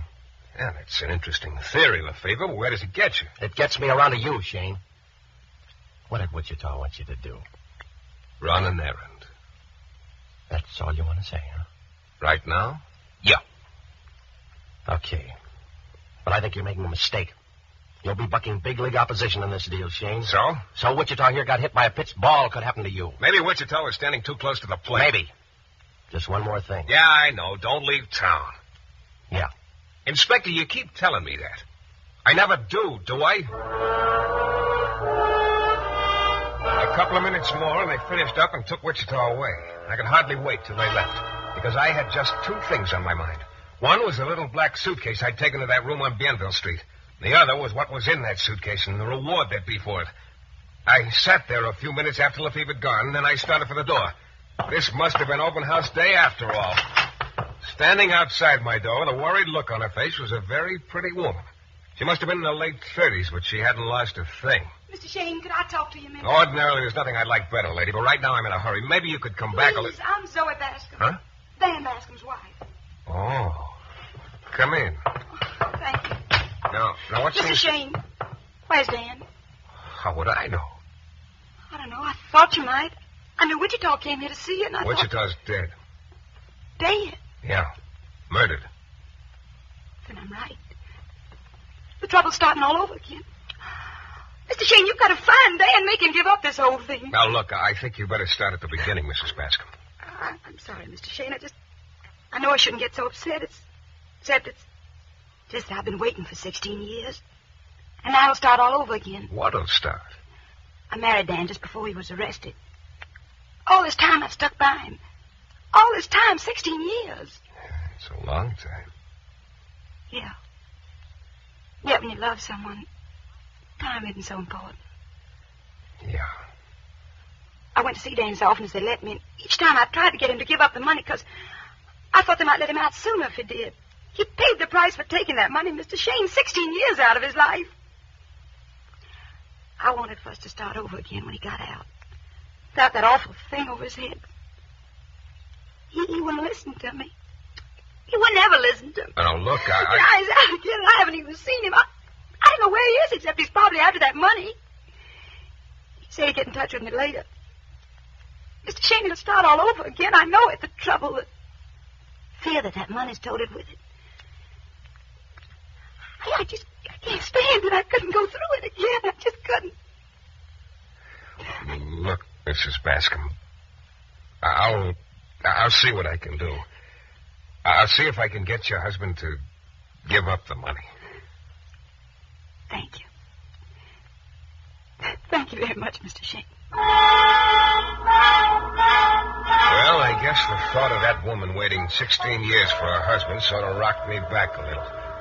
And anyway, it occurred to me that she and I both wanted the same thing, to get the dough away from Bascom, although for slightly different reasons. She left after that, and I hot-footed it back to the room on Bienville Street. The suitcase was still sitting on the table where I'd left it. I started toward it, then I stopped. Don't move, mister. Don't look around. Okay. Who are you? Shayne. Michael Shayne. Oh, the boy Wichita hired. Which? You might be Dan Bascom? Yeah, I'm Dan Bascom. The one guy you don't want to see, Shayne. But I'm awfully glad to see you. What are you talking about? Got any particular prayer you're fond of? Prayer? Start on it. You're going to die pretty soon. Hey, look, what is this? You mind telling me just why? Because I've been through too much to miss out now. To be double-crossed by some two-bit punk of a private eye. Double-crossed? I don't know what you're talking about. Open that suitcase. Huh? I said open it. Okay. What? Yeah. It's empty.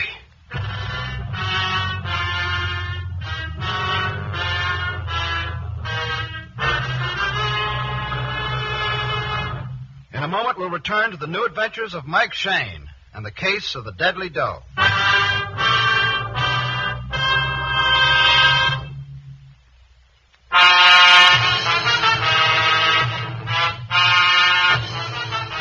started when a little character named Wichita offered me $50 to pick up a black suitcase at the depot and leave it in an empty room on Bienville Street in the French Quarter. I did, and came back to my office to collect the 50 from him. But Wichita wasn't in a position to pay off anymore. He'd been beaten to death. Inspector Lefevre came in about then and told me Wichita was a friend of Dan Bascom, who'd just been released from prison after serving 16 years for a $100,000 bank robbery back in 1931. It seems Dan had never told anyone where the dough was. Of course, about that time, I had my ideas, most of which concerned that little black suitcase. So I went back over to the room on Bienville Street. But this time it wasn't empty. Dan Bascom was in it with a gun. Shayne, you got just one chance to go on living. Tell me where that dough is. Oh, look, I tell you, I don't know anything about it, Bascom. Shayne, I've waited 16 years. 5 minutes more is too much. What'd you do with the dough? Oh, get smart, Bascom. If I'd taken the dough, do you think I'd have come back here to this room? Either somebody came in and emptied the suitcase after I left it here, or it was empty when I brought it. Well, matter of fact, I remember thinking it felt a little light when I picked it up down at the depot. My. I guess what you say adds up, Shayne. You'd have been a dope to come back here again if you'd taken it. You'd take a lot of convincing, Bascom. So, it turns out the one guy I thought I could trust crosses me. You mean Wichita? You think he took it? Yeah. Is that why you killed him? Huh? Wichita got knocked off a couple hours ago. You could have done it. A couple of hours ago, I thought Wichita was my friend. I didn't kill him, but I got a pretty good idea who did. Who? Never mind, Shayne. I'll handle this my way. Now, look, Bascom, your wife came to see me just before I came over here. Zoe? Why? She wants you to forget it, though. It spells trouble to her. It always has. Zoe's a good kid, Shayne, but she's been trying to tout me off that dough all these years. I've never taken her advice, and I'm sure not going to take it from you. Well, Bascom, I guess I didn't really think you would. Yeah, Zoe means well. When I wind up a couple of odds and ends and get the money, I'll get her and we'll get out of the country. And I think after a while she'll get used to the idea of us having dough. Might even quit spelling trouble to her. Well, you're a lucky guy, Shayne. Lucky? Yeah. You're going to walk out of here alive. You know, start walking. Well, I was glad to oblige. I went downstairs and out on the sidewalk. It was just getting dark. I started walking. I was wondering what Dan Bascom was going to do next. My guess was he was going to head for Ed Ferris, the guy who'd been in on the robbery with him, but who'd beaten the rap. And then a couple of minutes later, a stocky gent fell in step beside me. Got a light, Mac? A light? Yeah, I think so. Hey. Know what that is in your ribs? Yeah, it's a police positive 38 with a silencer. Smart boy. What's the idea? See that car across the street with the big guy behind the wheel? Yeah, why? Let's head for it. 3 of us are going to take a little ride. Where to? Oh, now you don't want me to spoil the surprise, do you? Come on, get moving. We drove across town and pulled up beside the service entrance to an apartment house. The 2 muscle men hustled me up the back stairs into one of the apartments. There was a guy sitting there looking out the window. A pretty trim-looking individual with a very innocent face, except for the eyes. Those, I think, he must have borrowed from a rattlesnake. Here he is, Ed. Okay. Ed, huh? Ed Ferris, maybe. Maybe. Do you mind telling me why these 2 gentlemen of yours gave me the rush up here? You know why, Shayne. Where is it? Where's what? The dough, the $100,000, where is it? Funny, Ferris, I was just getting ready to ask you that. The worst you get, you're lucky. Now, let's not clown around. Ed, you want Rocco and me to muss them up? Not yet, Al. Look, Shayne. I don't know where the dough is. Shayne! Get straight. The way I got it figured, you or your trained SEALs here knocked off Wichita and got the dough from him. It'd be awfully hard to prove. About who killed Wichita, I mean. As far as my having the dough, I haven't. But I'm going to get it, because you're going to tell me where it is, right now. Look, how can I tell you if I don't know? Just to refresh your memory, Shayne. Al here followed you from your office when you went down to the depot. Oh. But he lost you. I think Wichita took the thing there. The dough. But the suitcase was empty. Yeah, sure. Well, look, why don't you get Dan Bascom to tell you? I think he's looking for you. Very funny. If Dan's looking for me, he doesn't tell me where the dough is. Anyway, it'll take him some time to find me. It'll be too late. I'll have the dough by then. Because, like I say, You're going to tell me what you did with it. Look, for the 14th time, I don't know when... Shayne, you don't seem to understand. I've waited a long time to find out where that dough is. Never could get Dan to tell me. Half that dough is mine. I've waited so long I just figure now that all of it's mine. So don't try to stall anymore. You're the one who doesn't understand. Can't you get it through your head I don't know where the money is? Okay, Al. Rocco. Start now. I'll drive a right from the big ape. Rocco cut me under the ear and drove me back against the wall. I tried one of my own on him. He only blinked his eyes. They both came at me now, and they were one too many. This started coming at me from both sides. Pretty soon I was bouncing back and forth like a ping pong ball. The room was starting to spin. I kept swinging, but was getting nothing but air. And then something hard smashed on the side of my head. I went down on my knees. I tried to get up, but a size 13 shoe connected with my chin, and all the lights went out.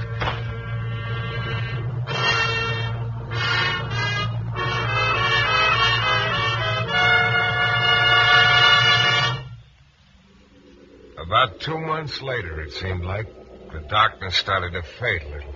I started wishing it wouldn't, because I felt like one big bruise. Then I could make out that I was lying outside in an alley. There was someone bending over me. Still alive, right, Shayne? Am I? How can you tell, Inspector? Well, you're lucky. Sure. Well, cheer up. You might have solved the murder for me. The hard way. Yeah? Look, if I'm in line for a medal, I'll trade it for an ice bag. Whose murder? Wichita. You're carrying the same trademarks on your face he had. Only I guess you're a little more rugged than he was. 3 cheers for me. It was those 2 trained seals of Ed Ferris's. Yeah. Al and Rocco. We got a net out for him. It won't be long. We're also looking for Ed Ferris. Try his apartment. I just had a delightful evening there. We did. It's empty. But we'll get him before long. Well, looks like that's the case, Shayne. Ferris had his boys knock off Wichita trying to get Bascom's dough. They didn't get it. They tried you next. Well, then they still don't have it, Inspector. You don't have the dough? No. You sure? What do you want, an affidavit? I said no. Okay. Shayne, like I told you, you're bucking big league competition. You're lucky you just got struck out. Drop it now while you're still breathing. You know, Lefevre, for once I'm agreeing with everything you say. I am going to get out. I'm beat. I dragged myself back to my office and took a look in the mirror over the washbowl. I could have sold what I saw in that mirror for 4 bits a pound at any meat market. I patched myself up a little and slumped down in my chair. Then it occurred to me that this was the way Wichita had been slumped over in that same chair, and I know a little of how he must have felt just before he... Then I saw it. A little shiny metal thing wedged into a crack on the inside of my desk down low. I pulled it out. It was another baggage locker key. It was like a shot in the arm. Suddenly I felt almost alive again. I went back to the depot and found locker 1247, the number on the key. Yeah, there was another suitcase in this one. I opened it just a crack, and it was full of dough. As I stared at it, I couldn't help feeling just a little sorry for Dan Bascom. Then I closed the suitcase, started out with it, but I didn't get far. Hello, Shayne. Harris. Yeah, keep walking. Now, look, Lefevre picked up my boy, so it looks like I'll have to do my own work from now on. You know, Shayne, you almost had me fooled. I didn't think anyone could take a beating like that and still not talk. Look, you won't believe this, Ferris, but I didn't know where the dough was then. Where are we going? The car outside. You're going to drive. I'm going to sit beside you. Head for Claiborne Avenue and out of town. I'll direct you. We're going out into the country. Ferris wasn't kidding. We went way out in the country. After a while, he motioned me onto a side road. Pretty soon, we pulled up in front of a little house standing all by itself in a clump of trees. There was a light in the window. We got out of the car and went into the house. Standing there in the front room... And you fool, why'd you bring him here? Well, Zoe Bascom, the loyal wife. Fool, you of all the places There's to go. nowhere else for me to go, Zoe. They're looking for me in town. Anyway, it doesn't matter anymore. We've got the dough right here in this suitcase. You got the money? Right here in this suitcase, Zoe. Wait at last. What about Dan? Will you He's quit not... worrying about Dan? Time he figures out about us that we've got the money, we'll be long gone. Don't be too sure of that, Ed. Dan! Drop it, Ed. Drop the gun. That's fine. Now, look, Bascom... Shut up, Shayne. I'll get to you later. Now just stand there real quiet, the 3 of you. I got a couple of things to say before I start shooting.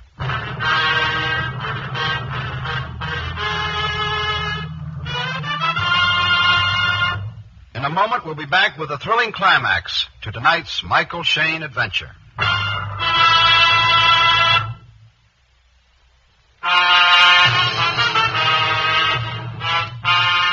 Well, there we were, the four of us. Dan Bascom with a gun in his hand and murder in his eyes.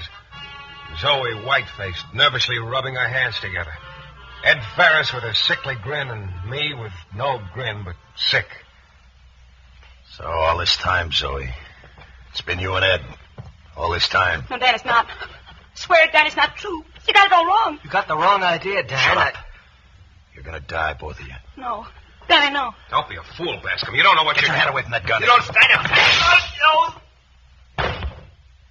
Ed. Ed. No more Ed, Zoe. Tough. No more boyfriend. No more Ed. Sure, it was Ed and me. Ed and me all the time. All the time just waiting to get our hands on that money. Sure, what did you think? That I was waiting for you? Yeah. Yeah, that's what I thought. You fool. Ed and me. The money was going to be ours. I loved him. And you killed him, you fool! She stood there with her eyes blazing, and I saw his lips twitch and his fingers start to tighten on the trigger. I dove for him, but he was too quick. He clipped me with a gun barrel, and I went down. Then I heard the gun go off. I twisted my head around. Zoe was sagging slowly to the floor, but her expression never changed. Hatred. Pure, venomous hatred. Dan stared hard at her for a moment, and then he looked down at me. You lied to me, Shayne. You had the dough all along. You're next. Now, wait a minute, Bascom. I didn't have the dough. It was in another baggage locker. I guess Wichita knew he was being followed by Farris's boys, so he figured out a way to throw him off. What do you mean? He sent me after an empty suitcase as a blind. Then I guess he was going to get the real one later and bring it to you. When he saw Farris's boys coming after him in my office, he slipped the second key down into a crack in my desk. I found it there just an hour ago. So, Wichita really was on the level with me. Well, that's something to know, I guess. I had one friend. Hey, you paid an awful big price to find that out, Bascom. Yeah, I paid big. 16 years locked up, a wife who turned rat, and this is what I got for it. A suitcase with $100,000. Not too hard a bargain. Yeah, it's worse than that. Better than nothing. No, it isn't, Bascom. What do you mean? What you got is nothing. Shayne, you trying to tell me the dough isn't in that suitcase? Oh, it's there, all right. Take a look at it. Hey, what are you Go trying? ahead. Yeah. Take a good look. I've forgotten. You robbed that bank in 1931, Bascom. They were still using the old large-size bills in those days. Well, you'd forgotten about that. A couple of years later, they changed the size of the currency. Started printing smaller-size bills.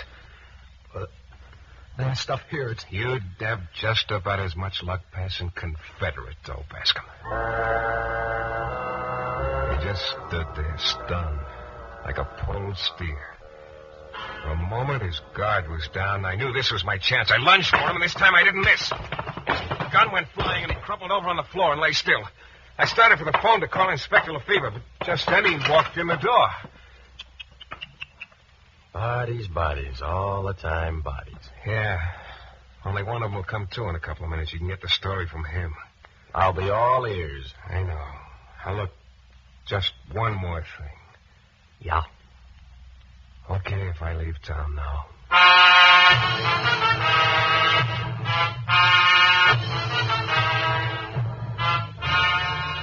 This is your director, Bill Russo, again. Our story is based on characters created by Brett Halliday. The music is composed and conducted by John Duffy, and Michael Shayne is portrayed by Jeff Chandler. The New Adventures of Michael Shayne is a Don W. Sharp production, transcribed in Hollywood and distributed exclusively by the Broadcasters Guild.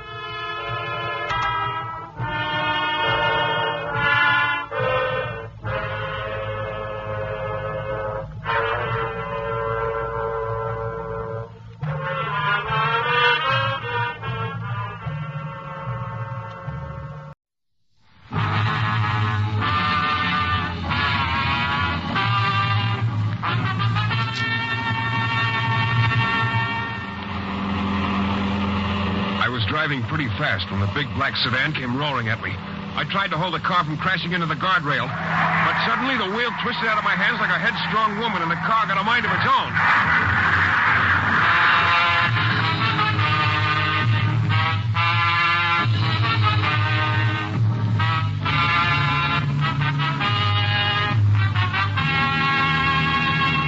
The New Adventures of Michael Shayne, Private Detective. Michael Shayne, reckless, red-headed Irishman, back again in his old haunts in New Orleans. This is your director, Bill Russo, inviting you to listen to another transcribed episode, which we call The Pursuit of Death.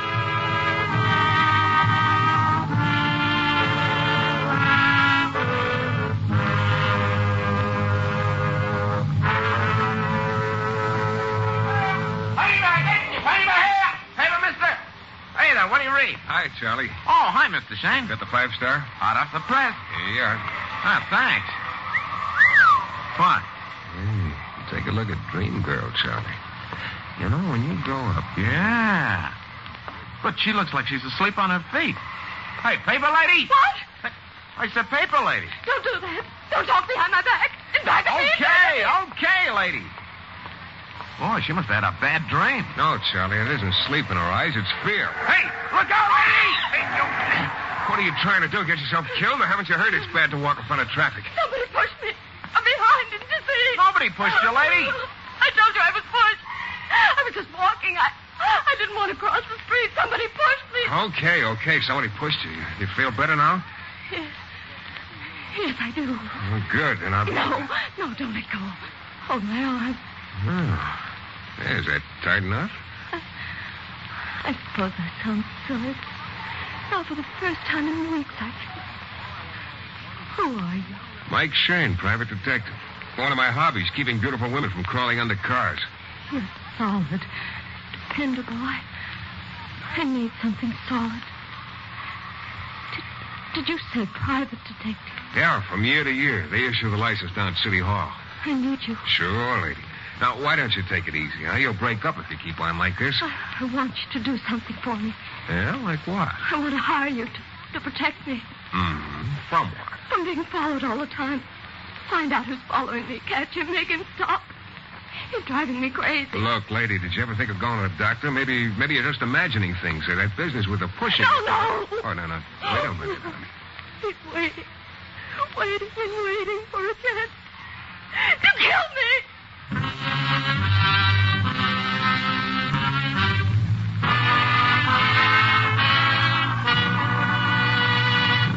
In a moment, we'll return to the new adventures of Michael Shayne and the pursuit of death.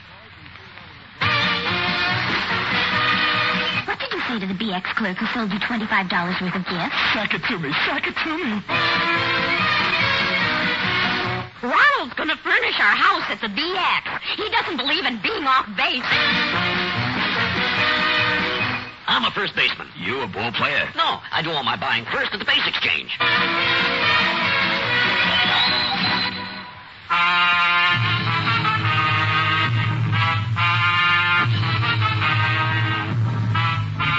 It had been a particularly dull day. Even the weather had been dull, with heavy clouds hanging over the city. New Orleans gets days like that. They make you sleepy. I quit the office at 5 and stopped on the corner to buy my paper from Charlie, the newsboy. Then this Joan Crawford type got in the way of a car and would have been hit if I hadn't hauled her back onto the sidewalk. She must have gone for my daring do because she hired me on the spot. Yeah, to protect her. She thought somebody was trying to kill her. I was in no position to argue with someone holding 20 a day under my nose, so I started to drive her home. I found out her name, Shirley Kernan, but she wasn't in a talking mood, so I just let her relax. She put her head against the back of the seat and closed her eyes. 15 minutes later, when I pulled up in front of the house, her eyes were still closed. Please, don't move. Don't you want to go in? I'd like to just sit here for a minute. I haven't felt quiet and restful like this for a long time. My day started at 5. I've got lots of time. A foolish woman, afraid of shadows. Yeah, there are shadows and shadows in New Orleans. You can't imagine what it's like. All the time, day and night, with the feeling that someone is following me.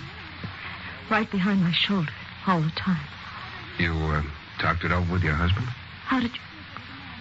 Oh, my ring. He's away on a business trip. Well, if you want me to earn that 20 a day, you better give me something to go on. That's what makes it hard, Mr. Shayne. It's a feeling. I tried to fight it myself, but I can't. It's there all the time. Someone right behind me. You said he's trying to kill you. Once it was a car, a small convertible. At night, I stepped off the curb and this car started towards me. I jumped back just in time. Recognize the car?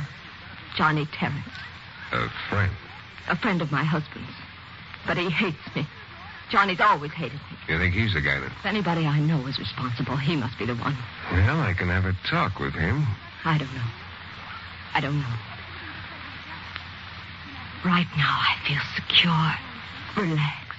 Because I'm here? It's a switch. I can't fight this thing alone. Shirley, been wondering where you were. Hello, Ralph. Michael Shayne, Ralph Pierce. How do you do? Mr. Shayne's a detective, Ralph. Here we go again. Oh, the cat! The cat! Second dog! Shirley, take it The cat's easy. just after the bird, Mrs. Kernan. Stalking it, creeping up on it. There, the bird flew away. Does this happen often, Mrs. I Kernan? can't stand it. Creeping. Mr. Shayne, would you wait here just a moment? Yeah, sure. Come, my dear, I want to talk to Mr. Shayne. You wait for me in the house. Mr. Shayne, you are a detective? That's what the lady said. I presume you are to investigate Shirley's hallucination. Right again, Mr. Pierce. I'd like to help you. Yeah, you look like you're bubbling over with good intentions. What I mean is save you trouble. Oh. You see, Mrs. Kernan is subject to mental aberrations. There must be an easier word. This pursuit phobia, it's all mental, like a too vivid imagination. Like a hypochondriac who knows there's nothing wrong with him, but still feels aches and pains. Nobody's following her. Nobody. Nobody's trying to kill her. Absolutely not. Well, you know, before that cat and bird affair, I had the same opinion. But it must be nice to be as positive as you are about something. I know, Mr. Shayne. That's what I said. You see, I'm new here. I just started to work. How do you fit in? I'm a friend of Shirley's. And this Johnny Terrence, he's a friend of her husband. That's right. I just want to get it all straight in my mind. Now, what does his husband think of your being a friend of Shirley's? Mr. Shayne, I've been trying to help you. Yeah, just the way I thought you would. I could get to dislike you, Shayne. Well, you work on it, Pierce. With a little effort, I'm sure you could get to hate me.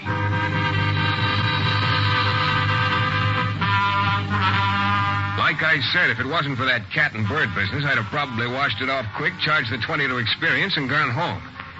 But when I got finished talking to Pierce, it gave me ideas. Maybe somebody was trying to drive her crazy. Maybe Pierce. Maybe her husband. Maybe this Johnny Terrence had some answers. It wouldn't hurt to find out. Now, Mr. Terrence was home when I got there, getting ready to go out. The playboy type. Got a heavy date, Mr. Shayne. What can I do for you? Information, Mr. Terrence. About what? Shirley Kernan. Oh? I'm sorry. I'm much too much in a hurry. I understand you're a friend of her husband's. Stan and I were very good friends once. Were. She fixed that. Well, she doesn't like you either. And that's a compliment. You'll pardon me now? She's in a pretty bad way. I'm trying to help her. Go right ahead. Well, what can you tell me about Shirley? Nothing. Look, Johnny boy, I'm trying to be nice. It's tough, but I'm trying. You've been following her? That what you wanted to ask me? One of the things. Really, Mr. Shayne, I'm late now for an engagement. You'd be real sorry if something happened to her, wouldn't you, Terrence? Oh, it would break my heart. Oh, real sweet guy. Hard to go. Goodbye, Mr. Shayne. I should learn to control my temper. What is there about your kind of guy that riles me? Do I have to use force to get you to leave? You know, it'd be a pleasure. All right, Shayne. That's a sucker punch, leading with your right. Didn't they ever teach you that at prep school? Get out! Get out! Yeah, sure. You know, I feel better. Yes, sir, I feel much better.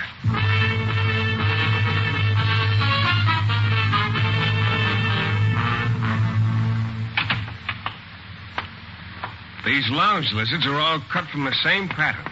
You want to hit them the minute you see the supercilious grin on their faces. I was happy this one gave me the opportunity. But I got the feeling there was another side to this guy. His hate on Shirley Kernan went deep and smoldered steady. There was too much parlor stuff. Pierce was oily and Terrence was full of hate. The air was loaded with unspoken things and bitter feelings. Shirley Kernan was right at the core of it, too. Maybe something I wasn't paying enough attention to was her husband. If I was a traveling salesman who wanted to drive my wife crazy, I'd sure do it while I was supposed to be on the road. Well, I kicked it around in my head as I drove toward town. I wasn't going very fast when I noticed a big black sedan come roaring up to pass me. I eased over to the right to give him plenty of room, but he wanted more. I eased over until I was practically scraping the paint off the guardrail and protecting the highway from a 30-foot drop. I thought this guy must be 3 sheets to the wind, and then he really came at me. My car suddenly started to rumble.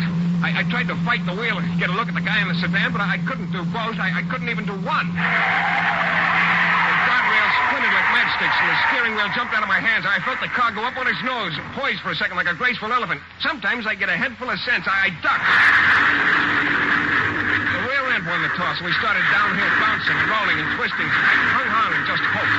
I kept bouncing around and hitting the side so often and so hard I felt like I skated into a handball in a hot 4-wall game. I caught a flash of a big tree. And then everything stopped. Except that crazy front wheel spinning uselessly in the air. Spinning and spinning. Then the Sandman came. I got very tired and closed my eyes.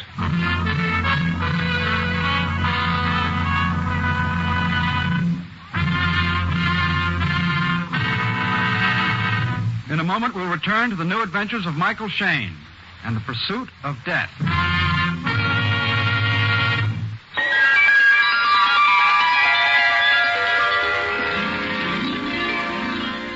What do Americans believe? Here's Hollywood movie star Phyllis Kirk. I believe that in merely being alive, we have a tremendous responsibility, and that the responsibility is not only to our separate selves, but to one another. I believe it is in fear that we commit the crimes of intolerance and prejudice.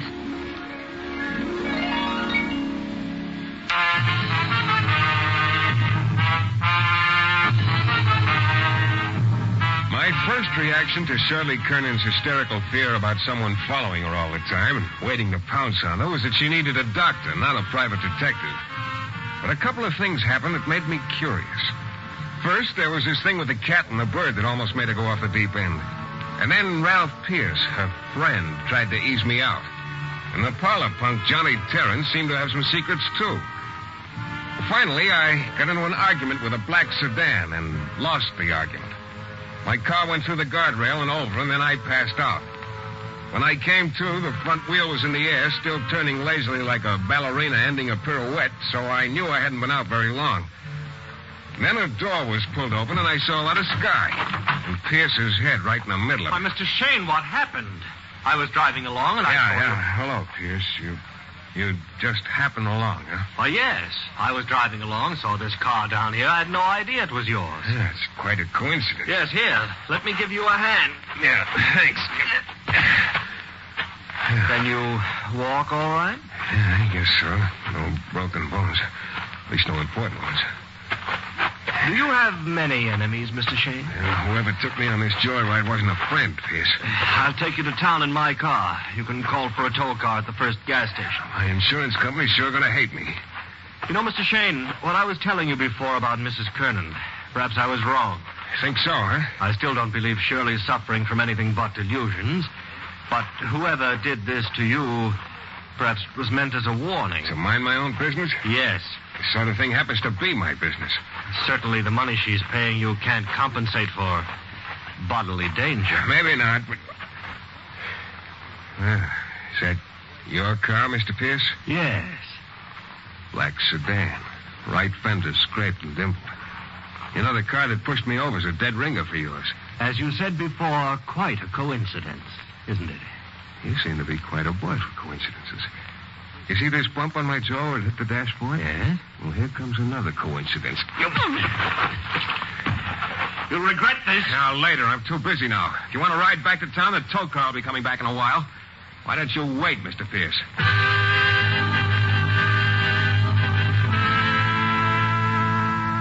Pierce's car purred like a contented tiger. I figured I'd stop at my office, clean up a bit, and get my 38 before I went any further on this case. I parked in front of my building and went up to the office. With my hand on the doorknob, I had a feeling. Not bad, but maybe just a little uneasy. I threw the door open and stepped aside. Nothing happened. Craned my neck and took a look. There was a man sitting in my client chair, the one with springs. At least I think it was a man. He had a turban on his head and flowing robes that covered his feet. His skin was dark, and very white teeth smiled at me as he went into a short commercial. Permit me to introduce myself, Mr. Shayne. I am Remu, seer and mystic in the realm of the mind. I am a friend of Mrs. Kernan. Oh, not another one. I am aware you are trying to help her. Yeah. What can I do for you? Perhaps I can aid you. Perhaps. All I want to find out is whether her life is really in danger or if she just imagines her life's in danger. Her life is in danger, but I do not believe it is from a physical source. Nobody's trying to kill her? No one but herself. We all contain within ourselves the seeds of our own destruction. Yeah. No, I don't place you in this setup. I want to help her, too. You know John Terrence? No, I only know that Mrs. Kernan dislikes him, and that he evidently dislikes her. Yeah, with gusto. How about Pierce, Ralph Pierce? A malignant person, Mr. Shayne. An evil person. Oh? I do not know him well. I met him only once, but I felt the evil. It was my second meeting with him before I felt anything. Well, what about Shirley's husband? Would he be trying to drive her out of her mind? Mr. Shayne. Yeah? These problems of the mind, they are susceptible of various interpretations. You understand, I am a friend of Mrs. Kernan. Yeah, you said that. I want only for her to have teeth. Go on. There is one thing. Mrs. Kernan has always worn a necklace. Of one in particular she was fond.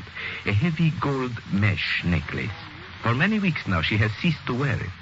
I asked her about it, but she reacted strangely. I feel it is important. Yeah?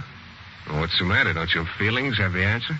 Oh, these problems of the mind. And you think someone is trying to drive her out of her mind? That explanation is much too simple, Mr. Shayne. I fear when you find the answer, it will prove to be a great deal more sinister. It was beginning to percolate. Like a gentle little thing, Remu's words stirred softly. Seemed to say something beyond what I actually heard. It would fit, too. It would answer all the questions. Well, it was late, almost 11 o'clock when I parked in front of Shirley Kernan's house and went up the front steps. I could hear voices behind the door. It rang the bell. But Shayne, Oh, what's the matter? Am I interrupting something? No. How about inviting me in, then? Oh, yes. Come in. Okay, take it easy. Well, hello, Terrence. What happened? You two kiss and make up? This is my cue to exit. So long, Shirley. Relax. I'll see you some other time when the house isn't all cluttered. Always on the wing. Stick around, Butterfly. I want words with you. This time you don't catch me off balance, Shayne. Stop it, don't! Yeah, see? You're still a sucker for that right lead. All right, what are you doing here? What do you think he's doing here? He's trying to frighten me. Well, Terrence? I just wanted to find out if she'd heard from her husband. I haven't heard from Stan since he left.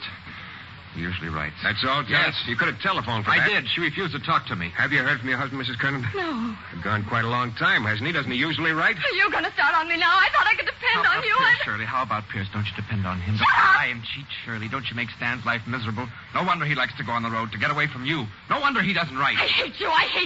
You're the one behind all this. You're the one creeping behind me all the time. Mrs. Kernan, stop. Ask him. Go on, ask him. It's here in this room, the feeling. Behind me, it's him, I tell you, evil, rotten. You belong in a hospital. You see? Mrs. Kernan, you used to wear a gold mesh necklace. You don't wear it anymore. Why? No. May I see it, please? No, you can't. What are you trying to do to me? You're all against me. You'd all like to see me dead. Look, Mrs. Kernan, What is it? You hear it? I don't hear a thing. You're out of your... In this room now. Behind me. Coming closer.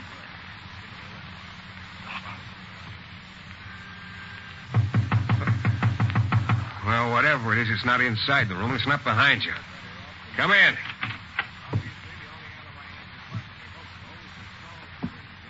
Well. Hello, everybody. What's the gun for, Pierce? Just protection. Shirley, come with me. No. Put it away, Pierce. I haven't forgotten our last meeting, Shayne. Not one bit. Come on, Shirley. I won't go with you. I won't. You'll do as I say, Shirley. You're all against me. No one cares about I me. do, my dear. It's here. It's here in this room, coming closer. It's here, Shirley. You won't find me. I'll hide and be with myself, all by myself, safe. Well, Pierce, you didn't make the grade in the big scene. As a stand-in for her husband, you're a Scene flop. isn't over yet. Let's have my car keys, Shayne. I lost I'm it. in no mood to quibble about shooting you. Say, Shayne. please. It's better. Yeah. Thanks. Now, if you two are wise men, you'll stay here. Everything's under control now. Let's keep it that way, without bloodshed. I don't get this. What goes on, Shayne? Got a car, Terrence? Yes, outside. You want to find out what it's all about? Yes, but what's happened to Shirley? It looks like we'll have the answer pretty quick. Come on, or we'll lose them.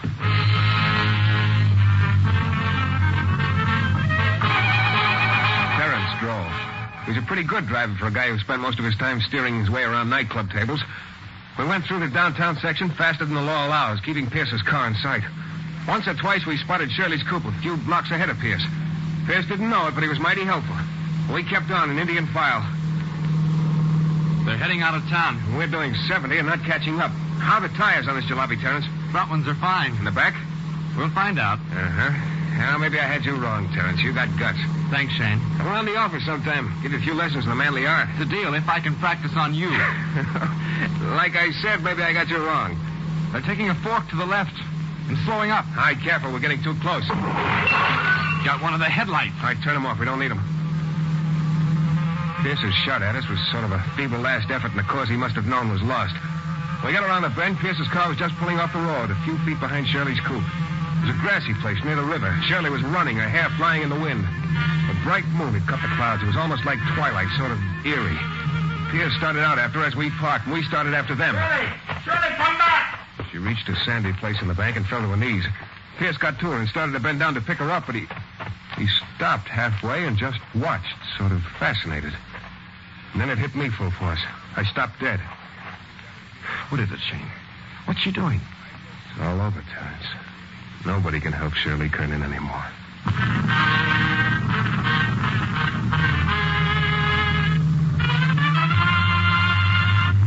In a moment, we'll be back with a thrilling climax to tonight's Michael Shayne adventure. 87 years ago. Each year, some 2 million visitors to Washington, D.C. read those words of the Gettysburg Address from the inscription on one wall of the Lincoln Memorial. On another wall is the second inaugural address. And in the center sits Daniel Chester French's majestic figure of the great emancipator. One of the most beautiful tributes to a great man. The Lincoln Memorial is another American landmark of liberty.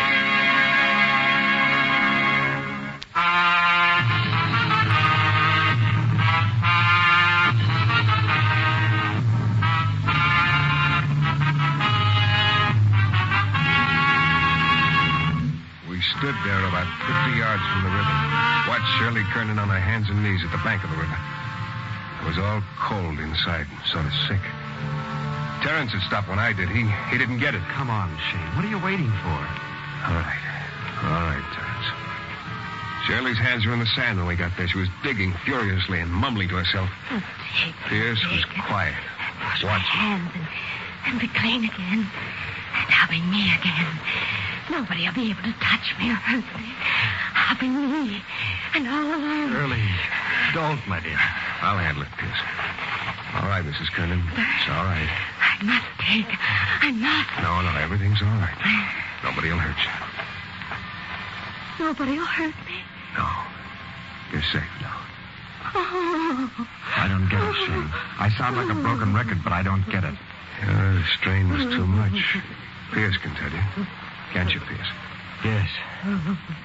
Yes, it's all over now. All over.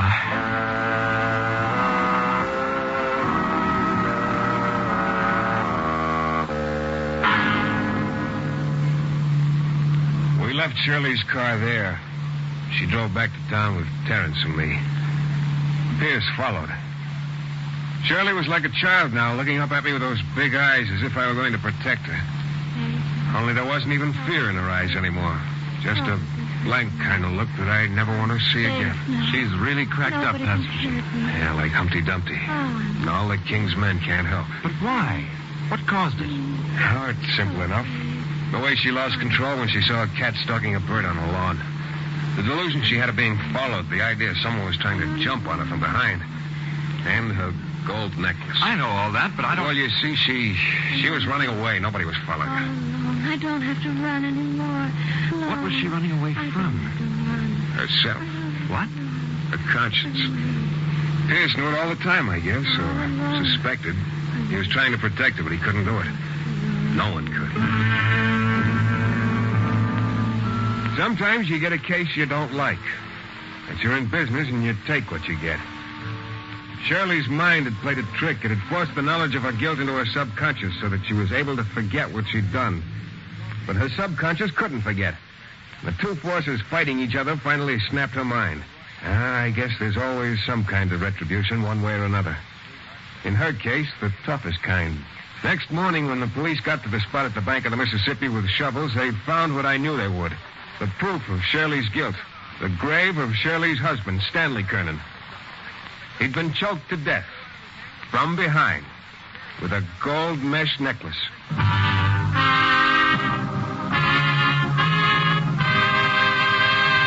Our story is based on characters created by Brett Halliday. The music is composed and conducted by John Duffy, and Michael Shayne is portrayed by Jeff Chandler. This series has been selected from the archives of the best in radio of years gone by. The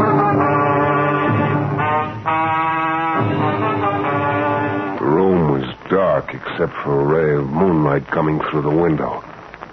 I started reaching around for the light switch. Then I saw something glinting in the air. It was a knife blade. It was headed straight for my throat.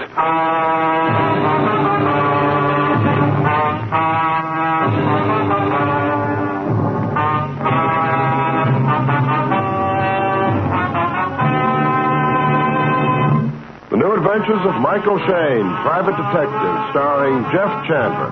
Michael Shayne, reckless, red-headed Irishman, is back again in his old haunts in New Orleans.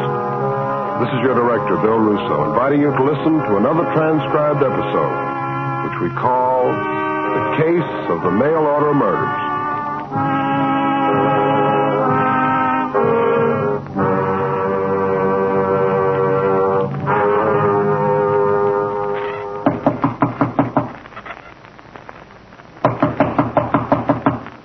Who is it? Shayne, Mike Shayne. Oh. Hello, Mr. Shayne. Come in quickly, please. Yeah. Hey, look, what's all Did anyone follow you here to my apartment, Mr. Shayne? Follow me? Well, not that I know of. What's this all about, and why the hocus-pocus routine? I can't afford to take any chances. Oh? Can you afford to tell me what it's all about? My name is Kinsella, William Kinsella. Yeah, I know. You told me that over the phone. You're sure no one followed you here? Sure enough. Now, you're going to let me in on I want to what's hire you, Mr. Shayne. Well, that's the first thing you've said that makes sense. What do you want me to do? Protect me. Well, from what? I don't know. You don't know? Now, let's not start the double talk again. Please, Mr. Shayne. Well, to tell the truth, I'm afraid. I'm afraid. Yeah, I can see that, but what of? I tell you, I don't know. Sure, it sounds insane, but here, Mr. Shayne, I received this through the mail this afternoon. Yeah, 4 names at the top of the page. Yes. William Kinsella, Ellen Dant, Joshua Jaffett, and Tom Swigert. Yes. Now, read what's written underneath the names, Mr. Shayne. Those who have sinned will be punished. It may come swiftly or slowly or by an unknown hand, but punishment is inevitable, and the punishment is death. Yes. Yes, you see now why I'm terrified. It's a death note, Mr. Shayne. A death note. And my name is at the top of the list.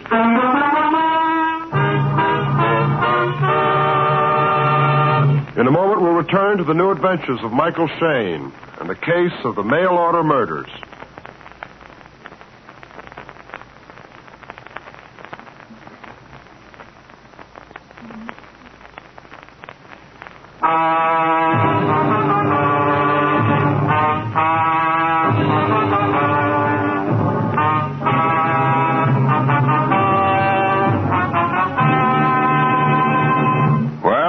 Started out as a pretty routine day.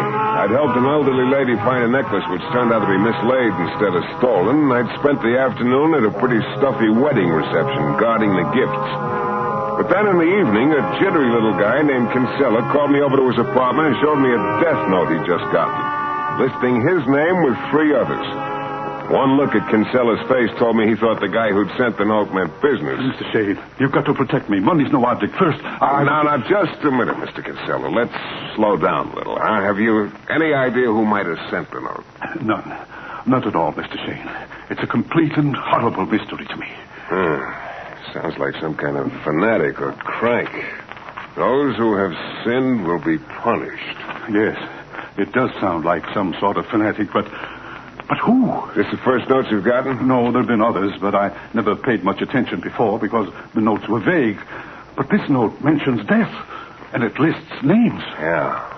I wonder if the boy who wrote the note is after you himself or if he's thinking of sending someone. What do you mean? The note says death may come by an unknown hand. But that's the terrible part of this whole thing. I don't know who sent the threat. I don't know who's after me, and I most certainly don't know why. The note says something about those who have sinned. That's ridiculous. There's nothing, absolutely nothing in my past that would possibly warrant such Yeah. Well, what do these friends of yours say about it? Friends? What friends? Well, the other names on the list here. Let's see. Ellen Dant, Joshua Jaffet, Tom Swigert. They're no friends of mine. Well, acquaintances, then. You don't understand, Mr. Shayne. I don't even know these people. Huh? I've never heard of any of them. Their names mean nothing to me. You sure about that, Mr. Kinsella? Absolutely. Yeah, that sort of complicates things. I thought maybe if I could find something that connects you with these other 3, some link between you, we might have something to go on. But... Mr. Shayne, please stay here with me and protect me, at least long enough for me to wind up my affairs so that I can leave New Orleans if necessary. Well, I don't know what your usual rate of pay is per day, but I'll double it. You know, you're getting more convincing by the moment, Mr. Kinsella. I have plenty of room for you here. Okay. I'll go home and pick up a toothbrush and be back here in an hour.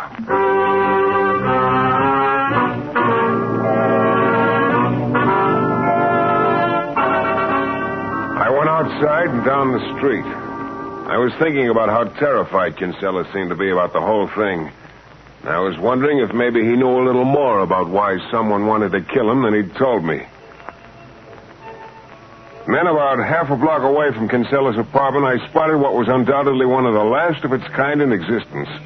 An organ grinder man. He was a stocky, barrel-chested gent. The hand organ he was cranking sounded as if it was protesting against overwork. On his shoulder perched a little monkey dressed in a red corduroy suit and a green hat with a feather. The whole sight took me back about 20 years. So I fished around in my pocket for a coin and waited for him. Hello? Oh, sorry. I didn't mean to scare you. Well, I guess you didn't see me. Sort of a dark night. Yes, a darker night. Oh, yeah. You know, I haven't seen an organ grinder since I was a kid, practically. So? There's not many of us left now. No, I guess not. You're working kind of late tonight, huh? Night, day, makes no difference. Yeah, I guess you're right. Hey, it's a monkey you got there. He's a fine monkey, Pepe. You want to see Pepe do dance? No, I'm afraid I haven't the time. Name is Demetrius. Demetrius. Some other time. Oh, here's a little something. You talk to Pepe, he catch. Okay. Hey, he could play shortstop on a few teams I know of. Where'd you get it? Must go now. Thanks, mister. Good night.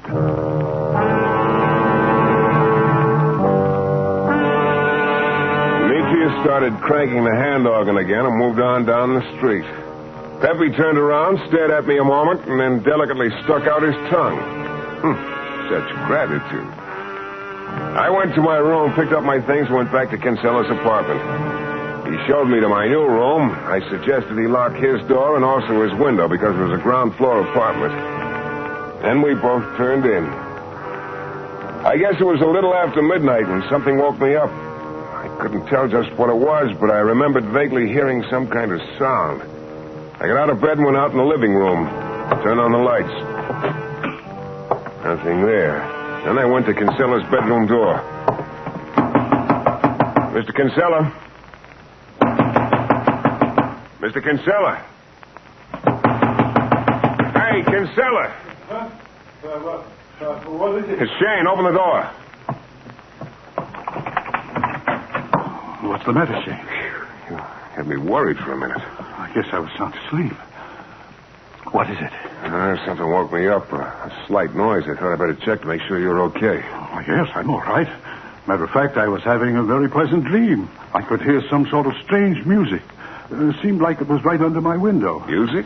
Yes, like a calliope. I could hear... A calliope? Oh, sort of. Hey, wait a minute.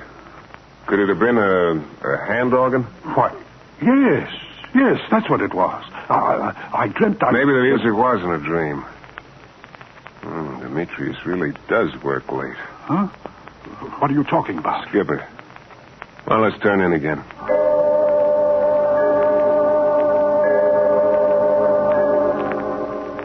Nothing happened the rest of the night except that I had a long dream about perching on a guy's shoulder dressed in a red corduroy suit while people tossed nickels at me. Well, it might be an easier way to make a living at that. The next morning, bright and early, I told Kinsella to lock himself in for the day. Then I went down to police headquarters and in the door marked homicide. Hello, Shayne. Good morning, Inspector. How's the mastermind of the Homicide Bureau these days? Thanks. You looking for a job, Shayne, or you want to borrow some dough? No. As you sometimes say, Lefevre, wrong twice. I already have a job. Matter of fact, that's what I came down to talk to you about. I'm all... Ears. I know. Talk, funny man. I've been hired by a guy named Kinsella who received what looks like a crank note. He was taking the whole thing very seriously. So the note has 4 names on it, Kinsella. Ellen Dant, Joshua Jaffet, and Tom Swigert. May not be anything to it, but I just thought I'd drop in and let you know. Have it again. Have what again? The list. William Kinsella, Ellen Dant, Joshua Jaffet, and Tom Swigert. Yeah. Why, do you know any of them? How about Ellen Dant? Kinsella said her name meant nothing to him. Or me. How about Joshua Jaffet? Mm-mm. And I've never heard of your client, Kinsella. Only one we have a line on is this Tom Swigert. Swigert's his last name on the list. What about him? Shayne, did you ever hear of the Gouge killing a couple of years back? The Gouge killing? No. What was that? Well, there was a rich old gent named Daniel Gouge. He used to live on the island of Capri in the Mediterranean. One day he turned up dead with quite a few thousand of his dollars missing. This guy, Tom Swigert, was on the island at the time. He was questioned about the killing, but he was released later for lack of evidence. Do you think this note Kinsella got has anything to do with the Gouge killing? I don't know yet. You suppose maybe there's some connection between Swigert and the rest of the names on the list, then? That'd be a guess, Shayne, and right now I'm not in a guessing mood. Of course, the whole thing could be some crackpot's idea of a joke. It might. You don't think so, huh? Nope. Hey, incidentally, how come this Tom Swigert's the only guy on the list you know anything about? Is he a friend of yours or something? Not exactly a friend. Right now, he's sort of a special project of mine. What do you mean? We found Swigert down near the waterfront last night. Had a knife in his back. Very dead.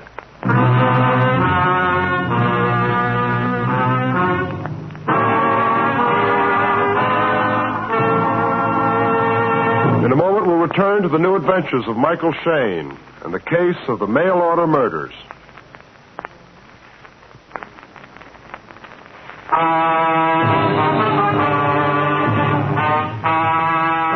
It all started when a guy named Kinsella hired me to protect him from an unknown killer who'd sent him a death threat. On the note were listed 4 names: Kinsella, Ellen Dant, Joshua Jaffet, and Tom Swigert. Kinsella said he didn't know any of the other 3. So the next morning, I wasn't sure just how seriously to take the note when I went down to police headquarters to tell Inspector Lefevre about it.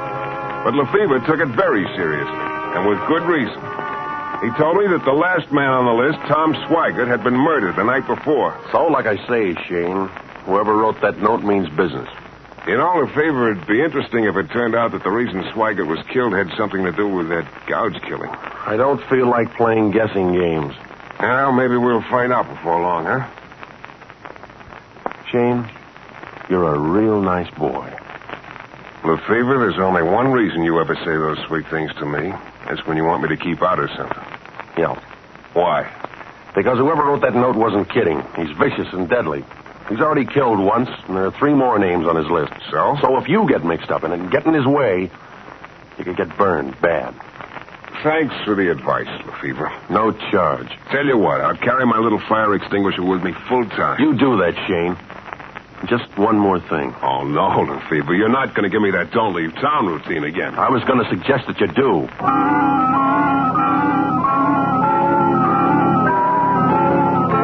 That evening, I decided to pay a call on Ellen Dant, whose name was right under Kinsella's on the death list. I looked up her address and went over. Ellen lived in an expensive-looking apartment, and she was a very smooth-looking creature. She wasn't very impressed when I told her about the note Kinsella had gotten. Mr. Shayne, I've never heard of this man Kinsella. Why should I be concerned about his getting threatening notes? I got one of them, too. But I think it's probably somebody's feeble idea of a joke. Yeah, not much of a joke, Miss Dant. Kinsella says he doesn't know you. That makes it mutual, then. As I've been trying to tell you. How about a gent named Joshua Jaffet? I'm afraid I don't know him either. Or Tom Swigert? Really, Mr. Shayne? Yeah, it's just as well you didn't know Swigert, I guess. He got himself killed last night. Oh? But that doesn't concern you. No, it doesn't. Now, if you'll excuse me. Sure, just one more thing, Miss Dant. Ever happen to hear of a rich old guy named Daniel Gouge? Gouge? Yeah, I used to live on the island of Capri. Really, Mr. Shayne? Running around asking people about names they've never heard of before. Haven't you anything better to do? Not right now, Ellen, but maybe I'll think of something. See you around.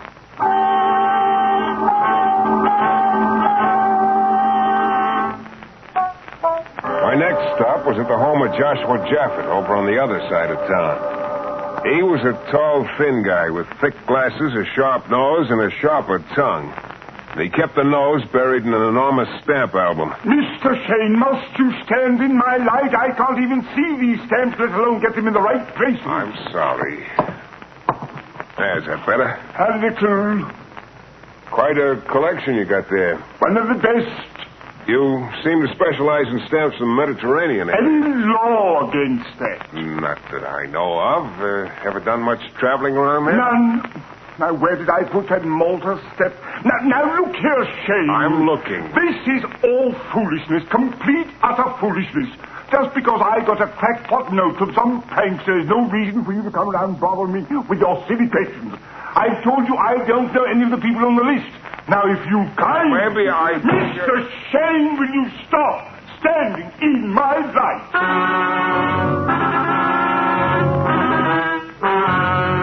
I got out of Joshua's light and out of his house.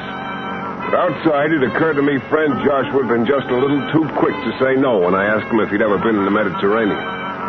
So I went across the street and waited in the dark. I didn't know exactly what I was waiting for, but I waited anyway. Then, about 10 minutes later, I heard someone coming down the street. Yeah, it was my old friend Demetrius, the organ grinder man. Hello, Demetrius. Oh, it's you again. Yeah. Hey, you really get around, don't you? You maybe follow me, mister? Me? No, matter of fact, I was beginning to wonder if it wasn't the other way around. I don't know what you talk about. Oh, no. Of course not. Where do you usually hang out around town? The street they call St. Louis. You been in this country long, Demetrius? No, not so long, mister. Where do you come from? It's a long way from here. Sunny land, blue water.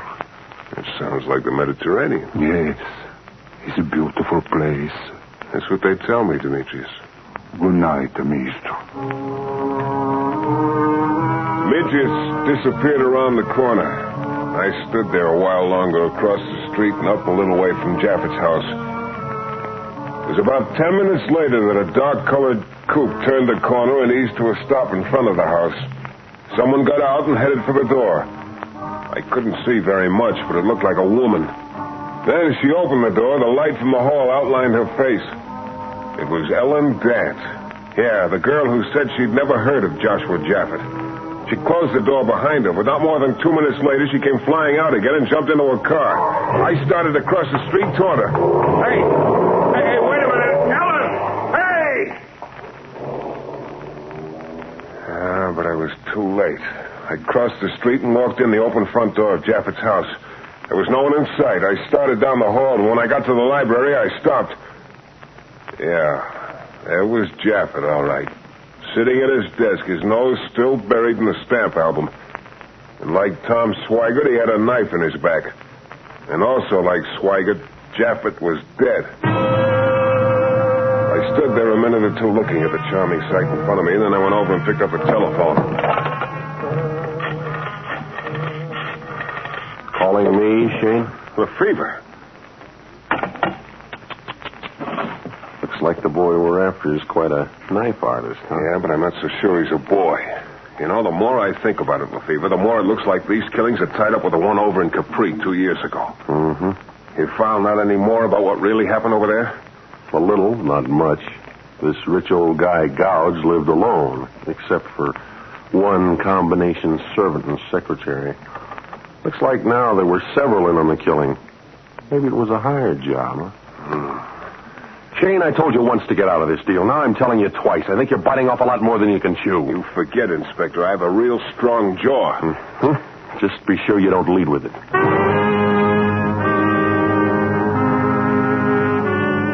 Lefevre's boys arrived about then and went to work. I left, and I went straight to Ellen Dance's apartment.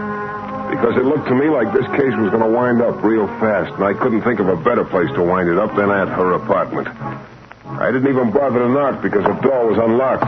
I pushed it open with my foot and waited. Nothing happened. I went in. The room was dark except for a ray of moonlight coming through the window. I started reaching around for a light switch. Then I saw something glinting in the air. It was a knife blade that was coming down at me fast. I lunged to one side, and the blade ripped down through my coat sleeve. I tried to grab it, but I was off balance, and then the knife came down through the air again, and this time it was headed straight for my throat.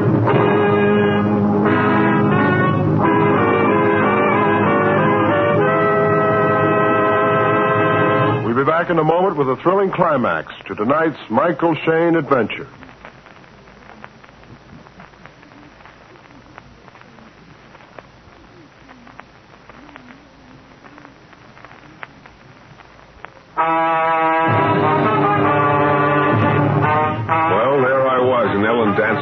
In the dark with a knife coming down at my throat. I managed to get one hand up just in time to grab the knife blade. It cut into my palm, but I held on and grabbed the killer's wrist with my other hand. It was a small wrist, but strong.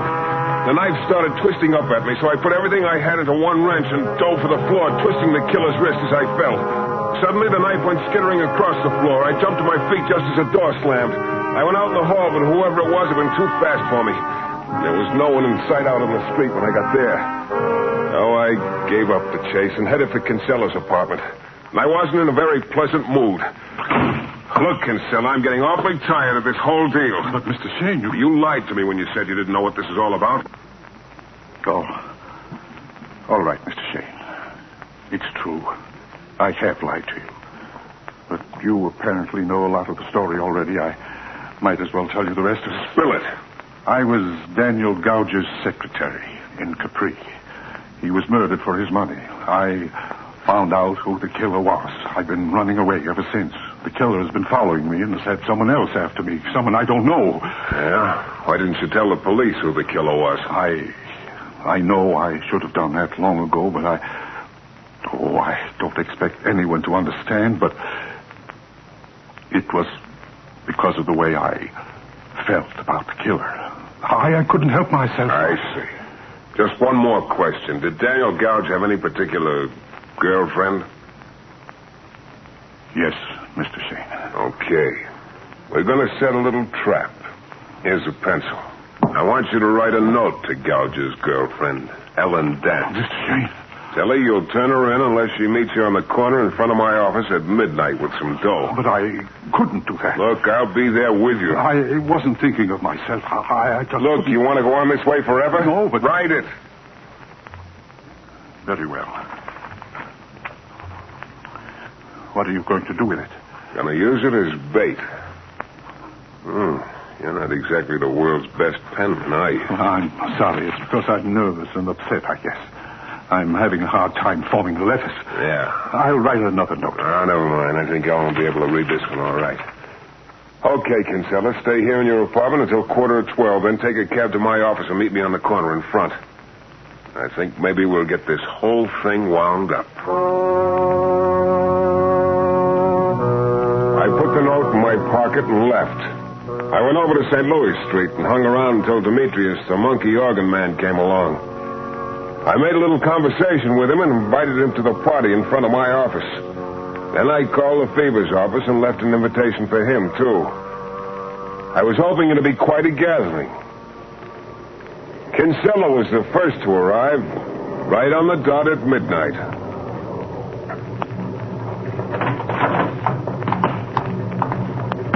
Mr. Shayne. Yeah, you're right on time, Kinsella. Yes, I've been riding around in the cab for a few minutes, waiting until 12. Has she shown up? Not yet.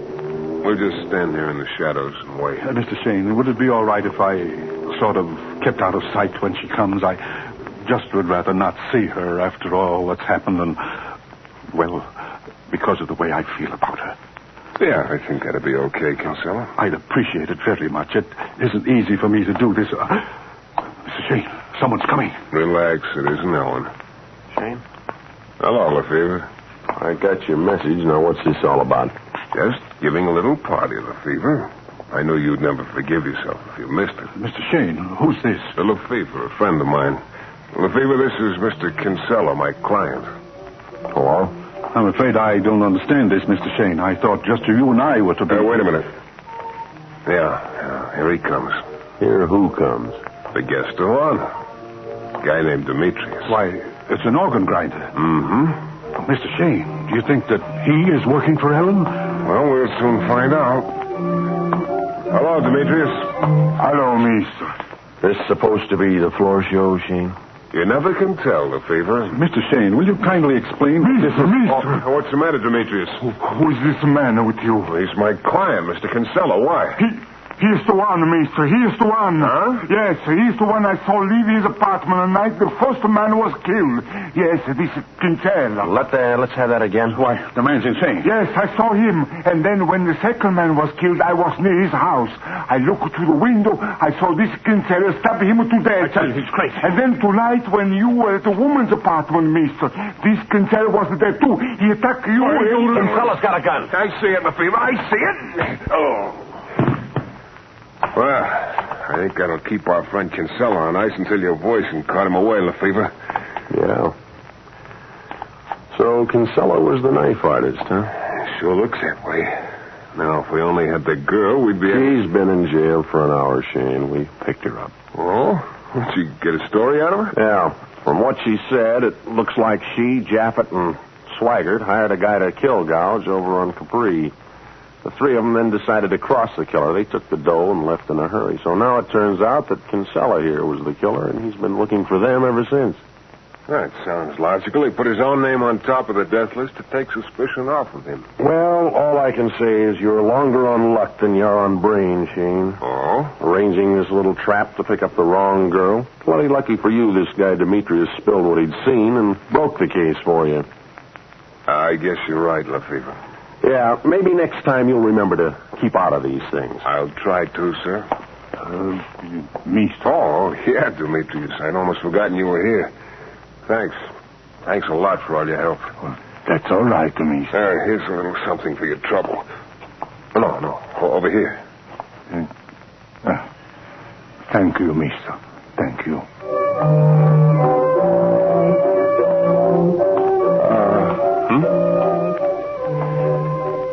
Demetrius didn't see that dough you held out to him. No.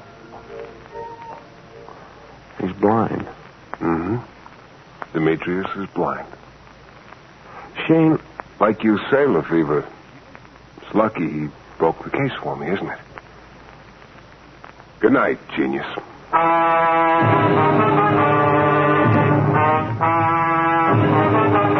This is your director, Bill Russo, again. Our story is based on characters created by Brett Halliday and written by Bob Wright. The music is composed and conducted by John Duffy, and Michael Shayne is portrayed by Jeff Chen. The New Adventures of Michael Shayne is a Don W. Sharp production, transcribed in Hollywood and distributed exclusively by the Broadcasters Guild. Next week, you'll hear Michael Shayne in another thrilling adventure from the stereo...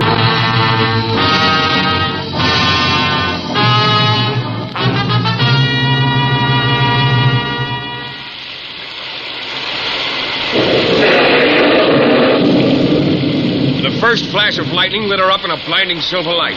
The rain had plastered her dress tight to her big body. The gun was in her hand, and it didn't waver an inch. It was only a matter of seconds until the lightning struck again. Only this time it'd be man-made lightning from the muzzle of a .38.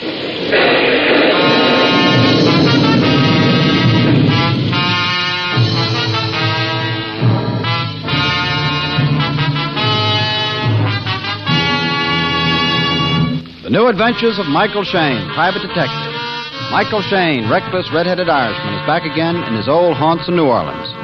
This is your director, Bill Russo, inviting you to listen to another transcribed episode, which we call A Problem in Murder.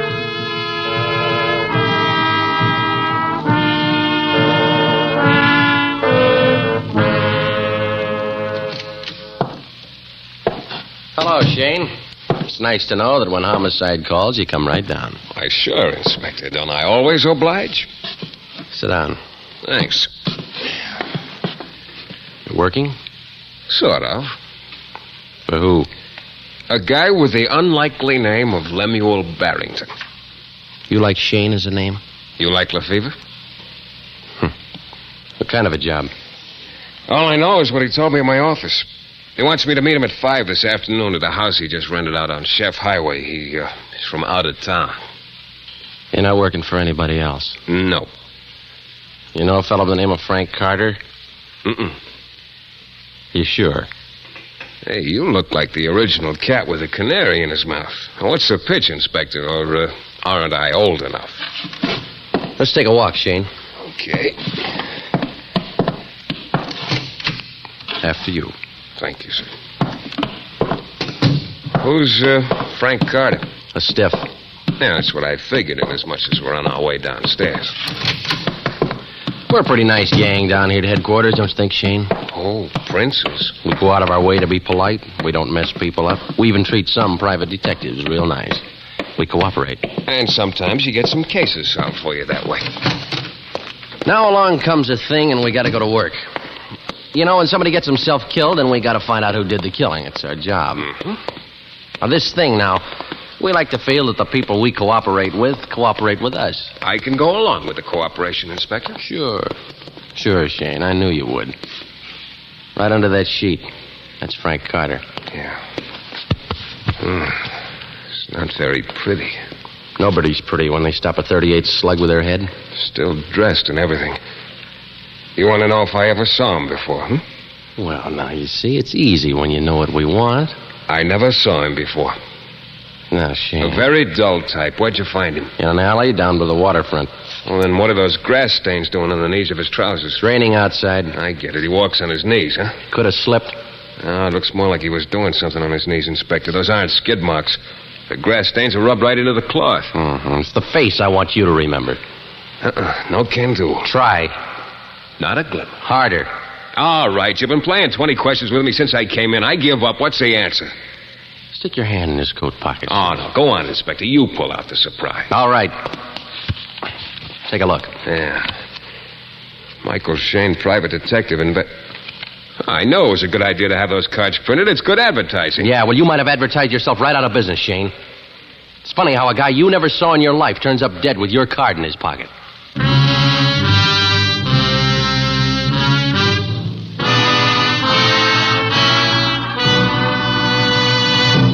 In just a moment, we'll return to the New Adventures of Michael Shayne and A Problem in Murder.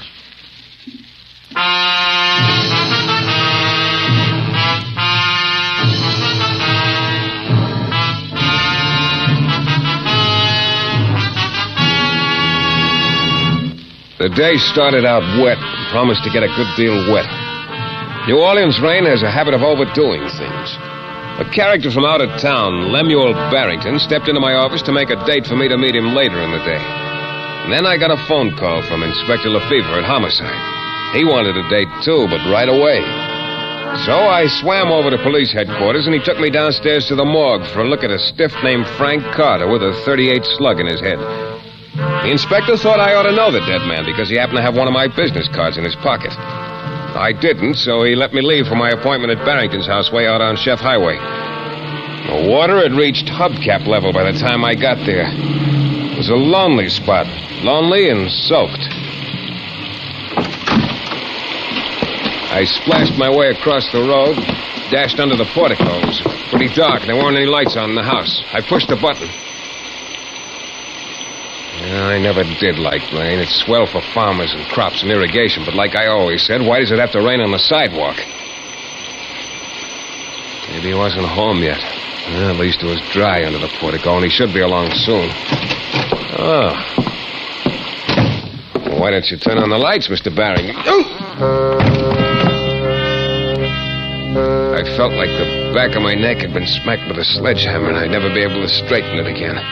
I opened my eyes and saw I was nose to nose with a figured pattern on the rug. For a big boy, you do a slow dive. Maybe it was my position, but she sure looked big. Big and massive, but beautifully proportioned. A sort of Lana Turner, king size. Don't you know better than walking in without an invitation? You mind if I get up? After all, there's a lady in the room. Sure. I'll give you a hand. Thanks. Oh, easy. My neck. It was a pretty fair rabbit punch. I learned it from my kid brother. Oh? Is he as big as you? I'm not so big. You'll do until another 170-pounder comes along. No fat. I should say not. You bet there's no fat. Oh, all muscle. Who are you? I was just going to ask you that. I'm Mike Shayne. I'm Diana. Good. Well, let's start our friendship all over again in a different kind of spirit. You haven't got a gun, Mike. Do I need one? I have. What do you want here? I got an invitation from Mr. Barrington. I thought this was his house. I'm looking for him myself. Now, if you'll just beat it... Stop waving that gun. Some other time, Redhead, I might have a different idea about you, but right now I'm busy. Oh, I bet you'd tell that to all the boys, you slug. All right, let's cut the lovemaking. I'll see you sometime. You're going to send me out into the rain, Diana? That's the way you came, isn't it? Yeah, but I didn't have a stiff neck then. How about massaging it for me? Huh? I told you some other time, Mike. Okay. I sure wish I'd brought my life raft. You know, you're kind of cute. I'll look you up. Give me a ring first, Diana. I might have another date. No, I won't late date anybody. I splashed back to my car, drove it up the road about 20 yards, and hid it behind a large and stately oak, just in case she was watching. Then I got out and doubled back toward the house. About 6 feet to the right of the front door was a porch swing. This one had a canvas top to keep off the sun, but it was just fine to keep off the rain, too. I crawled in and waited. Barrington was due pretty soon. I wanted to see what Diana was up to.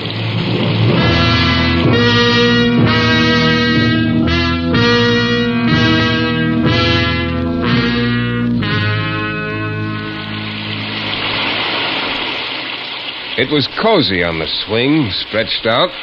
I was working on my third cigarette when a coupe breaststroked up the road and stopped in front of the house. A man got out, but it wasn't my client Barrington. Now, this guy was small with a thin face. He rang the doorbell and waited.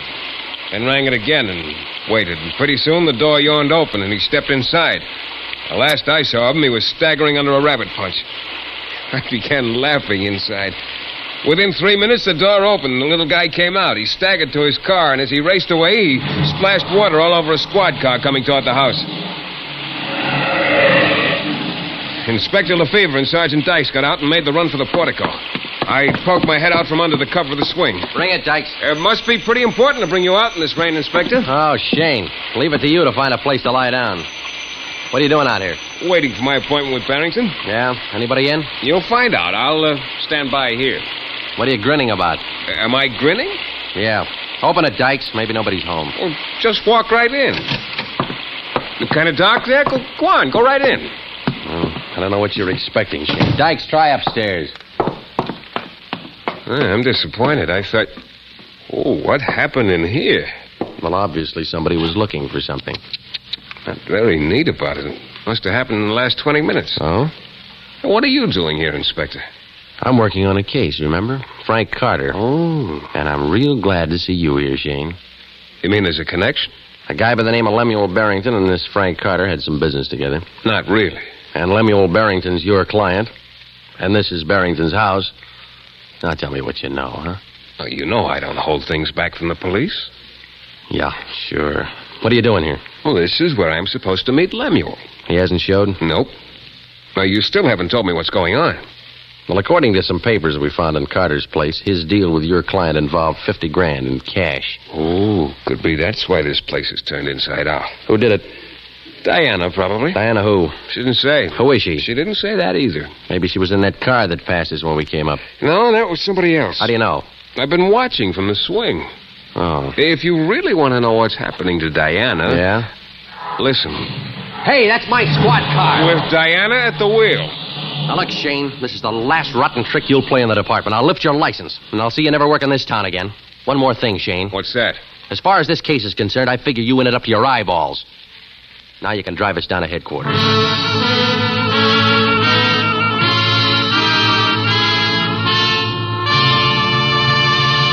In just a moment, we'll return to the new adventures of Michael Shayne and a problem in murder.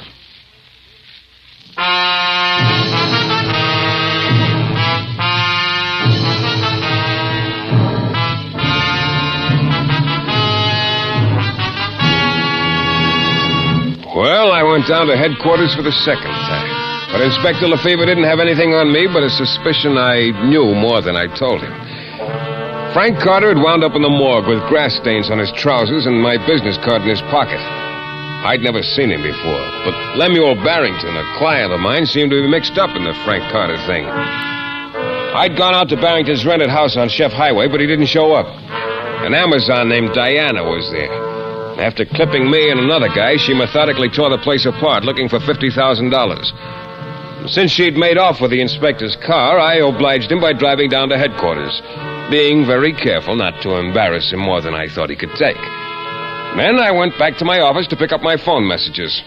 I found my client Barrington there, waiting for me. Mr. Shayne. Oh, too wet for you out on Chef Highway, eh, Mr. Barrington? I couldn't go back to the house. But you could send me there. Now, listen to me, Mr. Shayne. I am a law-abiding citizen. I came to New Orleans to conclude a business transaction... With Frank Carter? Yes. I brought $50,000 with me, intending to invest it in a company to be formed. But I found out that the intentions of Mr. Carter were not the purest. So you killed him? Killed him? He's dead. Oh, Mr. Shayne, you're joking. The stiff in the police morgue is no joke, Barrington. But you see? You see, they're desperate. My feelings were right. Yeah. What feelings? All they want is my money. Who's they? That woman, Diana, and Carter, and Caesar. Caesar? A little guy, thin? Oh, an obnoxious person. Mr. Shayne, they intended to fleece me out of my money. You think Carter was killed by Diana or Caesar so they wouldn't have to split the money with him? Oh, I don't know. They don't have the money. I do. It's mine. Oh, where is it? That's why I came here to your office instead of going to the house. What's why? Now, wait, you're going a little too fast. Slow down. The money is at my house. I'm afraid to go there. Oh, that's my job, huh? Well, I'm paying you for it. Well, how do you know it's still there? Diana turned the place upside down. I don't think she found it. Where is it? In the refrigerator, on the freezer shelf. Frozen assets, huh? I don't find $50,000 a humorous subject. Now, your job is to get it and bring it to me. Okay, Barrington, make yourself comfortable. And by the way... Yes? You better keep the door locked. The wrong person might knock.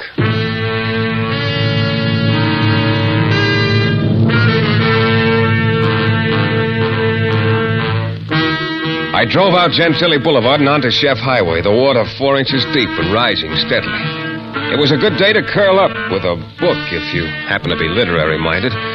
When I swung off the highway and started toward the house, I almost missed seeing the car parked in the exact spot I'd hidden a few hours before. It was a little character's car, Caesar, but he wasn't in it. I pulled up in front of the house and dashed under the portico. I rang the bell. No answer. I splashed around to the back. The kitchen door was locked, and I was already soaked to the skin. The third window I tried groaned a little, but slowly it went up, and I went in. It was dark, and the rain was blowing in. I shut the window, looked around. I was in the dining room.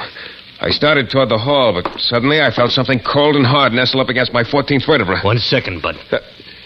That gun, move it a little to the left, will you? I got an itch. Yeah, very funny. Come on, into the living room. Where's Diana? You talk too much. Okay, it's far enough. You noticed the condition of the room? I saw it before. Diana was looking for something. Maybe she didn't find it. Maybe I'll find it. Maybe. Maybe you'll help me. I wouldn't bet on it. I would. What are you doing here? I'm waiting for Lemuel Barrington. Yes, so am I. But in the meantime, I might find what I'm looking for before he comes. What? Never mind. What are you waiting for Barrington for? I don't know. I asked a question. Stop waving the gun. I asked a question, Bud. Where's Diana? How do you know her? I fell for her right after she clipped me behind the ear. Yeah. You're here after that dough. I told you why I'm here. Barrington sent you over for it. Maybe Frank Carter sent me. Come again. I said maybe Frank Carter sent me. Yeah, I guess you know too much, Bud. No, I don't know enough. I wouldn't send anybody out into that rain, Bud. That's real neighborly. At the same time, I don't want you around. Hey, you got a problem. Yeah, but it's easy to figure out. What do you think? That's what you ought to do more of, Caesar. Think. Where did you come Drop the gun, Caesar. Now, look, Diana, this guy walked in. Drop it. Okay. Mike. Don't bend down. You might get a permanent crick in your back. I was just going to let the water out of my neck. Yeah. Trying to cut me out, huh, Caesar? Ain't that what you tried to do to me before? My privilege, I'm bigger than you. Beat it. Oh, into that rain again? Let me stick around a while, Diana. Maybe the rain will let up. Can't you see we want to be alone, You Caesar? shut up, you. I'm getting tired waiting, Caesar. Okay. Okay. See, Mike? He's a good boy. He's learned a good lesson one time or another. You didn't find the 50 grand yet. You know about that? I'm working for Barrington, remember? And Inspector Lefevre's going to hate you for borrowing his squad car. I'm more interested in the money. Barrington's money. He welched on a business deal. With Frank Carter and you and Caesar. Yeah. But Carter's dead. That's a shame. Why was he killed, Diana? I don't know. Oh, it doesn't make sense. Frank Carter didn't have the money. Why was he killed? You got me. Maybe you killed him. Maybe. Maybe Caesar killed him. Maybe. How about Lemuel Barrington? Yeah, maybe he did, too, but I don't think it matters much what you think, Shayne. Too bad, too. You've got such nice shoulders. Now let's get down to business, Before we do, just one thing, Diana. Sure. What? The grass stains on Frank Carter's trousers. Any idea how they got there? No idea. Let's get back to the money. I haven't got it. But you know where it is. I figure you were sent here to bring it to Barrington. You figure wrong. I don't think so. Nice perfume. But I never made love to a girl before while she held a gun on. Mike, the dough. Where's the dough? All right, Diana. But let's talk this over. Hey, you're straining my chivalry. The dough, Mike. I can use this gun another way, too. Don't force me. Now, where's the money? It's in the kitchen. Then let's go see. You understand I don't have any grudge against you, Mike. It's just the money I want. Under different circumstances, I think we could make beautiful music together. Right now, we don't even seem to be playing in the same key. Maybe you just have a bad ear for music. Okay, where is it? In the refrigerator. Why didn't I look there? I don't see it. Under the cold cuts on the freezer shelf. Oh.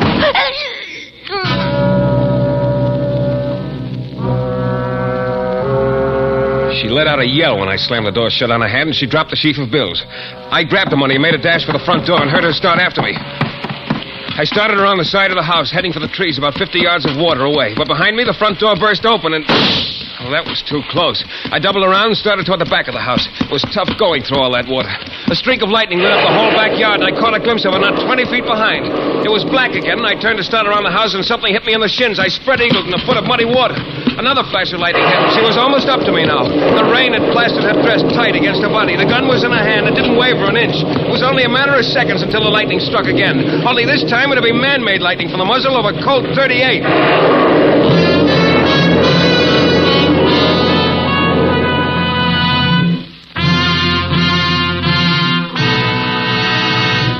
In a moment, we'll be back with a thrilling climax to tonight's Michael Shayne adventure.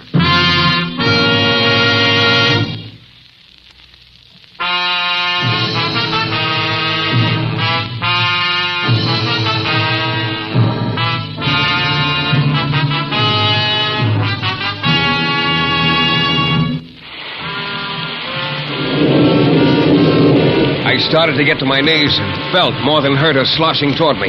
A foot caught me in the ribs and I went under again. She must have tripped too because she landed right beside me. I caught her right arm and twisted it just a little. I felt the fingers of her hand relax around the gun. I felt better. I sat up in the water and looked at her. Oh, she was a real mess, but so was I. I wondered how she looked in dry clothes and without a gun. Then she started to laugh. And it was funny. I had the 50 grand in one hand and the gun in the other. The rain was coming down in sheets. We were sitting in a foot of water looking at each other. And Diana was laughing.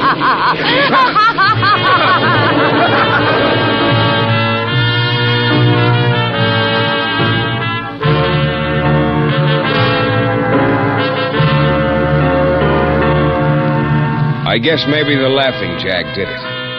There'd been a few ideas swinging around my head all along, but I've been too busy dodging raindrops and Diana's rabbit punches to give them much time. The only possible solution to the whole mess took shape in my mind as I watched Diana standing in front of a mirror in Barrington's living room, brushing her hair dry. She looked real cute, all of her, in a loud pair of Barrington's pajamas and his robe. I'd changed to a smart Glen plaid suit I'd found. It was good to be dry for a change. The telephone operator got me through to police headquarters, and I asked for Inspector Lefevre. Lefevre? Mike Shayne, Inspector. What do you want? I want to give you Frank Carter's murderer. Thanks. Oh, you want me to forget it? I'm listening. Go ahead, Sherlock. Who killed Frank Carter? Frank Carter? Very funny, you and your sense of humor. I'm not kidding. If you want to pick him up, send a couple of men down to my office. They'll have to bust the door down to get in, but I'm sure the police department will make restitution.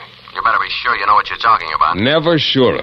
You pick up Carter, and I'll be down to headquarters a little later with the details. What do you mean, Carter? Who's down in the morgue? That's Barrington. The real Carter is waiting at my office. Do I have to draw a blueprint? You sure this theory of yours holds water, Shayne? What doesn't today, Inspector? So long. Hey, wait a minute. How about that girl who stole my squad car? The squad car? Well, I'll be working on that, Inspector. What's he beefing about, Mike? I left it on Lafayette around the corner from the city hall. Oh, maybe he doesn't like the idea of it, Diana. You figured it out all pretty cute. Mm-hmm. What are you going to do with me? Well, now that you're demobilized, I think I can handle you. Mike, how did you figure Carter killed Barrington and changed clothes with him? Oh, first of all, he shot Barrington through the head so there'd be no bullet holes in the clothes. He probably did it right here in the backyard of the house. But why? Oh, the wet grass stains on the knees of the trousers on the dead man. They make sense if you figure Carter had to kneel in the grass beside the real Barrington to take his clothes off after he shot him. Then he drove Barrington's body over to the docks to get as far from this place as possible. Only there's not much grass growing on the docks. Real sharp, Mike. And the card I gave Carter when he was posing as Barrington in my office. He tripped himself up when he forgot and left my card in his pocket when he switched the rest of the identification. Then Barrington must have told Carter the money was hidden in the icebox before Carter killed him. Logical. That rat. Trying to pull a double cross. Just like you tried to do to Caesar. But after all, I'm a woman. Yeah, I haven't forgotten that. Well, what now? Wouldn't you like to try to talk me out of turning you in for stealing the inspector's car? Can I? I doubt it. Why don't you try anyway? I'll bet you can be real persuasive.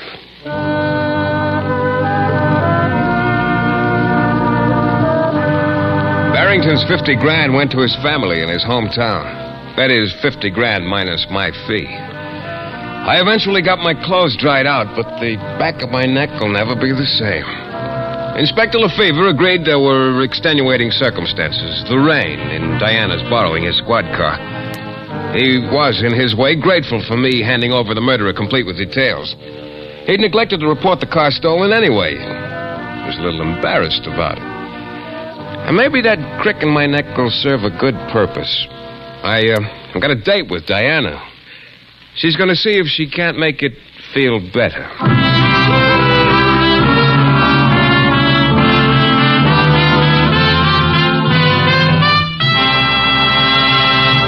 This is your director, Bill Russo, again. Our story was based on characters created by Brett Halliday and was written by Lester and Gerard. The music is composed and conducted by John Duffy, and Michael Shayne is portrayed by Jeff Chandler. The New Adventures of Michael Shayne is a Don W. Sharp production, transcribed in Hollywood and distributed exclusively by the Broadcasters Guild. Next week, you'll hear Michael Shayne in another thrilling adventure from mysterious and colorful New Orleans.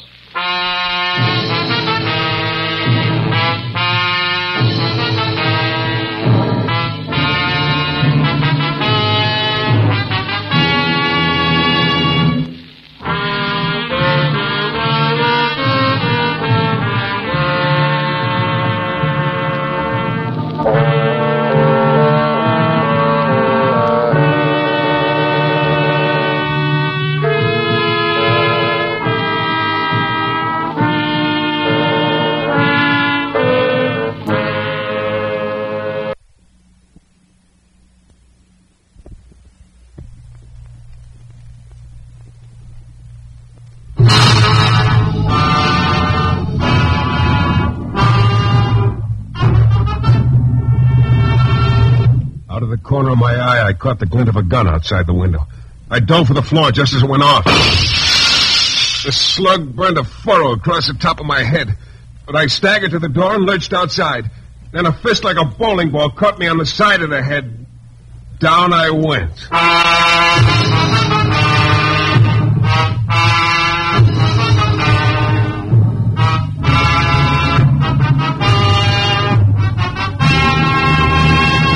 The New Adventures of Michael Shayne, Private Detective, starring Jeff Chandler. Michael Shayne, reckless, red-headed Irishman, is back again in his old haunts in New Orleans. This is your director, Bill Russo, inviting you to listen to another transcribed episode, which we call The Case of the Carnival Killer.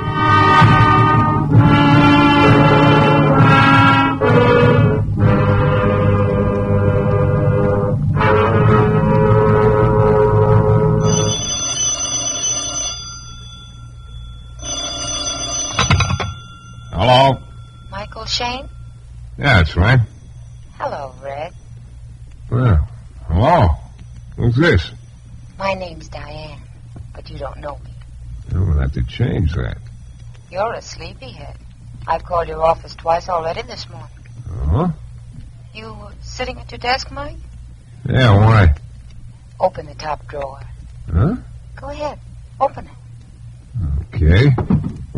You see anything interesting in there? Yeah, it's half of a $50 bill. That's right, Red. Well, how did it get in my desk drawer? Very simple. I put it there last night. You did? Well, look, I don't get it. I came to see you last night, but you weren't there. Oh. I was out on the edge of town watching a carnival set up.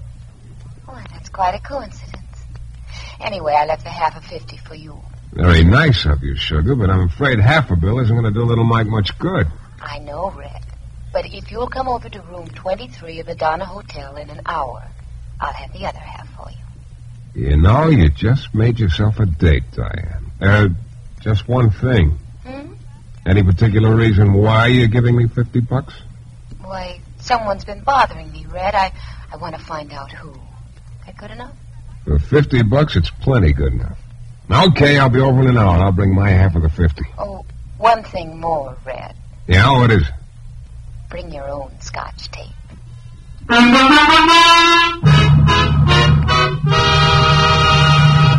In a moment, we'll return to the New Adventures of Michael Shayne and the case of the Carnival Killer.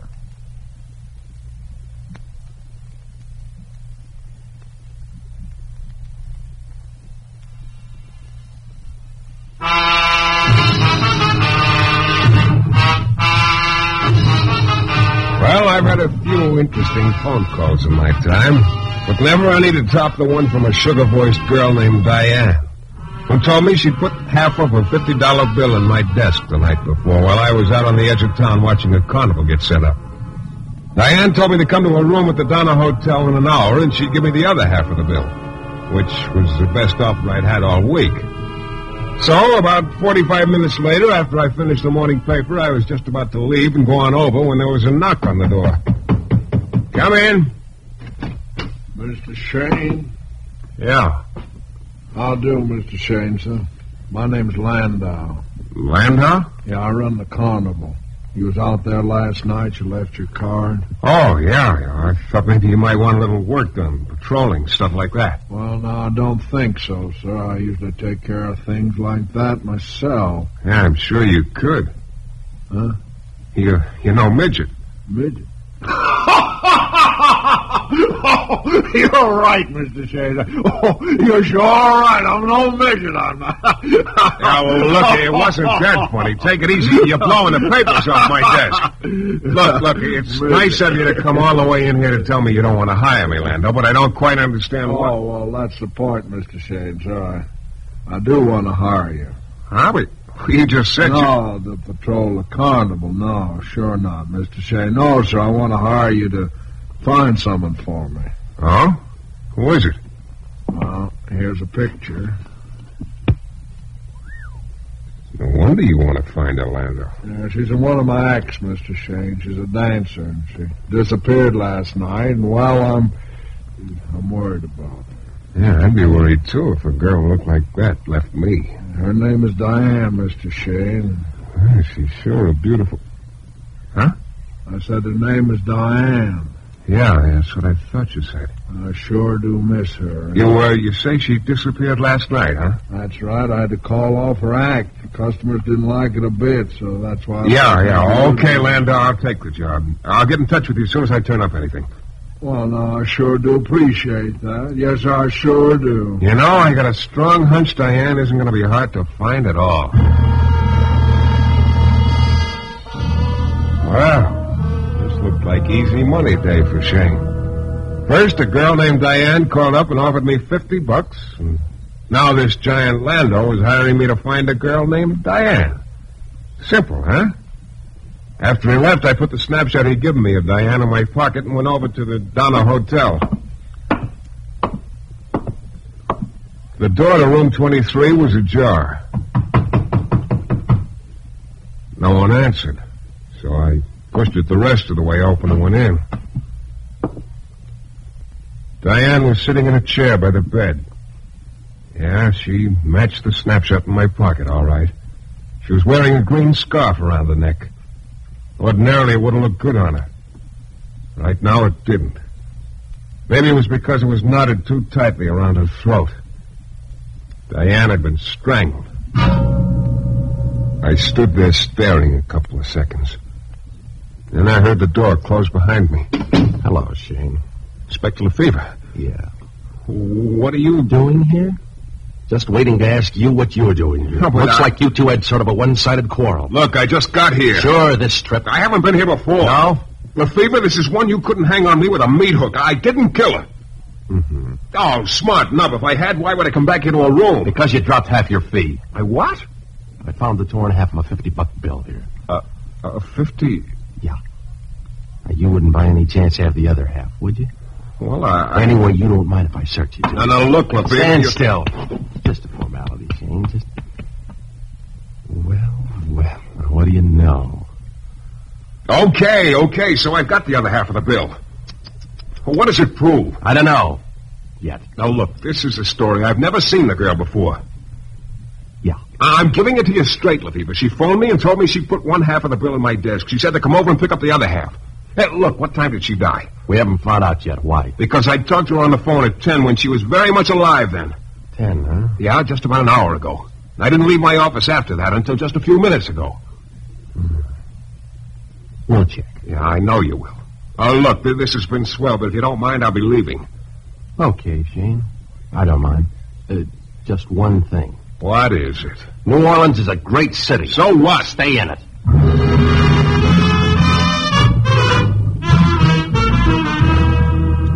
I figured Lefevre wouldn't mind too much if I just went to the edge of town, so I headed for the carnival, trying to figure out a way to break the news about Diane to Landau.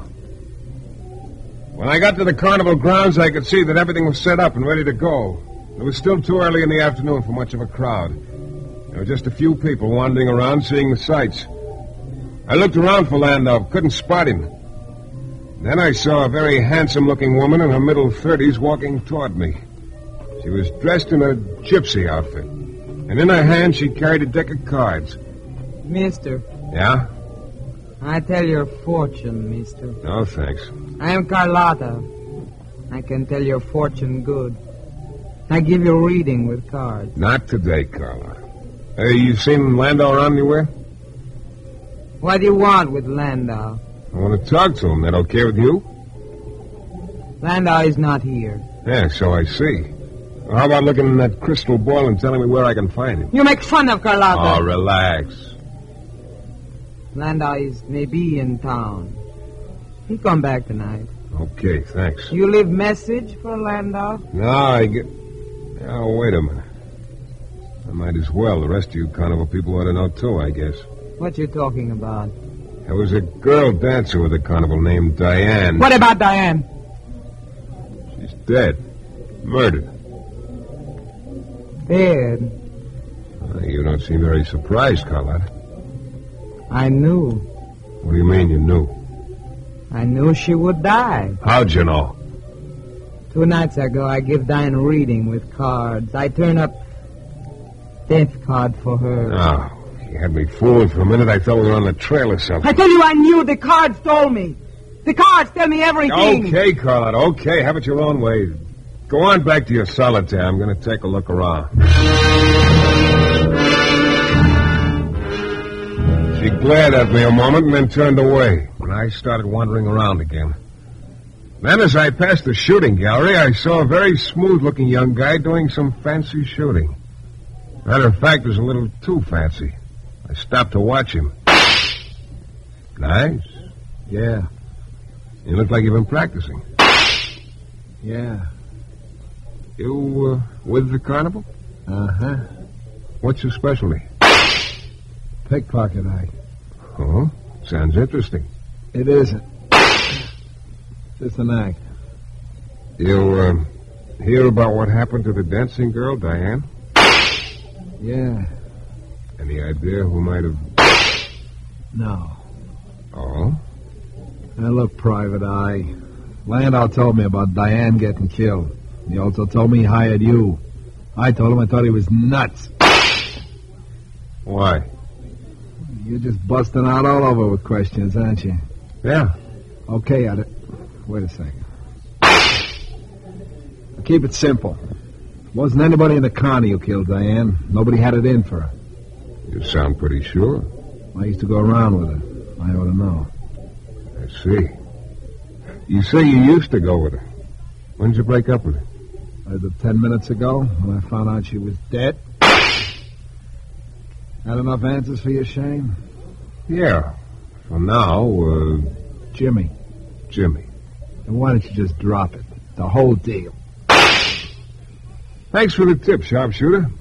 I'll, think it over.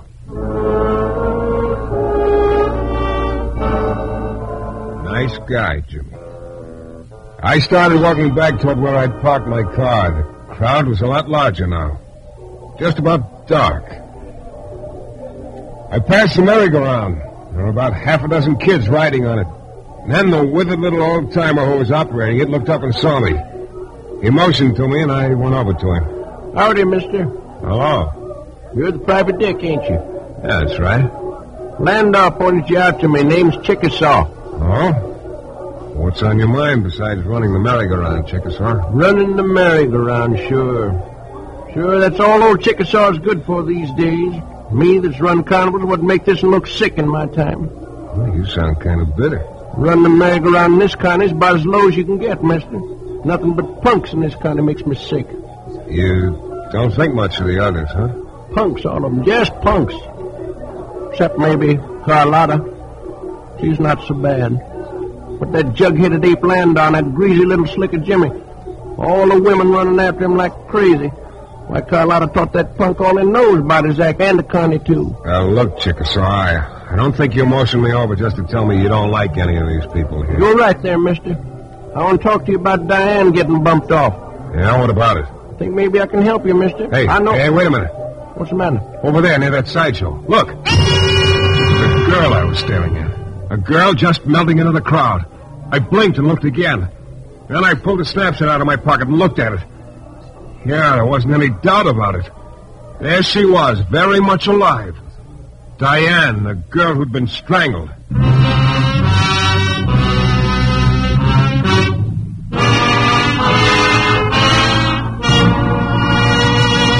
In a moment, we'll return to the new adventures of Michael Shayne and the case of the Carnival Killer.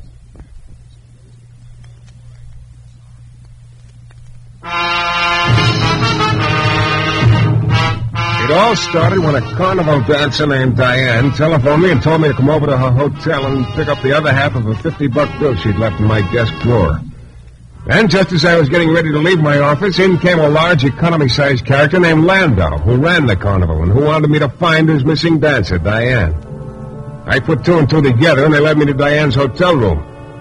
When I arrived, I found her strangled. I went out to the carnival grounds to break the news to Landau. While there, I made the acquaintance of some of the carnival characters. Carlotta, the gypsy fortune teller who said she'd predicted Diane's death. Jimmy, the smooth-looking guy Diana used to go with, who didn't seem very disturbed about her death. And Chickasaw, the old fellow who ran the merry-go-round and hated everybody else in the carnival. Then while I was talking to Chickasaw, I spotted her across the grounds. Diane, the girl who'd been strangled. I jet-propelled my way through the crowd after her. Hey, wait a minute, hey! What? Okay, sister. Let go of me. Not yet. What do you want? We're going to have a little talk, Diane, and find out what this is all Diane? about. Oh, no, you've made a mistake. Oh, you're the one who's making I'm not Diane. I'm Sally. Oh, come on, don't give me that. I got a picture of my pocket. No, it's the truth. I'm Diane's twin sister, Sally. You're what? I'm Sally, Diane's twin sister. Twin? Yes. Well, why doesn't somebody tell me these things? I didn't know she had a twin. We had a dancing act together until... Hey, look, how come you were so scared just now? I saw you running after me. I didn't know you, and after what happened to Diane, and come to think of it, I still don't know you. Take your hands off me. Huh? Oh, okay.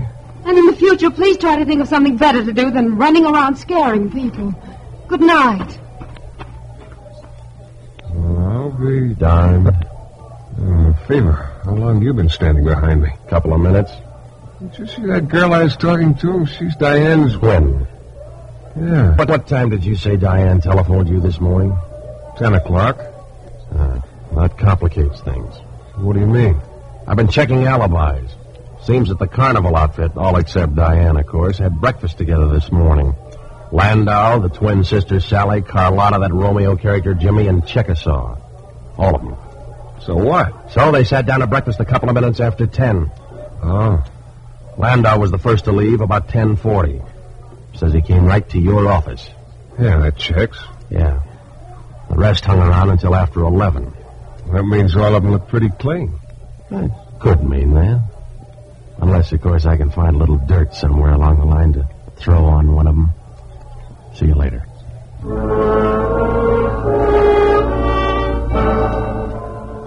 Well, all of a sudden, it looked like the case was evaporating in thin air. I started walking toward my car, and then all of a sudden I stopped. I could hear a struggle going on over behind one of the wagons. I hot-footed it over, and there was Landau. He had Chickasaw up off the ground, shaking him like a dog with an old shoe. Chickasaw's teeth were rattling. It looked like his head was going to fly off any moment. Carlotta was screaming at him. Hey, cut it out, Landau! Put Chickasaw down! Put him down! Yeah, it was a real heroic hobby, Landau. Chickasaw wear your fingerprints in his throat for a long time. You sure he isn't too big for you? Landau was trying to kill him. I saw it. Well, what's it all about, Landau? Come on, let's have it. Well, he said a bad thing to me. I guess I lost my temper, Mr. Shayne. You ever lay a hand on me again, I'll get you, Landau. I'll get you good. Incidentally, Landau, why didn't you tell me Diane had a twin sister? Why, I thought I did tell you. No, you didn't. I guess I forgot. I'll see you later. You okay, Chickasaw? Yeah, I guess so. What's it all about? I just reminded the big stoop of something he said once, mister, and he come at me. What was it he said? Oh, he's always crazy for Diane in his thick-headed way. I heard him say once she's going to be his or else. Okay, Chickasaw, you better turn in. Come along, Chickasaw. Oh, just a minute, Carlotta. What do you want, Mr. Shayne? I want to talk to you a minute. But Chickasaw... Chickasaw can manage. Sure. Yeah, I'm all right. I'll go over to my tent and get something. Okay, Carlotta. Let's talk. About what? About you. Me? I do not know what... Yes, you do. When I ran up just now, you were screaming at Landau. Without any accent. Straight American. It is not true. Drop the accent. But you Drop can... it, I said. All right, Mr. Shayne. It's better. Guess you discovered my secret, Mr. Shayne. Gypsy fortune teller is just an act, huh? Yeah. Oh, I know it sounds crazy. You wouldn't understand. I used to be an actress. I started slipping. You don't know how it makes an actress feel when she starts slipping? I played cheap shows and cheaper. And one day I couldn't face it anymore. I joined the carnival as fortune teller. How long ago was that? A long time ago. Awful long time ago. How come you and Chickasaw always stick up for each other?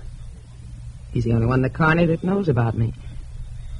He's always kept it a secret. I guess he knows what it's like to be a has-been, too. Yeah. Yeah.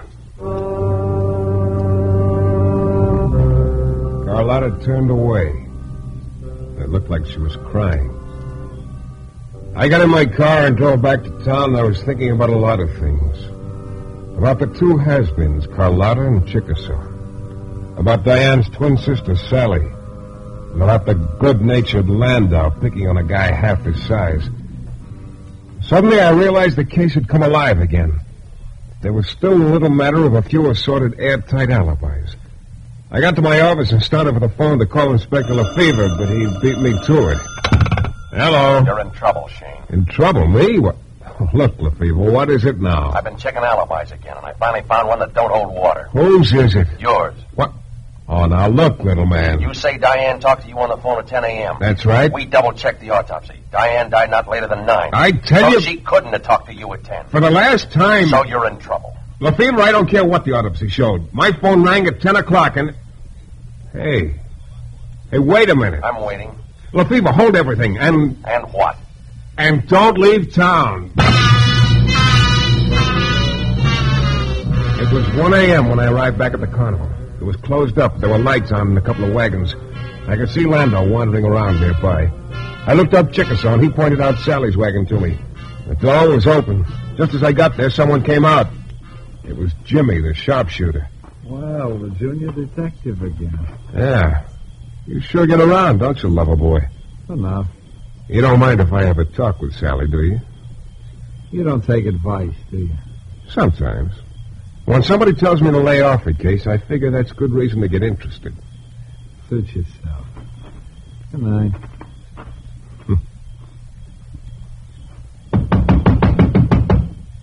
Come in. You again. What do you want?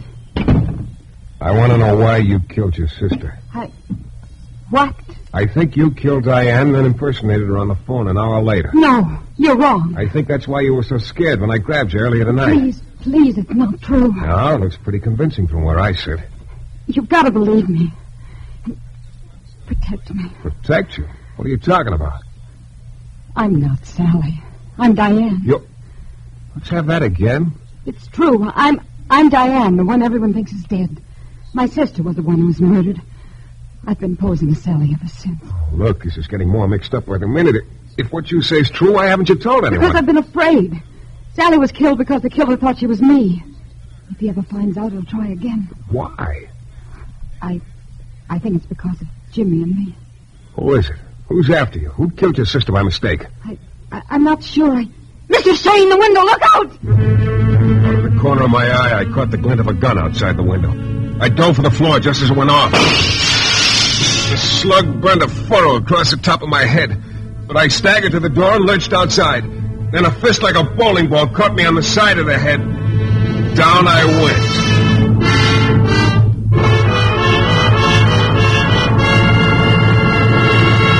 In a moment, we'll be back with a thrilling climax to tonight's Michael Shayne adventure.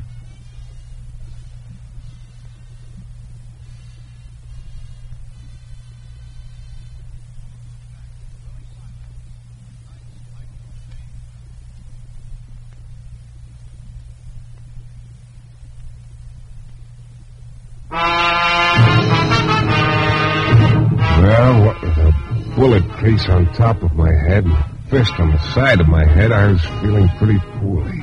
I managed to get to my feet.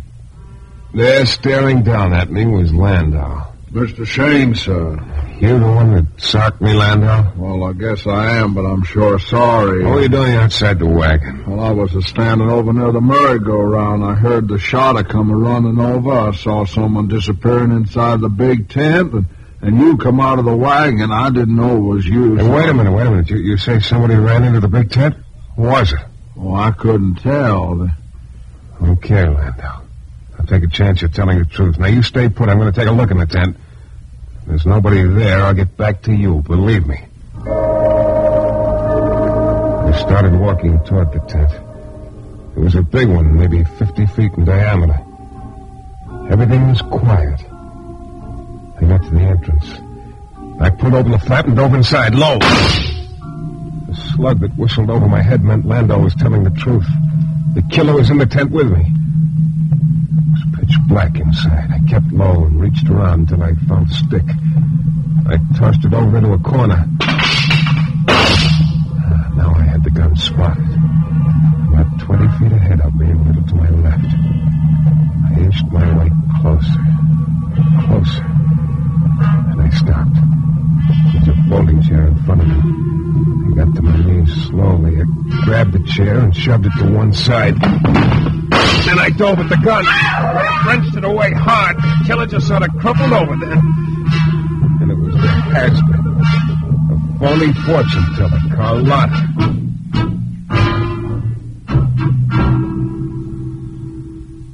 Well, the fever arrived about then. Took over from there. And afterwards, in his office, he filled in a couple of the missing pieces. Quite a girl, Carlotta. Yeah, she even had me feeling sorry for her early in the evening. Well, she's a good actress. Good enough to impersonate Diane on the phone after she killed her. Mm-hmm. She fill you in on the motive? Yeah, Jimmy was the motive. Oh? Carlotta had it bad for him. She taught him everything he knew about the carnival, but he sort of outgrew her on purpose. Yeah. Then he took up with Diane. Carlotta couldn't take that, but she killed the wrong twin first. And then when she found out her mistake, tonight she tried it again. Well, like I said, wraps up all the pieces, huh? Not quite, Lefevre. What do you mean? That torn half of the $50 bill you took away from me. What about it? I want it back. Oh, no. What do you mean, no? I gotta hold it for evidence. Evidence? Sorry. You mean I went through this whole deal, got shot and slugged and all for nothing? Look, Shayne, what's the squawk? You got in to see the carnival for free. This is your director, Bill Russo, again. Our story is based on characters created by Brett Halliday and is written by Bob Wright. The music is composed and conducted by John Duffy. And Michael Shayne is portrayed by Jeff Chandler. The New Adventures of Michael Shayne is a Don W. Sharp production, transcribed in Hollywood and distributed exclusively by the Broadcasters Guild.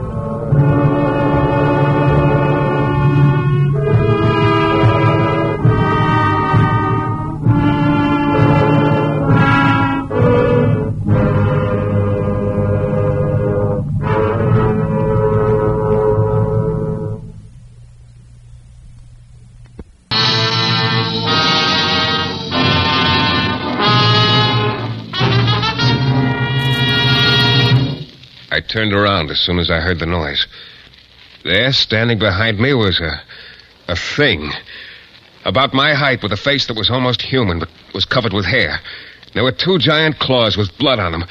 I started backing away, but my foot caught in the vine and I went down. The thing came at me, and I thought, Shayne, you should have started believing in ghosts before it was too late.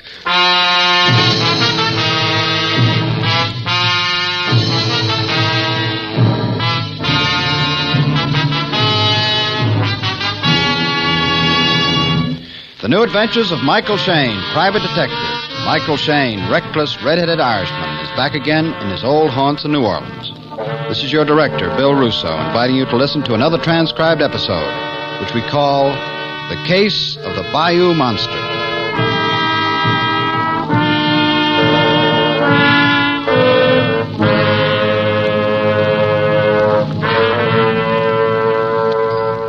Yes, sir? My name's Shayne. I was supposed to meet a Mrs. Forsythe here. Oh, yes, sir. Mrs. Forsythe is waiting for you over at that table. That's Mrs. Forsythe? Yes, sir. Thanks. Hello? Michael Shayne? Mm-hmm. Please sit down. I'm Amy Forsythe. Yeah, I know. Pleasant surprise. Hmm? I guess I was expecting someone older. Oh? Look, I don't quite understand why you wanted me to meet you here. I usually transact my business in my office. Yes, of course. Mr. Shayne, I'm hiring you for an indefinite period. You're hiring me? Look, Mrs. Forsythe, people usually tell me what they want me to do, and then I decide whether I take the job or not. Well, I'm sure you'll take it. You are?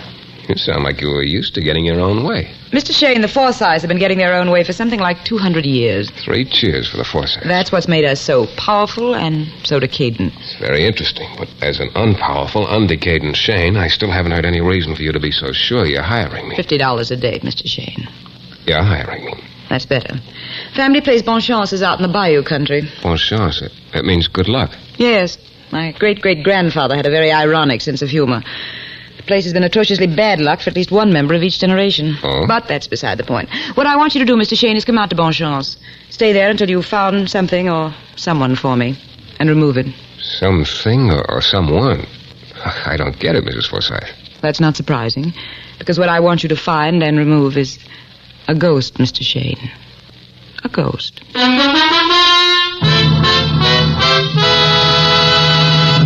In a moment, we'll return to the New Adventures of Michael Shayne and the case of the Bayou Monster.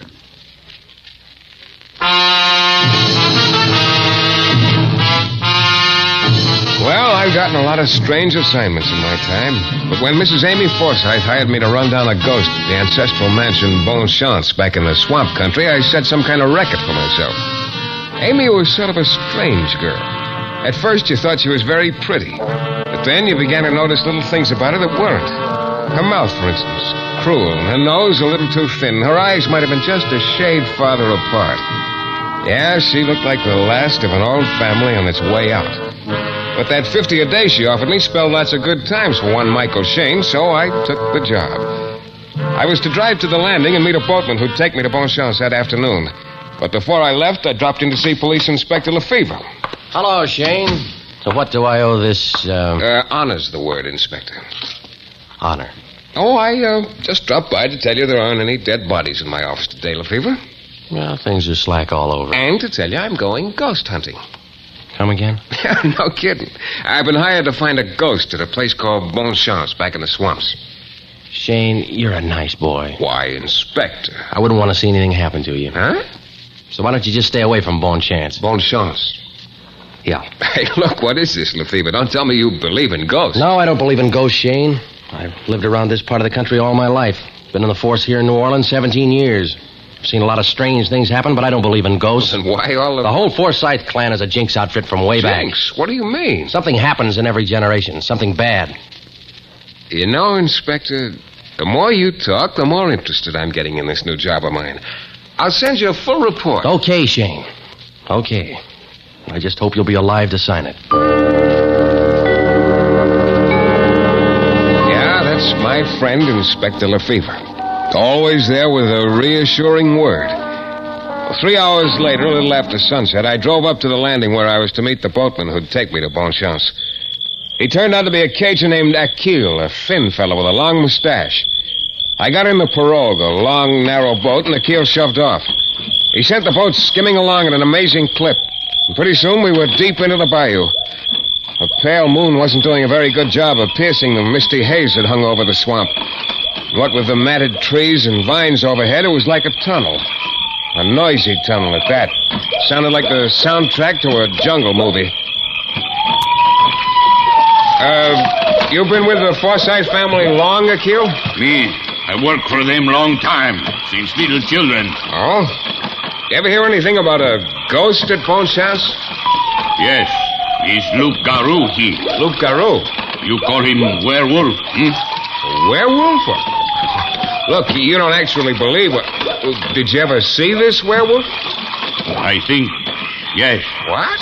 It's long time ago. Little boy me in Bayou. You actually saw it? I seen this thing. Tall with hair on face, long claws. I no wait for get good look. My teeth start to chatter. I run like wind. Yeah, but how... I tell Mama Cecile what I seen. She say is Luke Garou, he. Who's Mama Cecile? Old one who live in swamp, she. We almost there? Yes. It's Bon Chance up ahead. See? Yeah. I see it.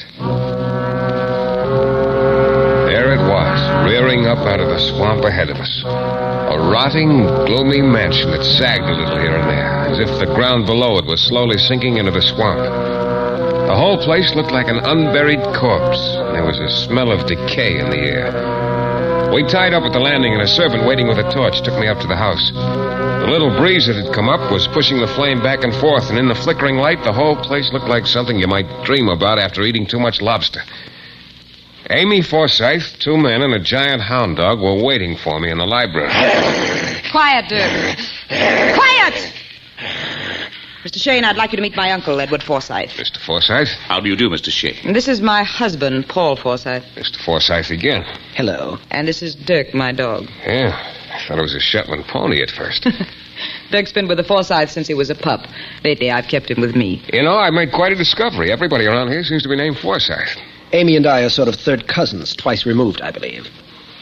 Any more questions, Mr. Shayne? Questions? Or am I free to go now? Huh? Paul, please. Yes, by all means, Paul. We mustn't upset dear Amy. That will be enough, Uncle Edward. We must wait here quietly, Paul, until Mr. Shayne has finished questioning us. Then perhaps he will be kind enough to dismiss us. Hey, look, I'm afraid I don't get any of this. I must apologize for my husband and my uncle, Mr. Shayne, for their lack of cordiality. That's one way of putting it. You see, I've told them why you're here, and they're not in sympathy with the purpose of your visit. Oh? There are some things, Mr. Shayne, which are better left untouched. Uncle Edward feels this comes under the heading of skeletons in a family closet. I see. But he'll do nothing to hinder your investigation, will you, Uncle Edward? Oh, of course not, dear niece Amy. Anything you say. Don't you find this a refreshing change, Mr. Shayne, the uncle obeying the niece? Well, I hadn't really thought much about it. Amazing what a difference money makes, isn't it? Money? Edward. Yes. You see, my dear niece controls the purse strings for what is left of us Forsyths. Something like $500,000, isn't it, Amy? Her thoughtful father arranged it that way. Edward! Amy has been kind enough to put me on an allowance. So you see, I must always yield to her wishes, unless I want the allowance cut off. I hardly think Mr. Shayne is interested in our financial affairs. On the contrary, Amy, Mr. Shayne has cause to be very interested. What do you mean? Why, Amy may be kind enough to put you on an allowance, too. So I merely wanted to point out the danger of, crossing her. Otherwise, she might... Well, Paul, remember that time you decided to go on a spree in New Orleans? You were gone a week. Amy cut off your allowance for a month. Yes, I remember. Stop it! Shut up! Both of you. Mr. Shayne, you will kindly ignore everything that's been said. Again, I apologize for my charming family. Maybe we just better sort of start all over. Yes, as I say, Uncle Edward will not hinder your investigation. I'm sure Paul will not either. No, of course not. Although I do think it's a shame. What is? Spoiling a family legend like this. Paul is spending his abundant spare time these days writing a history of the Forsyth family, Mr. Shayne. Quite a scholarly picture it is, too, is wading through the bales of family papers and records he's unearthed. Yes, he makes quite a figure of an author, doesn't he? See how he stands majestically by the fireplace, pipe in hand? That's his favorite pose nowadays. Thanks. Have you come across any mention of this ghost in your research, Mr. Forsyth? The Bonchance werewolf? Oh, of course, Mr. Shayne. According to the legend, he, or it, has made an appearance at least once each generation. It makes a fascinating story. That's why I'm sorry you're going to spoil it. You think there's nothing to it, huh? I think the people living in the bayou around here feel it their duty to keep the legend alive. So one of them faithfully reports seeing the werewolf every 15 years or so. Oh? Your boatman, Akil, told me he thought he saw it years ago. Oh, of course.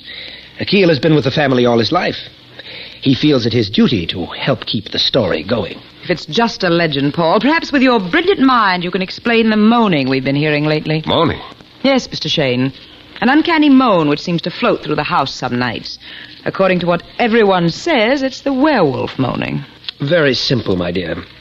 It could be that horrible animal of yours. You mean Dirk here? Is that what you think, Edward? It's entirely possible, Mr. Shayne. Dreadful beast. Well, it's late, and I, for one, am going to bed. Good night, sweet relatives, and good night to you, Mr. Shayne. Pleasant dreams. We all went to our respective rooms after that, and I turned in. I lay awake a few minutes thinking about what a charming little family I'd stumbled into. Amy, her husband Paul, and her Uncle Edward. After a while, I guess I drifted off to sleep. Of course, I started dreaming. Of course, the dream was about the werewolf. I dreamt he was here in the room with me, and I could hear him moaning. Then he came at me. I woke up on the floor in a cold sweat. Then I started sweating harder because I could still hear that moan. I pounded downstairs. The moan was everywhere in the house. Amy came running downstairs right behind me. Then we heard it from outside, the dog. We both ran out and down the path. The breeze was still swirling the mist around. Then we stopped. There in the pale moonlight lay Amy's giant hound, Dirk. Dirk! Holy... Mr. Shayne, look! Look at Dirk! Look! Yeah. His throat torn open, as if by giant claws.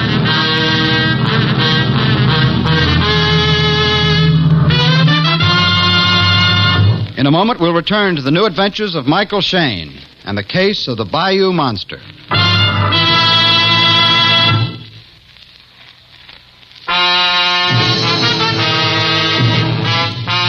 It all started when Amy Forsythe hired me to come out to Bonchance, the ancestral mansion back in the bayous, and run down a supposed werewolf that had been haunting the place for a couple of 100 years. Of course, I was pretty unconvinced. Inspector Lefebvre's warning to stay away didn't register. But later that night, after I'd heard a very uncanny moaning, and after Amy and I had discovered her dog with his throat ripped open as if by claws, I wasn't so sure. The next morning, I remembered the boatman Akil telling me about Mama Cecile, the old woman who lived in the bayou. So I went to see her. It was a little shack almost hidden by moss and vines, and as I came up to it, I saw someone slipping away into the undergrowth. Akil! Akil! You call Akil? Yeah. What are you doing here? Me, I come to visit Mama Cecile. Why? Now, why? To tell her about Loup Garou, werewolf. What about it? Killed dog last night. He moan like thousand devils. I see dog dead. Me, I come to tell Mama Cecile. I tell her. Why'd you tell her? Mama Cecile, she always say, when werewolf around, come tell Mama Cecile. Okay, Akil, I'll talk to you later. I let go of him. He melted away into the bayou. I went over to the hut and knocked on the door. There was a grunt from inside, which I took for come in, so I pushed open the door. Inside, it was dark and smoky. But after my eyes got used to it, I could make out a woman sitting in front of a small fire. She could have been 60 or 90, with a withered face that still showed plenty of power. She had the longest fingernails I've ever seen. What do you want with Mama Cecile? I want to talk to you about the werewolf. I know nothing about werewolves. Come on, Akil told me you always wanted to know when anyone had seen it. Why? It's avenging spirit of my family. What, the werewolf? Yes. Now look, Mama Cecile. Yes. Many, many years ago, before my great-great-grandpapa was born, this land here was ours. Our family. Huh? Old Forsythe man steal it from us. Avenging spirit of us is werewolf. He kill one Forsythe each generation. You don't expect me to... Last of Forsythe now live at Bonchance. One day land will be mine. My last of my people. For years I live here in Bayou. I wait. Land will be mine soon. I wait.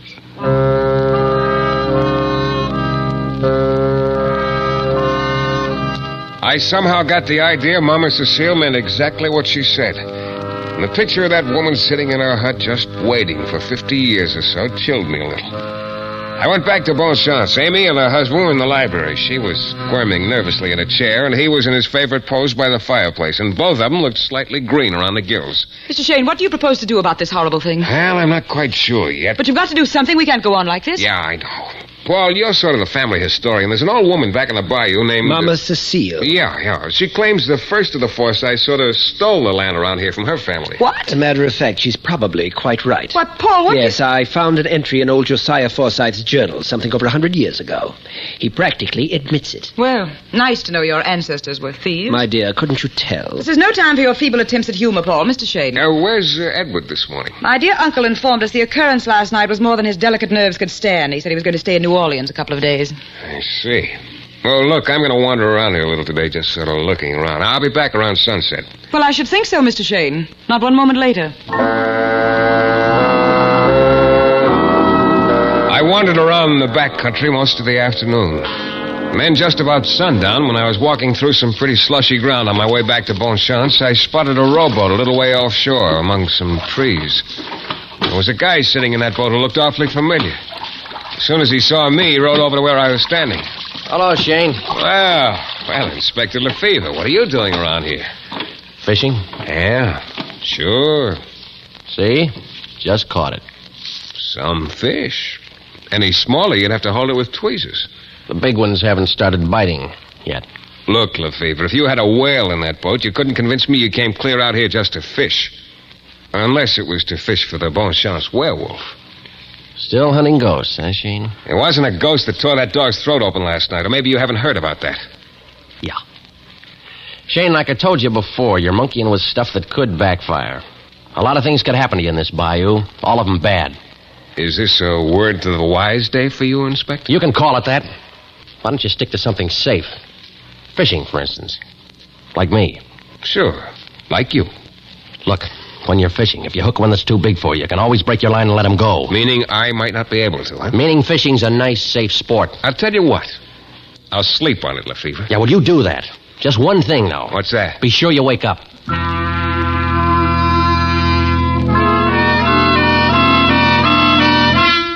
I left Lefevre baiting a hook and went back to Bonchance. The end of that night was real jolly. Amy and Paul were about as cheerful as people in a dentist's waiting room. They spent most of the meal saying nasty things to each other and tossed in a few choice remarks about the absent Uncle Edward.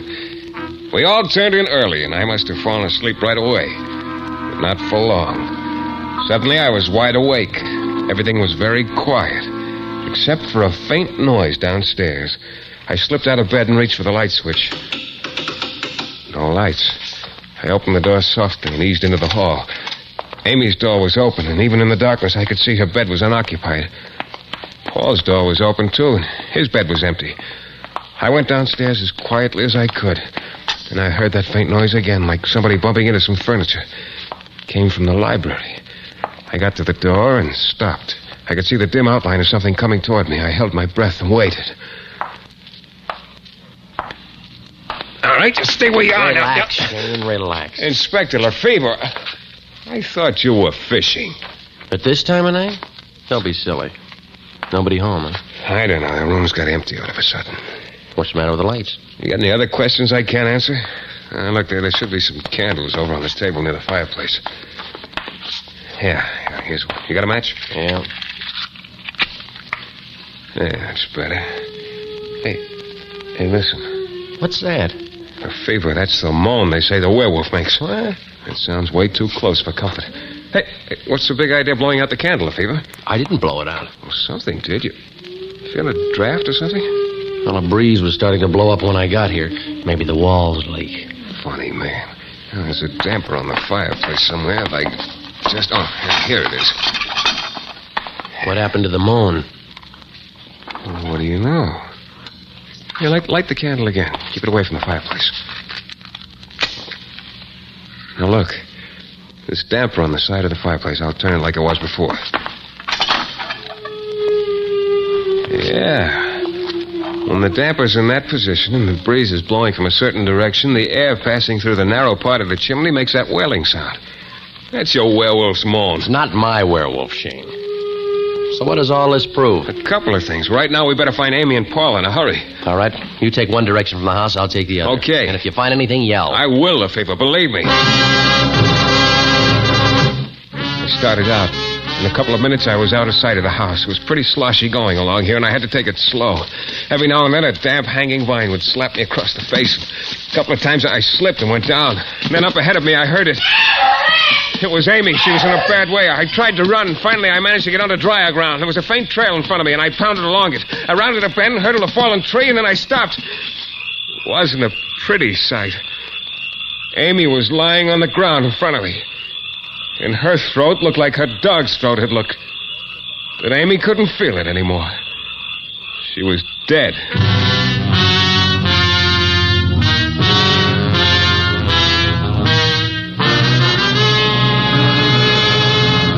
In a moment, we'll be back with a thrilling climax to tonight's Michael Shayne adventure.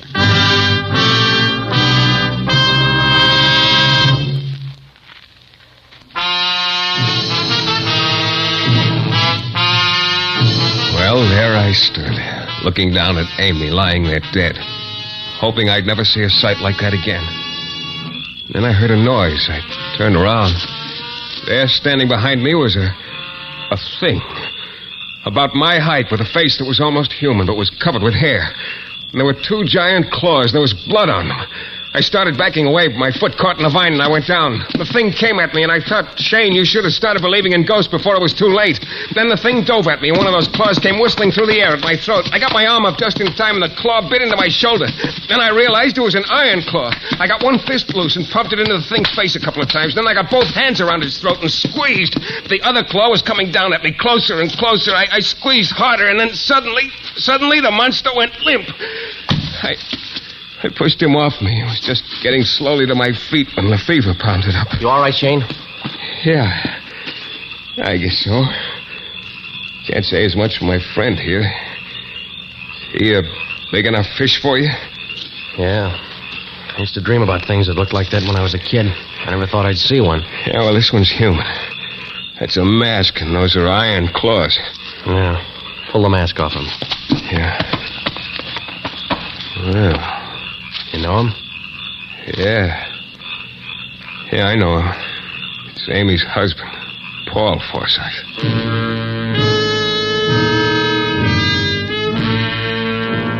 Yeah, Paul Forsythe. This generation's edition of the Bon Chance werewolf. An edition that Inspector Lefevre promptly put out of circulation. I was happy to let him take over. Then later, Lefevre and I left Bonchance and started for home in his rowboat. And I, having lost the toss, was rowing. Some boy, Paul Forsythe, huh? Yeah. He told me he kept those props of his, the mask and the claws, hidden out in the bayou. Wonder how I got a hold of them in the first place. I think I know the answer to that. Paul spent a lot of time digging through old family papers. He was going to write a history of the family.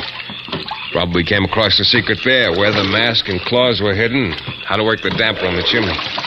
That's probably it. I guess one member of each generation knew about the mask and claws. Probably used to put them on now and then to scare all the bayou people. You know, Shayne, the Forsythes certainly must have been a pleasant lot. Yeah.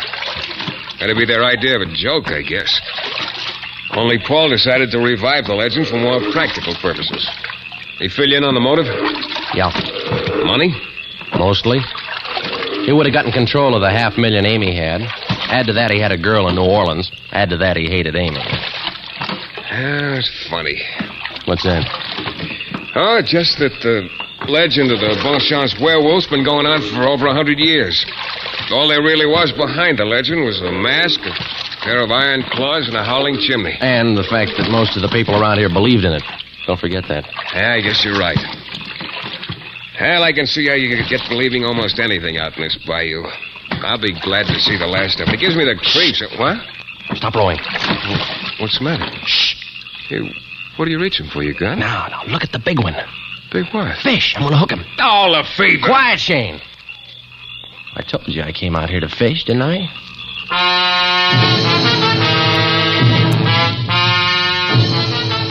This is your director, Bill Russo, again. Our story is based on characters created by Brett Halliday and is written by Bob Reif. The music is composed and conducted by John Duffy, and Michael Shayne is portrayed by Jeff Chandler. The New Adventures of Michael Shayne is a Don W. Sharp production, transcribed in Hollywood and distributed exclusively by the Broadcasters Guild.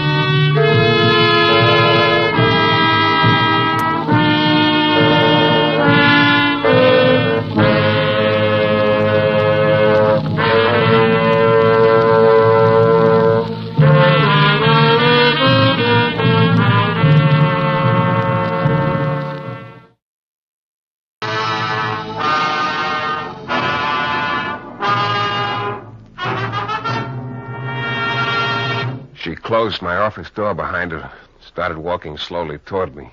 Her lips looked warm. Her eyes looked cool. Matter of fact, everything about her looked awfully good to me, except for one thing. That big black gun she was pointing at my belt buckle.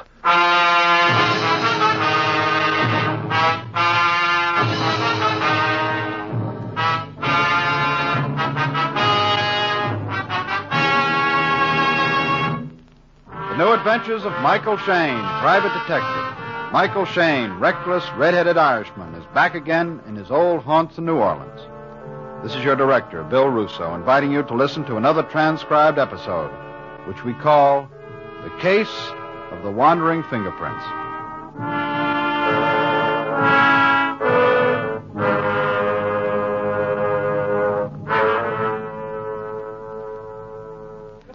Yeah, what'll it be, Bud? Huh?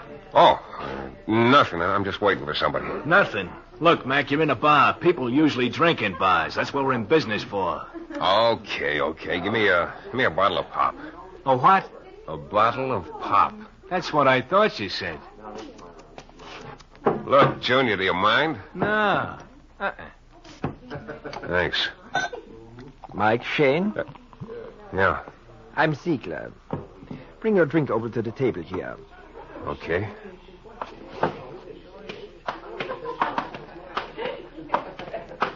Been waiting long? No, just a couple of minutes. Well, let's have it. You said on the phone they'd be doing it. There could be. Well, look, Ziegler, let's not play guessing games. What's your pitch? You and I are going to be partners, Shayne. Partners? What do you mean? I've got a little proposition you are going to go for.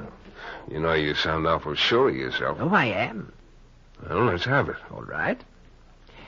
Know anything about electrolysis? Look, I'm no chemical engineer. I am, sort of. Enough of one to have figured out this process. Look, will you do me a favor? Start at the beginning. All right. I've got a process by which I can transfer fingerprints. You can what? Transfer fingerprints. From one place to another. Any place. You're nuts. Am I? Can't be done. Don't take any bets on that, Shayne. You'd have to pay off. Look, I tell you, it's impossible. It's simple, if you know how. So you dust the prints with a certain chemical powder. You follow me? You take a picture of them, then make an electrolytic plate from the negative. Then dip it in acid. Then you make a mold from liquid rubber. And there you are. Where? With a little rubber stamp of somebody's fingerprint. Look, I don't know anything about this chemical double talk you're giving me, but the whole thing's impossible. You just can't... Like I say, don't take any bets. Now, here's where you figure. We're going to start a little fingerprint service. We sign up various clients. They all pay an initiation fee, a large one, as a matter of fact. Just a minute. What do these people get for signing up? Well, it's not so much what they get if they sign up. It's what they get if they don't. Yeah, that's what I thought. Their fingerprints turn up in the wrong place. Exactly. Beat it. Now, Shayne, that's not a very wise attitude. If you think I'm going to be a front man for a blackmail racket... That's an ugly word, Shayne, but that's more or less your job. to locate promising clients for me. I said beat it. You know, you're not being smart at all. Look, maybe you didn't hear me. All right, I'll give you a little time to think it over. But you'll come around. Yeah? Don't you take any bets on that. Oh, you will come around, all right. Because, you see, you have no choice. And before very long, I think you'll see exactly what I mean.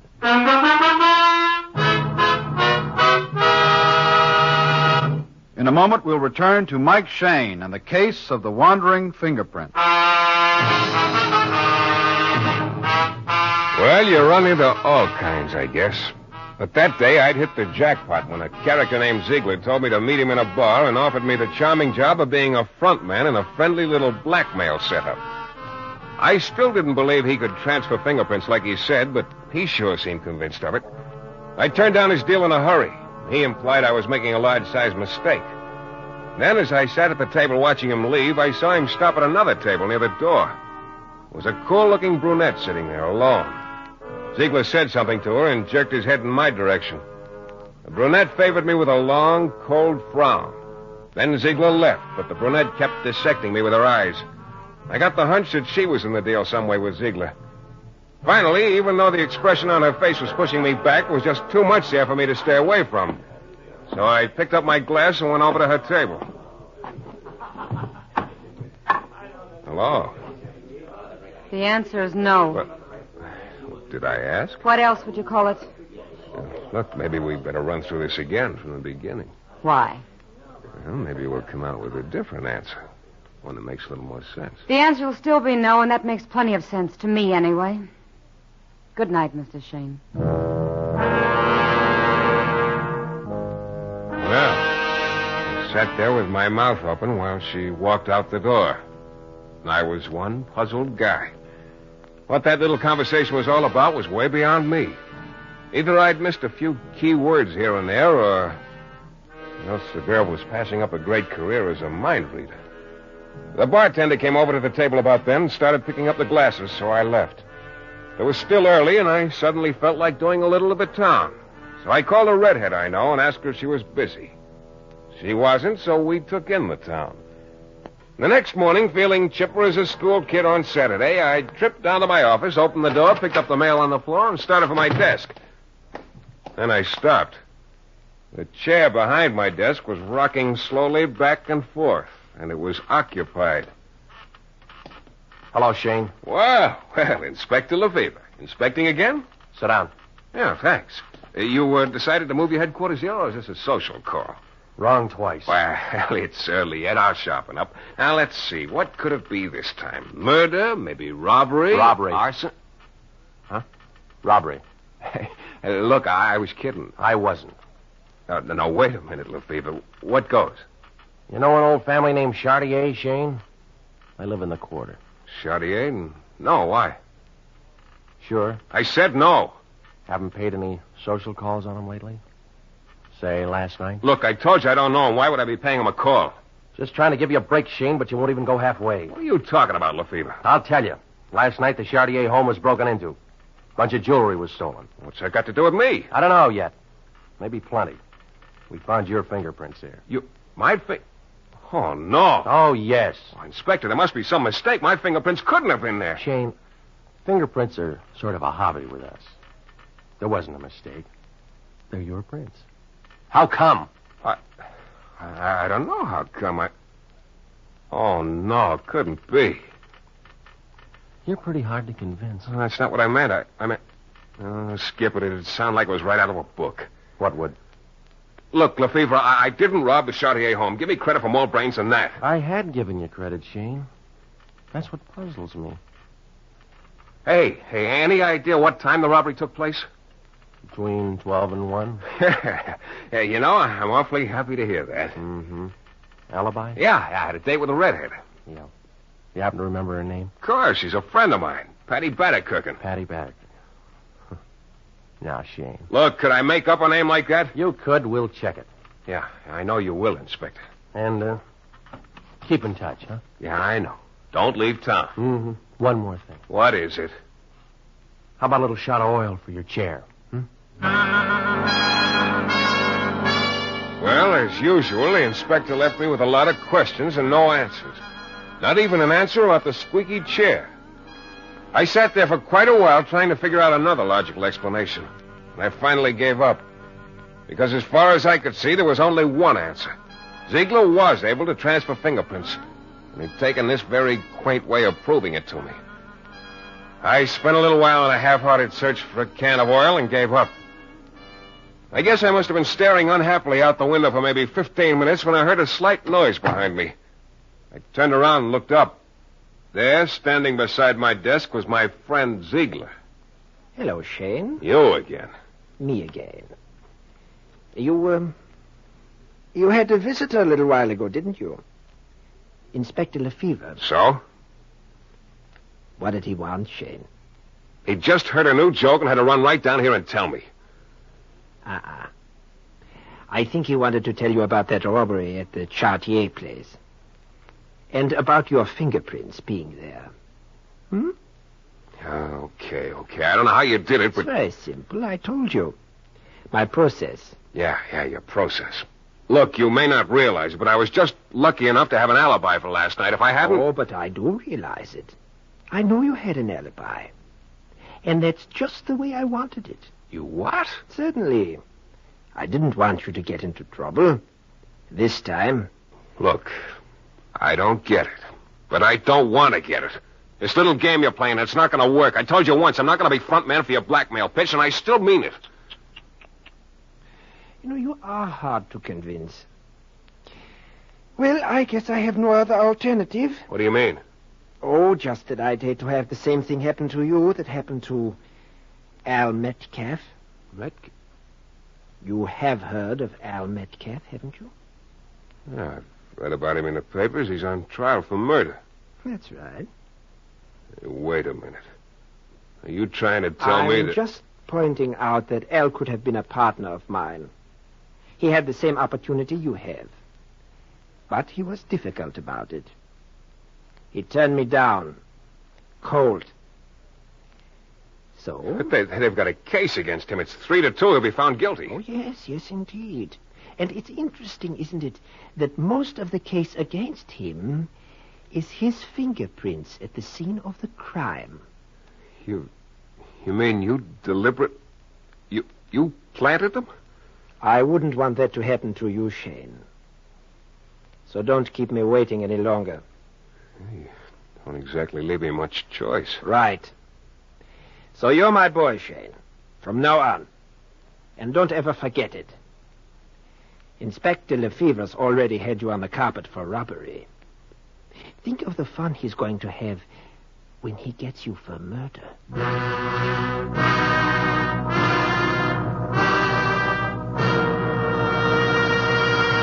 In a moment, we'll return to Mike Shayne and the case of the wandering fingerprints.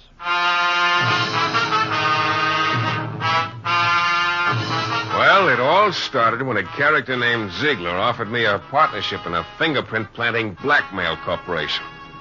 I declined without thanks. So Ziegler promptly planted my fingerprints at the scene of a robbery, thereby bringing Inspector Lefevre into my office for an antisocial call.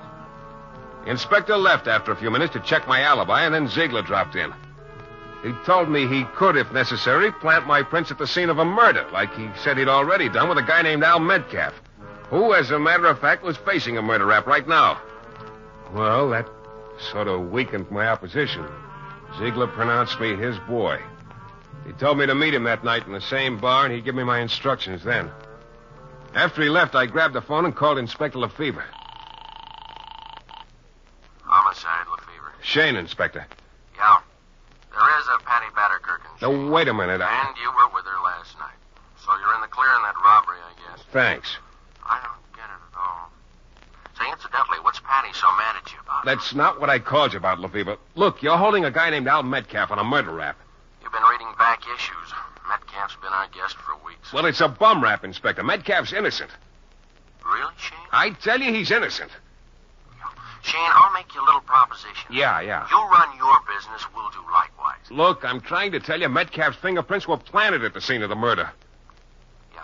Oh, I know it sounds phony, but it's the truth. There's a guy named Ziegler who can transfer fingerprints. He transferred mine to the scene of that robbery, and he framed Metcalf for this murder the same way. Shayne, you're missing a real good bet. The pulp magazines are just crying for guys who can come up with stuff like that. Okay, but I'm telling you, Lefevre, Metcalf's innocent. And what's more, I'm going to prove it to you. All of which was easier said than done, of course. I went over to the library and spent an hour or so reading up on the Metcalf case in the papers. I copied down the names of most of the people involved, and then I started out. The first guy I tried was a pawnbroker. Sure, no doubt about it. Metcalf's the guy who bought the gun from me. The gun that killed Joey Krause. I checked off the pawnbroker's name and went to see the woman who had been the dead man's landlady.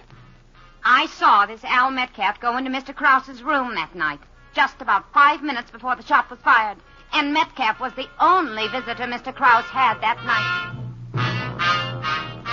The next guy I tried was a character named Dixon, who used to be a pal at Krause's. Motive? Sure, Metcalf had a motive. A girl named Bunny. She was Metcalf's girl. Then she got to running around with Krause. So, Metcalf knocked off Krause.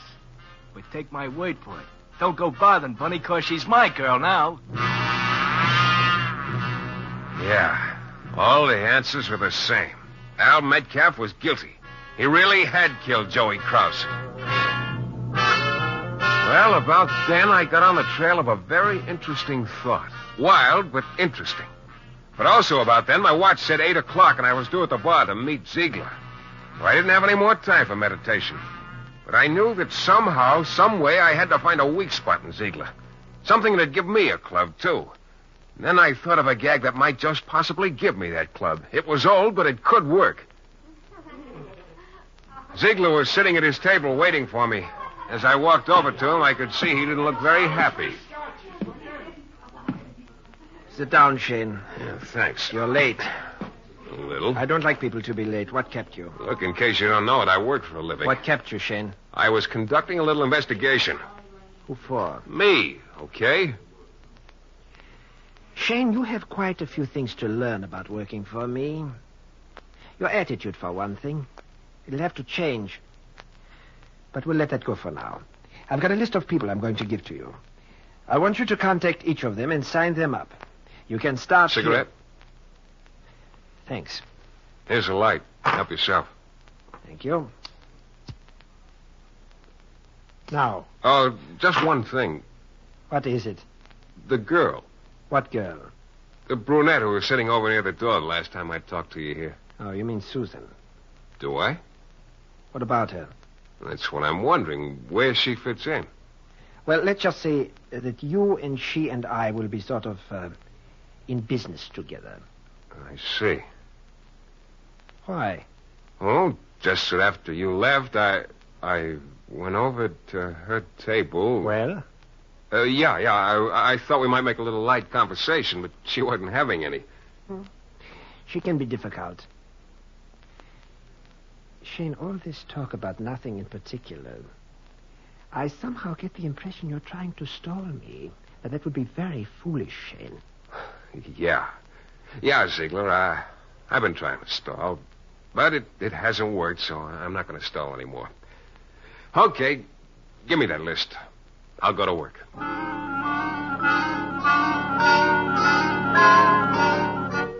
He grinned, gave me the list, and left.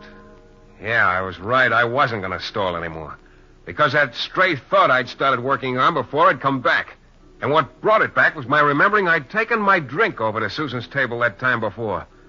Yeah, I was pretty sure I had the answer now. But pretty sure wasn't sure enough. I scooped up my cigarette lighter and went down to police headquarters. I dropped the lighter off in one of the offices so that the boys could admire it. And then I went to see Inspector Lefevre.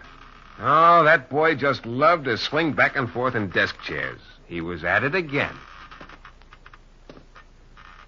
Come down to tell me why Patty, what's her name, is mad at you, Shayne? I came down to tell you I was wrong, Inspector. About Patty? No, about Al Metcalf. He's guilty, all right. Well, now, that's real good to know. Look, Metcalf's fingerprints were at the scene of the murder, huh? Where were they? Plastered all over the place. Yeah. Now, my fingerprints were at the scene of that robbery at the Chartier house. Mm-hmm. Where were they? Why? Believe me, Lefevre, I'm asking you the $64 question. Where were my prints? On a glass. Yeah. Thanks, Lefevre. No charge. Oh, you leaving? Uh-huh. I got to see a girl named Susan. Need any help? No, this is sort of a private deal. Sure you don't need any help? Sure. There is one thing, though. What's that? A chair of yours could stand a shot of oil, too.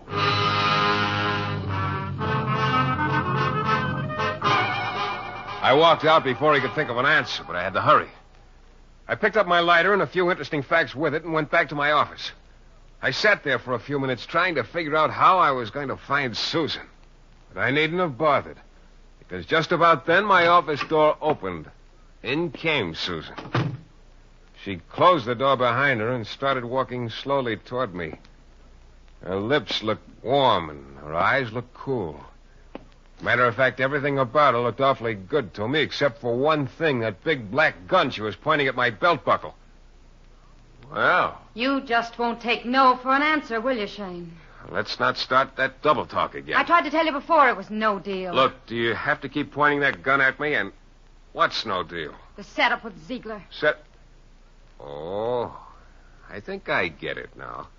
You don't like the idea of anyone else working with you and Ziegler, is that it? Well, look, Susan, I don't like the idea... You've got a great sense of humor, haven't Humor? you? I don't think it's very funny. Neither do I.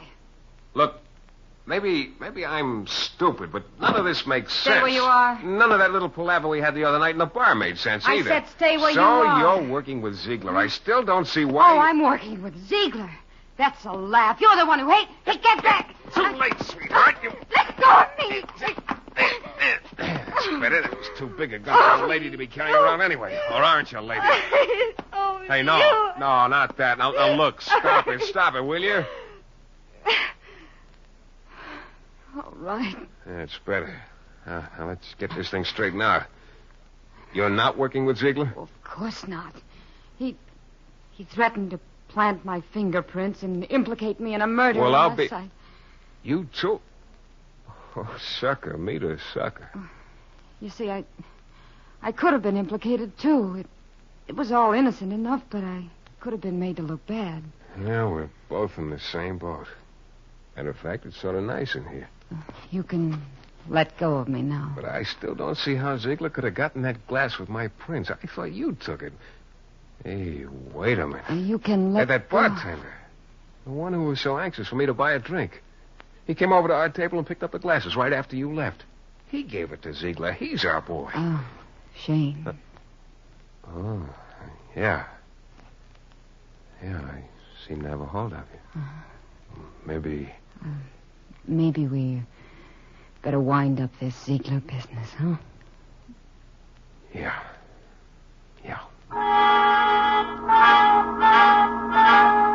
Well, with an incentive like that, how could I lose?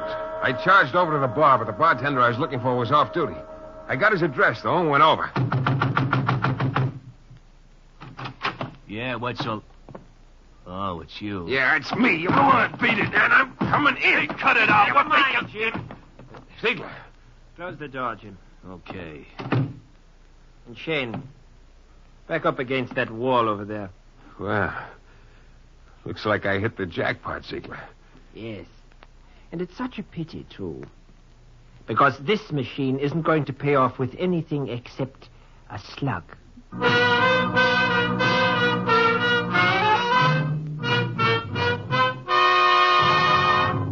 In a moment, we'll be back with a thrilling climax to tonight's Michael Shayne adventure.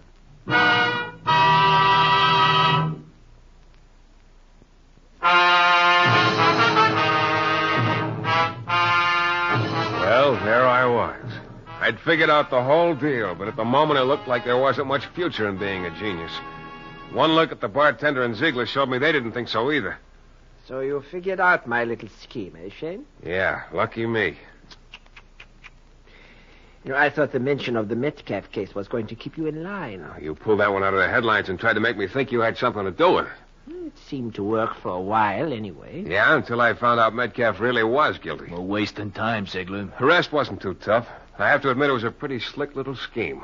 I thought so. Planting that glass with my prints and then making me think you'd transferred the prints from one place to another. Ziegler. Oh, incidentally, you were so interested in the general subject of fingerprints, you got me interested in them, too. Yours.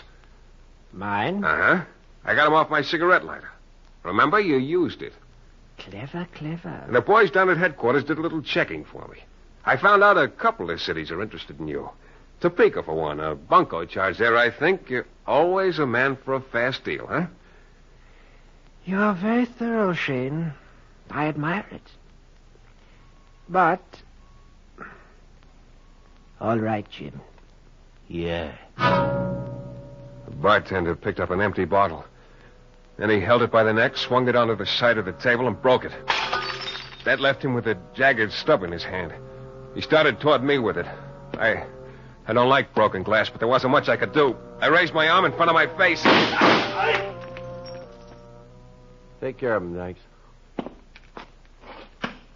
Well, Shayne? Well, Inspector Lefevre, how'd you know? When the boys reported to me that you'd brought in some fingerprints belonging to this guy Ziegler, I thought maybe we better find out what was cooking. So we tailed you. Right into the oven. Inspector, would you believe it if I told you I was awfully glad to see you? Yeah. Shayne. Yeah? It's a good thing you didn't need any help. Huh? No comment. Well, that was just about that. Lefevre told me I was in line for some $500 from Topeka. The reward posted for Ziegler. So I was really on top, and I went busting back to my office to tell Susan to pick up where we left off. Susan. Huh. When I got there, she was gone. I waited, but she didn't come back. I'm still waiting. You know, somewhere along the line, that girl must have read the old fable about getting somebody else to pull hot chestnuts out of the fire for you. Not that I minded that so much, but at least she might have flipped a few shells my way. Oh, well. There's always Patty Batterkirkin, I guess. This is your director, Bill Russo, again. Our story is based on characters created by Brett Halliday. The music is composed and conducted by John Duffy, and Michael Shayne is portrayed by Jeff Chandler. The New Adventures of Michael Shayne is a Don W. Sharp production, transcribed in Hollywood and distributed exclusively by the Broadcasters Guild.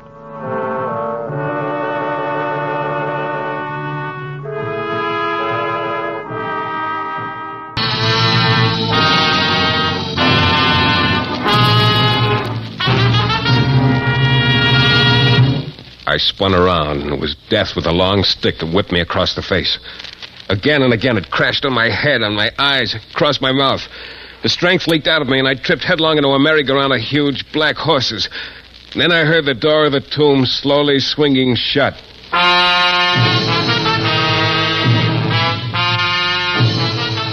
The New Adventures of Michael Shayne, Private Detective. Michael Shayne, reckless, red-headed Irishman, is back again in his old haunts in New Orleans. This is your director, Bill Russo, inviting you to listen to another transcribed episode, which we call The Case of the Purloined Corpse.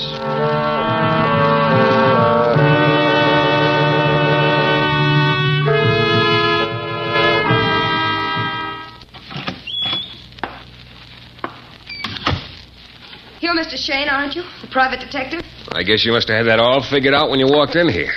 Why the gun? He told me I'd need one. He told me with a man like you, it was the only way.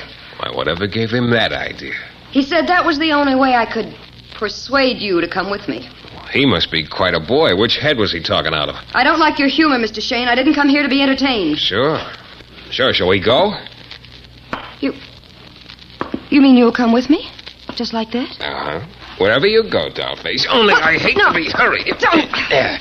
Yeah, I don't like a little thing like a gun to stand between us. Now we can be cozy. You're very quick, aren't you? Yeah, the girls call me Swifty. Now let's play all over again. Where are we going? Who's he? And what does he want? Josiah DeLacy, and he wants you. Josiah? You mean that mummy with $50 million? Mr. DeLacy and I are not that friendly. I only take care of him, not his bank balance. Hey, you can have your gun back. Josiah was right. You'll have to persuade me. Seems to me I remember hearing Josiah DeLacy hasn't got $1 without a blood stain on it. He's in desperate trouble, Mr. Shayne. Well, take a message back to him, dollface. Tell him I'll make my usual contribution to his home for homeless girls, and then tell him I dropped dead. You don't understand. He's a very lonely and unhappy man. He needs your help. That's why he sent me. Every morning, the population in New Orleans turns breathlessly to the obituary column, hoping to find Josiah DeLacy's name there. What makes you think I'm different? Because your reputation says you can be bought. Mr. DeLacy will double your asking price. Yeah, you convince good, Miss, West. Catherine West. Katie, huh? If you want it like that. Well, maybe later, Katie. Every minute I waste now costs me double time. What's on your boss's mind? Mr. DeLacy's son, Ezekiel, has been missing since yesterday. Why doesn't Josiah go to the Bureau of Missing Persons? They work for free. Because Ezekiel is dead. Huh? Not only that, Mr. Shayne. Ezekiel has been buried for a week.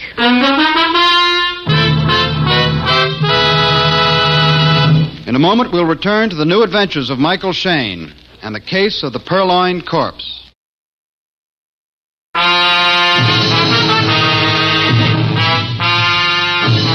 I was scraping time off my hands with a fingernail file when Katie West walked into my office. She was wearing an emerald green dress and a bright nickel revolver. On her, it looked like she'd just broken out of a sultan's dream. She told me Ezekiel DeLacy, son of Josiah DeLacy, had been kidnapped. But something silly had been added. Ezekiel had been dead for a week. And in the cab on our way to the DeLacy mansion on Royal Street, she didn't quit surprising me. Why are you looking at me like that? I got a feeling about you, Katie, and it doesn't quite gel. Where do you fit in? How'd you latch on to DeLacy? Oh, didn't I tell you? Mr. DeLacy hired me a week ago. He had an idea he needed a nurse. How old does a man have to be to stop getting ideas? Look, I'm no Florence Nightingale, Mr. Shayne. I'm a common laborer just like you. I breathe better when I'm around $50 million. Yeah, I can inhale it from here. You can stop right here, driver. Here you are, son. Go buy yourself an annuity. The DeLacy mansion was one big shadow, not quite a mile wide. It could have housed an assembly line where they turned pixies into ghosts. We rode up to the solarium on one of those staircase elevators. The top floor, we faced a wall of transparent glass. Through it, I could see a dried-up, tiny little man with a head like an ivory mask. Only it was carved with so many lines and wrinkles, it could have been an ivory prune. His body was wrapped in a heavy towel-like robe, and around his throat there were more towels. Through the glass roof and glass walls, a false light crashed in. The whole apartment was swimming in it. The figure of Josiah DeLacy sat in the middle like a grotesque plant swaying in an undersea world. Katie pushed a button, and the heavy glass door whished open, and I went in. Shut the door! Shut the door! What'd you expect me to do, seep in through the glass? The slightest drop in temperature, the merest fraction of a drop, lessens my lifespan by a year. Why don't you light up a furnace and live in that? I thrive on heat. It's my food and drink. Every particle of heat is like a fountain of youth to me. I soak it up, soak it up. You're Shayne, aren't you? Yeah, Miss West said you needed me. I do. You disgust me, Mr. Shayne. What? You might as well know that now, but I need your help. Well, let's everybody stop yelling help and tell me what this is all about. The body of my son Ezekiel was stolen from the family tomb in Cypress Grove Cemetery. You wouldn't understand what a desecration that is of our name, of our pride. And of your son. He must be returned. He must be. Well, now, don't shout, Joe. I haven't got him. Why would anyone want him anyhow? Was Ezekiel buried with the family loot? Fool. If that was so, would they send me this ransom note? Yeah, let's see it. $50,000. Bring the ransom money to the cemetery at 2:30 in the morning on... Well, it's this morning. Look, my advice is... No one asked for your advice. Here's $20,000. Take it to the tomb and pretend to leave. But you will watch and apprehend the criminals and bring them to me. How do you know you can trust me with all this money? I don't. But if you should be so stupid as to run off with it, I assure you there's always room for one more in Cypress Grove Cemetery. I do believe you have a point there, Joe. Just as a matter of curiosity, how old was your son? He was 70. And you outlived him. Maybe he didn't understand about this heat thing. Well, I'll see what I can do to bring him back. It's a matter of pride.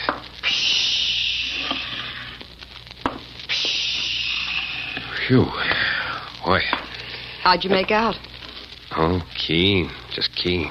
I wheedled $20,000 out of Joe. Cover charge for my date with a zombie at Cypress Grove Cemetery. 20,000? Oh, Mike, you'll be careful, won't you? I'll try to be, Katie. I'll try. In this business, you got other people's troubles.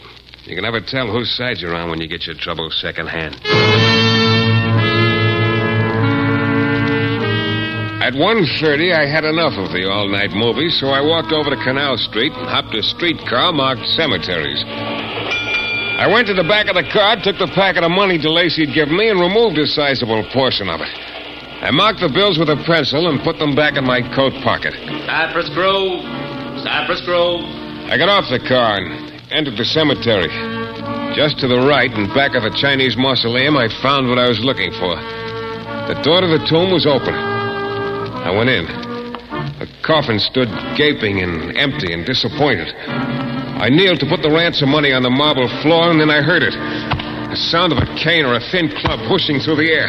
I spun around. It was Death with a long stick that whipped me full across the face. Again and again, it crashed on my head, on my eyes, across my mouth. The strength leaked out of me, and I tripped headlong into a merry-go-round of huge black horses. And then I heard the door of the tomb slowly swinging shut.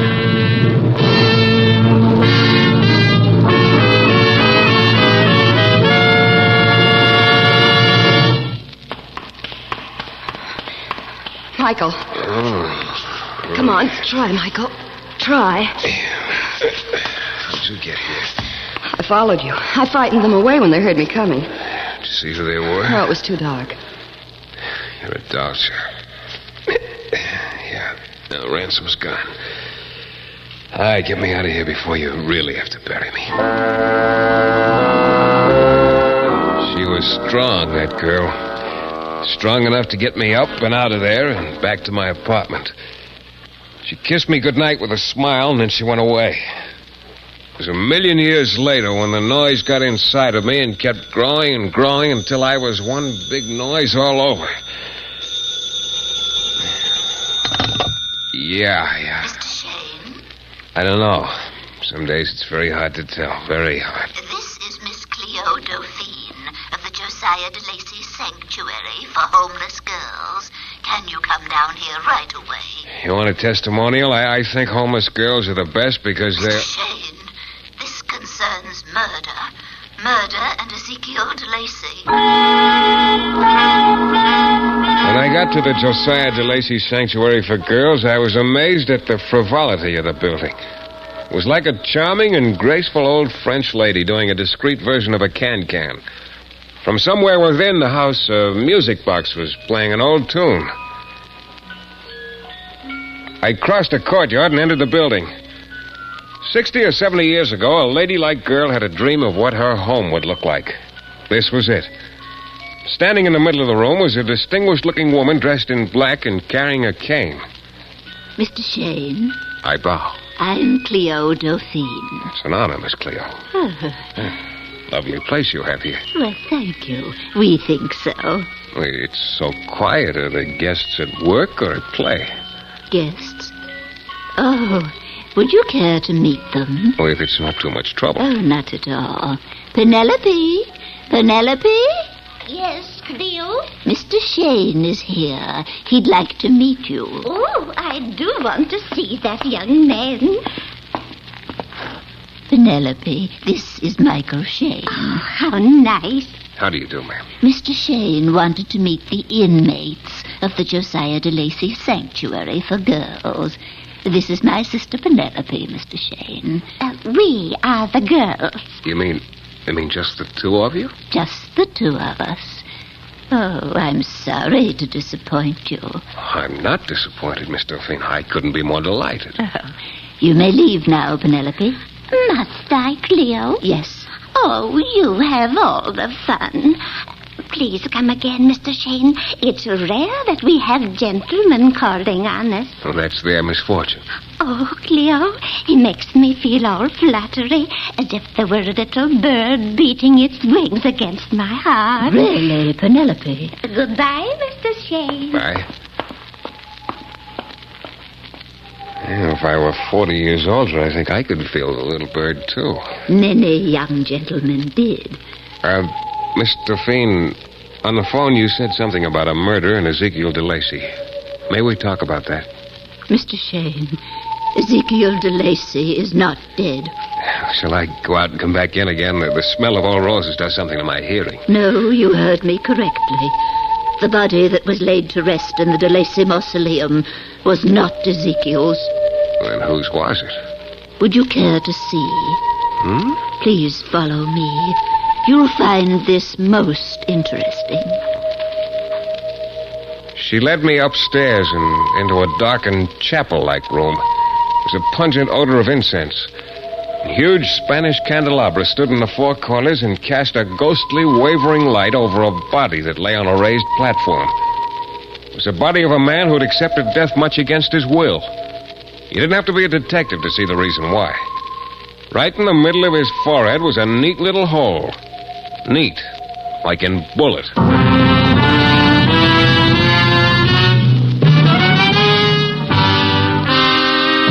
In a moment, we'll return to the new adventures of Michael Shayne and the case of the purloined corpse.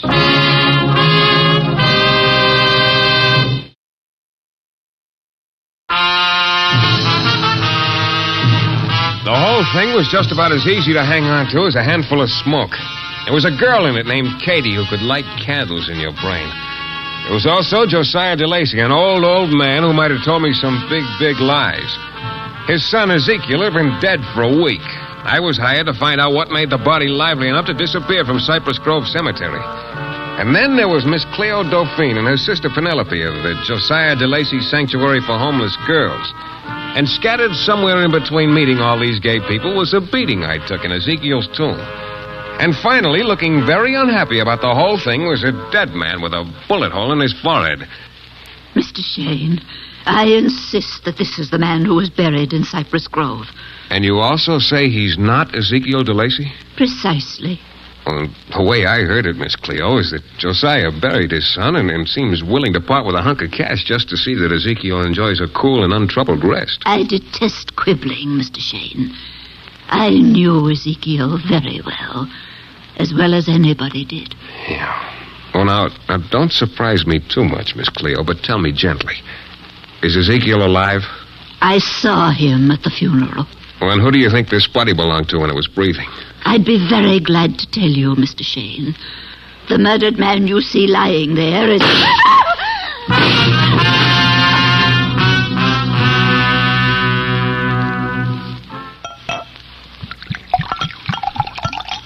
Here, Shayne. Drink this. Where am I? Oh. You're at police headquarters, Shayne, and the offer of this drink lasts 5 seconds. After that, it gets donated back to the police department, namely me. Yeah, you're so good to me, Lefevre. You're not hurt, Shayne, just a scratch. Well, can't fool you, can we? Did you find the body? We found Cleo Dauphine. Yeah, I figured you would. Why else would you be an inspector? Only I'm talking about the murdered body. Cleo Dauphine was dead, shot 4 times. No weapon in evidence. We may not be as smart as you, Shayne, but we call that a murdered body. What do you call it? I'm talking about the one that was stolen from the tomb. Look, maybe you're hurt worse than I thought. The department don't expect us to know more than first aid. But my brother-in-law is a nifty psychiatrist. Oh, forget it. What about Penelope? Which Penelope? Cleo's sister, wasn't she there? What were you doing down there anyway? What possible interest could you have in the De Lacy Sanctuary for Homeless Girls, huh? Just social work. I feel everyone should do his bit. Well, you're a real cute Irishman, aren't you, Shayne? Don't you want to keep your license nice and green?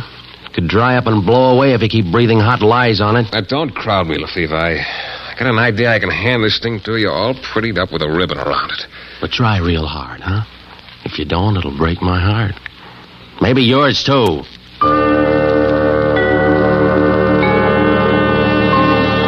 When I got out of there, the fog had rolled in from the Gulf, gathered up some fresh water mist out of Lake Pontchartrain, then clumped down Market Street as heavy and definite as an elephant's foot.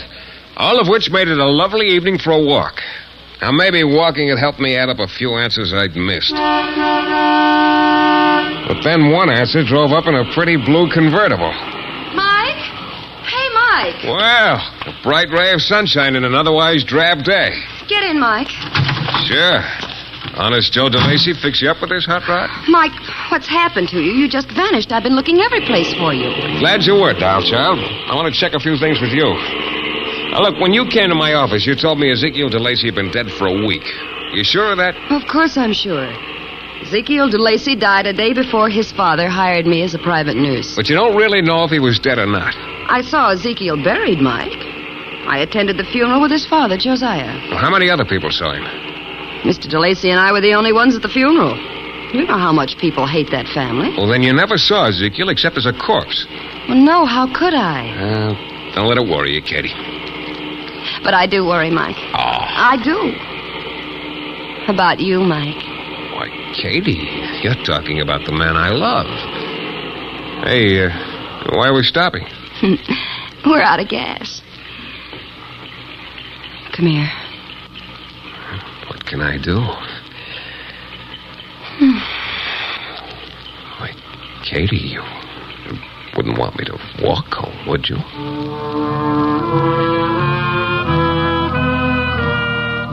After a while, after the fog went back to where it came from, Katie drove me to my apartment. I gave her back the same kind of look she gave me, whatever kind that was, bitter or fond and painful farewell. Walking down the hall to my room, I couldn't quite make out whether the after-image of her perfume still stuck with me or whether one of the other tenants was going on a binge of old roses. It didn't really start worrying me until I saw a light slanting through the bottom of the door. Oh, Mr. Shayne. Miss Penelope, how'd you get in here? Oh, just like they do in the movies, Mr. Shayne. I told the clerk I was your sister. It seems to work every time. Oh, I'm delighted. Oh, this is so exciting. Cleo will be furious when she finds out I've been talking to you alone. Cleo, but... But I'm sure there are some things you'd like to know. Just ask me. Yeah. Tell me about yourself, Miss Penelope, and about your sister, Miss Cleo. Oh, there's nothing to tell about me. But Cleo now, her story is so exciting and romantic and sad, like a novel. Well, tell me about it. Promise you won't tell Cleo? I promise. Well, 50 years ago, Cleo was hired by Josiah DeLacy as a nurse companion. Then one day he found her in the garden with his son, Ezekiel. Oh, there, I've said it. I blush. Yes, Josiah found her in the garden with his son Ezekiel, alone. You see, it was Josiah and Cleo who were in love. Well, what did Josiah do? As punishment, he built the home and called it a sanctuary for homeless girls, and he forced Cleo and me to live there. Did you know Josiah? Oh, yes, I often visited him and Cleo. How long has it been since you've seen him? I haven't set eyes on him from the day he put us in the house until... Until the funeral? Until the funeral. We found a hiding place and we watched. Oh, Mr. Shayne, what have you made me say? Oh, Cleo will be very angry when she finds out what I've told you. She won't find out, Miss Penelope. I'd better be leaving now, Mr. Shayne. I don't want Cleo to find me alone with a gentleman in his room. But it was courtly of you to understand. And, Mr. Shayne... Yes? Do be careful. I'm afraid for you, Mr. Shayne.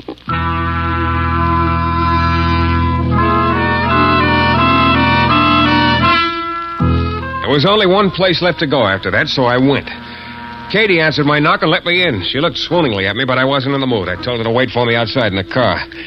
As I approached the glass wall of the solarium, I could see Josiah sitting there exactly as he'd sat the first time I saw him. I took a last gasp of air, opened the door. Josiah screamed. You blundering, stupid idiot! Get out of here! I'm taking a poll, Mr. DeLacy. Where do you think your son Ezekiel is? I hired you to find out. But I failed. I failed miserably. Exactly. Now get out of here. But I couldn't live with myself without knowing.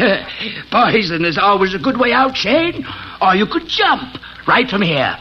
I could enjoy that. And your homeless girl, Cleo Dauphine, she's been murdered. Did you know that? Serves her right. She always liked to meddle. Yeah, and whoever killed her tried to murder me. That's twice on the same case. I'm Irish and superstitious and scared. The third time might take. Now, where is your son Ezekiel, Mr. DeLacy? What makes you think I know? That gun you just took out of your pocket helps me know. Could be the same one that killed Cleo before she could tell me whose body was in her house. It is the same gun, Shayne. Who'd you get to pull the trigger for you, nurse? I told you, he gives me strength. It's quite warm in here now. Yeah, even I can feel it. I loathe your glib tongue. I loathe everything about you. Now, don't exert yourself, Pappy. Believe me, it will take no exertion to kill you. Do you want to know where Ezekiel is? I tell you. No, I'll tell you. You're Ezekiel, aren't you? You killed your old man. And it was Cleo who sent you that ransom note. Yes, Cleo or Penelope. They were the only ones who could have possibly known that it was my father who was buried, and not I. Only you figured that out too late, after you hired me. So you shot Cleo while I was talking to her. I'll outlive all of you. Oh, 1,000 wouldn't even get you one on that, Zeke. Yes, I killed Cleo. And now I'll kill you, Shayne. Now, take it easy. This won't look good on your record. Take it.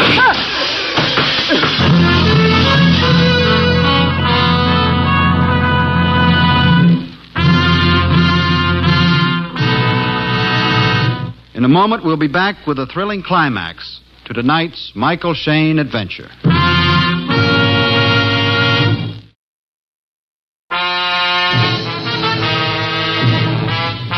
The bullets that pierced the glass punched 2 holes in the old man's body. They did another thing. They set up a vibration that collapsed the wall of the solarium. And standing outside with a very gentle smile and a very harsh revolver was Penelope Dauphine. I got her out of there fast, down to Katie's car. When I told Katie what had happened, she sat there and stared, her vision of $50 million ripped apart by all those jagged edges. Are you sure Ezekiel's dead, Mike? Yeah, I'm sure, Dollface. Quite dead. I followed you here. I told you it would be better if you had someone to take care of you. The hot blood of youth, Miss Penelope. I apologize. And I'm glad you found out that he was really Ezekiel. I was listening. I couldn't have told you that, Mr. Shayne. I gave Cleo my word of honor I wouldn't tell anybody that. Then maybe you wouldn't mind telling me why Ezekiel killed his father. Because he hated him. He thought Josiah would never die. Ezekiel wanted his inheritance. He was getting very impatient, I imagine, and you know what? What? I wrote the ransom note. Oh, it was so exciting. Cleo doesn't know about that. But I didn't want the money. I only did it to hurt Ezekiel. You don't look the type, Miss Penelope. Oh, Cleo was still in love with Josiah.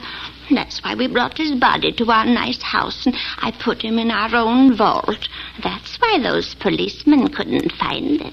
Maybe we better tell them now. Yes, if you say so. And now I'd like to go home, Mr. Shayne. Sure, wherever you say. But why does Miss West look so unhappy?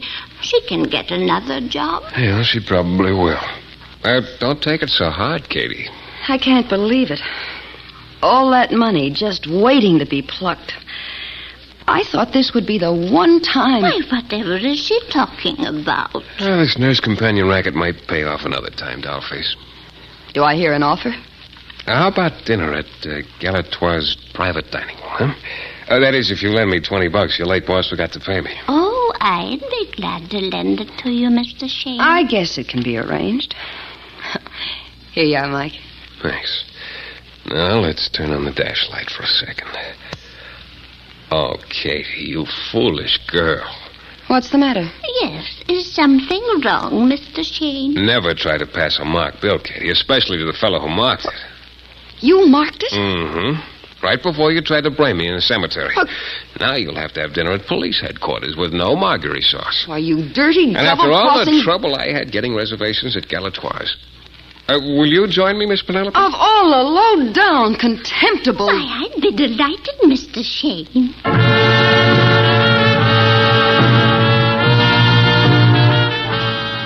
This is your director, Bill Russo, again.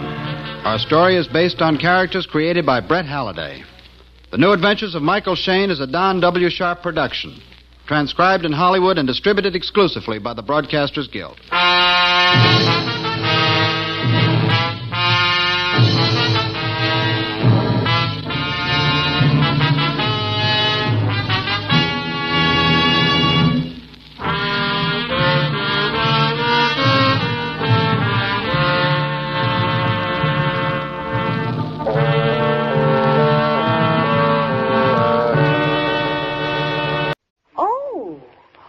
Why, yes, of course. Solomon no speak English. Will you be quiet? I will take no college stuff, and that's final. Mr. Shayne says he'll be delighted to take the case.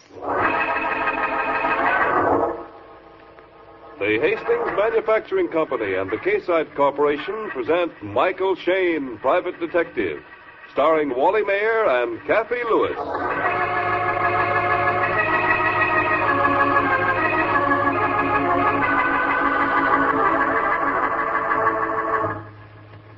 A detective without a murder case is like flapjacks without syrup. Yet that is just the predicament of our friend Michael Shayne. In fact, things are so dull that we find Michael and his blonde assistant Phyllis Knight not at the office, not at police headquarters, not at the morgue, but squirming uncomfortably in the seat of higher learning. In other words, the office of the president of Huxley College. Professor Brill is explaining the situation to our friends. As I say, Mr. Shayne, I decided to ask for your help because Phyllis Knight graduated from Huxley and is now, as I understand it, your amanuensis. Oh, no, Professor. She's just my secretary. Amanuensis means secretary, my pet. Oh, excuse me. Yes, quite so. You see, Mr. Shayne, we don't want to take our problem to the town police. Unfavorable publicity, you know. But something must be done about it immediately. It's affecting the morale of our girls. The girls? I thought this place was co-educational. It is, Mr. Shayne. But our feminine students seem to be more affected by it. Oh, a bad rash of Frank Sinatra? Oh, no. That is no more than usual. You'll understand after talking with the victims. I have two of them waiting now in the outer office. Just a moment, please. Oh, Miss Brown, will you step in here? Yes, Professor. Very good. Just step right in here, Miss Brown. This is Mr. Shayne, Miss Brown. How do you do? Hello. And Miss Knight, and Mr. Shayne's associate and one of our former alumni. How do you do, Miss Brown? I should explain, Miss Brown, that Mr. Shayne is a private investigator whom we have employed to solve the embarrassments which have been occurring here recently. Now, if you'll just repeat your story. Well, if you say so, Professor Brill. It's a little embarrassing. Oh, well, go right ahead, Miss Brown. Oh, well, it happened last Monday night. I was in my room in the sorority getting ready for bed. I was getting into bed when I heard a sound like somebody giggling. And an echo, maybe? Oh, no, sir. More like a mad laugh. It came from the window. It was open, but there was a screen. Somebody was trying to pry it off. And then? I screamed. That's the usual procedure, I believe. Go on, Miss Brown. Well, he ran away. That's all. Do I understand, Professor Brill, that you brought us all the way down here just because of some peeping Tom? No. You don't appreciate the situation, Mr. Shayne. In the past week, I've had at least a dozen complaints similar to Miss Brown's. Oh, my. It's gotten so our girls never know when they're safe. Well, I don't think that's peculiar to Huxley College, Professor. Oh, really? Oh. Oh, yes, I see. Well, Mr. Shayne, I think you should hear the newest turn of events. Miss Brown, will you ask Quincy Baldwin to step in here? It's all right if I leave, Professor? Oh, yes, of course, and thank you very much. Goodbye, Mr. Shayne. Miss Knight. Bye. Goodbye. Until last night, Mr. Shayne, none of the boys had been involved. But now, I'll let Quincy tell you about it. Oh, well, come right in, Quincy. Oh, thank you, sir. Tall, blonde, and rugged. Mr. Shayne, this is Quincy Baldwin, another of our students. Our most brilliant student, I might say. Oh, well, I'm glad to meet you. How do you do, sir? And Miss Knight. Charmed, Miss Knight. Thank you. Quincy, Mr. Shayne would like you to tell him your unfortunate experience of last night. Oh. Well, Mr. Shayne, about 10 o'clock last night, I was coming home from a lecture. And about a block from my fraternity, a masked man jumped out from behind a hedge and... Yes? Well, he conked me on the head. I see. Just a friendly gesture or some sort of college hazy? Hardly, sir. The man had a gun. Oh. Any way for you to recognize him again? Oh, no, sir. He got away. I should add, Mr. Shayne, that this individual has been sending anonymous notes to my office. He boasts of his activities and promises more serious things to come. Now, believe me, sir, if it isn't stopped soon, a mass hysteria will break out among the student body. I hope you catch him, sir. I'm willing to do anything I can to help. Yes, that's an idea, Quincy. Perhaps you should go along with Mr. Shayne. You can acquaint him with the campus and all our activities. Be glad to, sir. Well, for this afternoon, I'd like to work alone. If this peeping Tom performs only at night, well, suppose, Quincy, you meet us, say, about 9 or 9:30. Well, could you make it 10, sir? I have to attend a lecture tonight, and it's on the kinetic principles and thermal diffusion. Really? I must try that sometime. Yes. Okay, make it 10 o'clock. Where will we meet? Well, at the clock tower. Meanwhile, maybe this afternoon Quincy can show me around. Huh? You know, bring me up to date on things. Oh, I'm sorry, Sugar. I'll want you. We've got to check those anonymous notes. You said you wanted to work alone. I've changed my mind, if you know what I mean.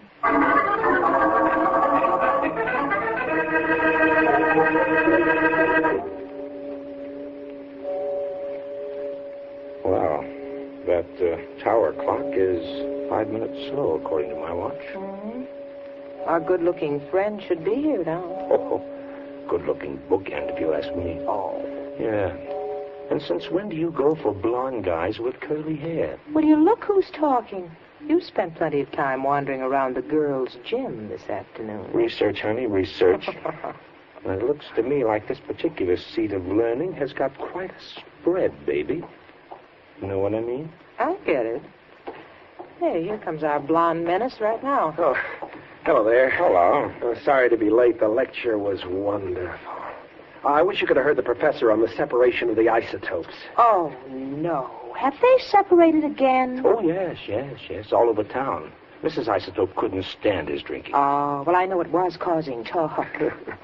Well, anyway, it was a good lecture. You know, with all your enthusiasm, Quincy, I suspect there's a cute redhead at the desk in front of you. Oh, no. The feminine element doesn't fit into my program. Oh, really?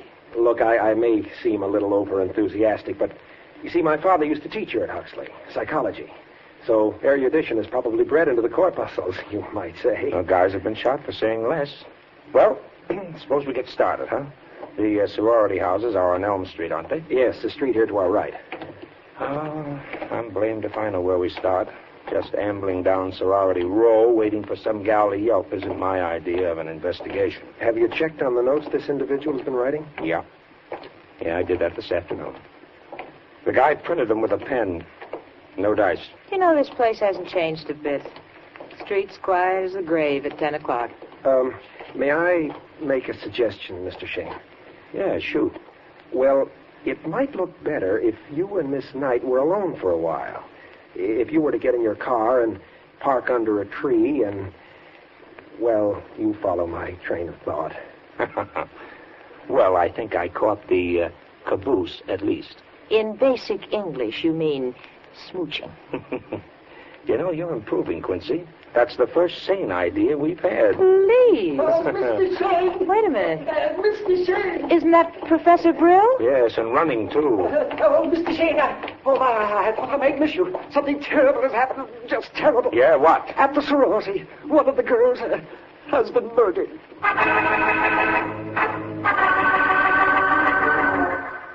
Oh, what a dreadful, dreadful thing to happen. Mm-hmm. Dead about a half an hour. And a very neat job of strangling. What's that wound around her throat, Michael? Well, it looks like... Yeah, it is. The laces from a football. A football? Who found her? I did. You're one of the students living here? Yes. Jean Winters. I came to ask Agnes for my sewing kit. I forgot it when I moved out. You see, we lived together and I couldn't stand it any longer. Oh? What was wrong? I'll tell you, Mr. Shayne. As house mother of this sorority, I owe a duty to my other girls. I made Jean move to another room before she and Agnes drove the rest of us insane. Please, Mrs. Fuller. They were fighting always. Yesterday I caught them in here pulling hair and smashing things. Oh, boy trouble out there. I told Agnes I went out with Gil only once. Is that why Agnes slammed the door in Gil's face this afternoon? I saw that myself. Hey, wait, hold it. Who's, Gil? Gil Packard, Mr. Shayne. He's our star halfback and my roommate. He was Agnes's boyfriend. Tight little corporation, this. Mrs. Fuller, during the past hour, did anybody hear any unusual sounds from this room? No, it's been very peaceful since yesterday. Oh. Then the killer probably was somebody Agnes knew. That window over there, any way of reaching it from the outside? Well, there's a little porch. I suppose somebody could climb up it. But if you ask me, Mr. Shayne, I think you won't have to look outside this room for the murderer. If you're talking about me, Mrs. Fuller, I'll send you to my... Wait a minute. If you ladies don't mind, I'll run this circus. Michael, listen. Yeah, outside that window. I'll see if I can get a look at him. Stop where you are. Who is it, Michael? Oh, darn it, he got away. I just saw his back. But, Mr. Shayne, aren't you going after him? No, it's useless. He's got too much of a head start. Anyway, I got a hunch he's not the man we want. Dollars to donuts. It was the Peeping Tom. Maybe. Well, children, I think that's all here for the while. Oh, say, Quincy. Have you any idea where I might find Gil Packard at the moment? Well, surely. He has to be in his room by 9 o'clock every night. He's in training. Okay, then let's take off.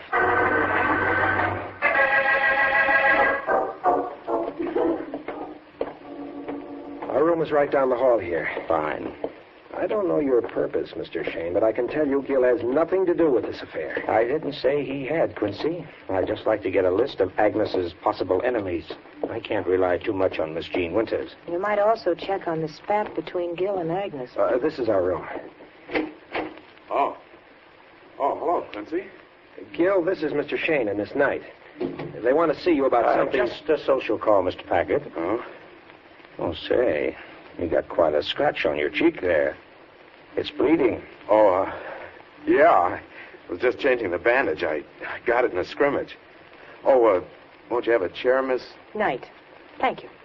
By the way, Mr. Packard, wasn't it rather risky to break training tonight? How did you... Oh, so Agnes blabbed again, did she? Told her what would happen if the coach found out. Thinks it's so funny to make a guy jump through hoops. No, it wasn't Agnes, Mr. Packard. I happen to recognize the plaid coat you're wearing. I saw the back of it when you ran away from the sorority house a few minutes ago. That's how you got the scratch, isn't it? Well, I fell off the porch. Somebody yelled at me, and I got scared and ran. I wanted to talk to Aggie, and, well, I wasn't supposed to be out after 9 o'clock. I figured nobody would see me at her window. I'm afraid it's all my fault, Mr. Shayne. I told Gil to go over there tonight and have it out with Agnes once and for all. Oh, that trouble over Jean Winters? No, over another guy, Red Burroughs. Aggie knows I'm crazy about her, and yet Say, what's all this pumping about anyway? Agnes has been murdered, Mr. Packard. Murdered? What? She's dead? That's right. Oh, no. Well, it doesn't seem possible. But just this afternoon, Aggie and I... Oh, my... Mike, look. Under that bookcase. Mm-hmm. Mr. Packard, did you go to see Agnes at any time earlier this evening? No. Can you prove it? I was with him at the lecture, Mr. Shayne. Yes, and we came back here and Quince left. I sneaked out later. I see. By the way, is that your football under the bookcase there? Huh? Yes, it is. Mm-hmm. It's unlaced. Where are the strings? I don't know. It was laced this afternoon. Michael, where are you going? To telephone. I think the police can take over from here. What do you mean? Well, for your information, Mr. Packard, Agnes Carter was strangled with a pair of football laces. Or didn't you know?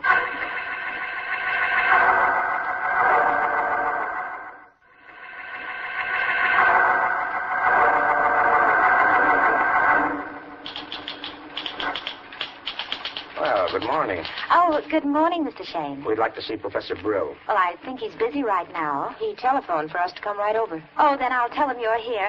Just a moment, please. All right. You know, Michael, I don't like this case. There's something fishy about it somewhere. Yeah.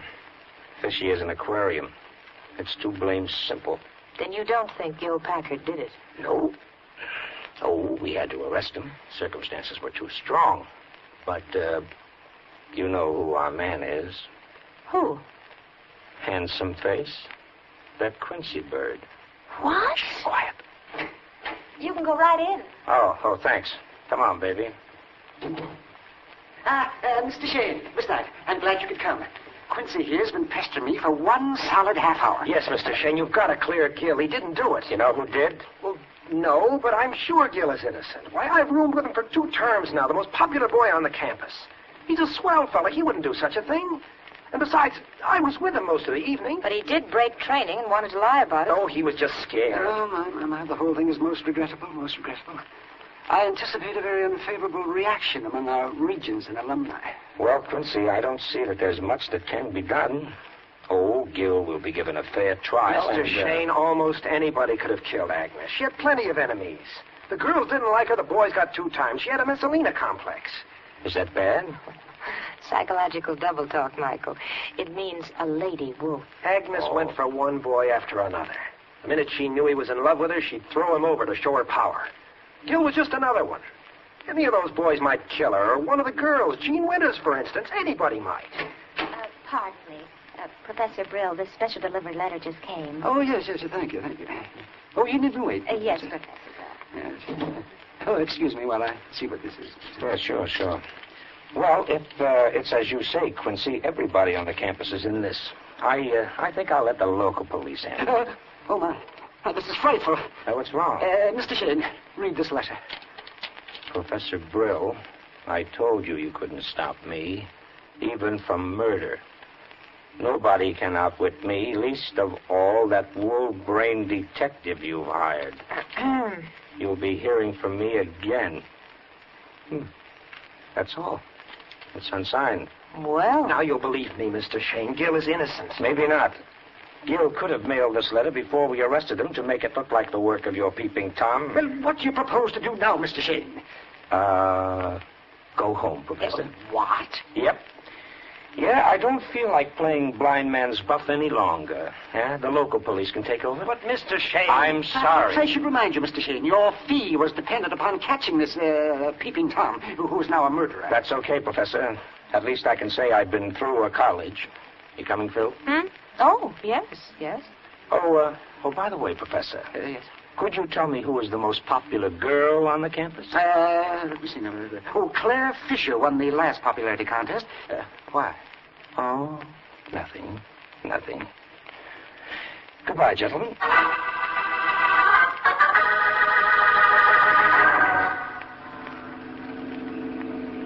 Mike? What are we stopping for? Did you leave something back at the hotel? Honey, have you seen the new Cary Grant movie? No. Well, you're going to. In fact, you're going to see it 3 times today. Are you kidding? I thought we were headed for the city. That's what I want everybody to think. Let's go. Come on, baby. Thank you. The theater's right across the street. Until 9 o'clock tonight, it's you and me in the dark and cozy. Pretty good, Pretty good. With Cary Grant.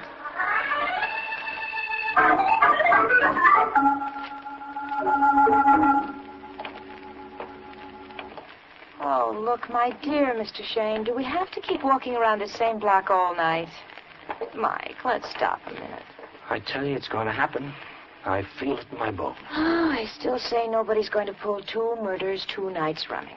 Besides, I just can't see how you figure a nice boy like that Quincy could possibly... You wait, sugar, you wait.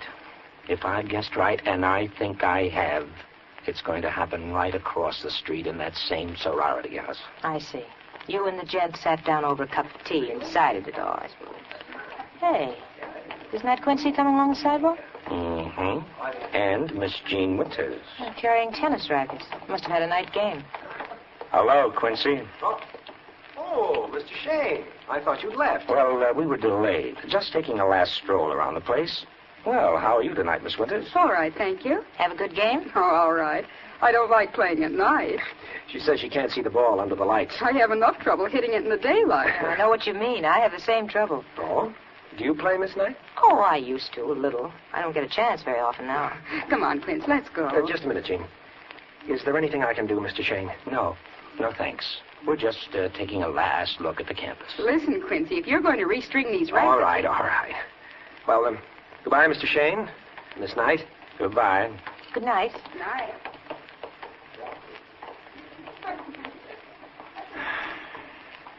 All right, honey. This is it. What? Michael, are you in a trance? Staring at the stars like that? Come on, baby. We got to get going. What's the matter? I think I know how Miss Claire Fisher is going to be killed if we don't get there first.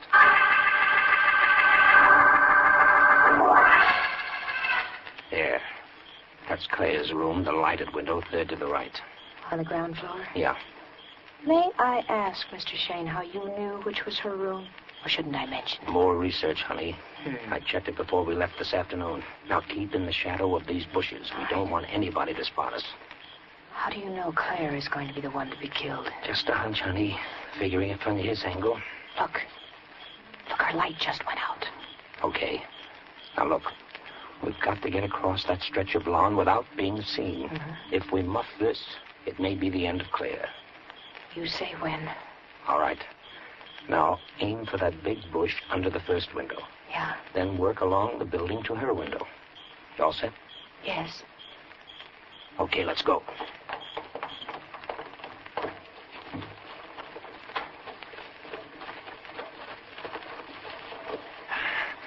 We made it. All right, stick up. It's a cop. I got you covered. No funny business. Ah, so it was two peeping toms, Quiet. Listen, officer, please. You've got us wrong. I'm the detective, Michael Shayne. Oh, yeah? You left town this afternoon, but wait a minute. You're leaving for the station right now. Michael, somebody's at Claire's window. Yes, come on. We got to get in there. Oh, no, you don't. Oh, but officer, look. A girl's going to be killed. Oh, yeah? Ain't that interesting? Oh. Okay, you asked for it. Oh, come on, Phil, quick.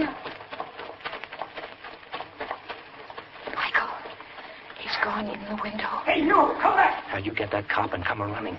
I'm going in this window. Oh, watch out, darling, please.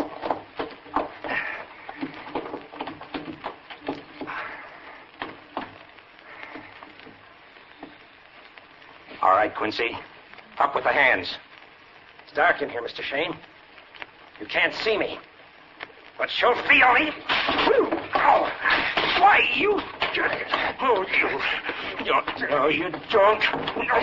No, you haven't got me yet, Mr. Shayne. Oh, here. That's what you... Here. Here's a sample of my Sunday punch. Oh. All right, come on, open the door. Michael, are you all right? Yeah.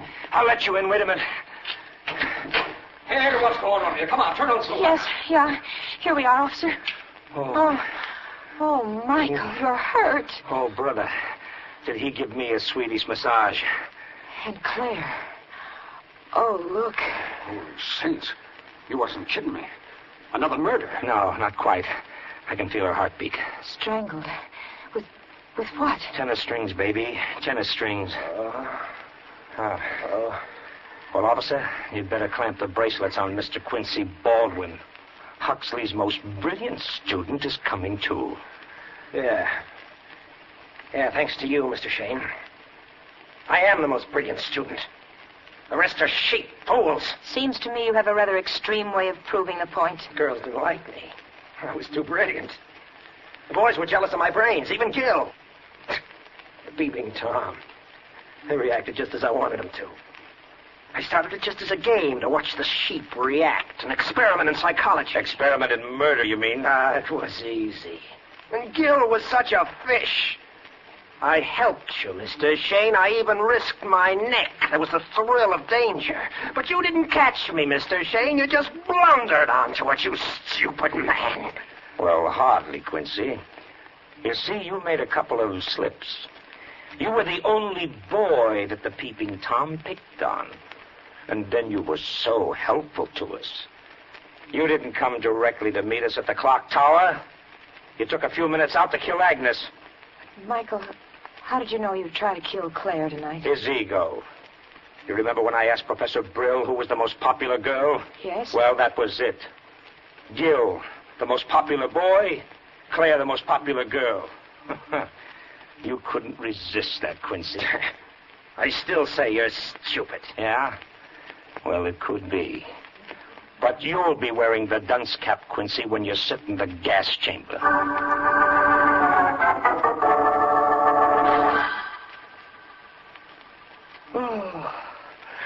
Oh, what's that, honey? Another bill? No, my duck. Just a little check from Huxley College. It's our fee, remember? Oh, yeah. Say, by the way, did you graduate from any other college? Of course not. Are you sure? Yes. Oh, that's good. Why?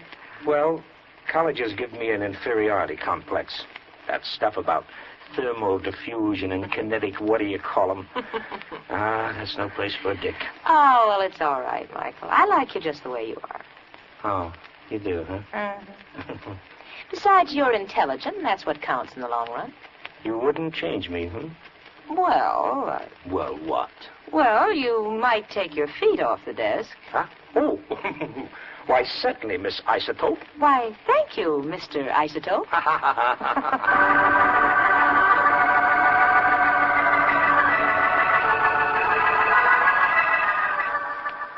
Michael Shayne, Private Detective, stars Wally Mayer and Kathy Lewis. This is the Mutual Broadcasting System.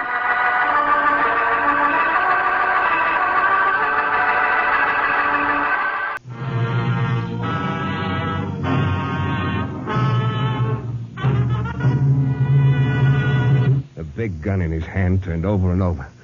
He leaned his face close to mine, hissing softly between his teeth. It was a face that held all the evil in the world, the kind that gets up close when somebody's going to die. Suddenly, everything shattered in front of me like a bulb smashed against a rock. I got the last funny flash. Michael Shayne, a guy head deep in nothing.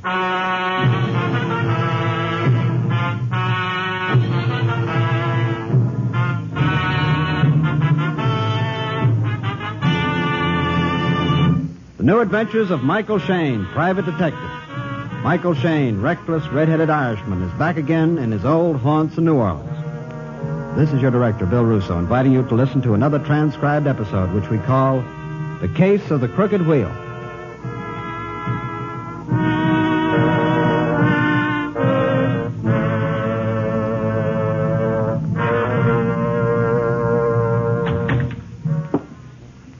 Mr. Private Detective? Thanks. I was beginning to wonder whether that one line in classified was worth the price. I observe, Mr. Detective, a man who has journeyed to a strange land. Observe a traveler who has come 1,000 of miles to seek you out. Oh, you must be tired. Have a chair, traveler. Tell me what's on your mind. Oh, thank you. Mr. Detective... the name is Shayne. Michael Shayne. Oh, of course. Mr. Detective Shayne, observe before you a man with a despicable habit. A habit I cannot seem to break myself of. Oh, why don't you try Doc Holloway down the hall? He's a psychologist there. You can lie down and talk about your troubles. Please. Perhaps I should come to the point, no? Yeah, that'd make things a little easier. Perhaps, yes. Here. Observe it, if you please. Paquito Casino, Mexico City, 25 pesos. What's it supposed to tell me? It is money. At the Paquito Casino, which I, Ramon Paquito, am sole and legitimate proprietor, it is worth 25 pesos, like it says.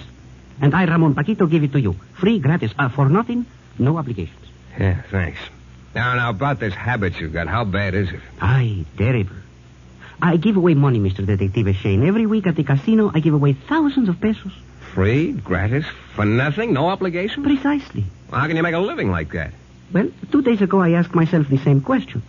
There is no future in it, so I come to see you. Oh, well, if you want to unload your assets all at once, you've come to the right place. Now, please, Mr. Detective, your humor is a stranger to me. I want you to save me from myself. What do you want me to do? Come to Mexico City with me. Find out why the Paquito Casino is losing money. Simple, is it not?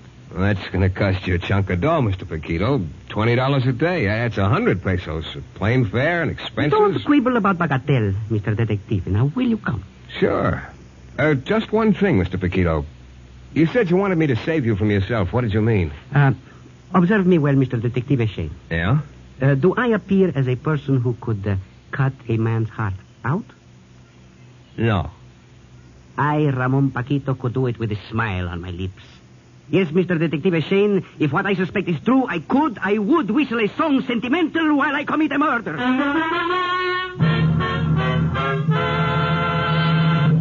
In just a moment, we'll return to the new adventures of Michael Shayne and the case of the Crooked Wheel.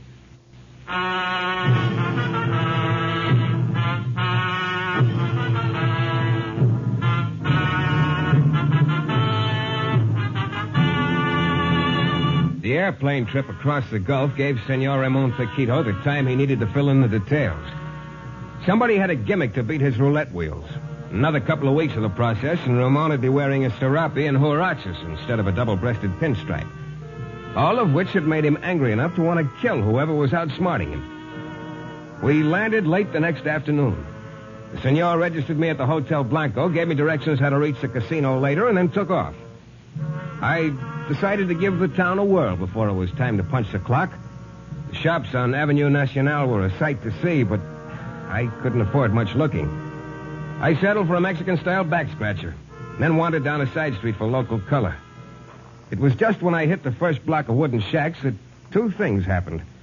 Suddenly, it wasn't daylight anymore, and suddenly I wasn't alone. Picturesque, isn't it? Huh? The guy sleeps with a goat and a flock of chickens, and they call it picturesque. I'll bet a big tourist like you gets a bang out of that, huh? Now, look, mister, Your name's Shayne? No, it's Pancho El Diablo. Take him. He'll go quick. The shadow that separated itself from a lot of other shadows wasn't quite as tall as a gorilla, but it was a yard wider. It lurched toward me and spun me around. My punches felt like I was trying to bang my way out of a rubber beach ball. And then the thing stopped playing. It hoisted me by the neck off my feet and started to squeeze. A bead of light exploded in front of my brain like a billion nickels. And then somebody had sense enough to pull down the curtain.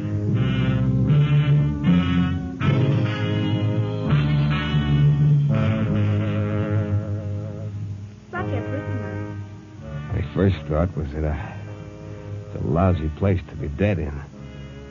Filthy room with a naked electric bulb dangling from the ceiling. Such a pretty man.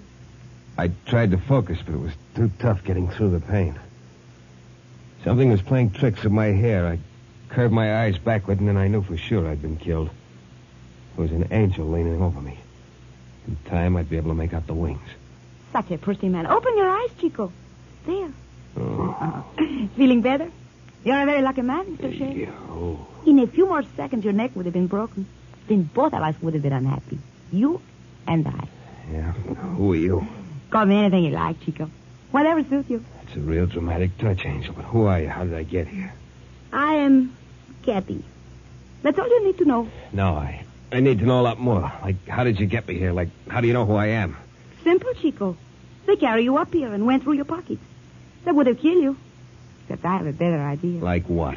Use that return ticket to New Orleans. You can't get a meal in Mexico City like you can at Broussard. Look, Angel, let's stop playing patty cake. Who are those guys who jumped me? Oh. Then you see them? No. It was too dark. All that registered was a guy who talked lazy and a shadow who must have been Charlie Atlas's prize pupil. Well, then you are lucky. You better forget this whole rotten business and go home. Like a good boy. Who said anything about being a good boy?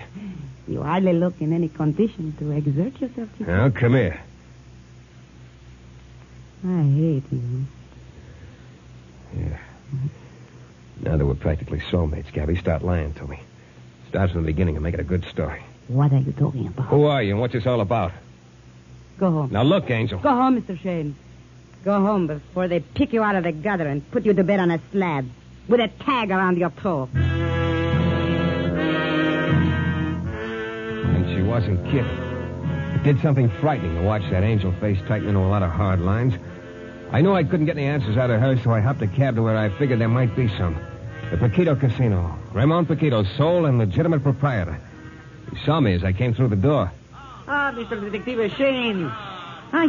But, senor, you look lousy. Yeah. A couple of transplanted hoodlums felt like playing tag. I was it. Aye, that is very sad. Uh-huh. Well, in any case, you see, I have quite an establishment here, Mr. Detective.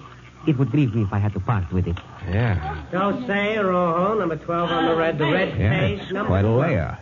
Mark, un momento, come here. Pablo will take your place. I want to talk with you, Mark. Somebody special? Mark Hagen, the best croupier in Mexico. Mark, this is Mr. Michael Shayne, a friend of mine. Show him around, Mark. Show him everything. Why, sure. I'm glad to know you, Mr. Shayne. You from the States? New Orleans. I leave you gentlemen now. There is much I must see about. Fine town, New Orleans. Sometimes I get a yen to go back there just to see how fine it really is. Is this joint legitimate, Hagen? Oh, it's as square as a box. 21, you hit 16, hold 17, dice, bet them any way you like, with the house or against, and a couple of roulette wheels. They gap? Did Paquito tell you to ask me those questions? Yeah, there's a nasty rumor going on around that roulette wheels can be rigged against the house.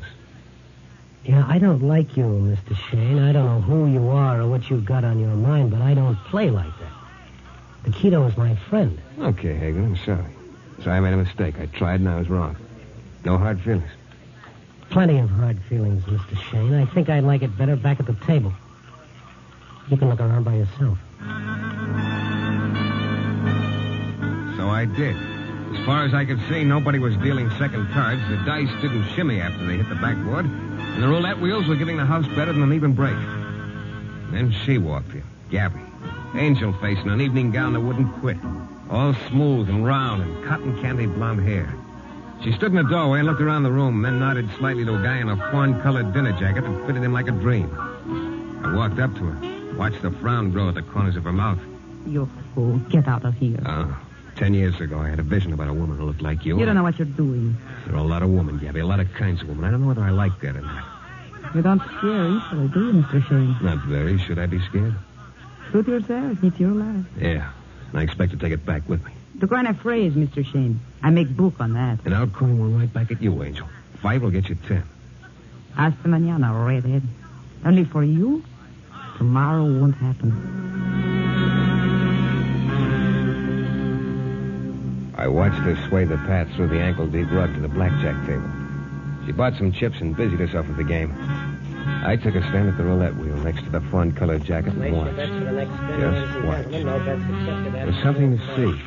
Men and women expensively dressed with that same look of fascination you see around a cockfight in back of a barn.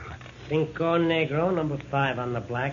Oh, I'm sorry, senor. You placed your money after the ball had settled. The house cannot accept your bet. What are you talking about? I had that 100 peso bill down before you started to spread. I'm sorry, senor, but that is not so. Hey, what kind of a two-bed joint is this anyway? Sure, I had my money down. These people will tell you. The house insists you take back your money, senor.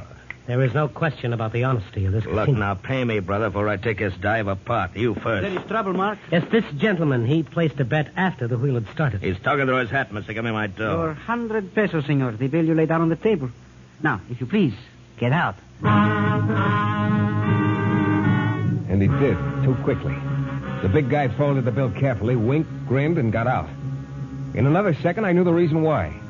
Fawn-colored jacket was shoveling in a stack of chips from the number 5 square. All according to house rules, except he hadn't bet any chips on the number in the first place. I ducked out of the casino just in time to see the big guy disappear around the corner. I raced down the walk, but he was nowhere in sight. Then, like it says in the correspondence school lessons, I knelt down to look for footprints in the soft grass. You're looking for me, Shayne. Should I be? Shayne, as a detective, you're a phoner. You couldn't detect foul play if you came across a corpse in the trunk. No, but good enough to figure out that pitch you pulled back there in the casino. Give me your reading, Shayne. What did I do? You and the little man in the dinner jacket. You threw down a 100 peso note with a blue chip underneath it. You get thrown out, dinner jacket collects 35 to 1. You're a pigeon, boy. You followed me just like it was figured you would. Can't you talk without that gun in your hand?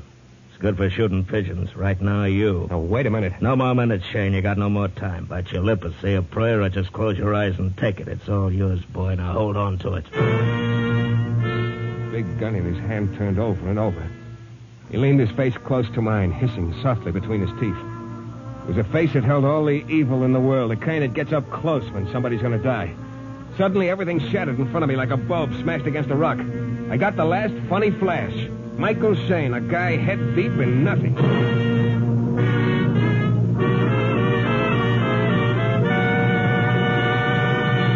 In just a moment, we'll return to the new adventures of Michael Shayne and the case of the crooked wheel.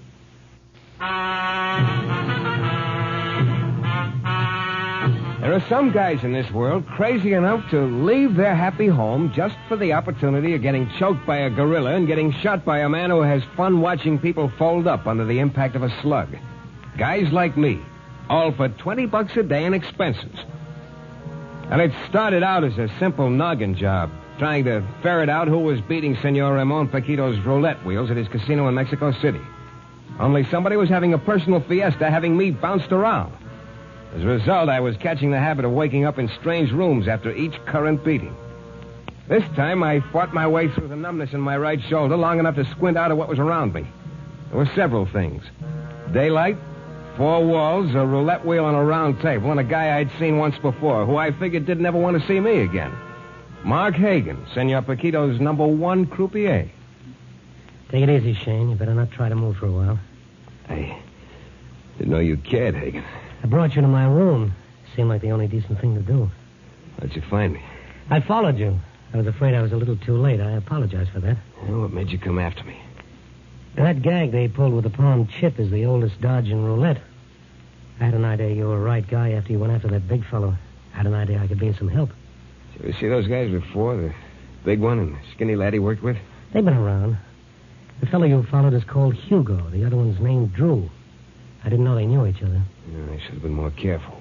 That guy Hugo has a sense of humor that could kill you. Now, don't worry about it anymore. I removed the bullet. You removed the bullet? It's an old hobby of mine, taking bullets out of people. I made a living at it 15 years ago. I was a specialist until the law got interested. You were a doc? Class of 28 Midwestern, class of 35 Dannemora. License revoked for malpractice. Profile of Mark Hagen. Bum. So you drifted down here and went to work for Paquito. Well, it's a living, Shane. Being a croupier has its points. Nobody asks questions. It gives you a chance to use your hands, doesn't it? Yes. What made you ask that? A roulette wheel on the table. Did you get enough practice at the casino? Sometimes, my friend, it's an indiscretion to inquire into motives. Look, I'll tell you something, Hagen. It could be a wild, wild dream, but I'll tell you about it anyhow. Yeah? About you, maybe. About a croupier clever enough to spin a wheel in such a way that the ball drops in any slot he wants. Oh, you're out of your mind, Shane. Maybe, but I don't think so. It's been done before. I can't give the place and date, but it's been done. As I remember it, the croupier was a frustrated violinist. He had no talent for the violin, but he could make that wheel whistle Dixie. Just like you. Go on. Yeah, an ex-surgeon could get the same idea. A man who could do things with his hands, intricate things. What other reason for the roulette wheel on that table over there? Practice. What are you going to do about it? I could tell Paquito. That's what he hired me for. If you did that, I'd kill you. Yeah, maybe you would at that. Well, that's a promise, Shane. Okay, Hagen. Mark, Oh. Say no more, Hagen. Come on in, Gabby. Close the door. Congratulations, Mr. Shayne. Oh, you two know each other? Sure. Yesterday, your lady love was making book I'd be washed up on the beach. I see you almost made it, the redhead. What stopped you? Say, what is this? Hagen, I'm going to do you a favor. I'm going to give you some advice. What makes you think Mark needs your advice? Get rid of her, Hagen. She's no good for you. She's no good for anybody. Don't listen to him, Mark. Go ahead. Sure. Now, see if you can follow me. I come to Mexico City and immediately get beat up by two thugs. I wake up in Gabby's room. She claims that if it wasn't for her, they would have killed me. He's lying. I met him at the casino. Now, understand, Hagen, I'm a stranger here. The only reason anyone would want me out of the way is because I could have been hired to queer his act. Okay so far? Yes, it makes sense. So it follows that Gabby had made some sort of play with these thugs. Maybe something you don't know about. True enough, Mark. Everything you say is a lie. You're being very impolite, my dear. The way it looks from here, Hagen, is that little Gabby has you framed for a fall guy. From here, that's the only way I see it. You rotten shamus. Now, you sit down. You sit down and shut up. I'm getting out of here. I don't want any part of you, Hagen. You're... You're staying, dear. I can't afford to let you out of my sight. Mr. Shayne might be having a wild dream, as he said, but I can't take the chance. Now, sit down.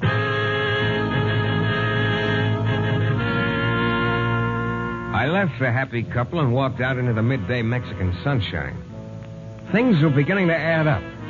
The guy who nearly broke my neck and the man with the gun were the same. That was Hugo. I heard the name before I passed out the first time. And it was an even bet that the lazy talker and the dapper gent named Drew were identical. But for a one-armed detective without a license to carry a gun in Mexico, there wasn't much I could do about either one of them. Well, it was time to go back and resign my job. I couldn't put the finger on Hagen anyhow. So I caught a cab to the Paquito Casino, walked into the senor's private office. Each time I see you, Mr. Detective, you look worse. Perhaps this climate doesn't agree with you. As a matter of fact, Senor Paquito, the time has come to bid a reluctant farewell to the land of Montezuma. Mr. Detective, observe before you a person who is deeply puzzled. Yeah? A few minutes ago, I received a call by telephone from Mark Hagen. He is leaving my employ. Yeah, when? Tonight. Tonight, he will be croupier for the last time at the Paquito Casino. I don't understand why. You tell me why, Mr. Detective. Your guess is as good as mine. Maybe the climate doesn't agree with him either. This I doubt. Mr. Detective, you have observed Senor Hagen.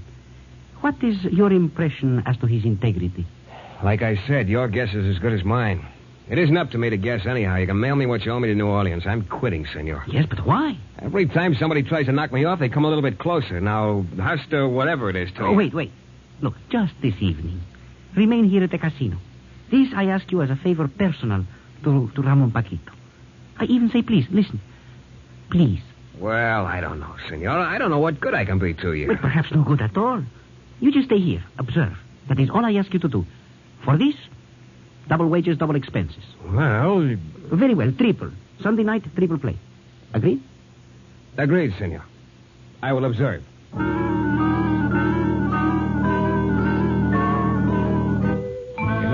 hour, the joint began to fill up. And a few minutes after that, Gabby walked into the room, still looking like an angel, the way some women who are devils do. She strolled over to the roulette table where Hagen was raking them in. He put a stack on the red. There wasn't a sign of recognition between Hagen and the girl. Siete, rojo, 7 pays, red pays, number 7 on the red. Place your bets for the next spin. No bets can be made after the wheel starts. On the next spin, the girl won again. Then she lost. Soon she began to double her bets and kept winning more times than she didn't. When she started to play individual numbers, she made the law of averages look like something that hadn't passed Congress yet. Just before she bet number 4, I watched Hagen fold his thumb under his palm and rub the side of his face with the rest of his hand. Cuatro negro, 4 pays, black pays, number 4 on the black. The young lady seems to be lucky this evening. I've been observing you. Why not this evening, Senor Paquito? I am always lucky at your table. Yes, I have observed that, too. Mark, stop the wheel. I wish to see just how lucky this young lady is. Ladies and gentlemen, you will pick up your bets. If you care to play there at the other tables, please. This wheel shall be used exclusive to test the young lady's luck. But, Senor... It is your intention to break the bank, is it not so? Spin the wheel, Mark. It was simple enough to figure out. The two of them, Hagen and Gabby, were making a one final grab at a whole lot of money. Whatever his friendship for Paquito might have been, Hagen was forgetting all about it for the girl and the dough. And he had a foolproof gimmick to do it. In another hour, there were roughly 100,000 pesos stacked in front of the girl.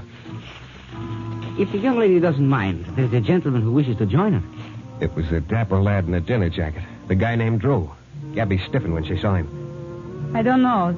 This is my last spin. Well, now, that's too bad, ma'am. I had the idea I could ride along on your streak. I'd be very disappointed, ma'am. But I thought, Senor Paquito... It's quite all right, young lady. The gentleman informs me he wishes to make his wager in the identical sum and number as you do. It's just like the senor says, ma'am. One spin, any amount. I guess I can take the chance. You'd do it, all right? Very well. All of it. I bet the whole amount on number 1. Good, that's fine, ma'am. Number 1 it is. 100,000 pesos, riding right along with you. Spin the wheel, mister. It was a sight to see. The girl, a knuckle clamp between her teeth. Paquito with a tight little smile, and Drew staring. That's all, just staring down at the table. The only one who moved was Hagen. His right hand slid across his chest to the inside of his coat. Press, rojo, number 3 pays. Why, you double-crossed... The flash from Drew's gun lit on a flying steel blade. Hagen spun across the room, hammered back by the bullets that tore through his chest. Drew stopped shooting and tried to speak. His words stuck on the knife blade in his throat. They almost fell into each other's arms. I turned just fast enough to see the girl disappear through the side entrance, and I went after her. Outside, there was nothing. I hailed a cab and gave him directions to the only place I knew where to look, Gabby's room.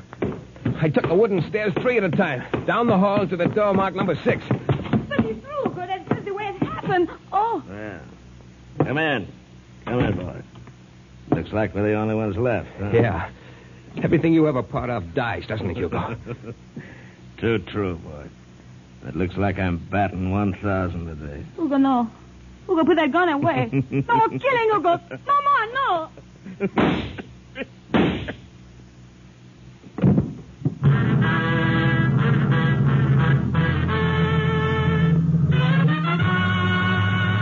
In a moment, we'll be back with a thrilling climax to tonight's Michael Shayne adventure.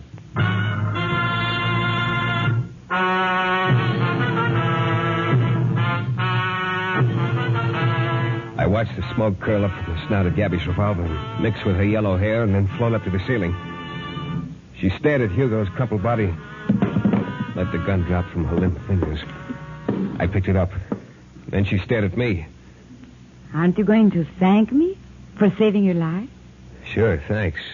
You killed Hugo to save your own beautiful skin. You're all mixed up, redhead. You killed him because you knew he'd never believe your story about what happened at the casino. He didn't have enough time. Hugo enjoyed killing too much himself, especially people he thought crossed him. What are you talking about? You had a good pitch with Hagen. He could put that ball in any number or color you bet on, but that wasn't enough for you. But it doesn't matter now, redhead. You thought you could double your profits by throwing in with Hugo and Drew. Yeah, maybe you were going to double-cross them, too. I don't know. There's still plenty enough for both of us. Take your choice, Angel. The police or Paquito? We go away together, you and I, tonight. There's a plane out of here in a half hour. We can make it. We're good for each other, redhead. Listen. Listen to me. There's still plenty. Yours and mine. Listen to me. Hello, operator. Listen to me. Give me the police.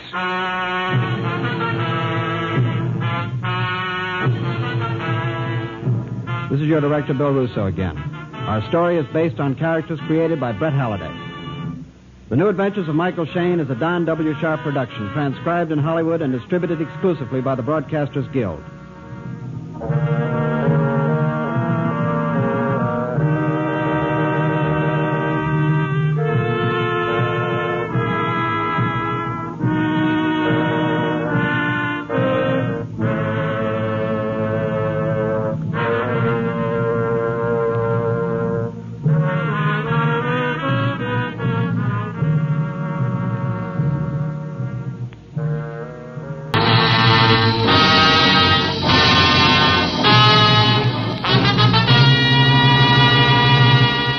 Suddenly, I realized I was all alone backstage. And I got the same feeling you get just before a storm breaks. I turned and started toward Christina's dressing room. Then I heard the shot and the scream. And as I started running, I had a strong hunch I'd just lost a client.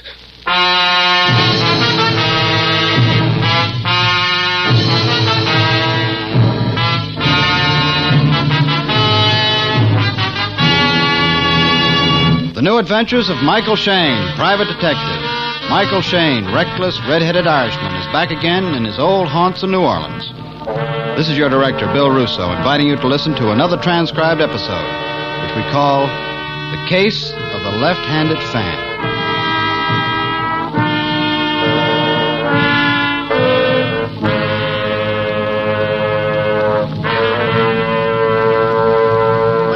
Do for you, son. Where's Christina Bancroft's dressing room? Now, son, that's something a lot of people would like to know. Look, Pop, you don't see a bouquet in my hand, do you? She sent for me on business. Oh, that make you Mike Shayne, maybe? Quaint way of putting it, but it's a general idea. There's second door down the hall on your left, Mr. Shayne. Thanks. It's just we gotta be careful. A lot of people always try to see Miss Bancroft. Yeah. I forgot to tell you, Miss Bancroft hasn't come in yet. Well, fine. Just go on in, rest yourself. She ought to be here any minute. Oh, okay.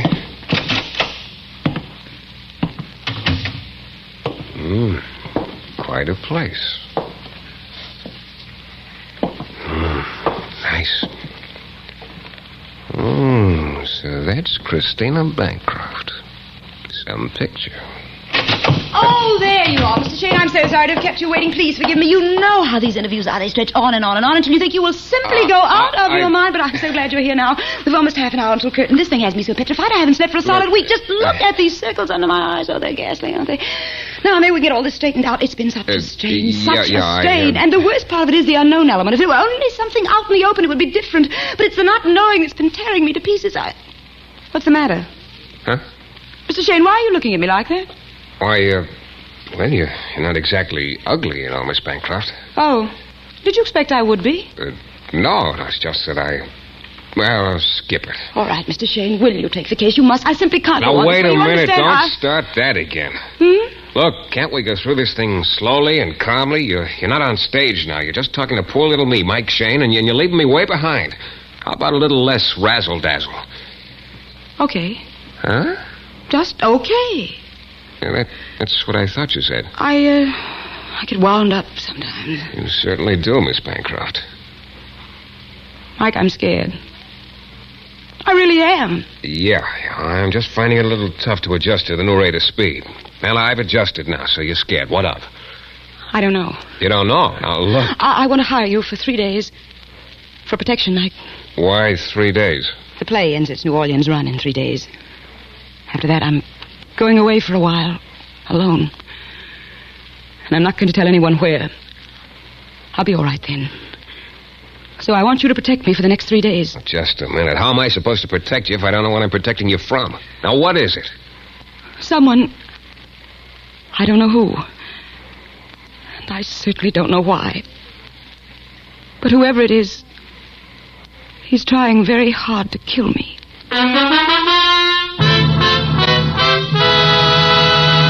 In a moment, we'll return to the new adventures of Mike Shayne and the case of the left-handed fan.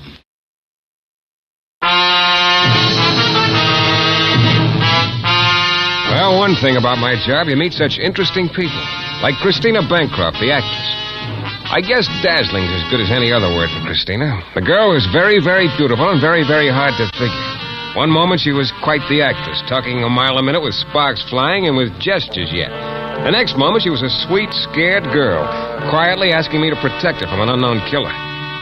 Well, at the time, the job of protecting Christina was the pleasantest prospect I'd had for weeks, so I didn't hesitate. After our interview, I stuck around in the wings watching the play. Christina seemed to be knocking him dead. Finally, near the end of the show, a tall, thin guy with a streak of gray came over where I was standing. Hello. You can't mean it. I'm Hamilton Dunn, the director. Mine's Shayne. How are you? Shayne. Enjoying the play? Yes, quite a girl out there. Yes. Shayne. Heard the name somewhere. You're a friend of Christina's? Not exactly. Oh? You say you directed the play, Mr. Tom? Yes, that's right. Maybe you can tell me then. Tell you what? What there is about her. Christina? Yeah. There's people out there in the audience. Look at them. Spellbound. I suppose you've known her quite a while. Yes, quite a while. She's a great actress. You know, I somehow get the idea that in addition to being a director, you're sort of a fan of hers. Yes, Mr. Shayne. I guess you might say I am a fan of hers. Next question? Sorry. Anyway, I'm sure this stocky chap coming toward us can tell you a lot more about Christina. Oh? Yes, you see, I'm only her director. He's her business manager. He sees her a lot more often. Naturally. Naturally. Hello, Frank. Ma'am? This is Frank Harper, Mr. Shayne. Frank, Mr. Shayne. Hello. Shayne? Michael Shayne? Yeah. I've been trying to find out, very unsuccessfully, just what Mr. Shayne is doing here. He's a private detective. It's all being said. Private detective? Yeah. Look, I wasn't trying to be coy. I didn't want to say anything about it until I was sure Christina had told you. Well, she certainly didn't tell me anything. She said something to you, Harper? No, she said nothing, Shayne. Uh-huh. That's interesting. Oh, curtain.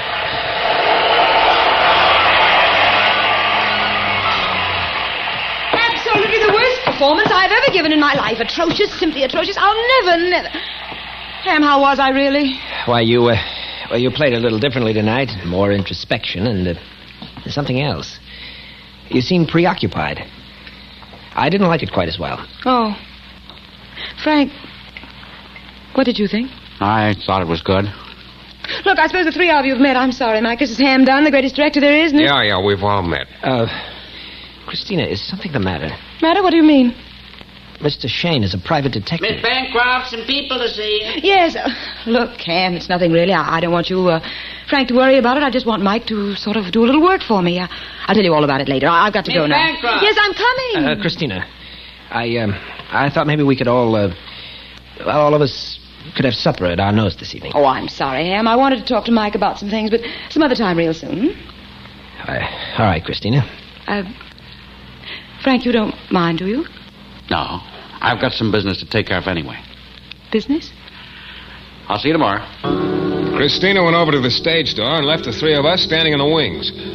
The looks that Dunn and Harper were tossing in my direction, it didn't take my customarily brilliant powers of deduction to tell me that I was about as welcome as a bumblebee in a phone booth.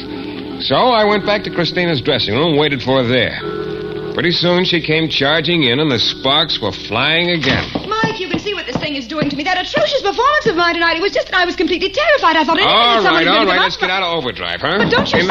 Who is it? Laws, Miss Bancroft. Oh, all right, Pa. Bring them in, please. Just set them down there. Is there card? Yes, sir. Yeah, it is. Oh, thanks.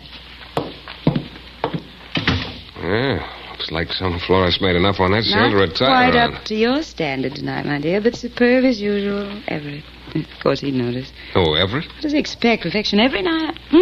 Oh, I'm sorry. Yes, Everett Leverett. Everett Leverett? What is that, a word game or somebody's name? Everett's my number one admirer. Follows the show everywhere, goes to each performance, sends flowers every night. Each performance? Doesn't he have anything else to do? Apparently not. Well, Oh, skip it. Look, let's get back to this unknown guy who wants to kill you. Oh, Mike, you don't know what it's like to walk back and forth on that stage and think that maybe someone beyond those footlights whose face is only a blur is just waiting for a chance. Yeah. Now, look, do me a favor, will you, Miss Bancroft? What? Just sit back and relax for a minute. Let me talk. Yes. Now, you called me down here to ask me to protect you from someone you say is trying to kill you. You don't know who or why. Now, what I want to know is what gave you the idea. Have you any evidence that someone's out to... Oh, yes, I have, Mike, several things. All right, let's have them. Well, there was a telephone call a couple of days ago. A man, he told me then what he was going to do. Anyone around when you got the call? Well, I don't remember. Then there was a note yesterday threatening me. Where is it? I threw it away. Why? Then, because I didn't take it seriously. Then this morning I came down. He was walking backstage. A sandbag dropped. Just missed me. Anyone else around then? Well, I don't think so. That's enough. There have been lots of times. That's enough. You're lying to me. Yes. Yes, I'm lying to you. This isn't an unknown crank who's after you. No, it isn't. You know who's trying to kill you and why. Now, let's have it. All right, Mike. They think I'm in love with Frank Harper, my business manager. They? Who's they? Hamdan and Everett. Your director and the man who sends you flowers. Well, are you in love with Harper? No. But they won't believe me.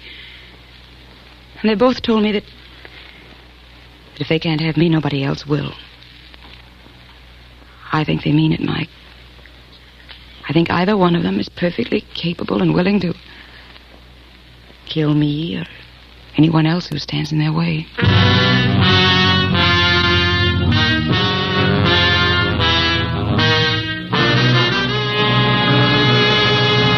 In a moment, we'll return to the new adventures of Mike Shayne and the case of the left-handed fan.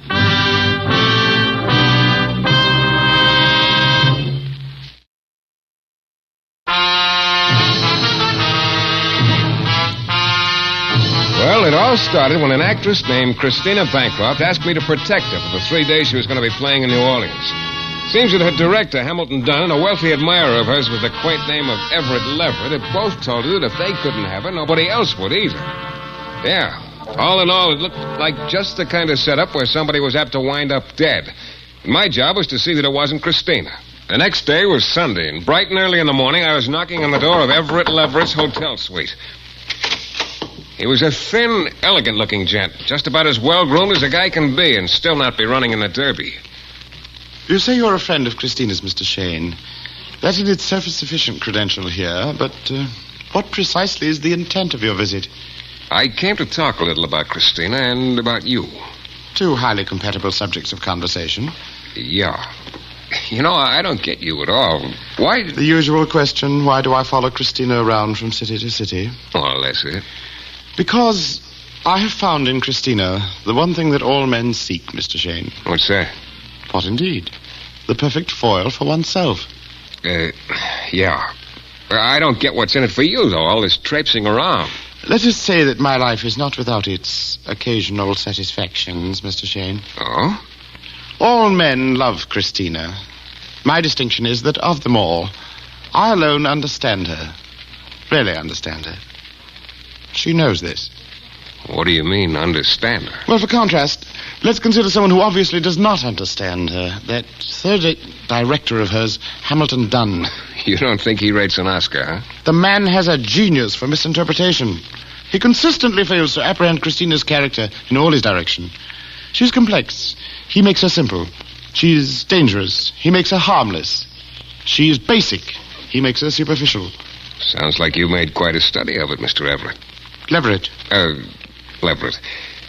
Did it ever occur to you that Christina might someday get married or something like that? No. I've made Christina my career, Mr. Shayne. It's inconceivable to me that any career I should undertake might ever end in failure. Well, about then I decided a whiff of fresh air was in order, so I left. I was beginning to see what Christina meant when she said Everett Leverett would stop at nothing. But thinking of Christina reminded me she was still locked up in her hotel room, so I went over. It was noon by then. The two of us went to Galatoire's for lunch. As we ate, I kept thinking of all the things Leverett had said about her. After we'd finished, I began to see some of what he meant. You know, you're a very interesting sort of person, Mike. I'll never forget how you kept telling me to talk slower and get out of Overdrive, you called it. Yeah, you can be sort of hard to keep up with, Miss Bancroft. You sort of cut me down the way Frank does. He, sort of cut you down, huh? You like that? It's amusing. You know, speaking of interesting people, you're not exactly the dull type. As far as I've been able to find out, almost everyone who ever comes within 50 feet of you seems to be in love with you. Yes. It has to be that way. Does? Mm-hmm. Well, look, this may come as a surprise, but I guess I'm one of the few guys who doesn't happen to be in love with you, Miss Bancroft. No, you're not now. But if you were around me long, sooner or later you would be mine. You would be. And all of a sudden, there was something in her eyes that was clear and unblinking and sure, like a black panther closing in. I took her back to her hotel. It was Sunday, and there was no performance. Well, that night, I figured it might be a good chance to get around to Frank Harper. I was a little late. Just as I got to his hotel, I saw him come out the door, look up and down the street, then get into his car and drive away. He looked like a man with something special on his mind, so I followed him.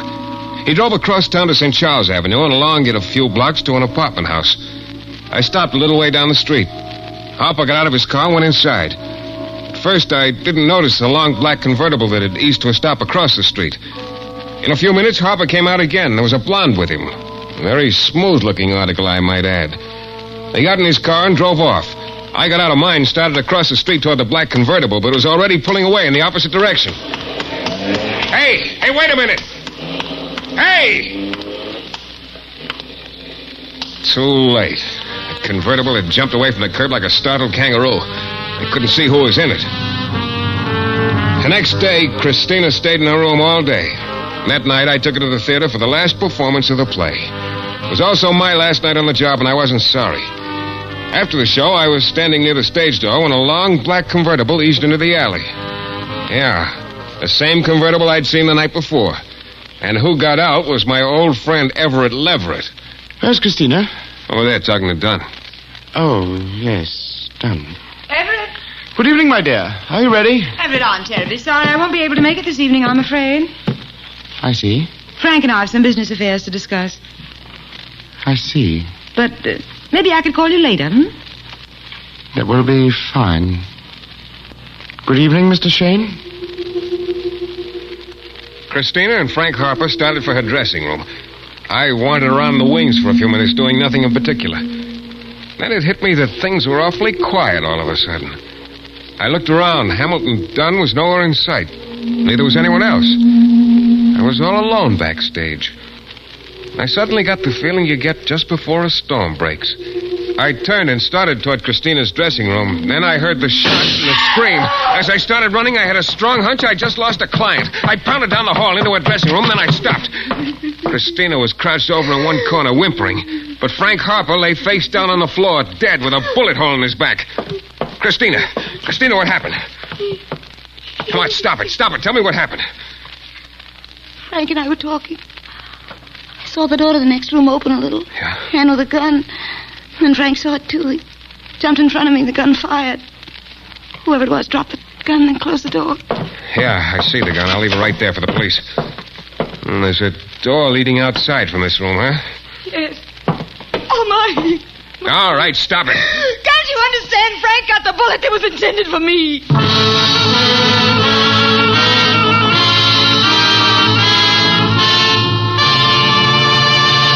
In a moment, we'll be back with the thrilling climax to tonight's Michael Shayne adventure.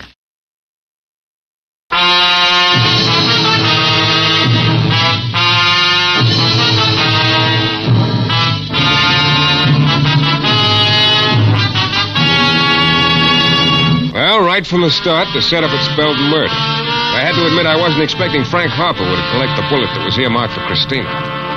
I called police headquarters, and Inspector Lefever's boys were swarming all over the place 10 minutes later. By the time they'd left, Christina had recovered a little, but she still looked pretty dazed. Well, look, you don't feel like talking, but I've got a couple of questions. Go ahead, Mike. I got a hunch you held something back from the cops a few minutes ago, right? Right. Let's have it. All right, I said I couldn't see the killer's face. That's true. But I did see his hand, holding the gun in the doorway. On the little finger of that hand, could see a ring. A ring? What kind? I couldn't tell. He's dead, Mike. Frank's dead. Yeah, that's the point. It was almost you. So there was a ring on the little finger. Which hand? It was the left hand. Left hand. Thanks, Christina. It's a big help. Yeah, about then, it looked very much like this was going to be about the shortest investigation on record. When the police told me a little later what they'd found out so far about the gun, I was more convinced than ever. I went over to see Hamilton Dunn, the director. When I told the cop outside his door that Inspector Lefevre had okayed me, which was almost true, I got in. What if it was my gun? It was stolen a few days ago, and I reported the theft. Could have faked that.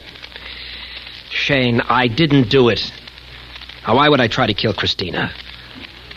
I'm in love with her. That's quite a ring you have there.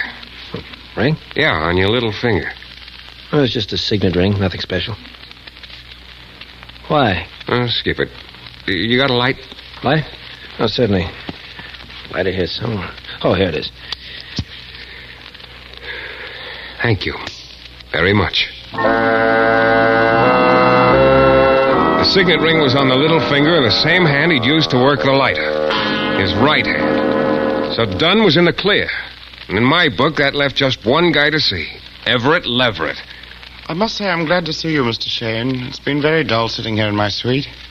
I can't go anywhere. That plainclothes chap out in the hall has some sort of ridiculous orders. You know, that's an interesting ring you're wearing.